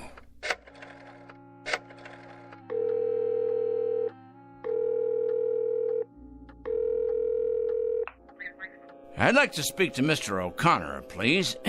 That's right. I'd rather not say. It's rather personal. That's it, Pete. Stay on your perch like a good bird. It's a boy. Is this Mr. O'Connor? Mr. O'Connor, I'll get right to the point. You have a young gentleman working for you in personnel. His name is Brewster. Alfred Brewster. Been with your firm about a year and a half. Well, I'll tell you what about it. The man is a communist. That's correct, a communist, with certain terrorist affiliations as well. Never mind who this is. Let's just say a concerned citizen, all right? What is of the essence is the character of one of your employees. I happen to know that this man, Brewster, is a subversive and a menace to our society. What am I suggesting? Why, I think it's obvious. I'm suggesting he should be discharged immediately, given his walking papers and shown the door. Never mind how I know. I know, that's all. That's all. Now I'm going to check back in a few days, and if he hasn't been discharged, I'll be forced to take this matter to a higher authority. That's right, to the corporate office. Correct? Goodbye, Mr. O'Connor. Rather a full day, Pete, wouldn't you say? 11 so far. 11 names on this list. I better sharpen my pencil. And scratch off one more. Of course, it's questionable what concrete results we can expect, but at least the seeds have been planted. Oh, yes. The opening guns fired. The first salvo, so to speak.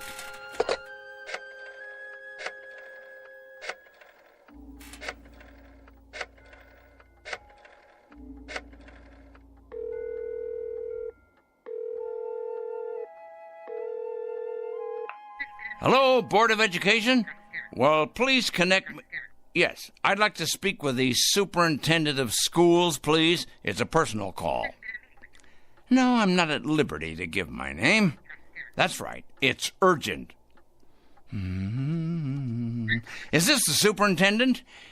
This is a concerned citizen. I'm calling about a teacher in your employ.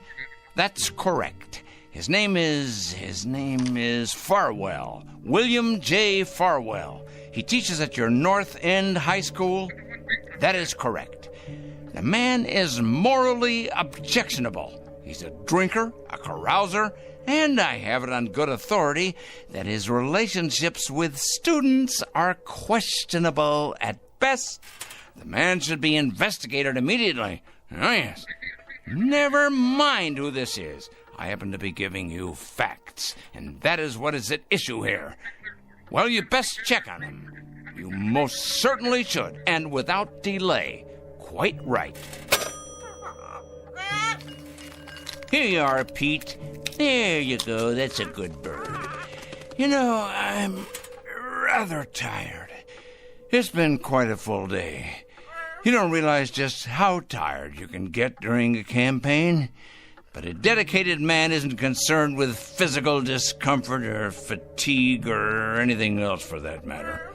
No, a truly dedicated person is interested only in victory, in the conquest of morality over the forces of immorality.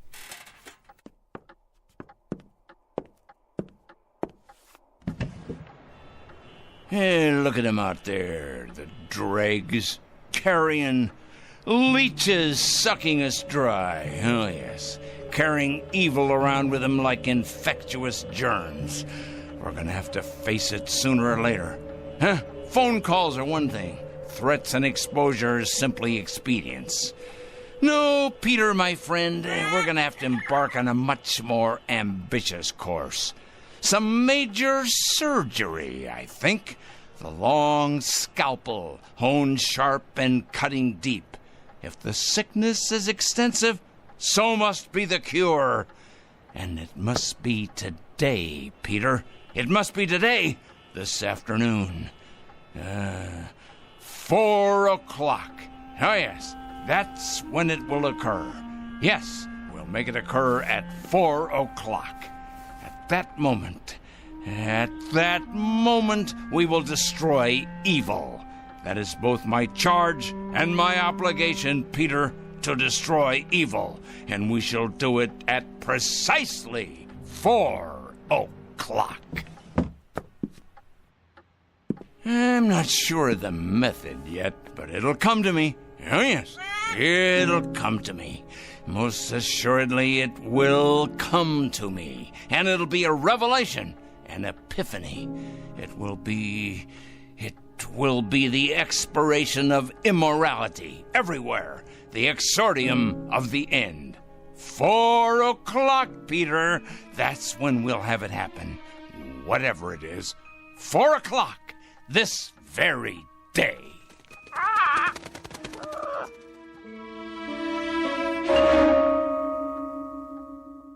This is Mr. Oliver Krangle, a dealer in petulance and poison, a self-appointed, self-designated, self-ordained vigilante whose jaundiced eyes peer out at an unholy world and find it undeserving of anything but judgment and punishment.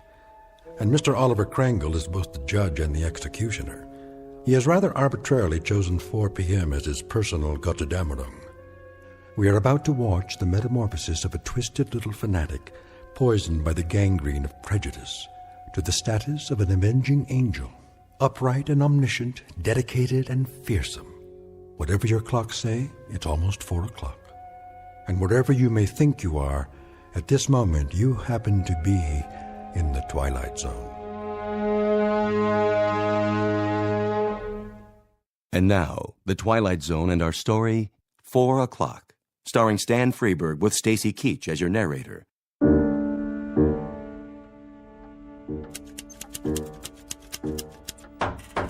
Yes? Mr. Krangle? What is it? Well, there's a special delivery for you. Just a minute.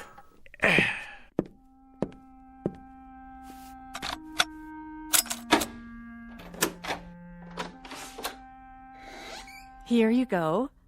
A whole lot of stuff, 8 or 10 envelopes at least. Thank you, Mrs. Williams. Something else, was there? Something... Oh, no, nothing else. Then in that case, why do you stand there trying to read the contents of these envelopes as if you were an X-ray machine, Me? Read your mail? Oh, I can assure you, Mr. Kringle, I have many more things to do than trying to read my tenant's mail. Your mail in particular. I feel reassured. You sure get enough of it. Somebody'd think you were running some sort of mail order business or something. Just look at that desk of yours. So much mail and papers and I don't know what all. What is your business, Mr. Kringle? What I do is none of your concern. I pay my rent on time, and I keep to myself. A respect for privacy you should learn, Mrs. Williams. Well, I never... You never? That's good to know. Now, have you any more comments to air? Because if not, I would greatly appreciate your leaving me alone. I have a great deal of work to do. I believe that. The question is, what kind of work? You should believe it. You may thank me one day, Mrs. Williams. Oh, yeah, you and everyone else. Assuming you're still around, and assuming you retain the capacity to feel appreciation. What's that supposed to mean? Assuming I'll be around. Are you threatening me or something, Mr. Kringle? Threatening you, Mrs. Williams? I don't threaten people, my dear lady. I compile files on them. I compile them, and I analyze them, and I investigate them, and then I categorize them, and I judge them. Oh, yes. If they're impure, they must be punished. If, on the other hand, they are simply misled or naive or unsophisticated, I point them to the right way. I lead them by the hand, Mrs. Williams. I show them the proper course, the path to redemption. Is that... What I mean is that what you do for a living? Indeed. In short, I check evil, Mrs. Williams, and I eradicate it, inoculate it, wipe it clean, and sponge it away. And you know where these evil people are? I most certainly do, Mrs. Williams. Can you give me an example?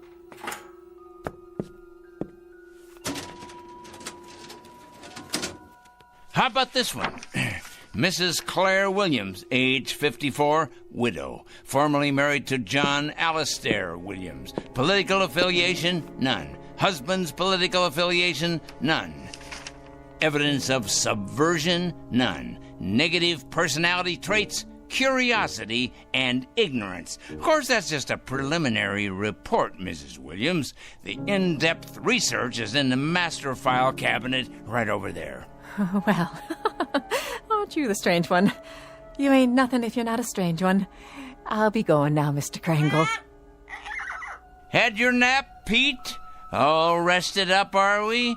Well, that's a good young parrot. It's going to be an exciting afternoon, Pete. Big things are going to happen at 4 o'clock. Yes, they are indeed. 4 o'clock? What's going to happen at 4 o'clock? Interesting question, Mrs. Williams. A very interesting question. Very much to the point. What's going to happen indeed? At 4 o'clock, we're going to expose evil, strip it bare, push it out into the light, dissect it, pinpoint it, and eliminate it. You are? Exorcise it, denude it, confute it, destroy it. Oh, now, careful, Mr. Kringle. You're gone and broken your lamp. What? Oh, the lamp. I see. Sorry. Well, no matter. Would you like me to clean that up for you? No, I'm quite capable of cleaning up after myself, madam. That's one thing I'm very good at, cleaning. Something else, was there, Mrs. Williams? No, I don't believe so. If it's all the same to you, I'll be on my way.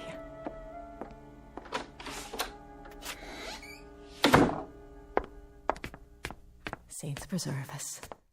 Excuse me. Oh, yes. I'm looking for a Mr. Kringle. I can't imagine why. I was told he lives in this building. Oh, he lives here, all right. There ain't no doubt about that. With a vengeance, he lives here right there at the top of the next landing. But if you ask me, young woman, you won't be going in there without police protection. Is that right? If you ask me, the man has a leak in his attic a mile wide. I ain't sure anymore that he's safe to have around.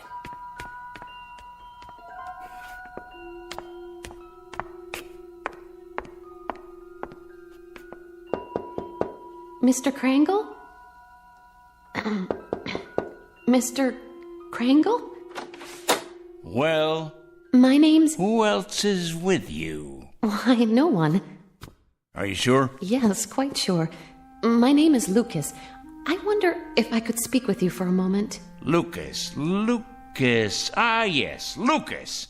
Kurt J., age 27, intern, East Side Hospital. That's my husband. Is he indeed? Well now. Your husband, you say. Come in, please. Come.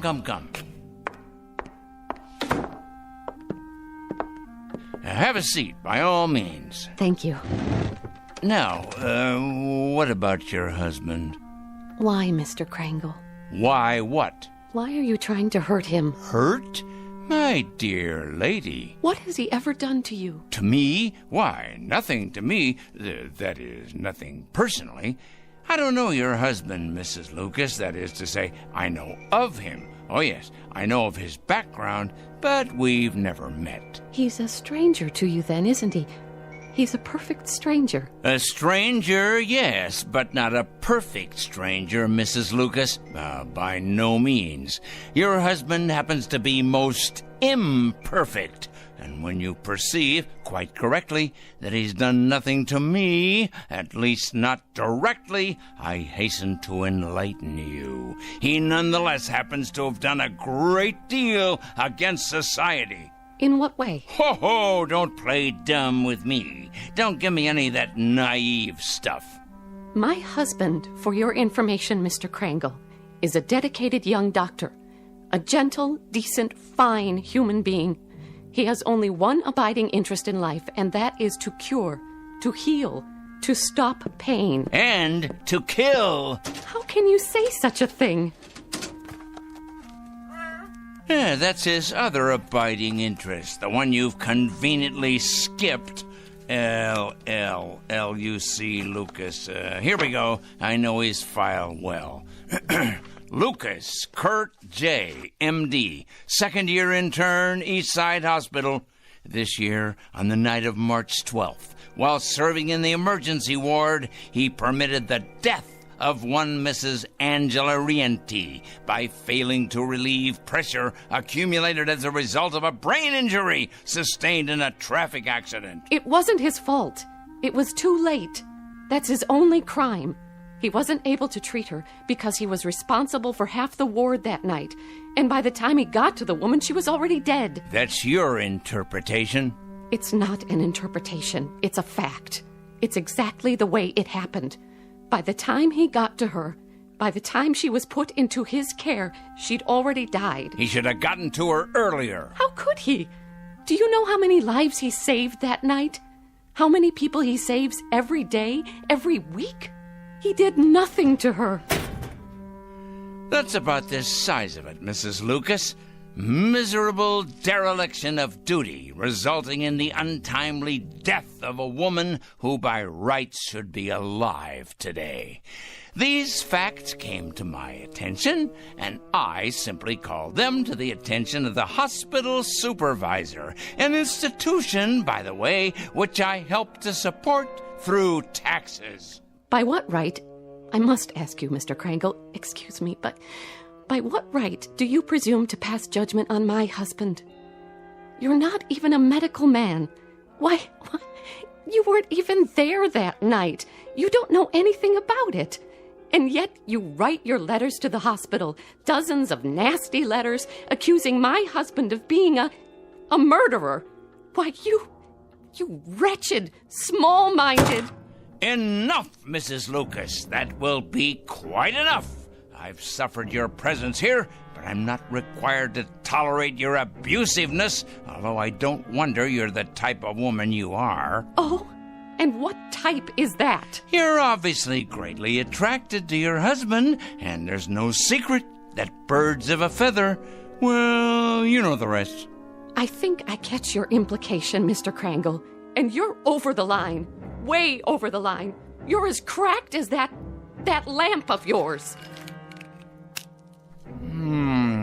Tell me, has the hospital discharged your husband yet? Discharged? That's right. Let him go. Cashiered him out. Eradicated him from the payroll. Given him the sack. I've been expecting it momentarily. They have not, Mr. Krangle. They have done no such thing. It'd take more than a letter-writing campaign from a crank like you to make that happen. Your husband is an evil man. He is no such thing. And I will not put up with evil in any form. And I will not stand by and allow an injustice like this. Of all the presumptuous, wrong-headed... I'm sorry, Mrs. Lucas. I haven't any more time. Why, look at the hour. It's 3 o'clock already. I got things to do. Many more important things to do, thank you. Today's mail, for instance. You'd probably be interested in these. They're cases not unlike your husband's. Communists, subversives, thieves, harlots, but all made out of the same metal. Evil, Mrs. Lucas. All of them evil. And I will not countenance evil. I am absolutely incapable of countenancing it. You're probably unaware of it, Mr. Krangle, but my husband is a very sensitive man. Oh, please, spare me. Your letters have had an effect on him, if on no one else so far. The people at the hospital tell him to ignore the letters, forget about them, but they're tearing him up inside. They're killing him. His confidence in himself, his ability to concentrate and work. You see, he's like a lot of doctors, Mr. Krangle. He cares. He cares very deeply. So, you see, you really have been quite successful after all. I imagine you've been equally successful with other people, too. Mm-hmm. There's too much sanity still left out there for you to have succeeded in having them all fired. Mm-hmm. But you must be hurting them. Those men and women, hurting them desperately, as you've hurt my husband. So you've really accomplished a great deal. Yep.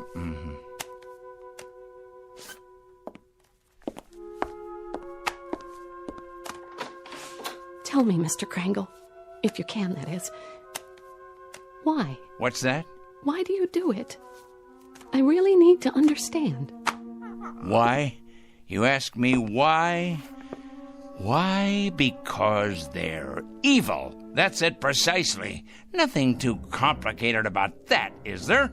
They're evil. Plain and simple. Here, take a look out the window. All those little bugs down there, you see? Bacteria. That's what they are. That's what your husband is. All those little... That's it. That's precisely it. What is? That's what I'll do. I've finally gotten the clue. I said little, you understand? That's what I'll do. I'll turn all the evil people into little ones, understand? I'll make all the evil people, let's see, 3 feet. No, 2 feet. 2 feet tall, that's it. At 4 o'clock this afternoon, at precisely 4 o'clock, every evil man and woman will become a mere 2 feet tall. A revelation, an absolute revelation. Peter, my lad, did you hear what I come up with? Did you? That's it. Do you see the beauty of it, Pete? That's it. It's brilliant, absolutely brilliant. 2 feet tall, Pete. 2 feet tall.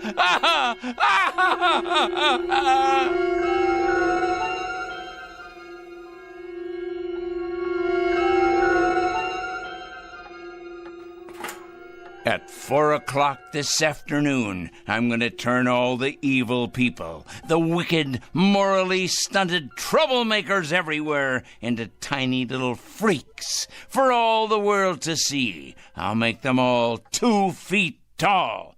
2 feet tall, I say. Yes, it'll be better than if they wore badges on their clothing. Impossible for them to hide the purest form of poetic justice. Evil will be made an object of universal scorn, laughter, humiliation. Yes, you're nut. You're hungry, aren't you, Pete? Here you go, boy. I won myself. We must be strong, the two of us. Strong for what's about to happen.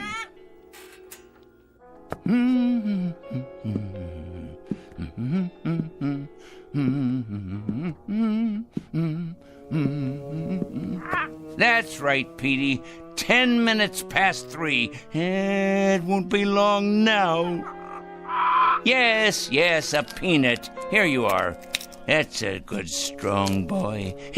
I'll bet you could crack open just about anything with that great big beak of yours, couldn't you? Yes, you could. I'm sure you could.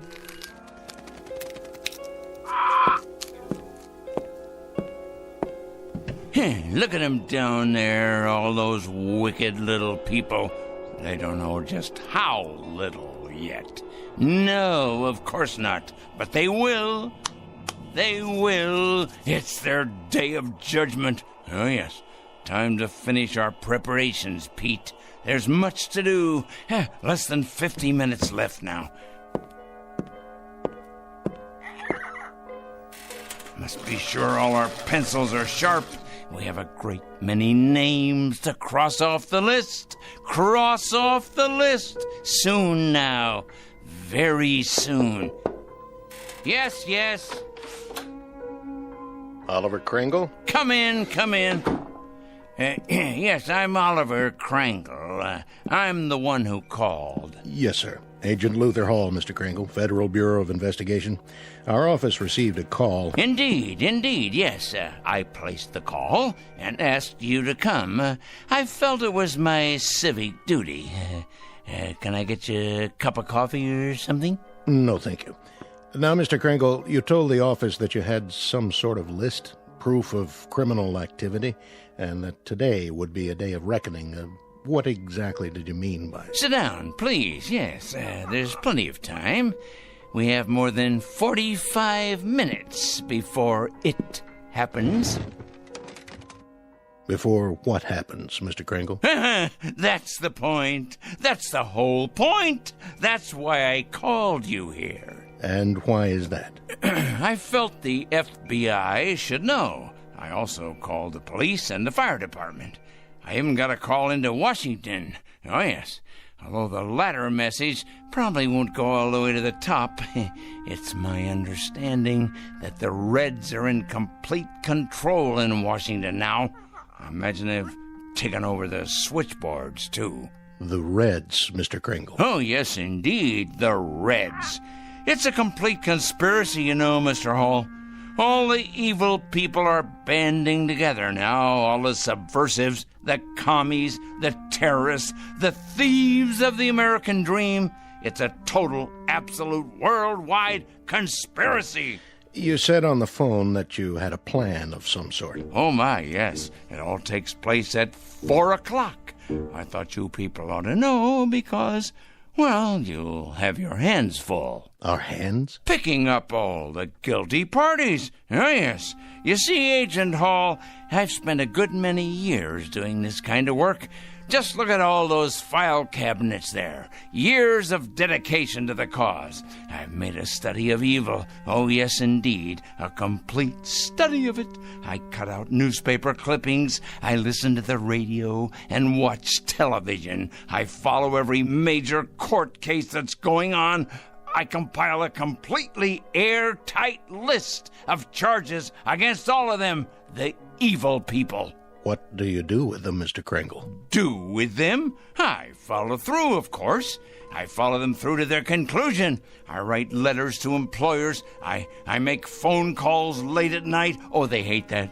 Oh, yes. It's one of the most effective methods, as you probably know. Calling those terrible people late at night. The later, the better.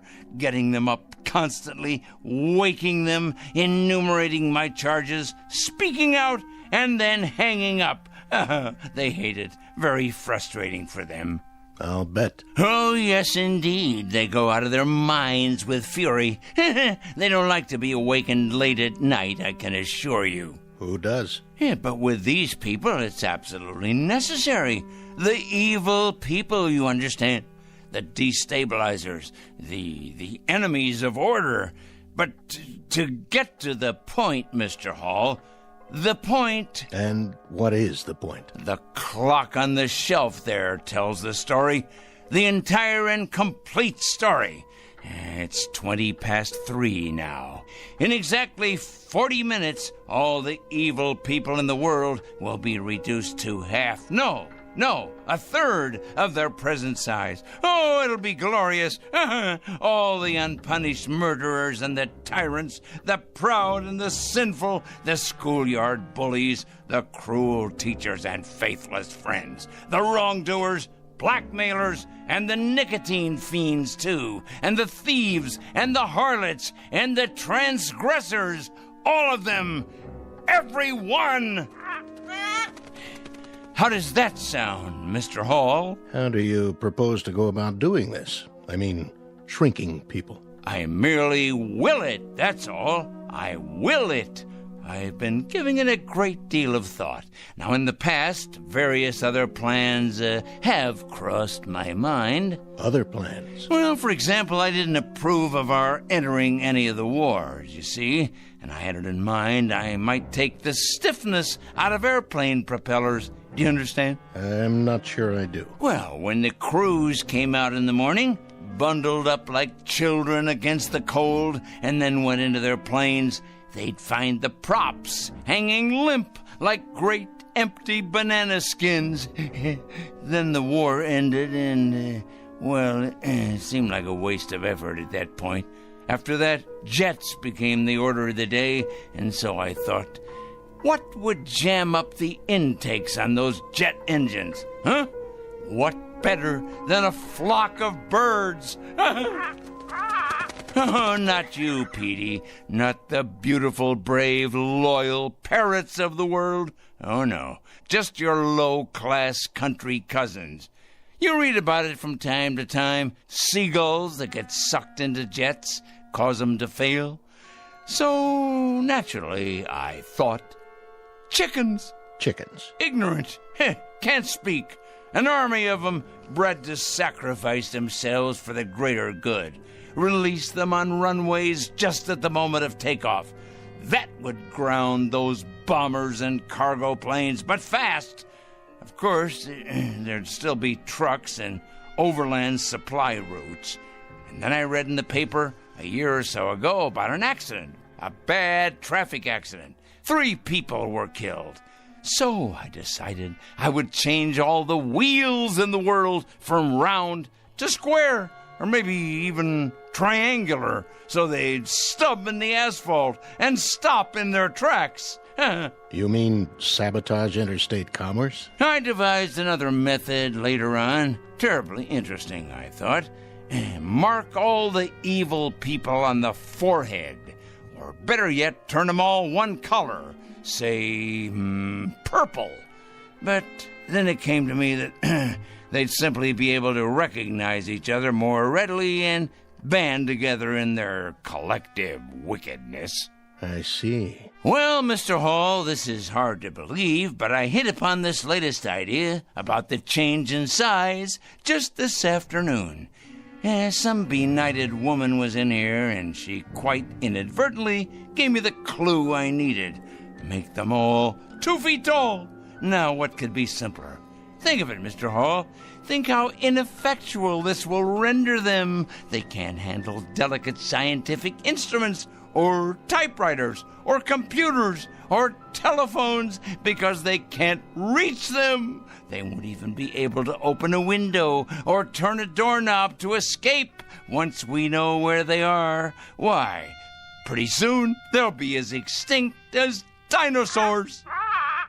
Here's a peanut for you, Petey.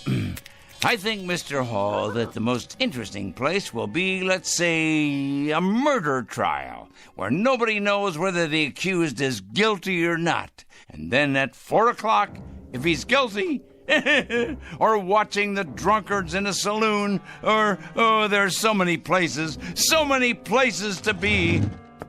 Mr. Kringle? Yes? I'd like to ask you a question, sir, and I hope you don't take offense at it. Go on. Have you ever had any psychiatric help, sir? What? Psychiatric help. I don't think you're rational. I think you've developed some kind of obsession here, and I think you need some help. Help? Me? I need help? Why should I need help? I'm not evil. You obviously don't understand any of this, do you?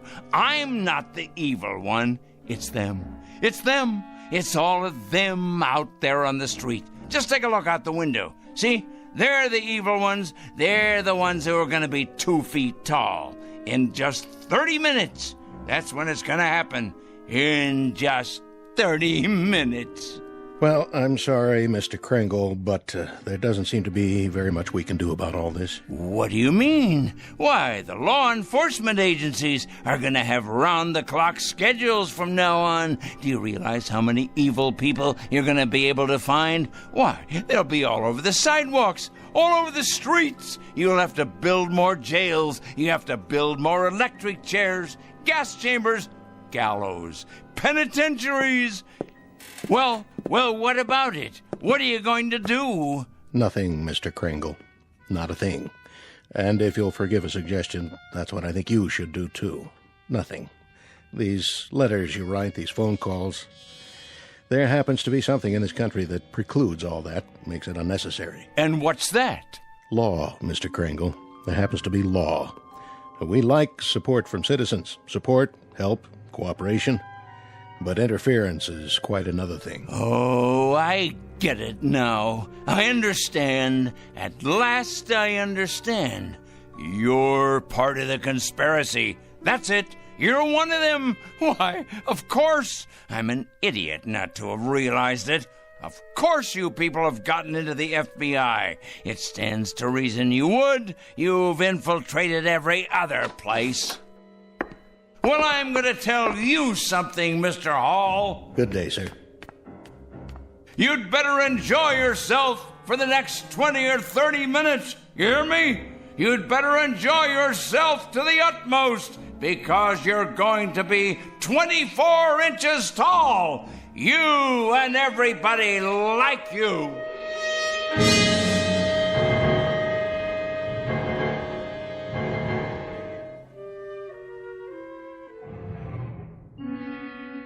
All the evil people, everyone, you'll see.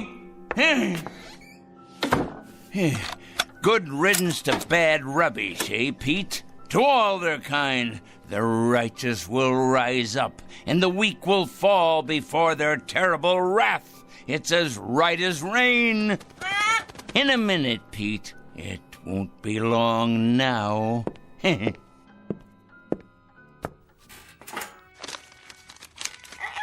Yes, here's your nut. It won't be long now at all. We must have everything in order, all our pencils sharpened, weapons that are truly mightier than the sword. And our desk, we must have lots and lots of clean paper to make another list of the newly exposed. Their corruption on display for all the world to see. I wonder what they'll look like down there on the streets, on all the streets everywhere. Oh, what a glorious sight it's going to be. So many people. Think of it. Fat ones, thin ones, the young and the old, suddenly grown too small for their clothing, which of course will no longer fit them. It simply won't fit them at all. Like the toads and the cretins they are. Someone should follow along behind and collect it in trucks, boil it in hot water, decontaminate it, and then redistribute it to the rest of us. Think of that, Pete. New suits, trousers, neckties, formal wear, tuxedos, this and casual wear of every style. Oh, yes, it shouldn't go to waste. Think of how much money could be made in resale centers across the land. Money to finance a whole new campaign. Why, Pete, we could open a chain of clothing stores. Aha! All we need is a fleet of trucks to gather it up. Ours for the taking. But alas, it's too late to organize any of that now. Oh, if only I'd planned ahead. Well, the least I can do is alert the media. Yes, that's the responsible thing to do. I wonder if they have any idea at all about what's to take place. And at this hour, the Dow Jones is down 14 points. Raging fire now under control in upstate. The White House press secretary announced a peace plan today.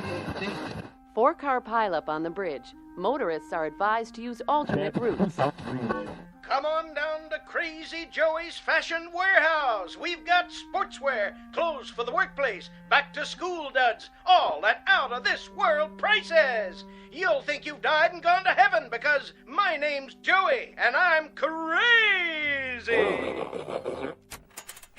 Another lost opportunity, Pete. But that man doesn't know how soon he'll be out of business.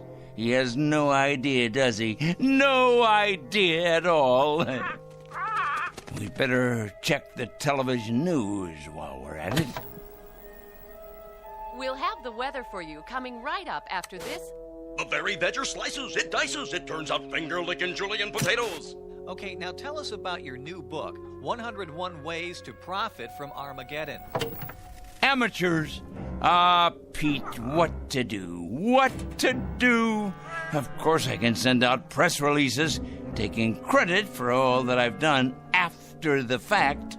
If only I had more time. More time! Still, we'll have to alert them as best we can.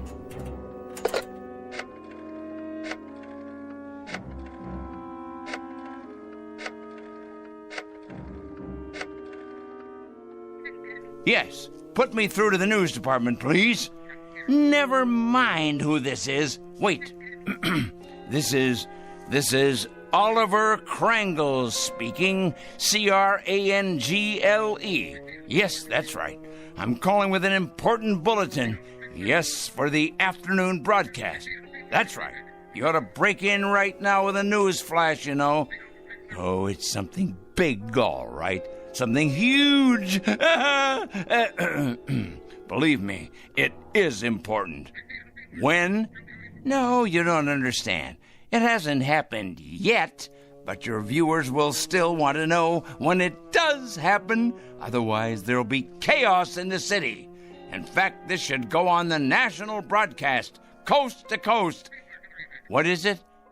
Let's just say a new perspective on the world. Hello? Hello? Hello? Petey, obviously they've infiltrated the local news channel as well. Of course they have. I should have known. They're everywhere, like insects, like vermin. Well, they won't be in control much longer, because Judgment Day is upon us. The strong will rise up to take what is theirs, while the subhumans are exterminated. It's the law of nature. But for now, there's precious little left to do, except make sure the clock is wound and to prepare ourselves for the occasion. Just try to be patient, Pete. Just a few minutes longer. Wait with me, and you'll see that it's all been worth it. I promise. But first, I must look my absolute best. Yes, top-notch, befitting a man of my stature.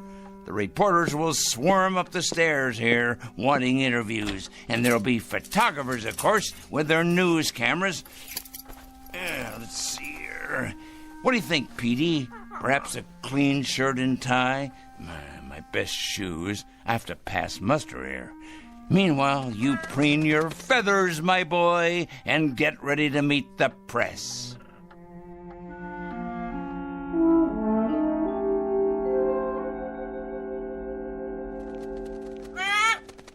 There! It's happened, Pete. It's happening right now. This very second. Can you feel it? Something in the air. The next phase of evolution for the human race. Oh, nothing will be the same after this. Nothing! The new order has come at last. Yes, but first, I can't wait to see 'em all down there, turning into tiny little gnomes. Just 1 second, Pete, as soon as I take a look out the window. Certainly, Peter. You may have a nut, as many as you like. You must be hungry. I'll have something, too. We'll make it a celebration. This is our day. Of course, but you must be patient. I can't wait to look outside. I can't wait. But for some reason, I can't see over the windowsill. How can that be? I can't even reach the bowl of peanuts. I know you're hungry, but somehow it's just out of my reach. What? Unless someone has moved it, put it in a very high place, but that would have to be someone very tall. Someone very, very tall.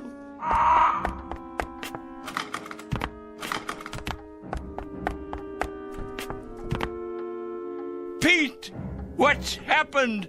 You've grown so large, and I'm so close to the floor. These shoes don't fit me anymore, and these clothes, whose are they? Must get out of this ridiculous costume.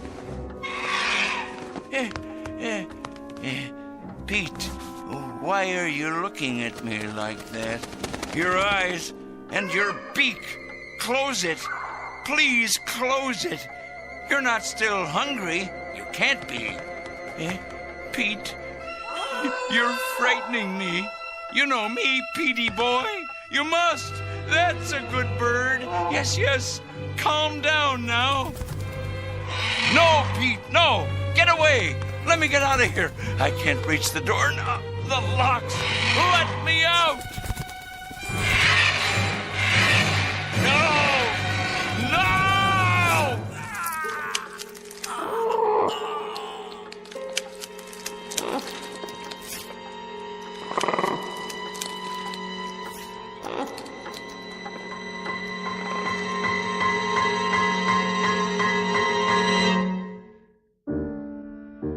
At 4 o'clock, an evil man made his bed and lay in it. A pot called a kettle black, and a stone thrower broke the windows of its glass house. Not a pretty picture, perhaps, but for this poor, misguided fellow, quite unavoidable. A simple matter of supply and demand. He was right about one thing, though. In a world where the strong get stronger and the mighty feed upon the weak, you can run, but you can't hide. Look for this one under F for Fanatic and J for Justice in the Twilight Zone.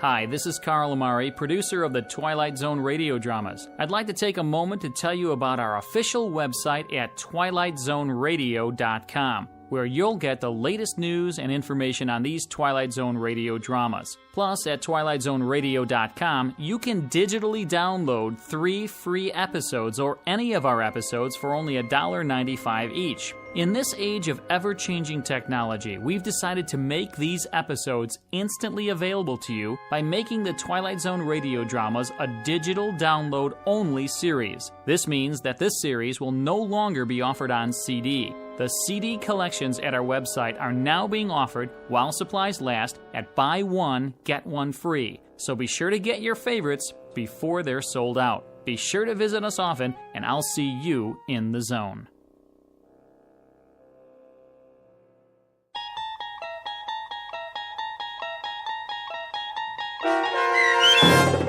"4 O'Clock," starring Stan Freberg with Stacy Keach as your narrator, was adapted for radio by Dennis Etchison and based on a script by Rod Serling. Heard in the cast were Taylor Miller, Maggie Carney, Rick Peoples, Doug James, Paul Patch, and Carl Amari. To learn more about the Twilight Zone radio dramas and to obtain audio cassettes and CDs of these programs, visit our website at twilightzoneradio.com. The producers of The Twilight Zone wish to thank CBS Enterprises, Carol Serling, Dennis Etchison, Dick Brescia Associates, Claire Simon Casting, Terry Jennings, the American Forces Radio and Television Service, our sponsors, and our radio affiliates for helping make this series possible. This copyrighted radio series is produced and directed by Carl Amari and Roger Wolski for Falcon Picture Group. Doug James speaking.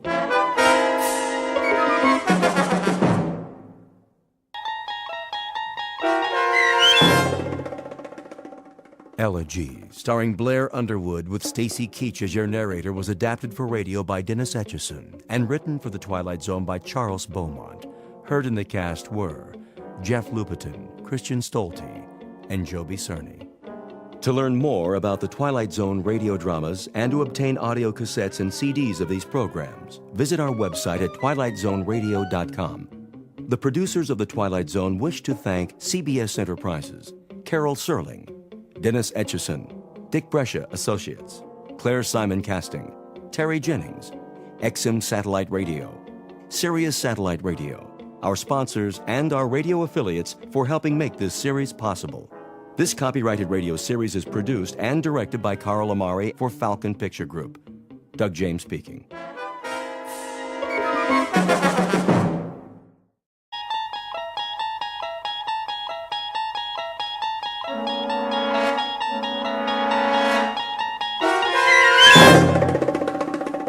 There is a fifth dimension beyond that which is known to man. It is a dimension as vast as space and as timeless as infinity.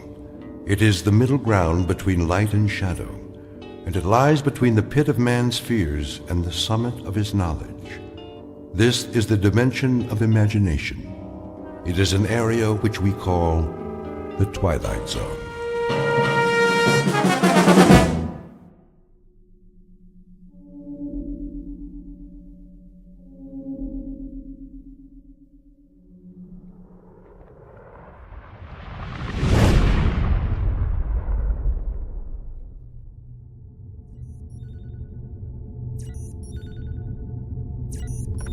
Kirby. Yes, Captain. Give me the readings. Course stable, 7.9 off vertical axis. That's why I can't stand up straight. Speed 2650, steady she goes. How close are we to that asteroid? In range, gravity detector starting to read. Say 100,000, give or take. Piece of cake. We still have to maneuver for a landing. Fuel supply. Well, Captain, let me put it this way. If I was back home in my car, I'd pray for a steep hill so I could put her in neutral and coast all the way down. That bad, huh? I think the expression is running on fumes. What's the terrain? Spectrographics coming in. And? Not too hot, not too cold. Volcanic activity, 1 million or so years ago. We are hitting atmosphere. At least it's got an atmosphere.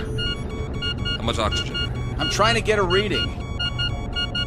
Deceleration chairs. Just a minute. Now! Better do it, Pete. All right, Myers, I'm going. Firing retro rockets. The fuel tank's empty, Captain. Anybody got a parachute? Hang on.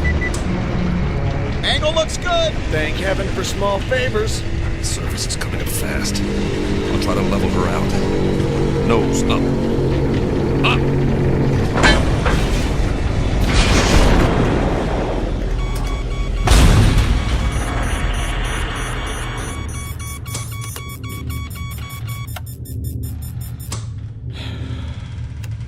Nobody say anything. I want to remember this magic moment. Oh. Ooh. Everything seems to be in one piece, except for the communications module. And it sounds like we damaged the tail assembly. Instruments are still working. How's the atmosphere? Take a reading. 20.95 parts oxygen. Yeah, right. 78.09 parts nitrogen. That's impossible. I don't get it. That's air. Don't look a gift horse in the chops. Gravity? 1 unit to 0.99. Are you sure? See for yourself, Captain. I don't believe it. You got something better to believe, Myers? But that's incredible. Conditions identical to Earth, and yet we're 655 million miles away from Earth. Let's get the airlock open. Hold up, Pete. What for? I'm sick of breathing recirculated air, eating freeze-dried tofu, and we're almost out of that. The instruments could be wrong. What's the difference? We aren't going anywhere for a while. We can't even radio for help till we fix the module. The man has a point.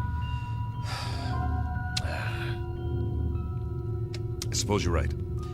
At least put on your helmets. Forget it. If this is all she wrote, then I'm ready for it, one way or another. I'm afraid I'm with Pete on this, Captain. Either we die now or we die later, starving to death like dogs. All right, open it. Now, this isn't an order, but I'd recommend everyone take a very deep breath.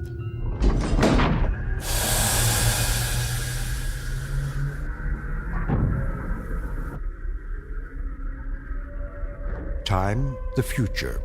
Place, a dark corner of the universe millions of miles from planet Earth. The main characters, 3 men. William Weber, captain. Peter Kirby, navigator. Carl Myers, geologist and science consultant. Each distinct from the others, but all sharing a common dilemma. They are lost. And like any long-haul explorers, they want to go home. Not their home necessarily, that would be too much to hope for. But at this point, any old port in a storm will do, especially for those who have veered off course and into the Twilight Zone. And now, The Twilight Zone, and our story, Elegy, starring Blair Underwood, with Stacy Keach as your narrator.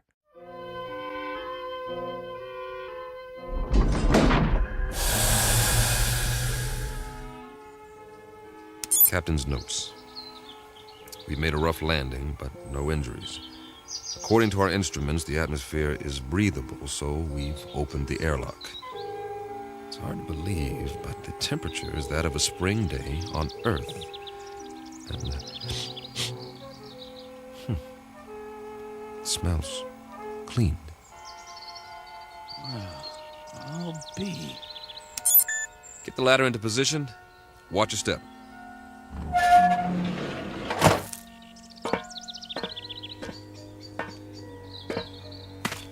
How many miles did you say we were from Earth? Too many. Time for a reality check. You see the same thing I see, Captain? What do you see? Open country, farmland. Kirby? Affirmative. Acres of grass, trees. I grew up in a place like this, in the Midwest. And those hills? They're settled granite, I'm sure. Eroded over thousands of years of wind, rain. I don't get it. Neither do I. Wait a minute. I do. Don't you see? We're back on Earth. Come off it, Kirby. I'm serious. The instruments are all screwed up. Some way or another. Don't ask me how. We got turned around, and now here we are, right back where we started. Oh, man. That is rich. Only one thing's missing. A brass band. Maybe they forgot about us. It's an interesting theory. Except for one thing. As far as I know, Earth has never had 2 suns in the sky.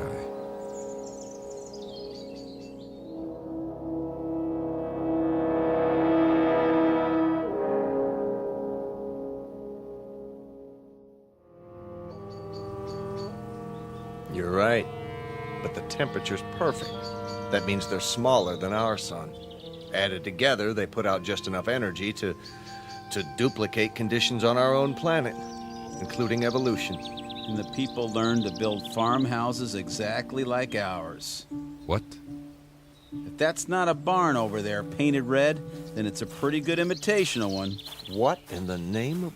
Better check it out. Be careful, men. We don't know what we're dealing with yet.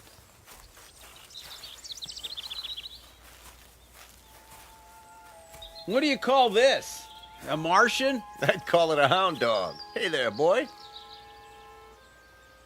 How come he's not moving? He's taking a nap in the shade. I don't blame him, do you? What the heck is that? By the barn, it's called a tractor. They were internal combustion vehicles used in the 20th and 21st centuries before the Total War. So we are on Earth 300 years ago. Negative. We're not equipped for time travel. Okay, you explain it. I can't. The only thing I know for sure is that we're not on Earth. Mm-hmm. And we are not alone. What do you... Hey! Hey, you over there, by the barn! What's the matter? Can't he see us? He's turned the other way. Looks like he's taking a rest. Leaning on his... It's a pitchfork. He was using it to load hay into the wagon. Some outfit. Overalls. Farmers wore them with straw hats, just like that one. He even has a red bandana in his back pocket. Well, I suggest we ask him the way to the Emerald City.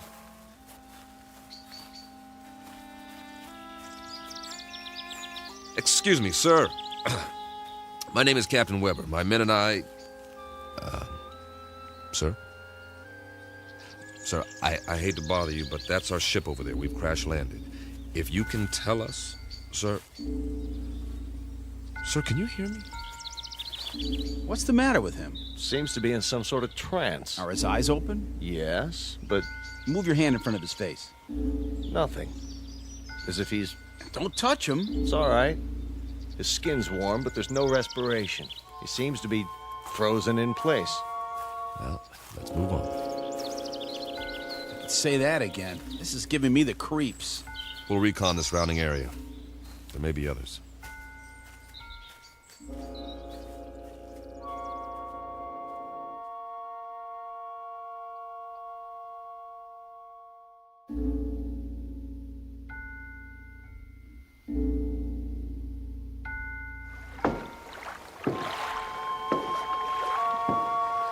Oh, now this is what I call a lake.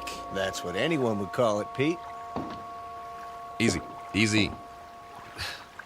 Be sure the bridge will hold. Feels solid to me. We ought to take off these flight suits and jump in. No, thanks. Why not? Well... Go on, say it. You can't swim, can you? Not as such. Oh, the big scientist. Wait a minute. Maybe we can find some water wings for you. Let's get a move on. We have a lot of ground to cover.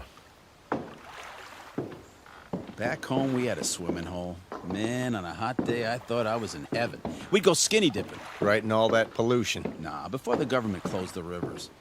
There were even fish in it. You could even see them jumping in the air. You ever go fishing, Captain? Yeah, as a matter of fact, I did. In the mountains. The runoff from the snow was clean. You could eat the fish if you wanted to and not get sick. I don't see any fish in this water. We better keep moving. We don't know when the suns go down. We should be back at the ship before dark, just to be safe. Good point. Maybe they don't have fish here. That's a possibility, if the planet's evolution took a different turn. Hey, there's somebody. I don't see anything. On the opposite bank, plaid shirt, see him? Sitting there with a fishing pole? Hey, mister! Hey, mister! Kirby's right. Folding chair, wicker basket, the whole setup. Looks like the guy's got it made. Let's hope this one talks to strangers.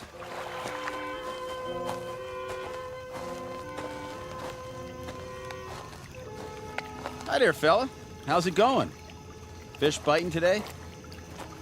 Mum's the word, huh? Let me try.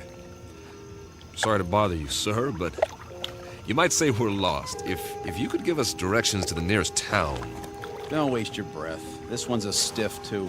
Maybe he's asleep. If he is, he's done well for himself. This basket is called a creel, and it's full of fish. Quite a haul. Fresh? Smells like it. Hold on. Is that a bottle of beer next to him? It is indeed. Only It's empty. Well, where's he got the cold one stashed? Fella, can you hear us? Do you even know we're here? Can't see his face. Lift up the brim of his hat. Okay, here goes. Sorry, nothing personal. I just like to look a man in the eye when I talk to him, even if he doesn't talk back. What did you do? Nothing, just barely touched him and he fell over. Well, at least we know he's not a statue. No pulse, like the farmer. But his skin feels real. Set him up again, exactly the way we found him. I get it. Get what? He's off the clock. Way off. What's that supposed to mean? Pete and I used to joke about it in flight school. Now, there are 24 hours in a day, but sometimes that's not enough. You're not kidding. All my life, I've wanted extra time to read a book, write a novel. Or go fishing, spend some time in the country, meet a girl and get married, or just take a nap, for crying out loud. But I was too busy. We all were. So the only answer is to fit some extra hours into the day. Hours that don't show up on the clock, that don't count. I don't see... Look at it like this. What if you could stop time? For a few minutes or a few hours? At least as far as everybody else is concerned. Think of what you could do. They stand there, frozen, while you run off and do whatever it is you need to do. Then, when you're finished, you run back and time starts again. They move and walk and talk and go on with what they were saying, and they never so much as know you were gone. Is that a plan or what? I wish we could have done something like that on the ship. If I'd had time for pure, uninterrupted thought, I might have, I don't know, perfected Sheldrake's theory of causative formation while the ship ran itself. That's right, and get home to find you've won your own Nobel, right? Now, we make planetfall, and we run into these people, if that's what they are, and it's as if we've finally done exactly that, taken ourselves off the clock, at least temporarily. Permanently would be fine by me. Nice theory, Captain. I'm afraid there are reasons, though, why it wouldn't work. I am sure there are. It's just a thought. If I were a science fiction writer, I could have some fun with it. But we've got more important things to do, like finding out what options we have, now that we're here. Say, I'm hearing things. I hear it, too. Seems to be coming from the top of the ridge beyond that grove of trees. That must be where the town is. We were close after all. Sounds like you got your brass band, Pete. I like it. Maybe they got a ticker tape parade, too. One way to find out.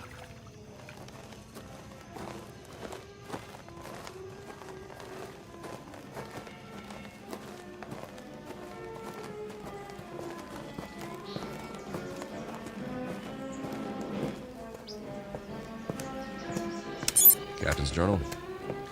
We appear to be on the main street of a Midwestern American town. Ahead of us is the square, complete with steeple, clock, and ivy-covered walls. Captain, did you notice? What's that? There are no hands on the clock. Duly noted. The music's louder. I hope this recorder can pick it up. Sounds like a Sousa march. There's a bandstand, flags, bunting, and a sign that says, Inauguration Ceremony. Welcome, Mayor Finch. The musicians are all in uniform. Just one thing. They're not really playing. Kirby's right. Nobody's moving. Not even Mayor Finch. He's holding a silk hat. Photographers in front of the crowd about to take his picture, but nothing's happening. It's like a movie set with 100 extras all waiting for someone to yell action. The question is, who's directing? I'm going to look around. Weber, out. The music's coming from that loudspeaker near the platform. It's being piped in from somewhere. Pre-recorded, no doubt. Concert's over. I wonder who turned it off. Any ideas, Professor? Well, I suppose it could all be part of a carefully orchestrated illusion. That's as good an explanation as any. Now, maybe we're being made to see and hear what we hoped we'd find here. The sights and sounds of home. But they got it wrong. It's 300 years before our time. Who's they? Or it could be that Time itself is somehow suspended in this place. So we really are off the clock. It's all relative. Time may have, in a sense, speeded up for us or slowed down for them. You mean they might actually be moving? It's possible. Why can't we see it? You can't see the movement of a clock's hands, nevertheless, they move. Yeah, when there are hands. Do you believe what you're saying? Of course not. Hey, everybody. Sir, ma'am, what's the matter with you people? Are we invisible or something? Don't take it personally. By the looks of them, they don't see anything. They might as well be statues. But they're not statues. Here, feel one. You, sir, shake hands with the captain. See what I mean? They feel like flesh and blood. Yeah, Kirby's right. More of the same. Whoever, or whatever, is responsible, they've created a perfect imitation of the real thing all over this asteroid. For what purpose? I don't have a clue. The expenditure of time and effort is considerable. Not to mention the science involved. The skin on these pseudo-people must be a new polymer compound. And the clothing, all duplications of Earth fabrics. I wonder... never mind. Say it.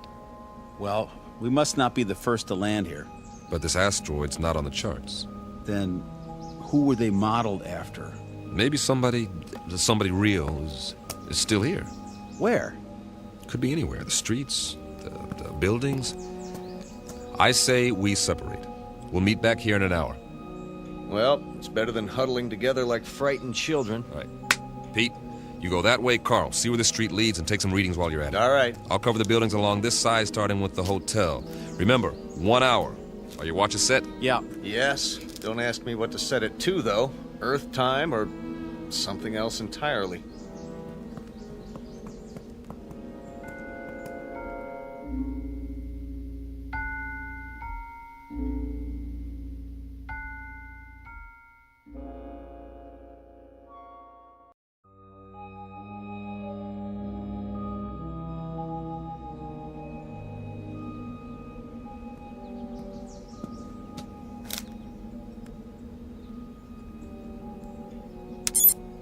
Captain's notes.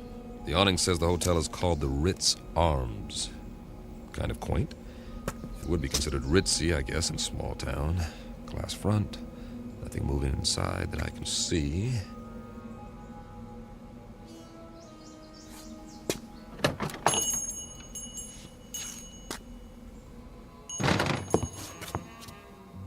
I should have brought the Visicam to record this. There's a clerk behind the desk, not moving, of course. And this is classic. There's an alcove off to one side. I can see 4 men seated around a table. A green lampshade, money. I think they're playing poker. Or they were before they stopped moving. And there's a waitress with a tray full of drinks. The big winner seems to be a little man with a gray mustache. Not your typical gambler, but he's all set to rake in the chips. He looks mighty happy. Hey, fella. Wonder what cards he's got here. I don't think he'll mind if I take a peek. 4 big, beautiful aces.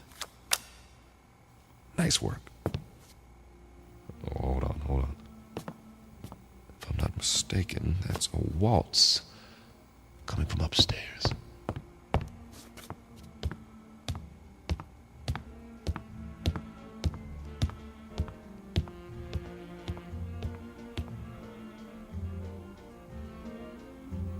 Music seems to be in one of the rooms. Hello? Hello? Anybody here?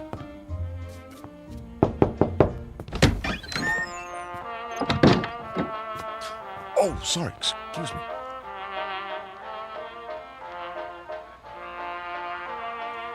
This room is definitely occupied. There's a candlelit table, I see an ice bucket, and a bottle of champagne. The music is canned.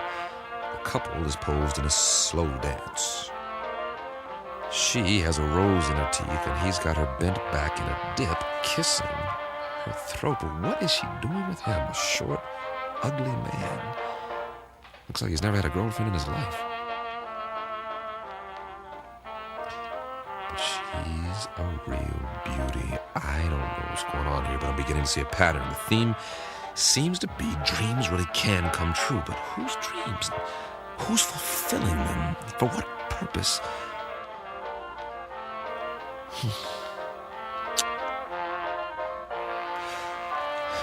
Weber out. For now.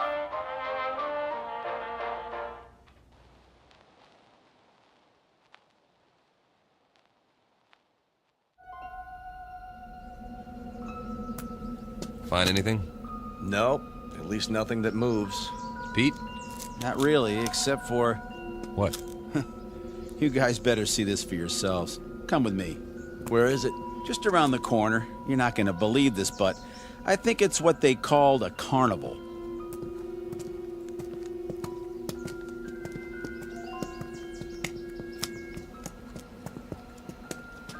That's what it is, all right. The Midway.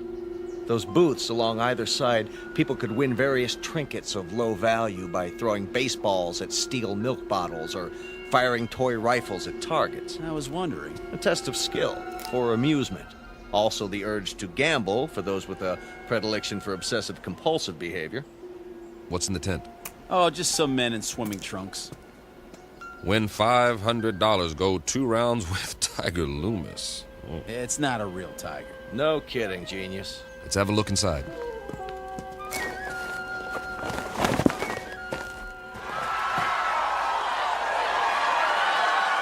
That must be Tiger with the stripes on his trunks.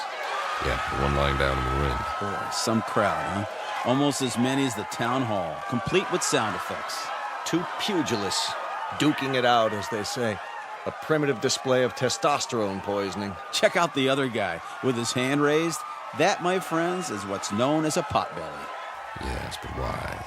Too many carbohydrates, not enough exercise, plus a certain genetic predisposition. But why would he be the one who wins? Must have been a lucky punch.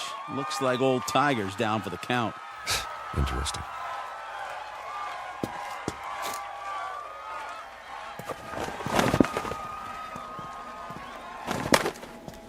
I think it's creepy. All these imitation people posed every which way. What do we have over there? I believe it's called a sideshow. Scantily clad young ladies who dance for the crowd, which is primarily male. That's nothing. Check out the stage at the end. See? I was saving the best for last. Get an eyeful of this. Some sort of contest, a sign. Beauty queen chosen today. Step right up, gents. You got your blondes, your brunettes, your redheads, your tall ones, your short, stubby ones. Take your pick. I'd say the judges have already made their selection. Cast your eyes on Miss Lakewood County. Some bathing suit, huh? Mm-hmm. It was called a bikini, after the location of the first atom bomb test. Of course, if you like them a little more curvy, there's always Miss Midvale. A little on the hefty side for me. Personally, I like Miss Vernon County in the strapless white two-piece. And they all lost. Kind of breaks your heart, don't it? The one they've chosen with the ribbon and the crown. Miss Wanda Bertolini from Stockton, California. A little long in the tooth, isn't she? 39 if she's a day. Freckles, frizzy hair, the whole bit. And yet, she's won against all those beauties. There ain't no accounting for taste. Perhaps the competition was rigged. Yes. But why? Your Majesty, my compliments to the judges. I don't blame them. They think you're the prettiest one of all. Wear it with pride, but tell me something, Your Majesty. What's wrong with you? I mean, you can't even move a muscle, like everybody else in this crazy asteroid. Answer me. Go on. What's the matter? Cat got your tongue? Answer me. Easy, Pete. Ah, you can have it. Everything about this place is nuts. Where are you going? Wait!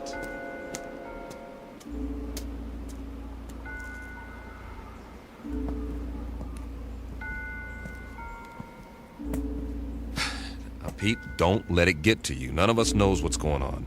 But until we figure it out... I'm sorry, all right? But you know how long we've been on that ship? Now we sit down and what do we find? We all feel the same way. Sure we do. But it's like somebody's trying to trick us into something or drive us batty. Something that doesn't even think like us. But it's got our number. Oh, yeah. Let me tell you. You've got to pull yourself together. I'm pulling, all right? But if we just had some idea, some clue about what the deal is here in this crummy place. How are you fixed for ideas, Carl? I don't really have a theory yet. Of course, it's highly improbable, but... So is the fact that we're here. Come on. Any theory is better than none. Well, I've begun to think that all of this, it just might be some sort of museum. Come again, Professor? We're millions of miles from Earth. It's possible that the inhabitants of this planet, whoever they are or were, developed a very advanced technology. Let's say they had a super powerful scanning device based on some new principle. Over the years, they observed Earth and decided to build replicas of what they observed. Perhaps they even took specimens to use as models. That would explain the accounts of alien abductions. If that's true, where are these inhabitants now? Gone, perhaps, having moved on and left all this behind. They could be in hiding. Then we'd better explore the rest of it. Or as much as we can in one day. At least they had taste. Take the residential street we're on now. It's right out of the late 19th century. Old-growth trees, Victorian houses. Why this era? Why any of it? It must have interested them. Though for what practical purpose, I can't imagine. Maybe just to please themselves. This is the way it was on Earth a few centuries ago. I've seen pictures, the streets, the houses, everything laid out so peacefully. You guys like it here? I would, if I knew it was real. If I could be sure it wasn't all going to vanish in a puff of pink smoke. It's an okay place to visit, but I wouldn't want to live here. Well, you better get used to it. This is going to be home for a while. Charming. Which one? The largest house, there across the street. Well, that one's a mansion. Isn't it lovely? Think of the freedom, the space to move about. You want it, it's yours. Yes, that's true, isn't it? Why not? I don't think anyone will mind, least of all the old fella in the chair on the porch. Another stiff. It's actually quite realistic, the way they've got him sitting there reading the paper. What's the date on the front page? Hey there, old-timer. You don't care if we look around, do you? Check out the inside. Not at all, gentlemen. You are most welcome.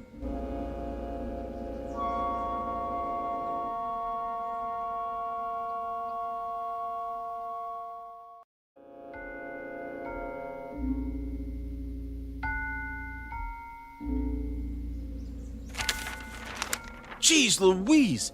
He talks! Forgive us, sir. You all look as though you've seen a ghost. We assumed that you were like the others. Oh, no. I'm Captain Weber. The name is Wickwire. Jeremy Wickwire. Ah, our pleasure. Peter Kirby, my navigator.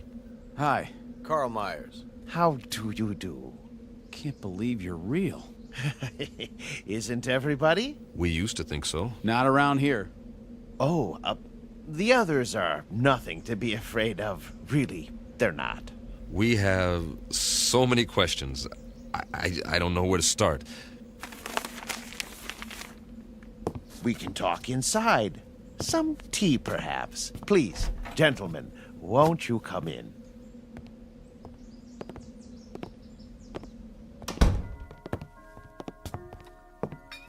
One lump or two? Oh, don't go to any trouble. It's better than what we're used to. Believe me. I don't know about you, Captain, but I must have my tea this time of day. I wouldn't feel complete without it. Oh, it tastes great. Nice and hot. Beats the heck out of that tang. I'll say. A remarkable collection of artifacts you have here. Artifacts? The oriental rugs, the tapestries, all this furniture. I've never seen anything to compare. It provides a certain level of comfort. Must have cost you a fortune. Oh, not me personally. We had it built for a Mr. Let me see, Jenkinson, I believe it was. You mean the pieces aren't antiques? Oh, heavens no. They were made to the client's specifications. At the last moment, however, he changed his mind, decided he really wanted to be a knight in shining armor. So now he's over in the medieval section, slaying a dragon. Then there's more that we haven't seen.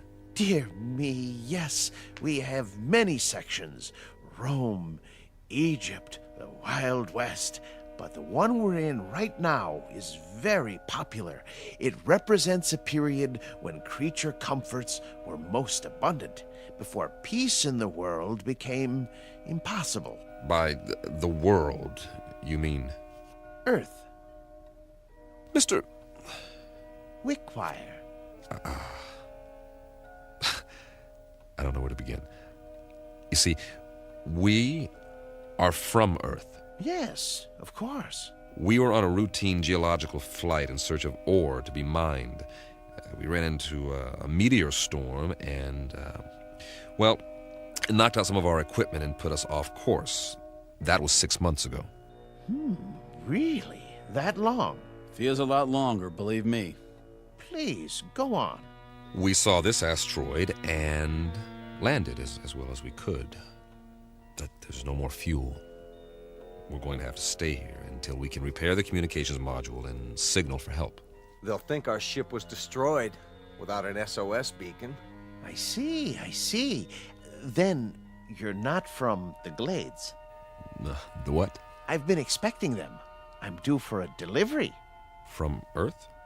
May I ask a question about the Earth? Did they, by any chance, have that atomic war? Not as such. A cluster of smaller wars almost simultaneously. Most of the Earth's surface was destroyed. We're still picking up the pieces. Oh, dear me, that is bad news. More tea, gentlemen. Mr. Wickwire, explain some things to us before we go out of our minds. Certainly, but you do look hungry. You can say that again. Let me fix us a light lunch first, Then we'll talk. No, Mr. Wickwire. Explain some things to us before we go out of our minds. If you like. Where are we? Why, you're in a memorial park. A memorial? More commonly known as a cemetery. Didn't you know? Please, make yourselves at home. I'll be back in no time. Did he say cemetery? Well, at least we know more than we did. You act like nothing's happened. Nothing has happened yet. Just give it time. What would you suggest we do? I'd suggest that you... Settle down, fellas. Getting upset isn't going to help. Help who? There isn't anybody to help us. That old man's off his rocker. This place is some kind of loony bin. Shut up and sit down. Yeah, well, I tell you, I don't like it. We're sitting around having tea, and we don't even know where we are. It doesn't make any difference where we are. This is where we're going to stay until we can send a distress signal. Unless he happens to have some rocket fuel and a tail fin assembly lying around. So for now, all we can do is make the best of it. Yeah, we don't have to like it, do we? Be patient. Everything will be explained, I'm sure. You mean you trust that guy? A little more trust might have saved our world, Pete. I say something about him is screwy. What's he so happy and well-adjusted about? Well, look at the way he lives. He's got everything he wants, even if it is a reproduction. Quiet. Here he comes. I've brought some sandwiches and a bottle of wine. I trust we'll make quick work of it. You can say that again. I haven't had a drink in I don't know how long. And after that, coffee. It's brewing now. Meanwhile, a glass for each of us. Do you mind if I pour? Very kind of you, Mr. Wickwire. May I propose a toast? Please. To peace, my friends. Eternal, everlasting peace. I'll drink to that. We all will. Excellent wine. Glad you like it. This is a special occasion. I thought it was worth opening a bottle. Liebfraumilch, isn't it? Yes, indeed. Mr. Wickwire, we're still a bit confused. You said we were in a cemetery. What did you mean? Mean? Yeah, why would there be a cemetery here? Perhaps you could elaborate. Certainly. But before I explain the details, you must give me some information. If you like. If your dearest wish could be granted, what would it be? I'm not sure I understand. What would you like to be doing most? where would you choose to be right now? That's easy. Back on the ship, headed for home. And you, Captain? I'll go along with that. So will I. Splendid. Oh, one other thing. When you left Earth, what was the date? September? No. The year. 2280. Really? 2280? When you arrived, I thought you were the men from Happy Glades, but you couldn't be. We're still not following you. What's Happy Glades? The world's greatest mortuary. At least, it used to be. The management hit upon this scheme as a service to the few who could afford it. The scheme being... Why, this little asteroid. Moriarty bought it and paid well to keep it off the maps. For what reason?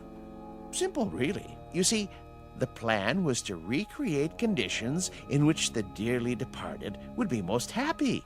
A favorite setting, a desired event. For example, if one had always wanted to be elected mayor, he'd achieve his ambition here for all eternity. So those people outside, they're all... Oh, not all of them. Just the select few. The rest are imitations. Simulacra, we call them, for effect. In other words, this is the place where your dreams come true after you've stopped dreaming. Yes, that might be a way of putting it. Very good. But a cemetery in the middle of space? Your boss, Moriarty, he could have bought a piece of property anywhere in the desert, say, away from everything. Oh, no. You don't understand at all. Happy Glades promises eternal peace, everlasting peace. You couldn't have that on Earth, now could you? Especially with the wars you've described. He has a point.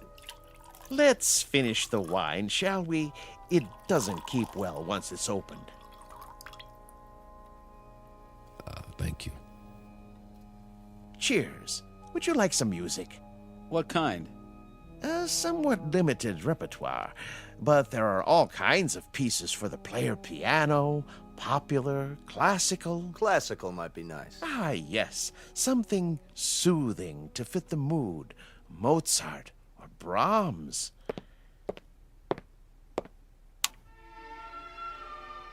A good choice. I thought so. Drink up, gentlemen, before I bring the coffee. Unless you'd like something more to eat. I have some tea cakes in the kitchen. What about you? Me? Yes. How do you fit in? Why, I'm the caretaker. It's my job to make sure that our guests are not disturbed. This mortuary, or whatever it is, when was it built? Let me see. The year was 2177, I believe. It's almost 100 years ago. That makes you a little on the elderly side, doesn't it, Mr. Wickwire? Oh, you force me to an embarrassing admission. You see, I'm not actually human. When you're gone, I'll go back to sleep, as it were, until I'm needed again. I go on and off, like a machine. You understand now? Sure. Nothing complicated about that. He goes on and off. I've apparently been turned off for several decades. One thing, Mr. Wickwire, we're not going anywhere. We can't. We're staying here, at least for the time being. Yes, I know. You said something about when we're gone. Oh, a figure of speech, Captain. I meant departed. Gone on, as it were. Jim, you know what he's saying. What's the matter, Carl? You're pale. And you're perspiring. What in the... Something wrong with the wine. The old man. He didn't drink any of his. You're right. Why? Why didn't you, Wickwire? I told you not to trust him. I told you. Oh, he's poisoned us. We meant you no harm. I realize that, and I'm sorry. Truly I am.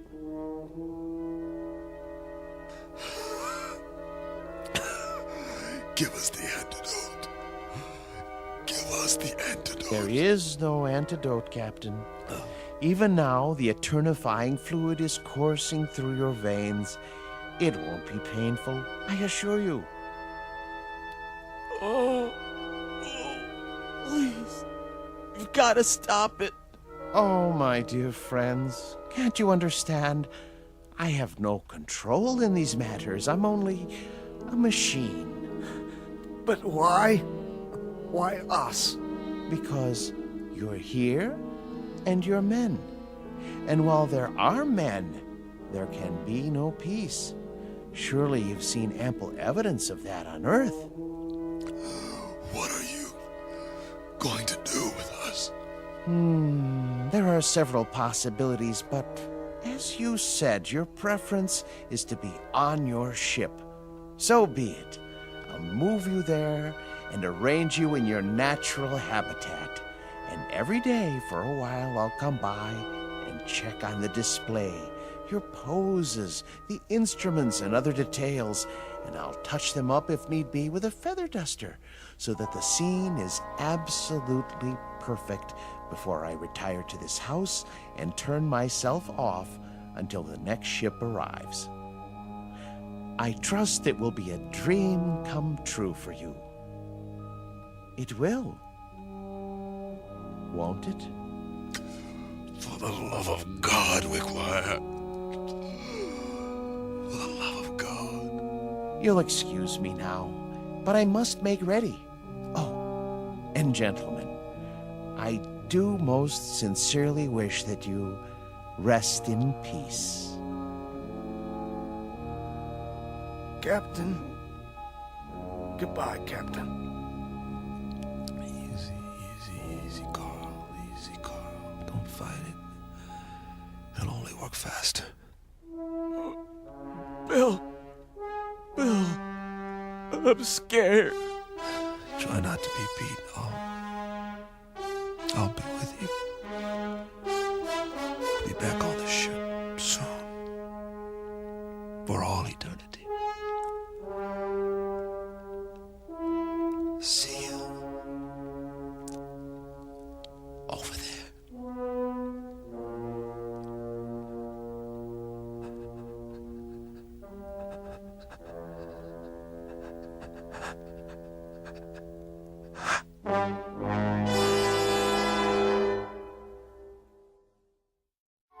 Captain Weber, his navigator Kirby, and Meyer, the geologist, on their last voyage.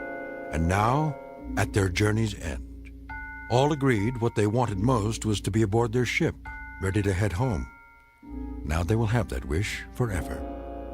Unfortunately, it's a wish that can only come true in the Twilight Zone. The Twilight Zone continues in just a moment. You are about to enter another dimension. A dimension not only of sight and sound, but of mind. A journey into a wondrous land of imagination. Next stop, the Twilight Zone. Hi, this is Stacy Keach. I'd like to take a moment to tell you about our Twilight Zone website at twilightzoneradio.com. At twilightzoneradio.com, you'll find the latest information on these Twilight Zone radio dramas, including behind-the-scenes photographs, plus the newest product releases, trivia contests, ways to contact us, other Twilight Zone-related info and merchandise, plus links to other fascinating websites. So make your next stop twilightzoneradio.com. Visit twilightzoneradio.com to purchase these Twilight Zone radio dramas on cassette and CD, or call toll-free 1-866-989-ZONE. That's 1-866-989-9663.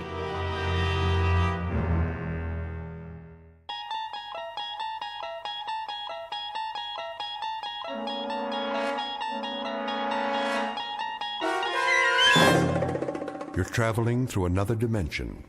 A dimension not only of sight and sound, but of mind. A journey into a wondrous land whose boundaries are that of imagination. Your next stop, the Twilight Zone.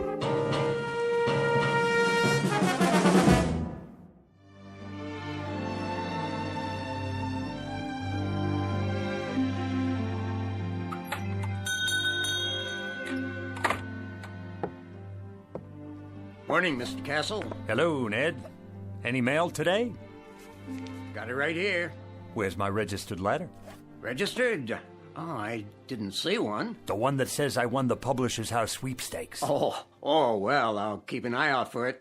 I entered that one myself. Instead, I get only bills. Yeah, the check's in the mail, Mr. Castle. Say, maybe tomorrow, huh? Maybe. See ya.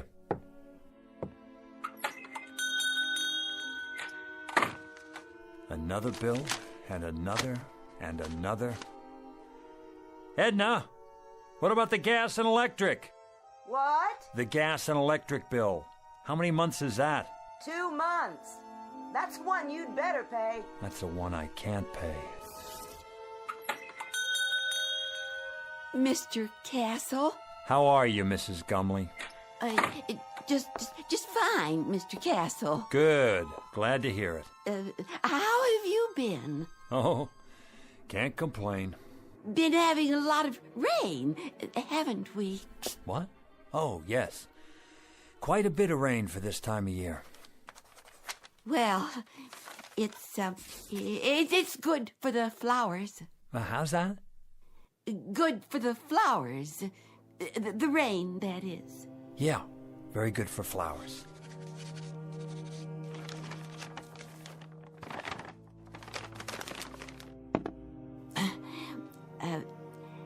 An heirloom today, Mr. Castle. An heirloom, Mrs. Gumley. You don't say. Oh, yes, Mr. Castle. Been in my family for years. Has it now? Years and years. It's supposed to be very valuable. Hand-blown glass is what it is. Mrs. Gumley, it's just a plain old glass wine bottle. Do you know what it's worth, actually? Nothing. Not even a deposit. If you could find the store where it came from, that's what they'd give you. Nothing. I could let it go for $1. Mrs. Gumley, if I could spare $1, I'd give it to you. Believe me, I would. But things have been rough here. The pawn shop business isn't what it used to be. I'm so in debt myself that... I see. Wait a moment. Yes.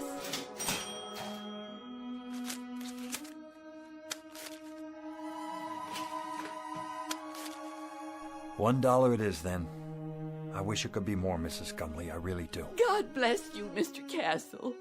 I could kiss you. Stop that now. It's nothing. You're a wonderful man. Good luck to you. And to you. Better days for all of us. Mr. Castle, it's not an heirloom, you know. I found it in a garbage can. It's just a dirty old cheap glass bottle. Please forgive me for lying to you. That's all right, Mrs. Gumley. Who knows? Maybe it'll turn out to be an heirloom. We'll just have to wait and see.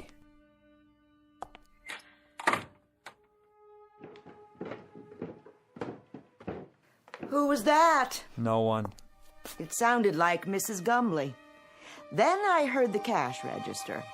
What did you buy this time? Edna. Oh, a bottle. Gorgeous. She said it was an heirloom. Is that right? She has to eat, doesn't she? And you don't? That's not the point. Arthur, we're a couple of weeks away from bankruptcy. Don't you think I know that? Then you'd better start rubbing that bottle and pray, Arthur. Pray that a genie appears, because that's about the only hope we have left. Oh, Edna. Edna, please.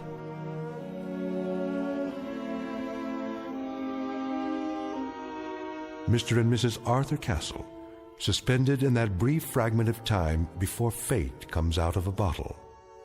Mr. and Mrs. Arthur Castle, gentle and infinitely patient people whose lives have been a hope chest with a rusty lock and a lost set of keys. But in just a moment, that hope chest will be opened, and an improbable phantom will try to bedeck the drabness of these two people's failure-laden lives with the gold and precious stones of fulfillment. Mr. and Mrs. Arthur Castle, standing on the outskirts and about to enter the Twilight Zone.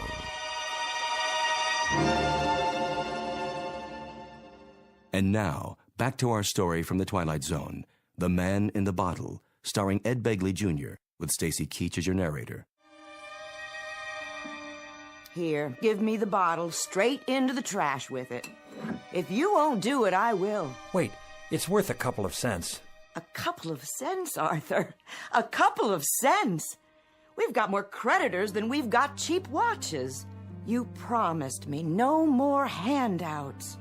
Look, Edna, maybe all that's left for me is to try and find someone who I can feel sorry for. Can you understand that? I need to feel that I'm doing something of value. Maybe a man can be a failure for only so long, and then it catches up with him. Arthur, you're not a failure. Of course I am. Look around you, Edna. In this clutter, you see the legacy of 100 years. My grandfather owned this shop, and it finally broke his heart. Then my father, and it killed him too. The meanness of it, Edna. The shabbiness of it. The hand-to-mouth of it. This isn't just a hock shop where you buy the pitiful little residue of other people's failures. It's a shrine to failure. That's what it is. It's a mausoleum, a burial ground for people's hopes. Arthur, please don't talk like that. Edna, what happens to us anyway? What happens to us? Have you ever thought of that? We're not old people, and yet this place is making us old. There should be years ahead of us, years without having to make do, scrimping and counting and picking over checkbooks and budgets and final notices and old bills and... Careful, Arthur, you're knocking things over. I don't care about the bottle. I'm trying to explain... Arthur, what's all that smoke? I don't know, but it seems to be coming from inside Mrs. Gumley's bottle. How do you do? Where did you come from? From the bottle, of course. The bottle? It fell to the floor, the cork popped out, and here I am, at your service. I'm supposed to buy that. What do you take me for? Rather than go into any lengthy generic explanation of my existence, suffice it to say that I am here, and I am, in fact, a genie. In a business suit, with a derby hat and a walking stick. And you expect me to believe that you're a genie? That's quite correct. There's no such thing, except in fairy tales. On the contrary, I am living proof, in a manner of speaking. Arthur, who is this man? You'll have to do better than that, mister. I don't know what you're trying to pull here. Very well, I'll get right to the point. I can offer you 4 wishes with a guaranteed performance. 4 wishes? Aha! You got that wrong. It's supposed to be 3. In every book I ever read, it was 3 wishes. Better get your story straight. That's a myth, I'm afraid. Oh, they may have offered only 3 in the beginning. But for some time now, 4 has been the operant number. Some considerable time. It's proven to be the most effective option. Think about it. Too few, and a person may waste the opportunity of a lifetime, so to speak. Too many, and, well, the possibilities can get out of hand. Frivolous, in other words. The opportunities tend to cancel each other out, if you see my point. You've got your answers down, I'll give you that. I think I better sit. Well, Mr. Castle, Mrs. Castle, what do you have in mind? Arthur, I don't understand. What's happening here? Don't worry, Edna. The bottom line is he's a con man. He has to be. But I see him. Don't you? I don't know what I see. Could be some kind of hypnotist or something. Remember that guy on television? He made an elephant disappear. Child's play. Smoke and mirrors. You're telling me you're not a magician? Nothing of the sort. I grant 4 wishes to the owner and then go back inside the bottle for a century and a day. 100 years. Inside a bottle. Plus 1 day. A nice touch, don't you agree? Until a summons comes from the next owner. What if there isn't another owner? But, my dear fellow, there must be. Consider the span of a man's life. 70. Isn't that the tradition? So let's say nobody calls you. Or it's the wrong day. Ah, you've hit the nail on the head. I've learned to cultivate patience beyond anything you can possibly imagine. All of which means you're extraordinarily lucky today, as am I, in a manner of speaking. Maybe he's from the lottery. We didn't play the lottery this week, Edna. Just as well. The odds are quite unrealistic. What I'm offering you transcends any lottery the world has ever known. They're strictly nickel and dime operations in comparison. I have to think this over. Take your time. Interesting shop you have here. Chinese vases, Tiffany lamps, bric-a-brac of every sort. Mostly imitation, of course. No offense. Nonetheless, I have the distinct feeling I've seen some of these items before. How could you if you haven't been out of the bottle in 100 years? I meant the originals. The originals? How old are you? If I told you, you wouldn't believe me. Nice silver cigarette case. Faux Victorian, isn't it? My uncle's. He passed it down from his great-uncle, who bought it in Liverpool in 1914. Is that what he said? How much? Take it. Get back to the subject. What else about the wishes? Oh, yes. Now, I think the business at hand is for you and Mrs. Castle to decide the nature of your 4 wishes, keeping in mind, of course, that each wish is irrevocable. Once made, it is fulfilled, and once fulfilled, it is a matter of record. It can only be altered by yet another wish. Clear, Mr. Castle?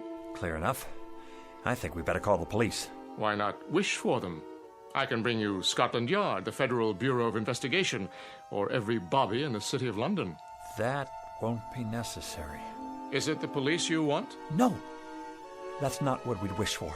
Arthur, are you out of your mind? Go ahead, Mr. Castle. You were saying? Well, if I had a wish... You believe him? Just for the sake of argument, let's say that I wanted that broken glass in the case over there. Let's say I wanted it to be fixed. The glass display case? Unless that's too hard for you. I broke it cleaning up the other day. One whole side is cracked. Is that all? It's too expensive to replace and impossible to glue together. Impossible. Would you like to make it official, Mr. Castle? Arthur, be careful with this man. You don't know what he's after. Well, Mr. Castle, is that your wish? Yes, that is my wish. I want the glass in the case to be repaired. Very well, then.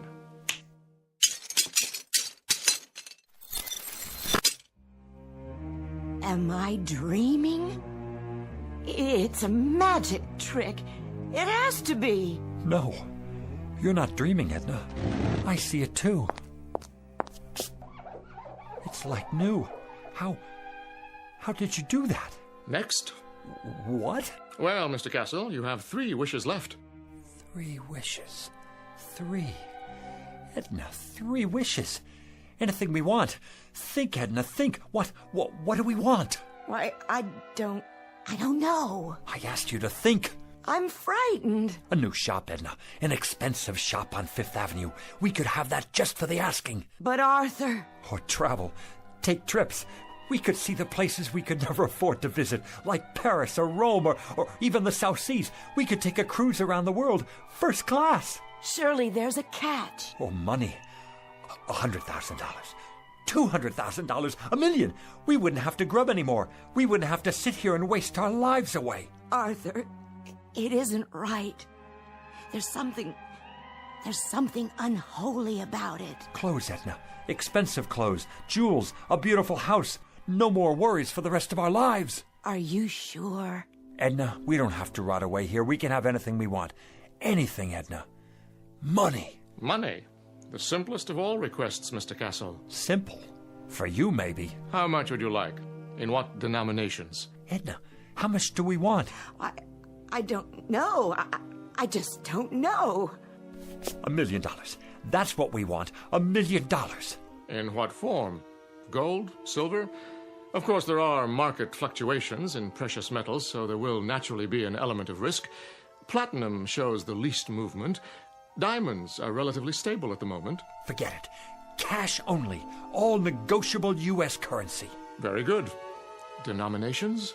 No 50s or 100s. Make it $5 and $10 bills. Recent dates and no counterfeits. Where would you like it?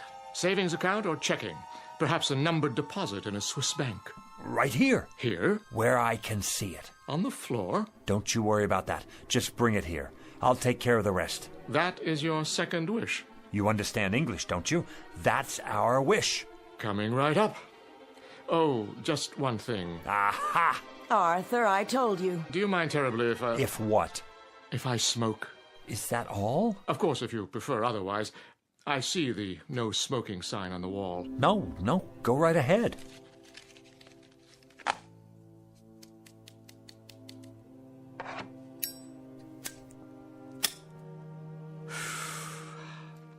Very well. Now then, Mr. Castle, where were we? Ah, yes, I was about to say... Ask and you shall receive. What's that? Where's it coming from? What is it? It's money. Look at it. A rain of money.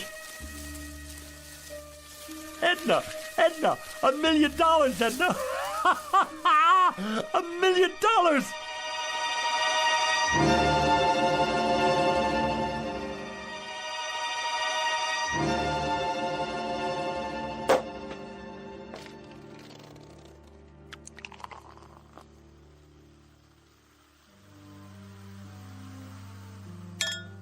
There you are, Edna. Champagne.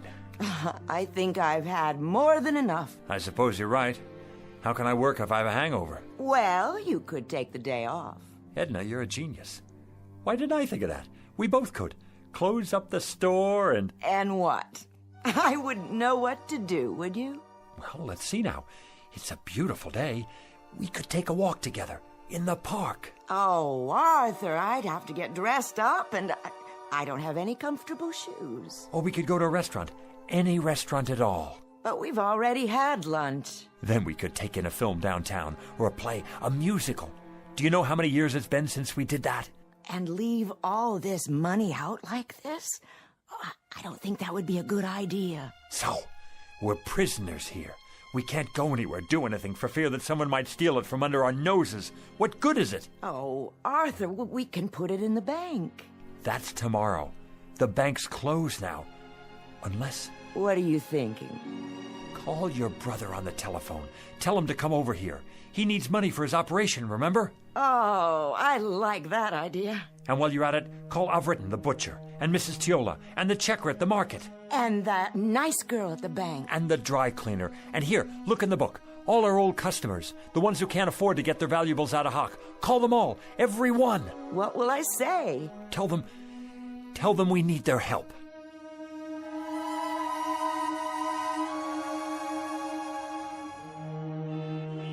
It's a miracle, that's what it is. I couldn't believe it when they called. Where did they get it all? They're such wonderful people. And so generous, too. Hey now, what's going on here? Hello, Officer McLaurin. The line's halfway down the street. Yes, it certainly is. Are they having a fire sale in there or what? It's that nice Mr. Castle and his wife. What about them? They're redeeming things. What things? All kinds of things, as long as you've got your pawn ticket. Even if you don't, they remember. They're redeeming us. That's what they're doing. It's the loveliest gesture I've ever seen. Hi there, Mrs. Gumley. Beautiful day. Indeed it is. Your turn, Mrs. Gumley. Go on in. Hold on. Where'd you get that fistful of money? Right inside, officer. From Mr. and Mrs. Castle, bless their souls. What are they doing, running numbers? Nothing like that. Strictly legit. You're telling me they gave it to you? Sure did. Enough to pay off their tab at the butcher shop and then some. Plus the next 10 years in advance. And whereabouts did they get this bankroll? Don't ask me. But their ship sure must have come in big time. The horses, was it? Or the lottery? I heard it was the sweepstakes that came in the mail. No, it was their cousin. He died and left them a fortune. Well, we'll just have to see about that. They're not breaking any laws. I haven't had my turn yet. You're not going to arrest them, are you? Maybe not, but I'll keep a close eye on the situation. In the meantime, I know someone who might be real interested in all this. Don't you people go blocking the sidewalk now.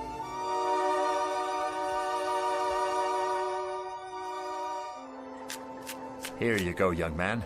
Pay off that mortgage now. I will. And then go have yourself a ball, you and your lovely wife. I don't get it. Why are you doing this? Do I need a reason? Every time I come in your gas station, you look under the hood. Oh, that's nothing. Check the air and the tires, all of it, without my asking. I say that's worth something. It's worth a lot these days. Well, thanks, Mr. Castle.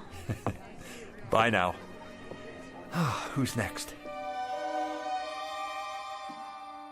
Mrs. Gumley, how are you? Very well, thank you. Here, you take this now. I want you to have it. So much. Don't you worry about it, Mrs. Gumley. Anything you need, anything at all, you come to us. There's more where that came from. For you, plenty more. God bless you both. But why are you giving me this money, Mrs. Castle? Why? Because you're so bright and cheery every time I'm in the market. Oh, Mrs. Castle, thank you. You put this in the bank now for when you get married. And for you, Mr. Jacks? And you too, Mrs. Tiola. You have a nice day now.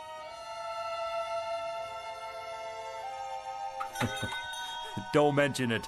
Buy a round for everybody. On me. Is that all of them? Oh, for now. Put the close sign in the window, would you please? Of course, dear. Whew. Now that's what I call a day's work. You did wonderfully well, Arthur. I'm so proud of you.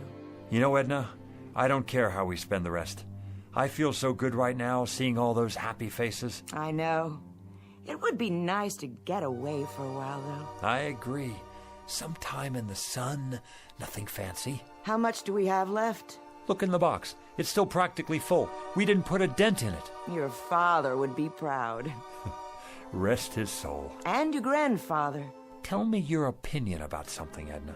If you like, dear.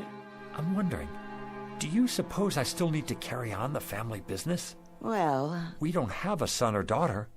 I'd say you've more than done enough, Arthur. All these years. Even if we did have kids, I'd rather leave them money to start their own business. Something with a future. What about your cousin's children? Oh, that would be a wonderful present. And what about you? You've been so patient all these years. What would you like? Well, first, of course, you're going to retire. No ifs, ands, or buts. And then, wherever you'd like to live, Arthur, as long as we're together. Of course we'll be together. You think I'm going to take up with a young floozy? Oh, no, I don't think that. You wouldn't. It's not in your nature. But you're tired. You need to rest. We both do. Rest and live.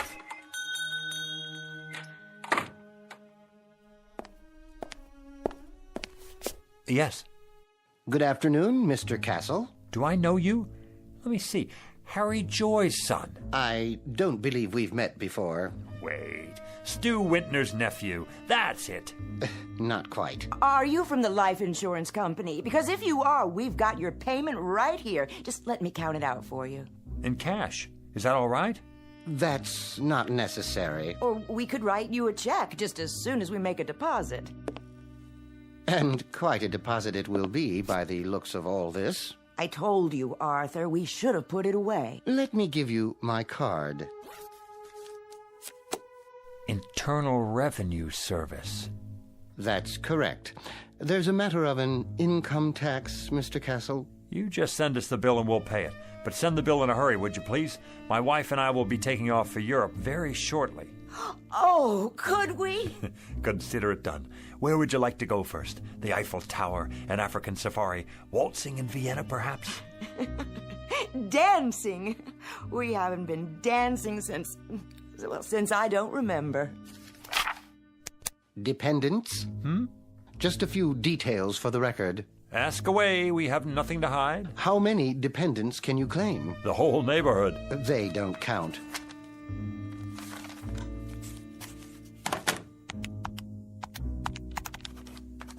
Wait. What's that figure? The one you just wrote down? Beginning with a sum of $1 million, taxed on the basis of a husband and wife, using the standard deductions and taking into account unpaid back taxes, approximately $907,000. Oh, that's how much I have left? Good! Fabulous! That's how much you owe the government. I beg your pardon? In addition, there's a state income tax involved, which, using thumb rule, would come to a rough figure of $35,000. You mean hundreds, don't you? Then there will be a matter of a 5% penalty. For what? If you fail to file a declaration within 30 days of today's date. But I'm sure you won't let that happen. The whole thing will amount to about, roughly, mind you, let's see here, $942,640. Arthur, we've given away a lot of money already. I'll figure out how much.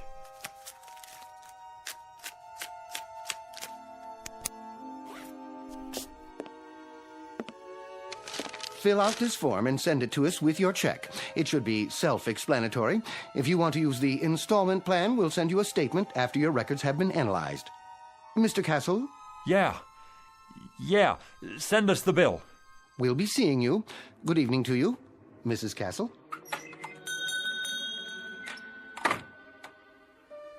I wonder if we can appeal it. Help me, Edna. You take this pile. 76, 77, 78. Oh, Arthur, where's the genie when we need him? Well, how much is there? $910,535, $910,540. We gave away almost $60,000, and this goes to taxes, leaving us with this. One $5 bill. That's our entire profit, Edna. $5 whole. That was quite a wish, Arthur. Quite a wish. And we haven't even paid the bills yet. If you'll recall, it was my suggestion that you reflect very carefully, Mr. Castle. Very, very carefully. Now he shows up. Had you made a wish that took into account the taxes involved... Look, you. Plenty of sweet talk and promises and the whole thing. And all the time you're nothing but a con artist, after all.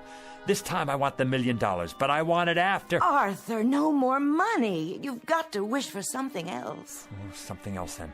A new store. A chain of stores. They could burn down 1 hour after we get them. Success? Be careful, Mr. Castle. Success is a pretty broad term. He's right. You can't wish for success. I've got it. How about 10 more wishes? Or 20, or... Very clever, Mrs. Castle, wishing for more wishes.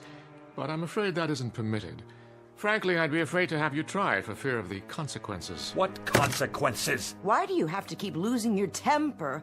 Why can't you think about this thing carefully and then come up with Well, you're no help to me, that's for sure. Here we stand in the middle of this crummy little pawn shop with the whole world out in front of us and anything to wish for that we want. Anything. And you just stay on my back and... Stop it!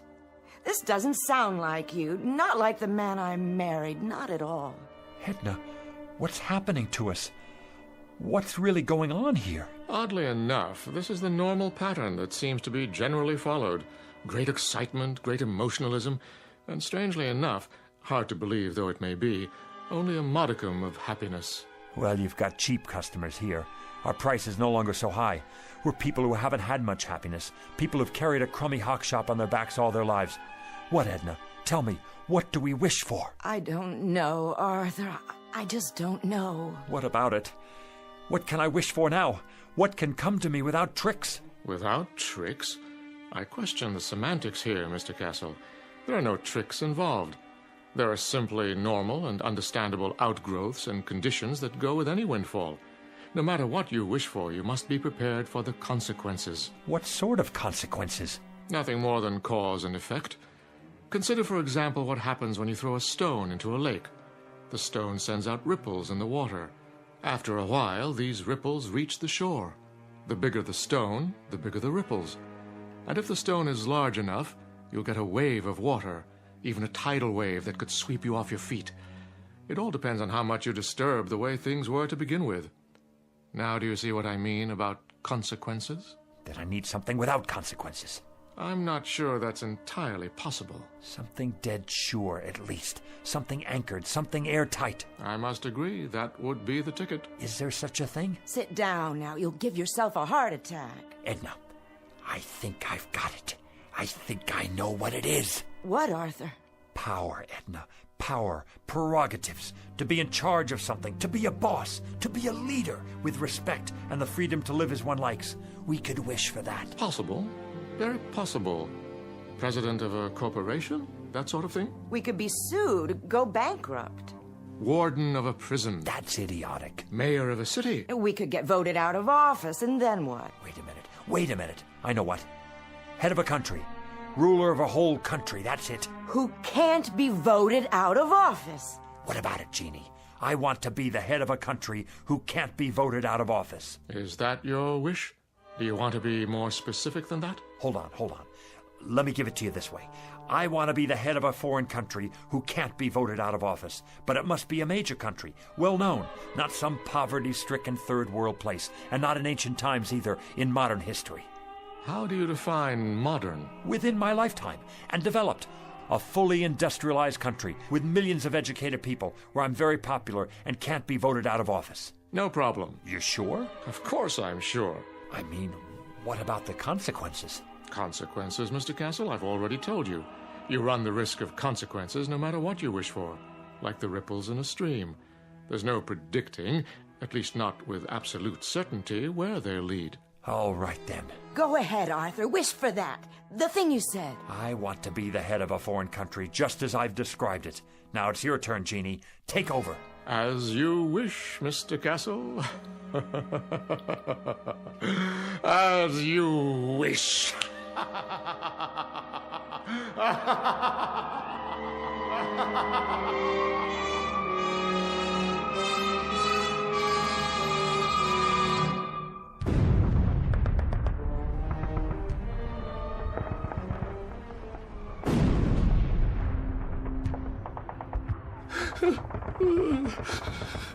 You'll forgive me, sir. Yes? I have not slept in 3 nights now, but the situation is as I described. The first Ukrainian army has cut us off from the south. There's no sign of Wenk's reserve army. There is no reserve army. We are simply doomed. There is no hope for us. From now on, it is just a mass suicide. Did you hear what I said? They are already in Berlin. What about it, Führer? Führer? What do you want to do? Why do you call me that name? Here is what you asked for. Very quick and very painless, mein Führer. And we have the gasoline for you and Miss Braun. When you're finished. Head of a country. Can't be voted out of office. It's the end of the war and I'm in a bunker and I'm... Heil Hitler! It's almost the end.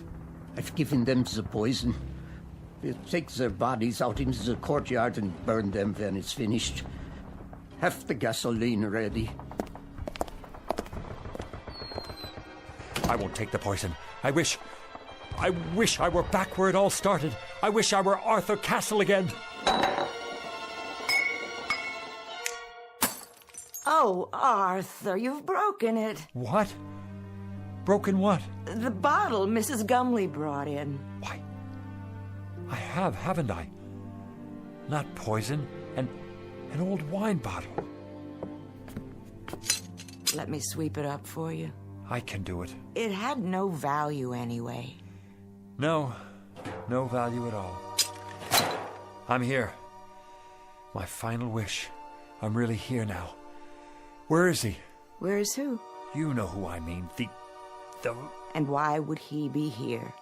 You've had your 4 wishes, remember? No, yeah. Well, I guess I'm a 4-time loser. What do you expect? I just wish he doesn't come back. I wish... There you go, wishing again. Right. Why should I? Why did I? Look at what we have here, Edna. We have a business that's been in my family for 3 generations. And each other. We have each other. I'm going to stop wishing for a while. You know, Edna, I can't afford a brand new life. Neither can I. I think I'll just give the old one a new paint job. You know something, Arthur? I think that's a very good idea. What is it? Look, your first wish, the glass case, it's not broken. It's still repaired. So we came out ahead after all. Nothing's ever a complete loss, is it? Careful, Arthur, with the broom handle. Well, we were ahead. Now you have more glass to clean up. You know something? I don't mind cleaning up any of it. Not at all. In fact, not at all.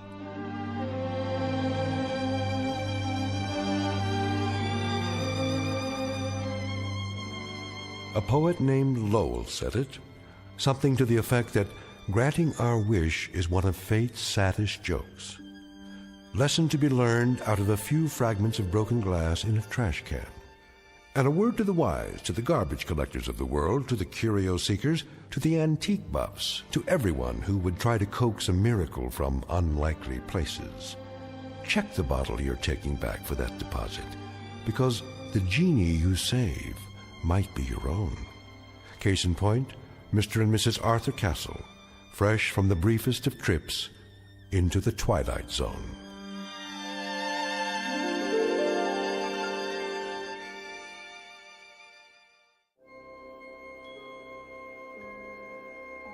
Hi, this is Carl Amari, producer of the Twilight Zone Radio Dramas. I'd like to take a moment to tell you about our official website at twilightzoneradio.com, where you'll get the latest news and information on these Twilight Zone radio dramas. Plus, at twilightzoneradio.com, you can digitally download 3 free episodes or any of our episodes for only $1.95 each. In this age of ever-changing technology, we've decided to make these episodes instantly available to you by making the Twilight Zone radio dramas a digital download-only series. This means that this series will no longer be offered on CD. The CD collections at our website are now being offered while supplies last at buy one, get one free. So be sure to get your favorites before they're sold out. Be sure to visit us often, and I'll see you in the zone.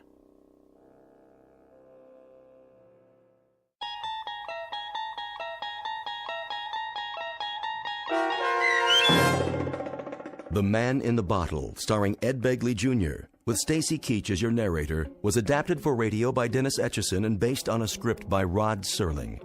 Heard in the cast were Linda Ryder, David Darlow, Guy Burrill, Rosalind Alexander, Richard Hensel, Rich Komanik, Carl Amari, Diane Trice, Irene Olson, and Richard Shavson.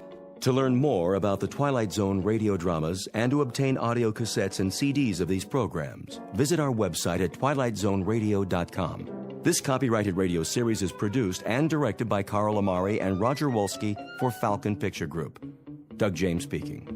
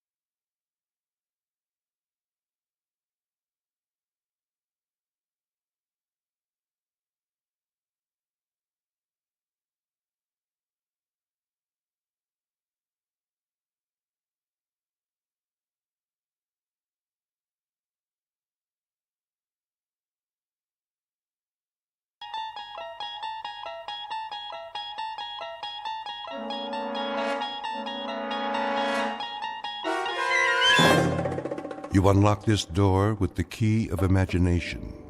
Beyond it is another dimension, a dimension of sound, a dimension of sight, a dimension of mind. You're moving into a land of both shadow and substance, of things and ideas. You've just crossed over into the Twilight Zone.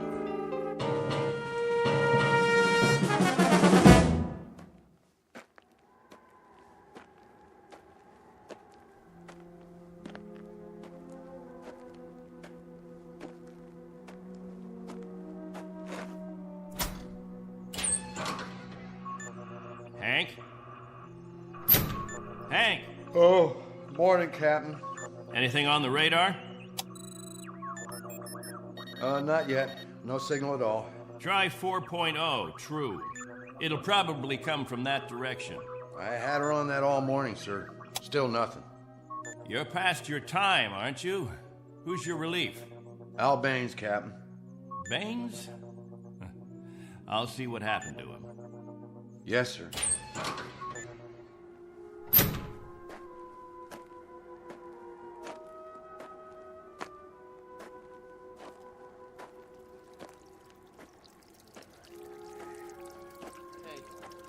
Morning, all. Anything yet? Afraid not. They lost, you figure? There's no telling. Okay if we fill our containers now? Go ahead, as long as the water supply holds out. Be a while till the next batch is ready. Julie, where's your husband? He was sleeping, Captain. Get him, Julie. Is something wrong? There's something wrong. Yes, sir. How does it taste today, Henry? Same as always, hot, flat, and unforgettable. But wet. Suffer it a little bit more. 6 months from now, you'll be drinking chocolate ice cream sodas.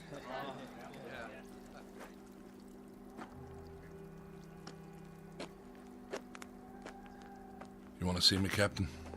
There's a man in the radar tower who'd like to see you, Al.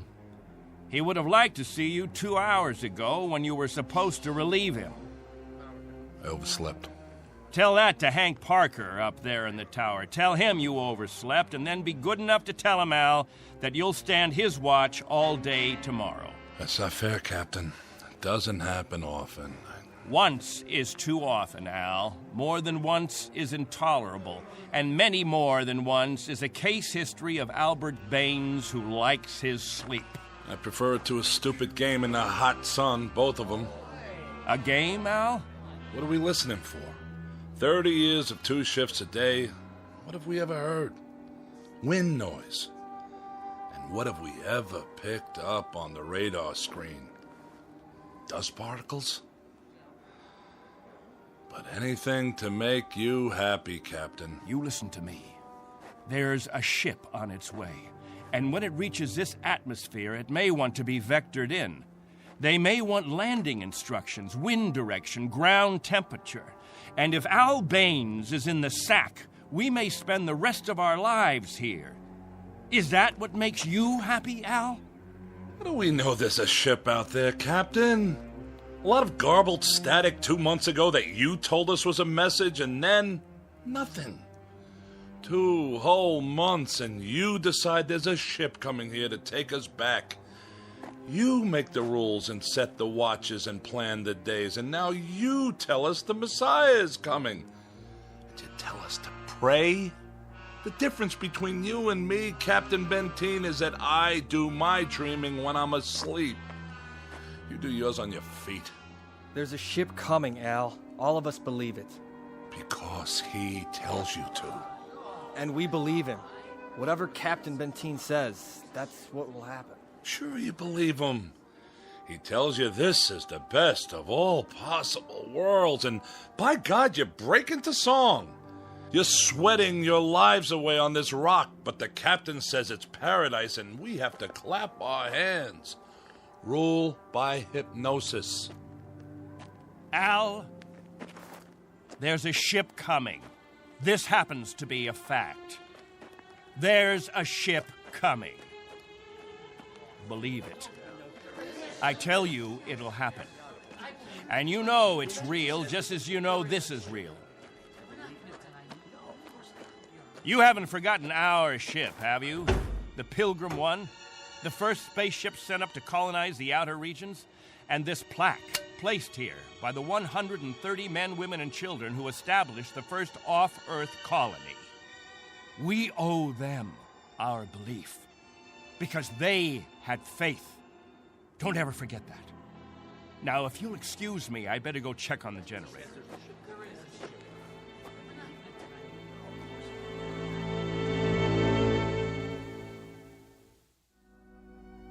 This is William Benteen, who officiates on a small outpost in space. An outpost slowly disintegrating under the heat of two suns, with the holes, the cracks, the fissures that are the residue of despair. He tries to fill them with faith and to retain a faith of his own.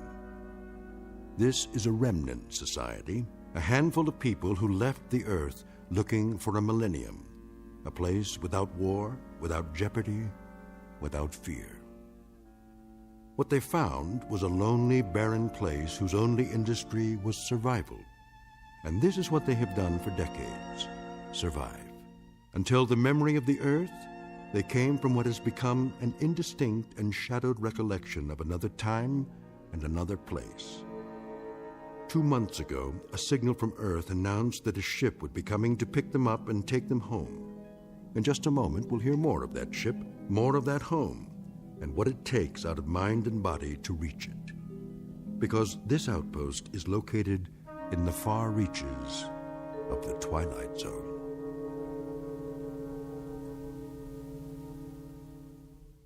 And now, The Twilight Zone, and our story, On Thursday We Leave for Home, starring Barry Bostwick, with Stacy Keach as your narrator.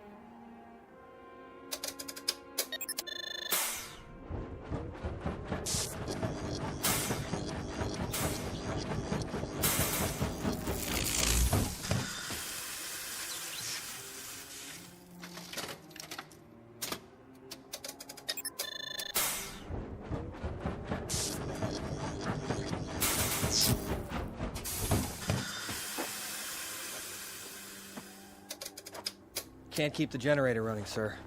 No wonder. Look at these wires. They're rotten. That's all we got, Captain. No backup? This is it. Any insulation? That's all gone, too. We used it on the converter belts. Well, we have to get the current running somehow. If that refrigeration unit stays off, the temperature in the underground rooms will go up 50 degrees. Well, we could stop the saltwater converter for a day or so, switch the parts. Then we'll have to do that. Tell the people to fill up all the jugs they have. We'll be shutting off the water in 6 hours. Yes, sir. Captain, what about the ship? It's on the way. We know that much. Then everything will be different. When we get back, the things that are old and worn out, we'll throw them away. Just throw them away. Captain Benteen. What? The main square. Come quick.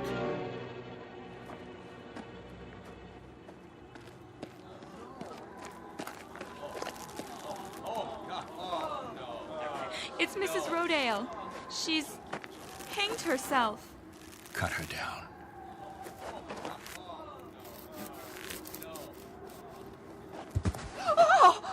Mommy, what happened? Is that lady all right? Get them out of here. Come, children. God have mercy on her. You men there, prepare her. We'll bury her in an hour. Yes, sir.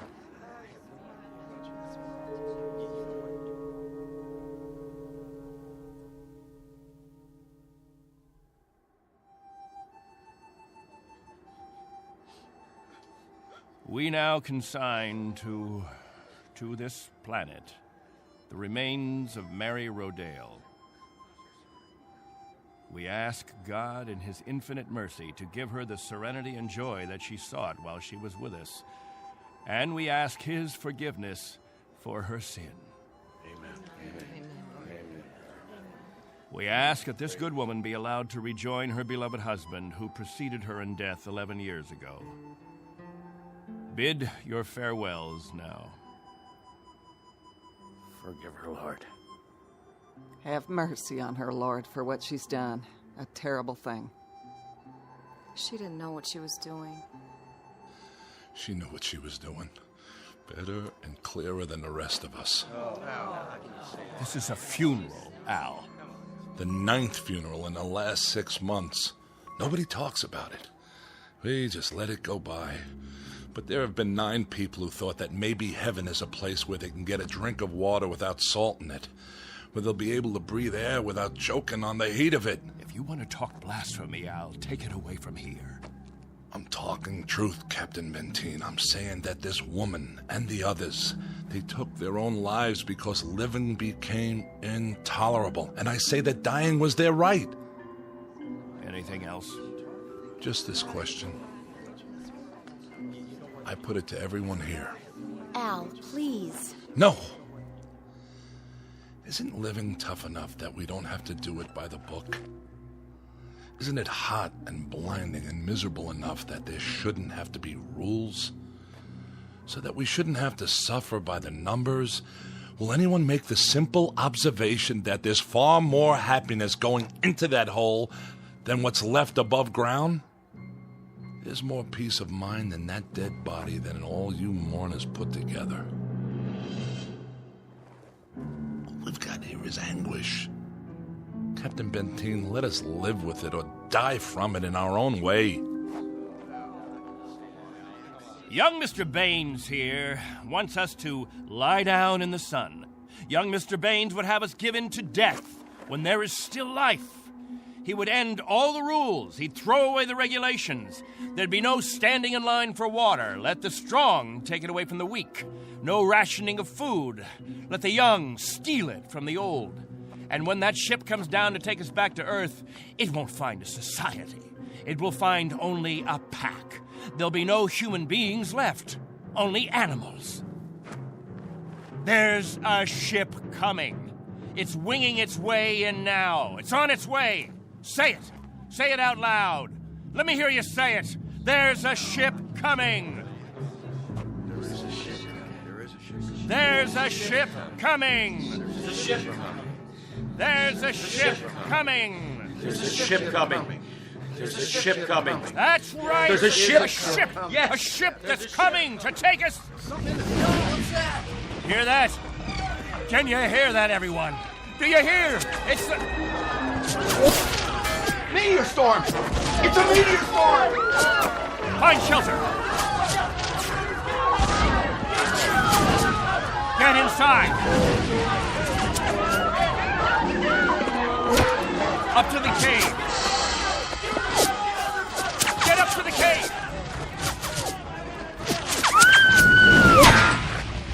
Julie! It's Julie. She's bleeding.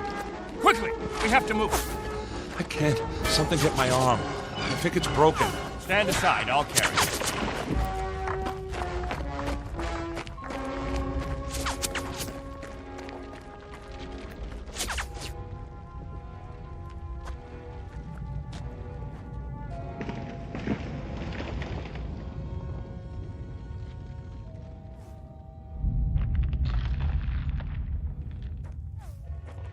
How is she? It's just a cut to the forehead. Not very deep. But keep this bandage on it. Julie? Julie, honey? Can you hear me? Al? Don't let her move just yet. She may have a concussion. How's your arm? It's not broken. Must have been a rock that hit it. Captain, thank you. For a little first aid. No thanks necessary. I deliver babies, too. You might want to keep that in mind. Now, I'd better go see to the others.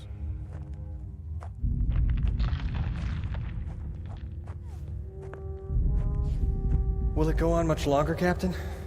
I wish I knew. It sounds like it's spending itself. I've seen meteor storms before, Captain, but nothing this size. What about the damage, Henry? 2 underground cells destroyed. At least, that's what it looked like from out front. Everybody accounted for? I think we're all here, Captain. I've checked. Nobody's missing. Thank God. Everyone try to stay calm. The worst of it is over.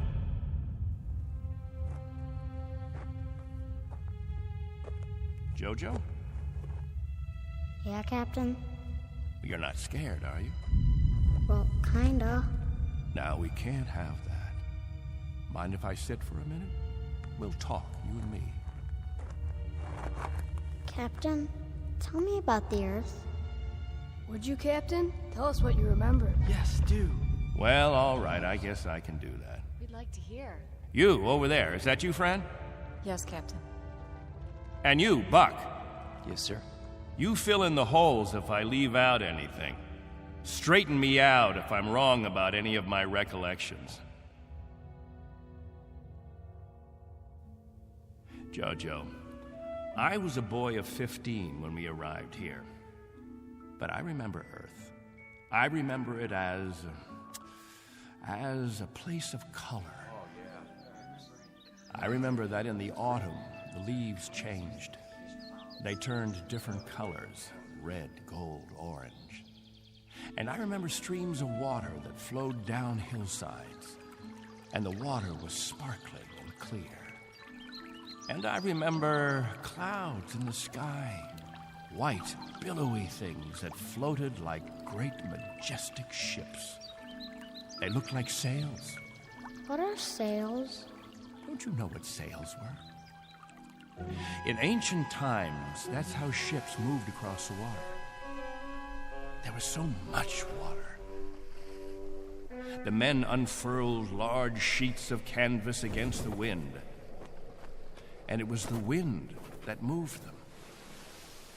And I can remember night skies. Night.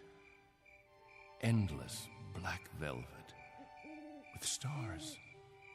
And sometimes a moon that seemed to hang there as big as the face of an old man, looking down on us all.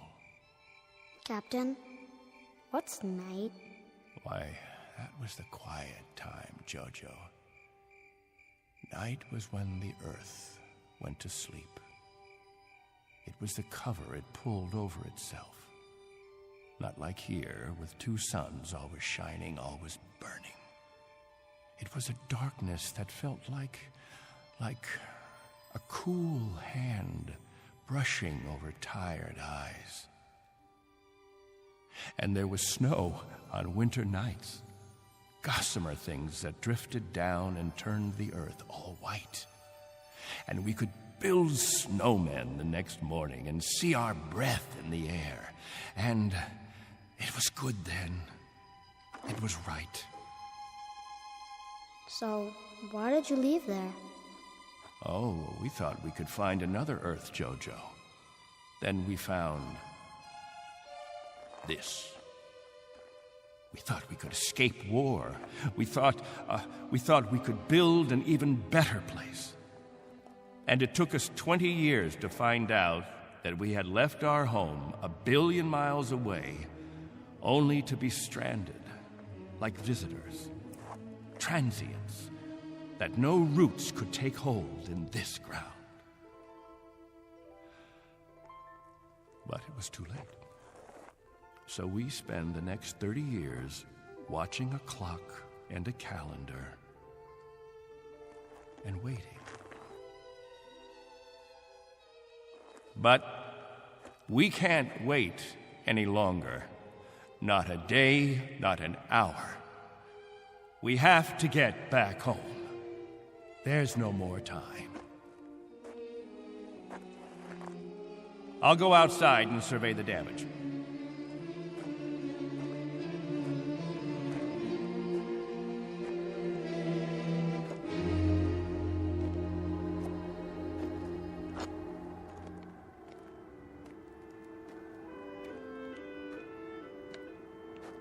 Not much harm. Radar tower's still standing.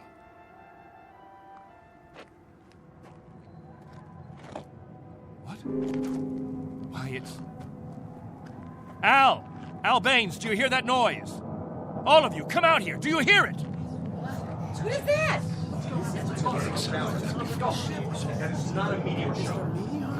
That's not a meteor, and it's not wishful thinking. Not this time. Those are rocket engines. Look, I remember the sound of it. That's the ship. The ship has come at last.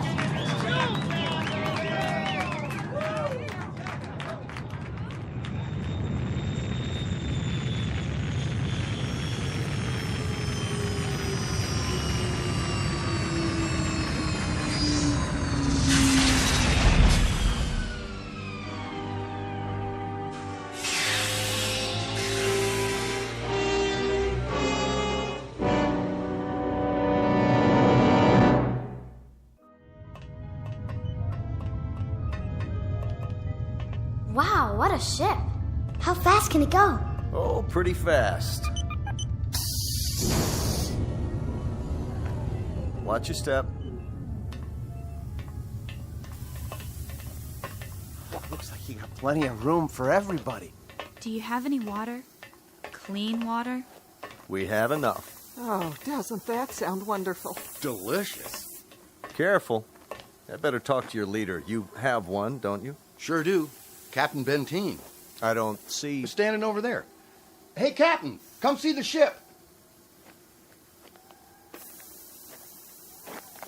Mr. Benteen? I'm Benteen. Colonel Sloan. I command the Galaxy 6. Our orders are to transport you all back to Earth. Colonel, what took you so long? 6.5 months, Mr. Benteen. 100 times that. We've been waiting for 30 years. Does it all look like this? Salt flats and scrubby mountains. 2 suns, hot and perpetual. 30 years of it. 30 years. The children have never seen Earth, and some of the older ones don't even remember it. They'll see it now. Our orders are to get you aboard as soon as possible. We figure that we should be able to lift off on Thursday. Are you still using Earth time? Of course. Good. That'll give you 3 days to prepare. Unfortunately, your people will only be able to take what they can carry. Over 200, aren't there? 187 men, women, and children. It may be a little crowded, but we'll fit you all in. You've been used to a lot of space, Mr. Benteen, haven't you? Space? Room to move around. That's all there is here. That and the heat. I can feel it. They'll make the trip standing on their heads if necessary. I'm sure they will, but I don't think that'll be necessary. Do you know, can you understand what a godsend this is for all of us? It's hard to imagine. I can only say your country's very, very proud of you. What of the Earth? Has it changed? Not too much. Still green? Still green. And the cities? The cities still stand. And war? As always, I'm afraid. One dies down, another one springs up. But through some miracle and the grace of God, we never had the big one. Now, Mr. Benteen, all things considered, I think you'll find it very much as you left it. Captain Benteen. Captain? That's what the people call me. This place, their very lives, it's all been my responsibility. You've done quite a job, Captain Benteen. But you can rest easy. I'll take over the responsibilities now. No need. I'm used to the job, Colonel. The living quarters, they're underground? I was saying, Colonel, I'm used to the responsibility. I wouldn't quite know how to function without it. Is it cooler there, Mr. Benteen? I'm sorry, I didn't... Your underground rooms, are they much cooler? Yes, they're refrigerated. It's... Captain. Morning, Captain. George. The best morning ever. We just wanted to say thank you, Captain. Why? For what? For keeping us alive all these years. That's right. Without the Captain, none of us would be here. That's not necessary. You better believe it, Colonel. I do. I do believe it. Captain Benteen. Go ahead, Colonel Sloan. That's all right. I'll see to the others.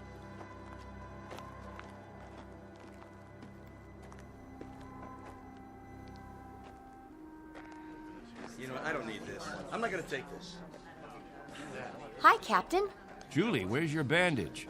Oh, I don't need it anymore. But we put one around your head so the cut would heal. What's this? Isn't it incredible? It's called a medicinal patch. You wear it for 24 hours. It accelerates the growth of new skin. Look at her forehead, Captain. You can hardly see the scratch. Better put the sling back on your arm, Al. I don't need a sling. Just this metal band. It's magnesium. Colonel Sloan said my arm would be perfect by the end of the week. Well, I seem to have had my practice taken away from me. But while we're here, I'd use that sling. I'll bet I've fixed about 500 broken wings in my time, and the only way to be sure it heals properly is to keep the limb immobile. Where's Colonel Sloan? I want to ask him what to pack.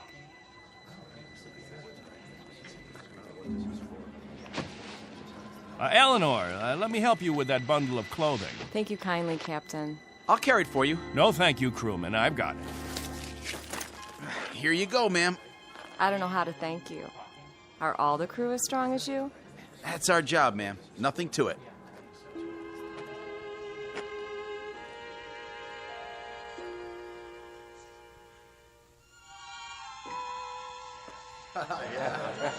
Hello there, Captain. Will. I'm so excited. How much longer? Not long. Be patient. May I have your attention, everyone? Good question. Quiet, please. What is it, Captain? As all of you know, we have less than 36 hours before we depart. And as I told you earlier, there is a maximum allowance of 14 pounds per person. Soon we'll begin weighing your belongings, and if we're over the limit, I'll make up a list of necessary items. I hope I'm not intruding, Captain. I was just telling them about the weight requirements. We'll handle all that tomorrow. I heard you'd called a meeting here in the cave, so I brought Lieutenants Engel and Rafferty with me. Everyone has so many questions about Earth, I thought perhaps this would be a good time. Actually, Colonel, the purpose of this meeting is simply to make some last-minute arrangements. Colonel, I used to live in San Diego. Is California still the same? Sunny and warm most of the time, but not this warm. Los Angeles has become the biggest city in the world. These kinds of questions, we could just as well handle them when... Colonel Sloan? Are there still major leagues?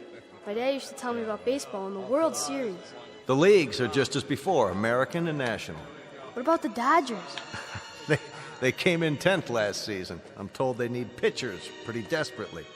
I'll tell you what, when we're finished here, we'll improvise a ball and bat and have ourselves a game. How's that sound? Yeah, that'd be great. Let's do it. I think it's a little hot for that kind of activity. What we could do is have some group singing. We haven't done that for a while. I got an old sack. That'll be the ball. Who's got a stick? What are we waiting for? Let's go.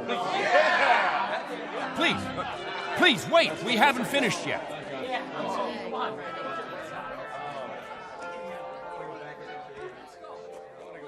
Jojo, I haven't told you a story in a long time. How would you like to hear a story about... What have you got there? This is what they call candy. One of the spacemen gave it to me. It tastes... Sweet, Jojo. It tastes sweet. Yeah, sweet, Captain. Want a bite? Oh, thank you, Jojo. Back on Earth, we can get all we want. Something, Captain? I'm not sure. I'm not at all sure. You've promised them all candy. You've made it sound as if that was what the Earth is made of. Sugar and spice and everything nice. Maybe they ought to be told the truth.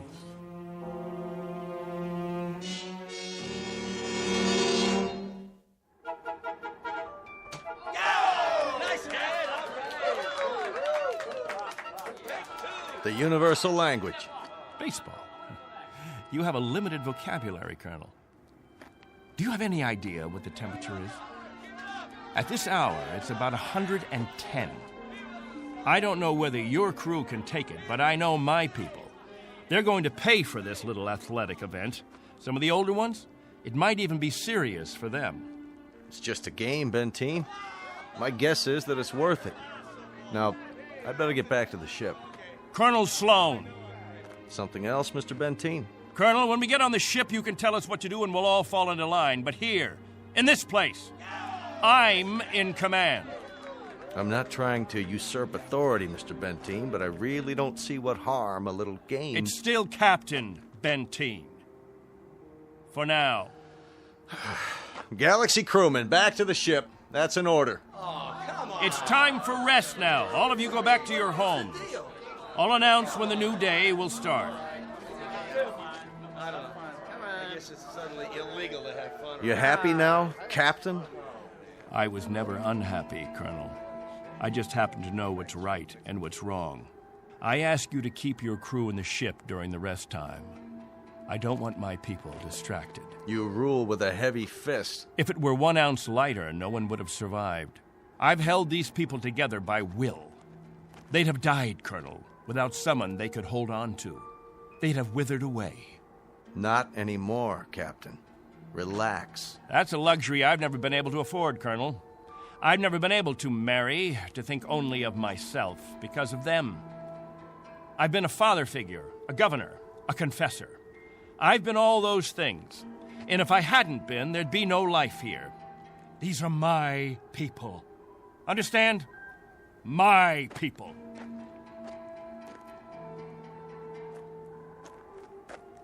What's with him, Colonel?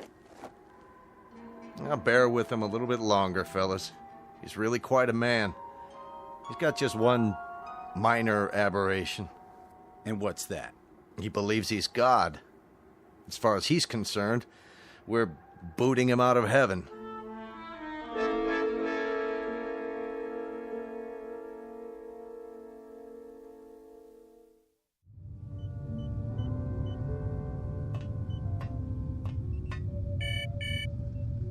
Yes? Mr. Captain Benteen is here, sir. Show him in. Very well, sir. Come in, Captain. Sorry my quarters are a bit cramped. Please, sit down. Colonel Sloan, this is a list of all passengers with their approximate weight and the weight of their belongings after each name. The scale we have is pretty beat up. My guess is that it underweighs by about 4 or 5 pounds. Fine. All I wanted was an approximation. We'll weigh them in on our own equipment before blast off. This is Wednesday, 12 midnight? I keep getting confused with the constant light. When do the people get up? About 2 Earth time. The hours from 7 until 1:45 are the hottest. That's when we try to stay indoors. Then we have our meetings at the cave about 2 hours afterwards. We've had to improvise our own schedule. You've improvised very well, Captain. I looked at the saltwater converter, your electro plant, the sun shields you put up over the crops. Very inventive. Necessity hasn't been the mother of invention here. It's been the father and the whole family. Well, you'll be able to give way to progress now. Though I wonder if all of it'll be to your liking. The way you'll be lionized when you get back to Earth. You're referred to in the press as the Lost Pioneers. They're gonna make quite a thing of you when we land. Oh? Wherever any of your people settle, there'll be keys to the cities, brass bands. I expect they'll scatter all over the U.S. The government's had inquiries by, well, it must be thousands of relatives. My guess is that they'll just about have time to look into a television camera and then get whisked off. Well, they won't be scattered, Colonel. They'll go as a group. We'll find a place where we can settle, and that's where we'll stay. I'm talking about when we get back to Earth, Captain. That's what I'm talking about. They won't be splitting up. Not my people. Captain, as a point of interest, did you ever ask them? Ask them what? Whether they'd want to stay together. That would be a ridiculous question, like asking a child if he wants some more ice cream. They're children, you see, Colonel. Oh, chronologically, they range from 6 months to 60-odd years, but socially, psychologically, they're children. I've kept them alive and functioning all this time. Once we're back on Earth, I'll simply continue the process. Captain Benteen, have you told them that? Have you told them that after 30 years of waiting, 30 years of living in a compound, they're going to travel 1 billion miles just to walk into another one? Have you? There's no need. They wouldn't have it any other way. To leave them to their own devices, that would be an act of cruelty. Captain, do me one favor. Just ask them.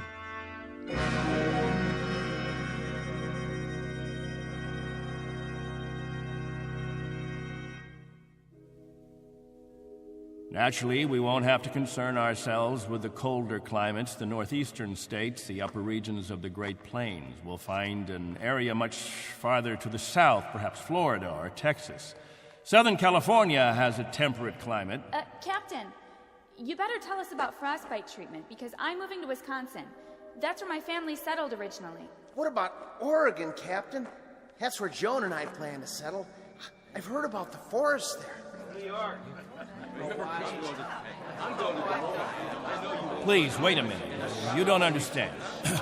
Let me make this clear. All of you will have a chance to meet your relatives. I see no reason why visits can't be arranged, perhaps even for a week or more. But naturally, we'll remain together as a community in whatever land grant we obtain from the government, or whatever given area we can arrange. I can assure you of one thing, and I hope put all your fears to rest. I'll remain as your guide, your consultant. And I guarantee that no one will lack for my help or my advice. Captain, Julie and I were thinking of farming. Why, that's a fine idea, Al. We'll farm just as we have farmed, but much more easily. The rainfall back on Earth is so plentiful. And as I told you, there's only one sun, so you won't have to shield the crops. Of course we'll farm. Certainly, we'll farm. Julie's got relatives in the state of Washington. You couldn't take the cold. None of you could. But I guarantee that wherever we settle, the farming will be good. I'll see to that.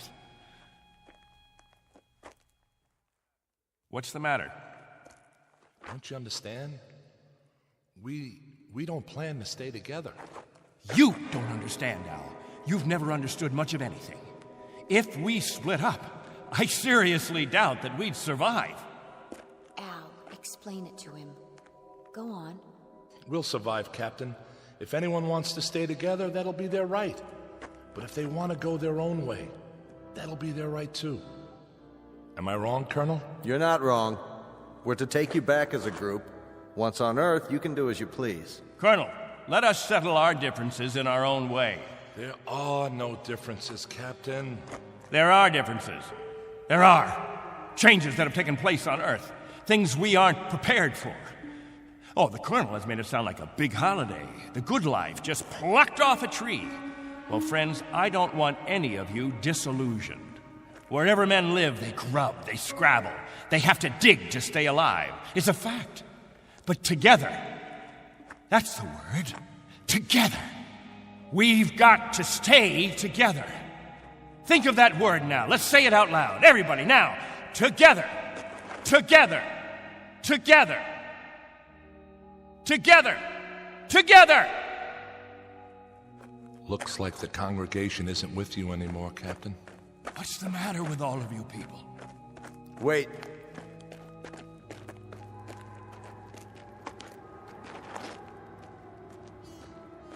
I've made the compartment assignments. I'd like to go over them with you. Assignments? There's not much time, and there's some things we have to check off.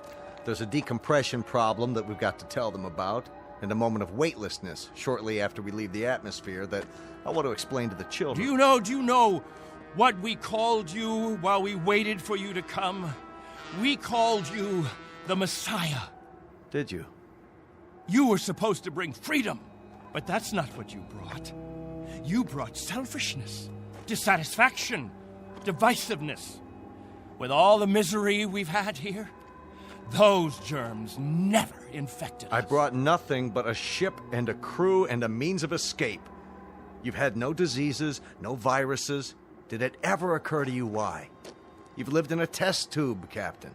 Antiseptic and germ-free and sterile. Sure, you're a group, a cell, but that's all over with. Now it's time for you to be what God meant you to be, individuals. Time to break the test tube. Time to rejoin the human race.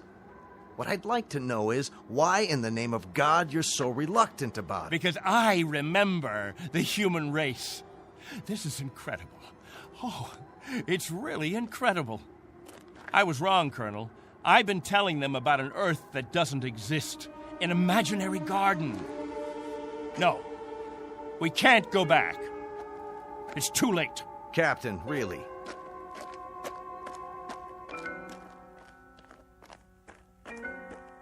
everybody, gather around. I've got something to tell you. Listen to me, all of you. I want to tell you all. Listen to me, all of you. I want to tell you about the real Earth. Captain, are you all right? Let's talk about the diseases. What? The viruses, the cancers, the floods and the freezing, the wetness and the cold. And there are other miseries, worse than anything we've experienced. Hatred, jealousy, violence. Listen to me. It's an Earth we don't know. We can't leave here. We'd be committing suicide. We'd die of things we've never been exposed to before. We'd die of the loneliness that animals get in a zoo. Because we don't belong. We don't belong to his kind. Do you understand me? We don't belong there. Captain Benteen, why don't you let your children vote on it? Only if they know what's waiting for them. Only if they understand that Earth isn't any garden. It's never been, and it never will be. That's fair enough. I'll tell you what Earth is. The same as it's always been. It's a race struggling to survive, just as you have survived. Captain Benteen is right when he tells you that it isn't all a place of beauty. There may still be wars and prejudice and strife. I suppose there will always be jealous men and angry men and unforgiving men. But it has one thing you don't have. Every man is his own master. There won't be anyone telling you when to eat and when to sleep and when to meet, what to sing and how to play. Instead of heat, you may feel cold, and instead of thirst, you may feel hunger. But you'll be men and women. You won't be sheep. You won't be a kindergarten. And when you pray to God, his name won't be Benteen.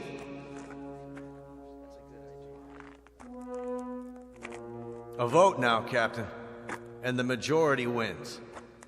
Those of you who want to be on the ship 10 hours from now, heading back to Earth, step forward. All right, I'm going. Let's go.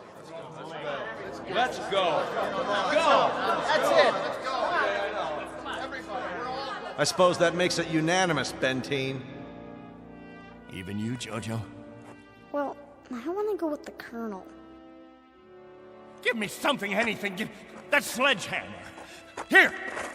No, let it go. Angle, Rafferty. There, sir. Stop him. He's running from the ship. No. Captain, no, please.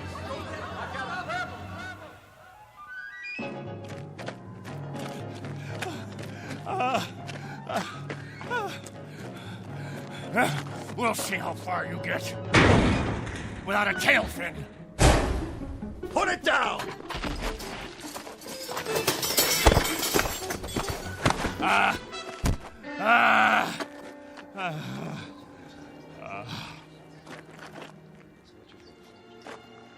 You all right, Colonel? I'm fine. What about the ship? Just a couple of dents, nothing serious. Lucky you stopped them when you did. Captain Benteen, let go. For everyone's sake, loosen your grip and let go. God help you. God help you all. Tomorrow you think you're getting on a ship headed for paradise. What you don't realize is you're heading for hell. What about you? I'll stay here. That's right. This is my home. This is where I belong. This is where you belong. You just don't have the brains or the guts or the sense to know it. This ship leaves at 0800 tomorrow. If you're not on board... I want no special privileges, Colonel Slow. No special treatment.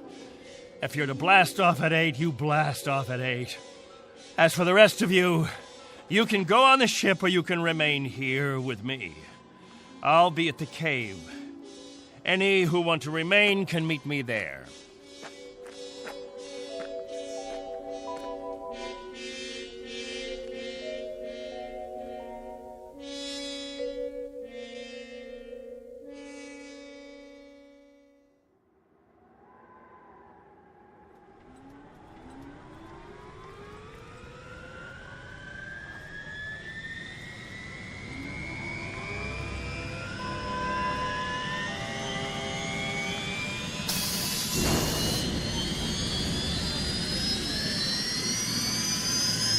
That's it, folks. The rocket's fired up. Everybody on board, single file.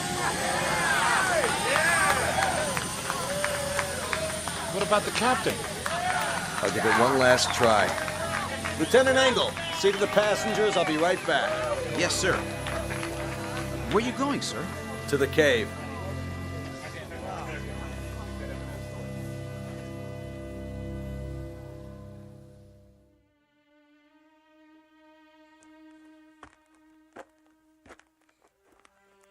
Captain? Benteen? Benteen, we know you're in here. Please, let us talk to you. He's not going to show himself, Colonel. We're leaving now. We have to blast off in 5 minutes. If we don't, we'll have lost our orbital position. Benteen, it has to be now. Captain, please, come out. Remember this. If we leave without you, there'll be no other ships. This is where you'll live the rest of your life. And this is where you'll die. All right, Benteen. As you prefer. Let's go, Baines. Goodbye, Captain.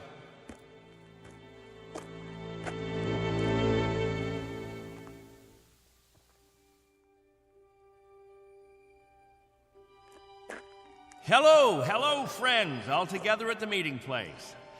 Any new business today? No? Jojo, I'll bet you want to hear about Earth. About the rivers and the seas, the blue skies, or the night, the stars and the moon. Which do you want to hear about this time?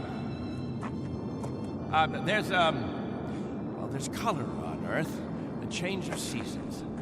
And the wind brings the smell of the ground, the plants, the seeds, the roots, flower petals, sap from the trees, and the smell of the weather, the rain or the mist or the fog. And on the earth, there's green, the color green, the feeling green. There's something fresh about it, something living. Earth. It's called Earth. Don't leave me. Please. Oh, don't leave me.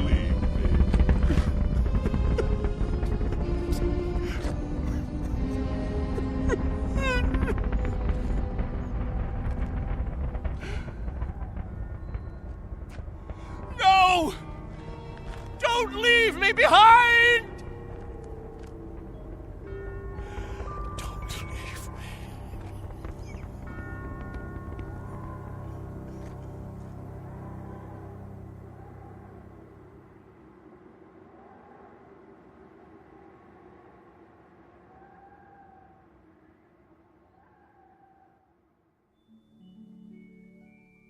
A man named Benteen, sometimes known as Captain, who had certain prerogatives.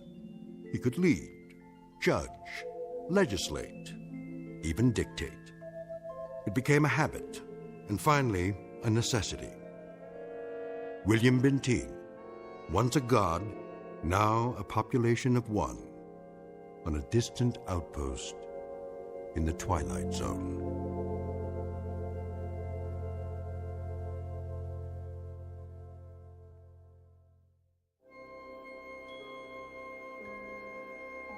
Hi, this is Carl Amari, producer of the Twilight Zone Radio Dramas. I'd like to take a moment to tell you about our official website at twilightzoneradio.com, where you'll get the latest news and information on these Twilight Zone Radio dramas. Plus, at twilightzoneradio.com, you can digitally download 3 free episodes or any of our episodes for only $1.95 each. In this age of ever-changing technology, we've decided to make these episodes instantly available to you by making the Twilight Zone Radio Dramas a digital download-only series. This means that this series will no longer be offered on CD. The CD collections at our website are now being offered while supplies last at buy one, get one free. So be sure to get your favorites before they're sold out. Be sure to visit us often, and I'll see you in the zone.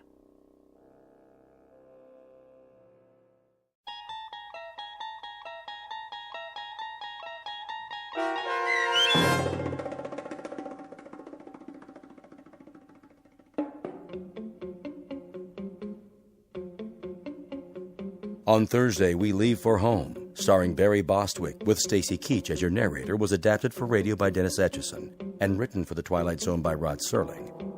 Heard in the cast were Mike Starr, Christian Stolte, Elizabeth Lido, C.J. Amari, Richard Hensel, Justin Kaufman, Kurt Nabig, Joby Cerny, Jennifer Joy, Meg Thalken, Tracy Hernandez, Jake Salins, Doug James, Jeff Lupetin, and Amanda Amari. The producers of The Twilight Zone wish to thank CBS Enterprises and the Rod Serling Estate for making this series possible. This copyrighted radio series is produced and directed by Carl Amari for Falcon Picture Group. Sound design and custom Foley effects for The Twilight Zone by Cerny American Creatives Bob Benson, Craig Lee, Michael Slaybach, and Matt Sorrow. To learn more about the Twilight Zone radio dramas and to contact us, visit our official website at twilightzoneradio.com. Doug James speaking.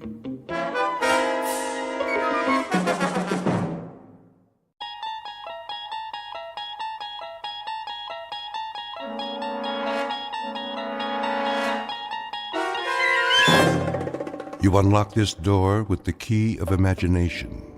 Beyond it is another dimension, a dimension of sound, a dimension of sight, a dimension of mind. You're moving into a land of both shadow and substance, of things and ideas. You've just crossed over into the Twilight Zone.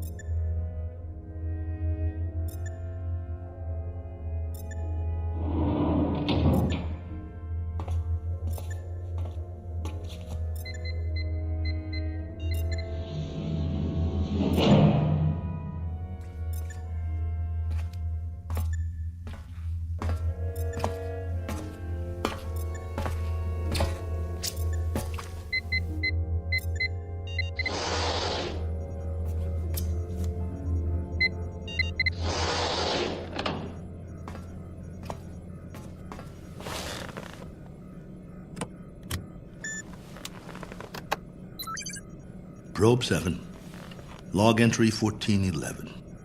Another waking period.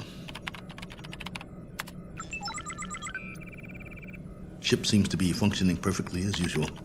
Wish they could make cars this reliable back home. Oxygen supply, right on the button.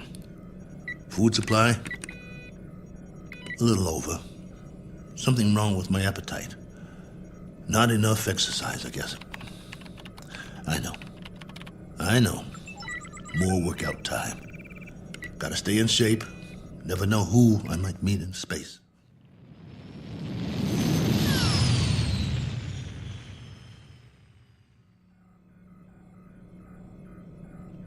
Coordinates on autopilot. Propulsion system humming like a top. Pressure flow, output, all right on the money. Oh, come on, guys. You don't need a pilot up here. Could have sent an unmanned probe. All I am is extra weight. Think how much farther this crate could go without me. Of course, you wouldn't have my brilliant observations. Boredom followed by prolonged disinterest, with periods of great loneliness. Must be fascinating. Here's an observation. All these blinking lights in the cockpit. They remind me of stars, or candles, or cigarette lighters. That's it. Do you remember cigarettes? Did you know at concerts people had these little lighters, and sometimes they'd hold them up and it looked like a sea of stars out there in the dark? I want to write a book, not this diary. Doesn't have enough plot. Just me remembering. That's who I am, boys. He who remembers. Oh, well. Better send you the numbers. Here goes the download. Transmitting now. Till next time, this is Colonel A.L. Cook. Over and out.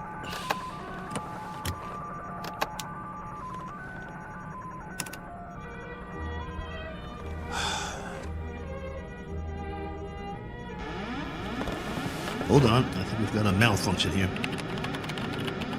Some kind of overload. Yep, there's the power drain. Initiating diagnostics. No time for that. Switching to manual override.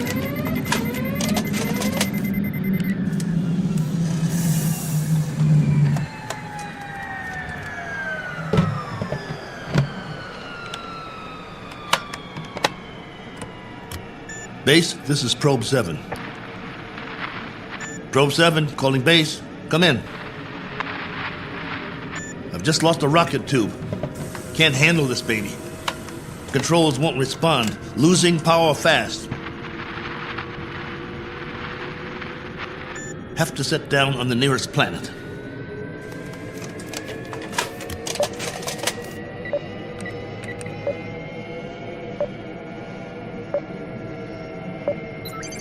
Got one in view now.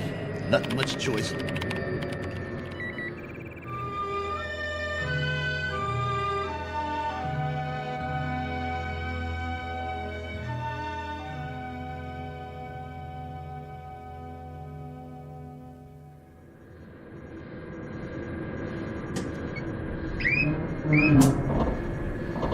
Entering atmosphere.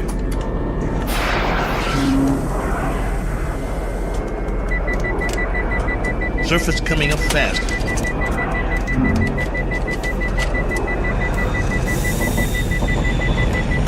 Can't slow down. No retro rockets.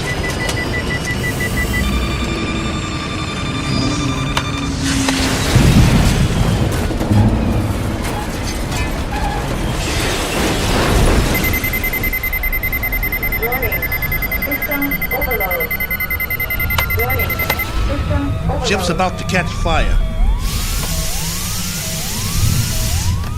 Base, do you read?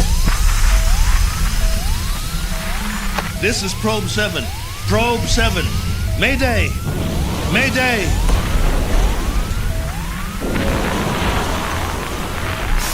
Mayday! Mayday!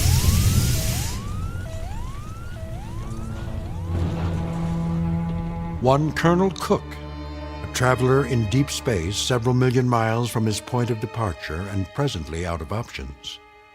He set a course across an endless ocean in a one-man lifeboat, now scorched and broken on an alien shore. But even if he should survive, his greatest ordeal is yet to come, for he must face a far more dangerous challenge, an opponent more menacing than the cold, lifeless vacuum of space. He must face what awaits him on the other side of the bulkhead and do battle with the unknown. As soon as the dust settles, he will take stock of his plight with very little effort, a single 360-degree movement of head and eyes.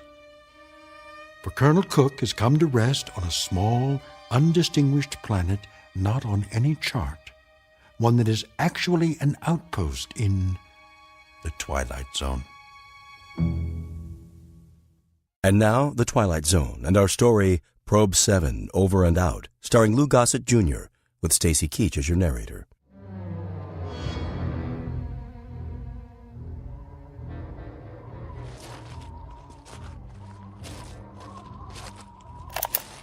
Log entry 1412. I'm alive. That's all I know for sure. The ship is wrecked pretty badly. It might be possible to realign the main drive, but not without help. So far, I'm holding up. One badly bruised head and a broken right arm for which I've made a sling. A few more painkillers in the first aid kit, but after that, I'm on my own. The planet has an atmosphere, so I don't need the pressure suit. That's another stroke of luck, if you can call it that. The terrain is desolate. Sand, rocks, some low-grade plant life. That means there's water. The question is, how much and where? The ship has cooled down now, what's left of it. Main instrument panel is intact, so I'll try to contact the base directly, if there's enough power. More later. Cook, signing off.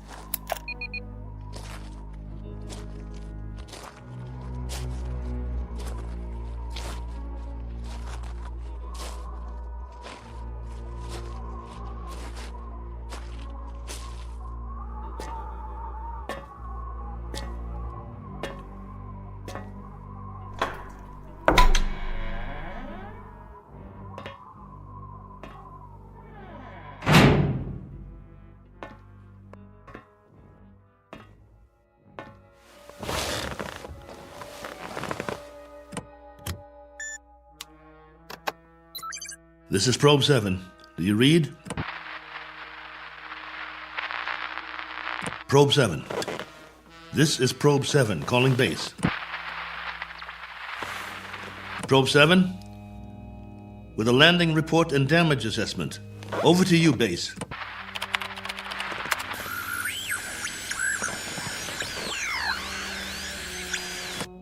This is Probe 7.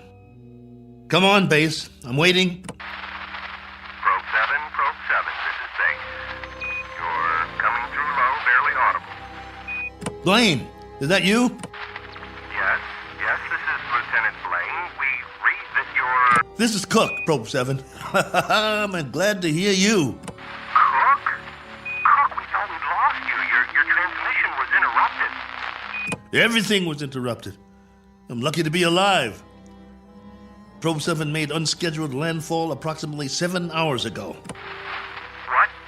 Come again. Can't hear. I thought you said... I've crash-landed, Blaine, in another planetary system. Didn't have much choice. One of the thrusters broke off the ship. This planet is 92,900,000 miles from the nearest star. Good Lord, Colonel. We're having trouble seeing you on the monitor. Sorry, but I can't send or receive a visual. Most of my equipment was fried in the crash. Okay. How's your oxygen? And that's the least of my worries. There's an atmosphere here. I don't know its density or composition, but it's breathable.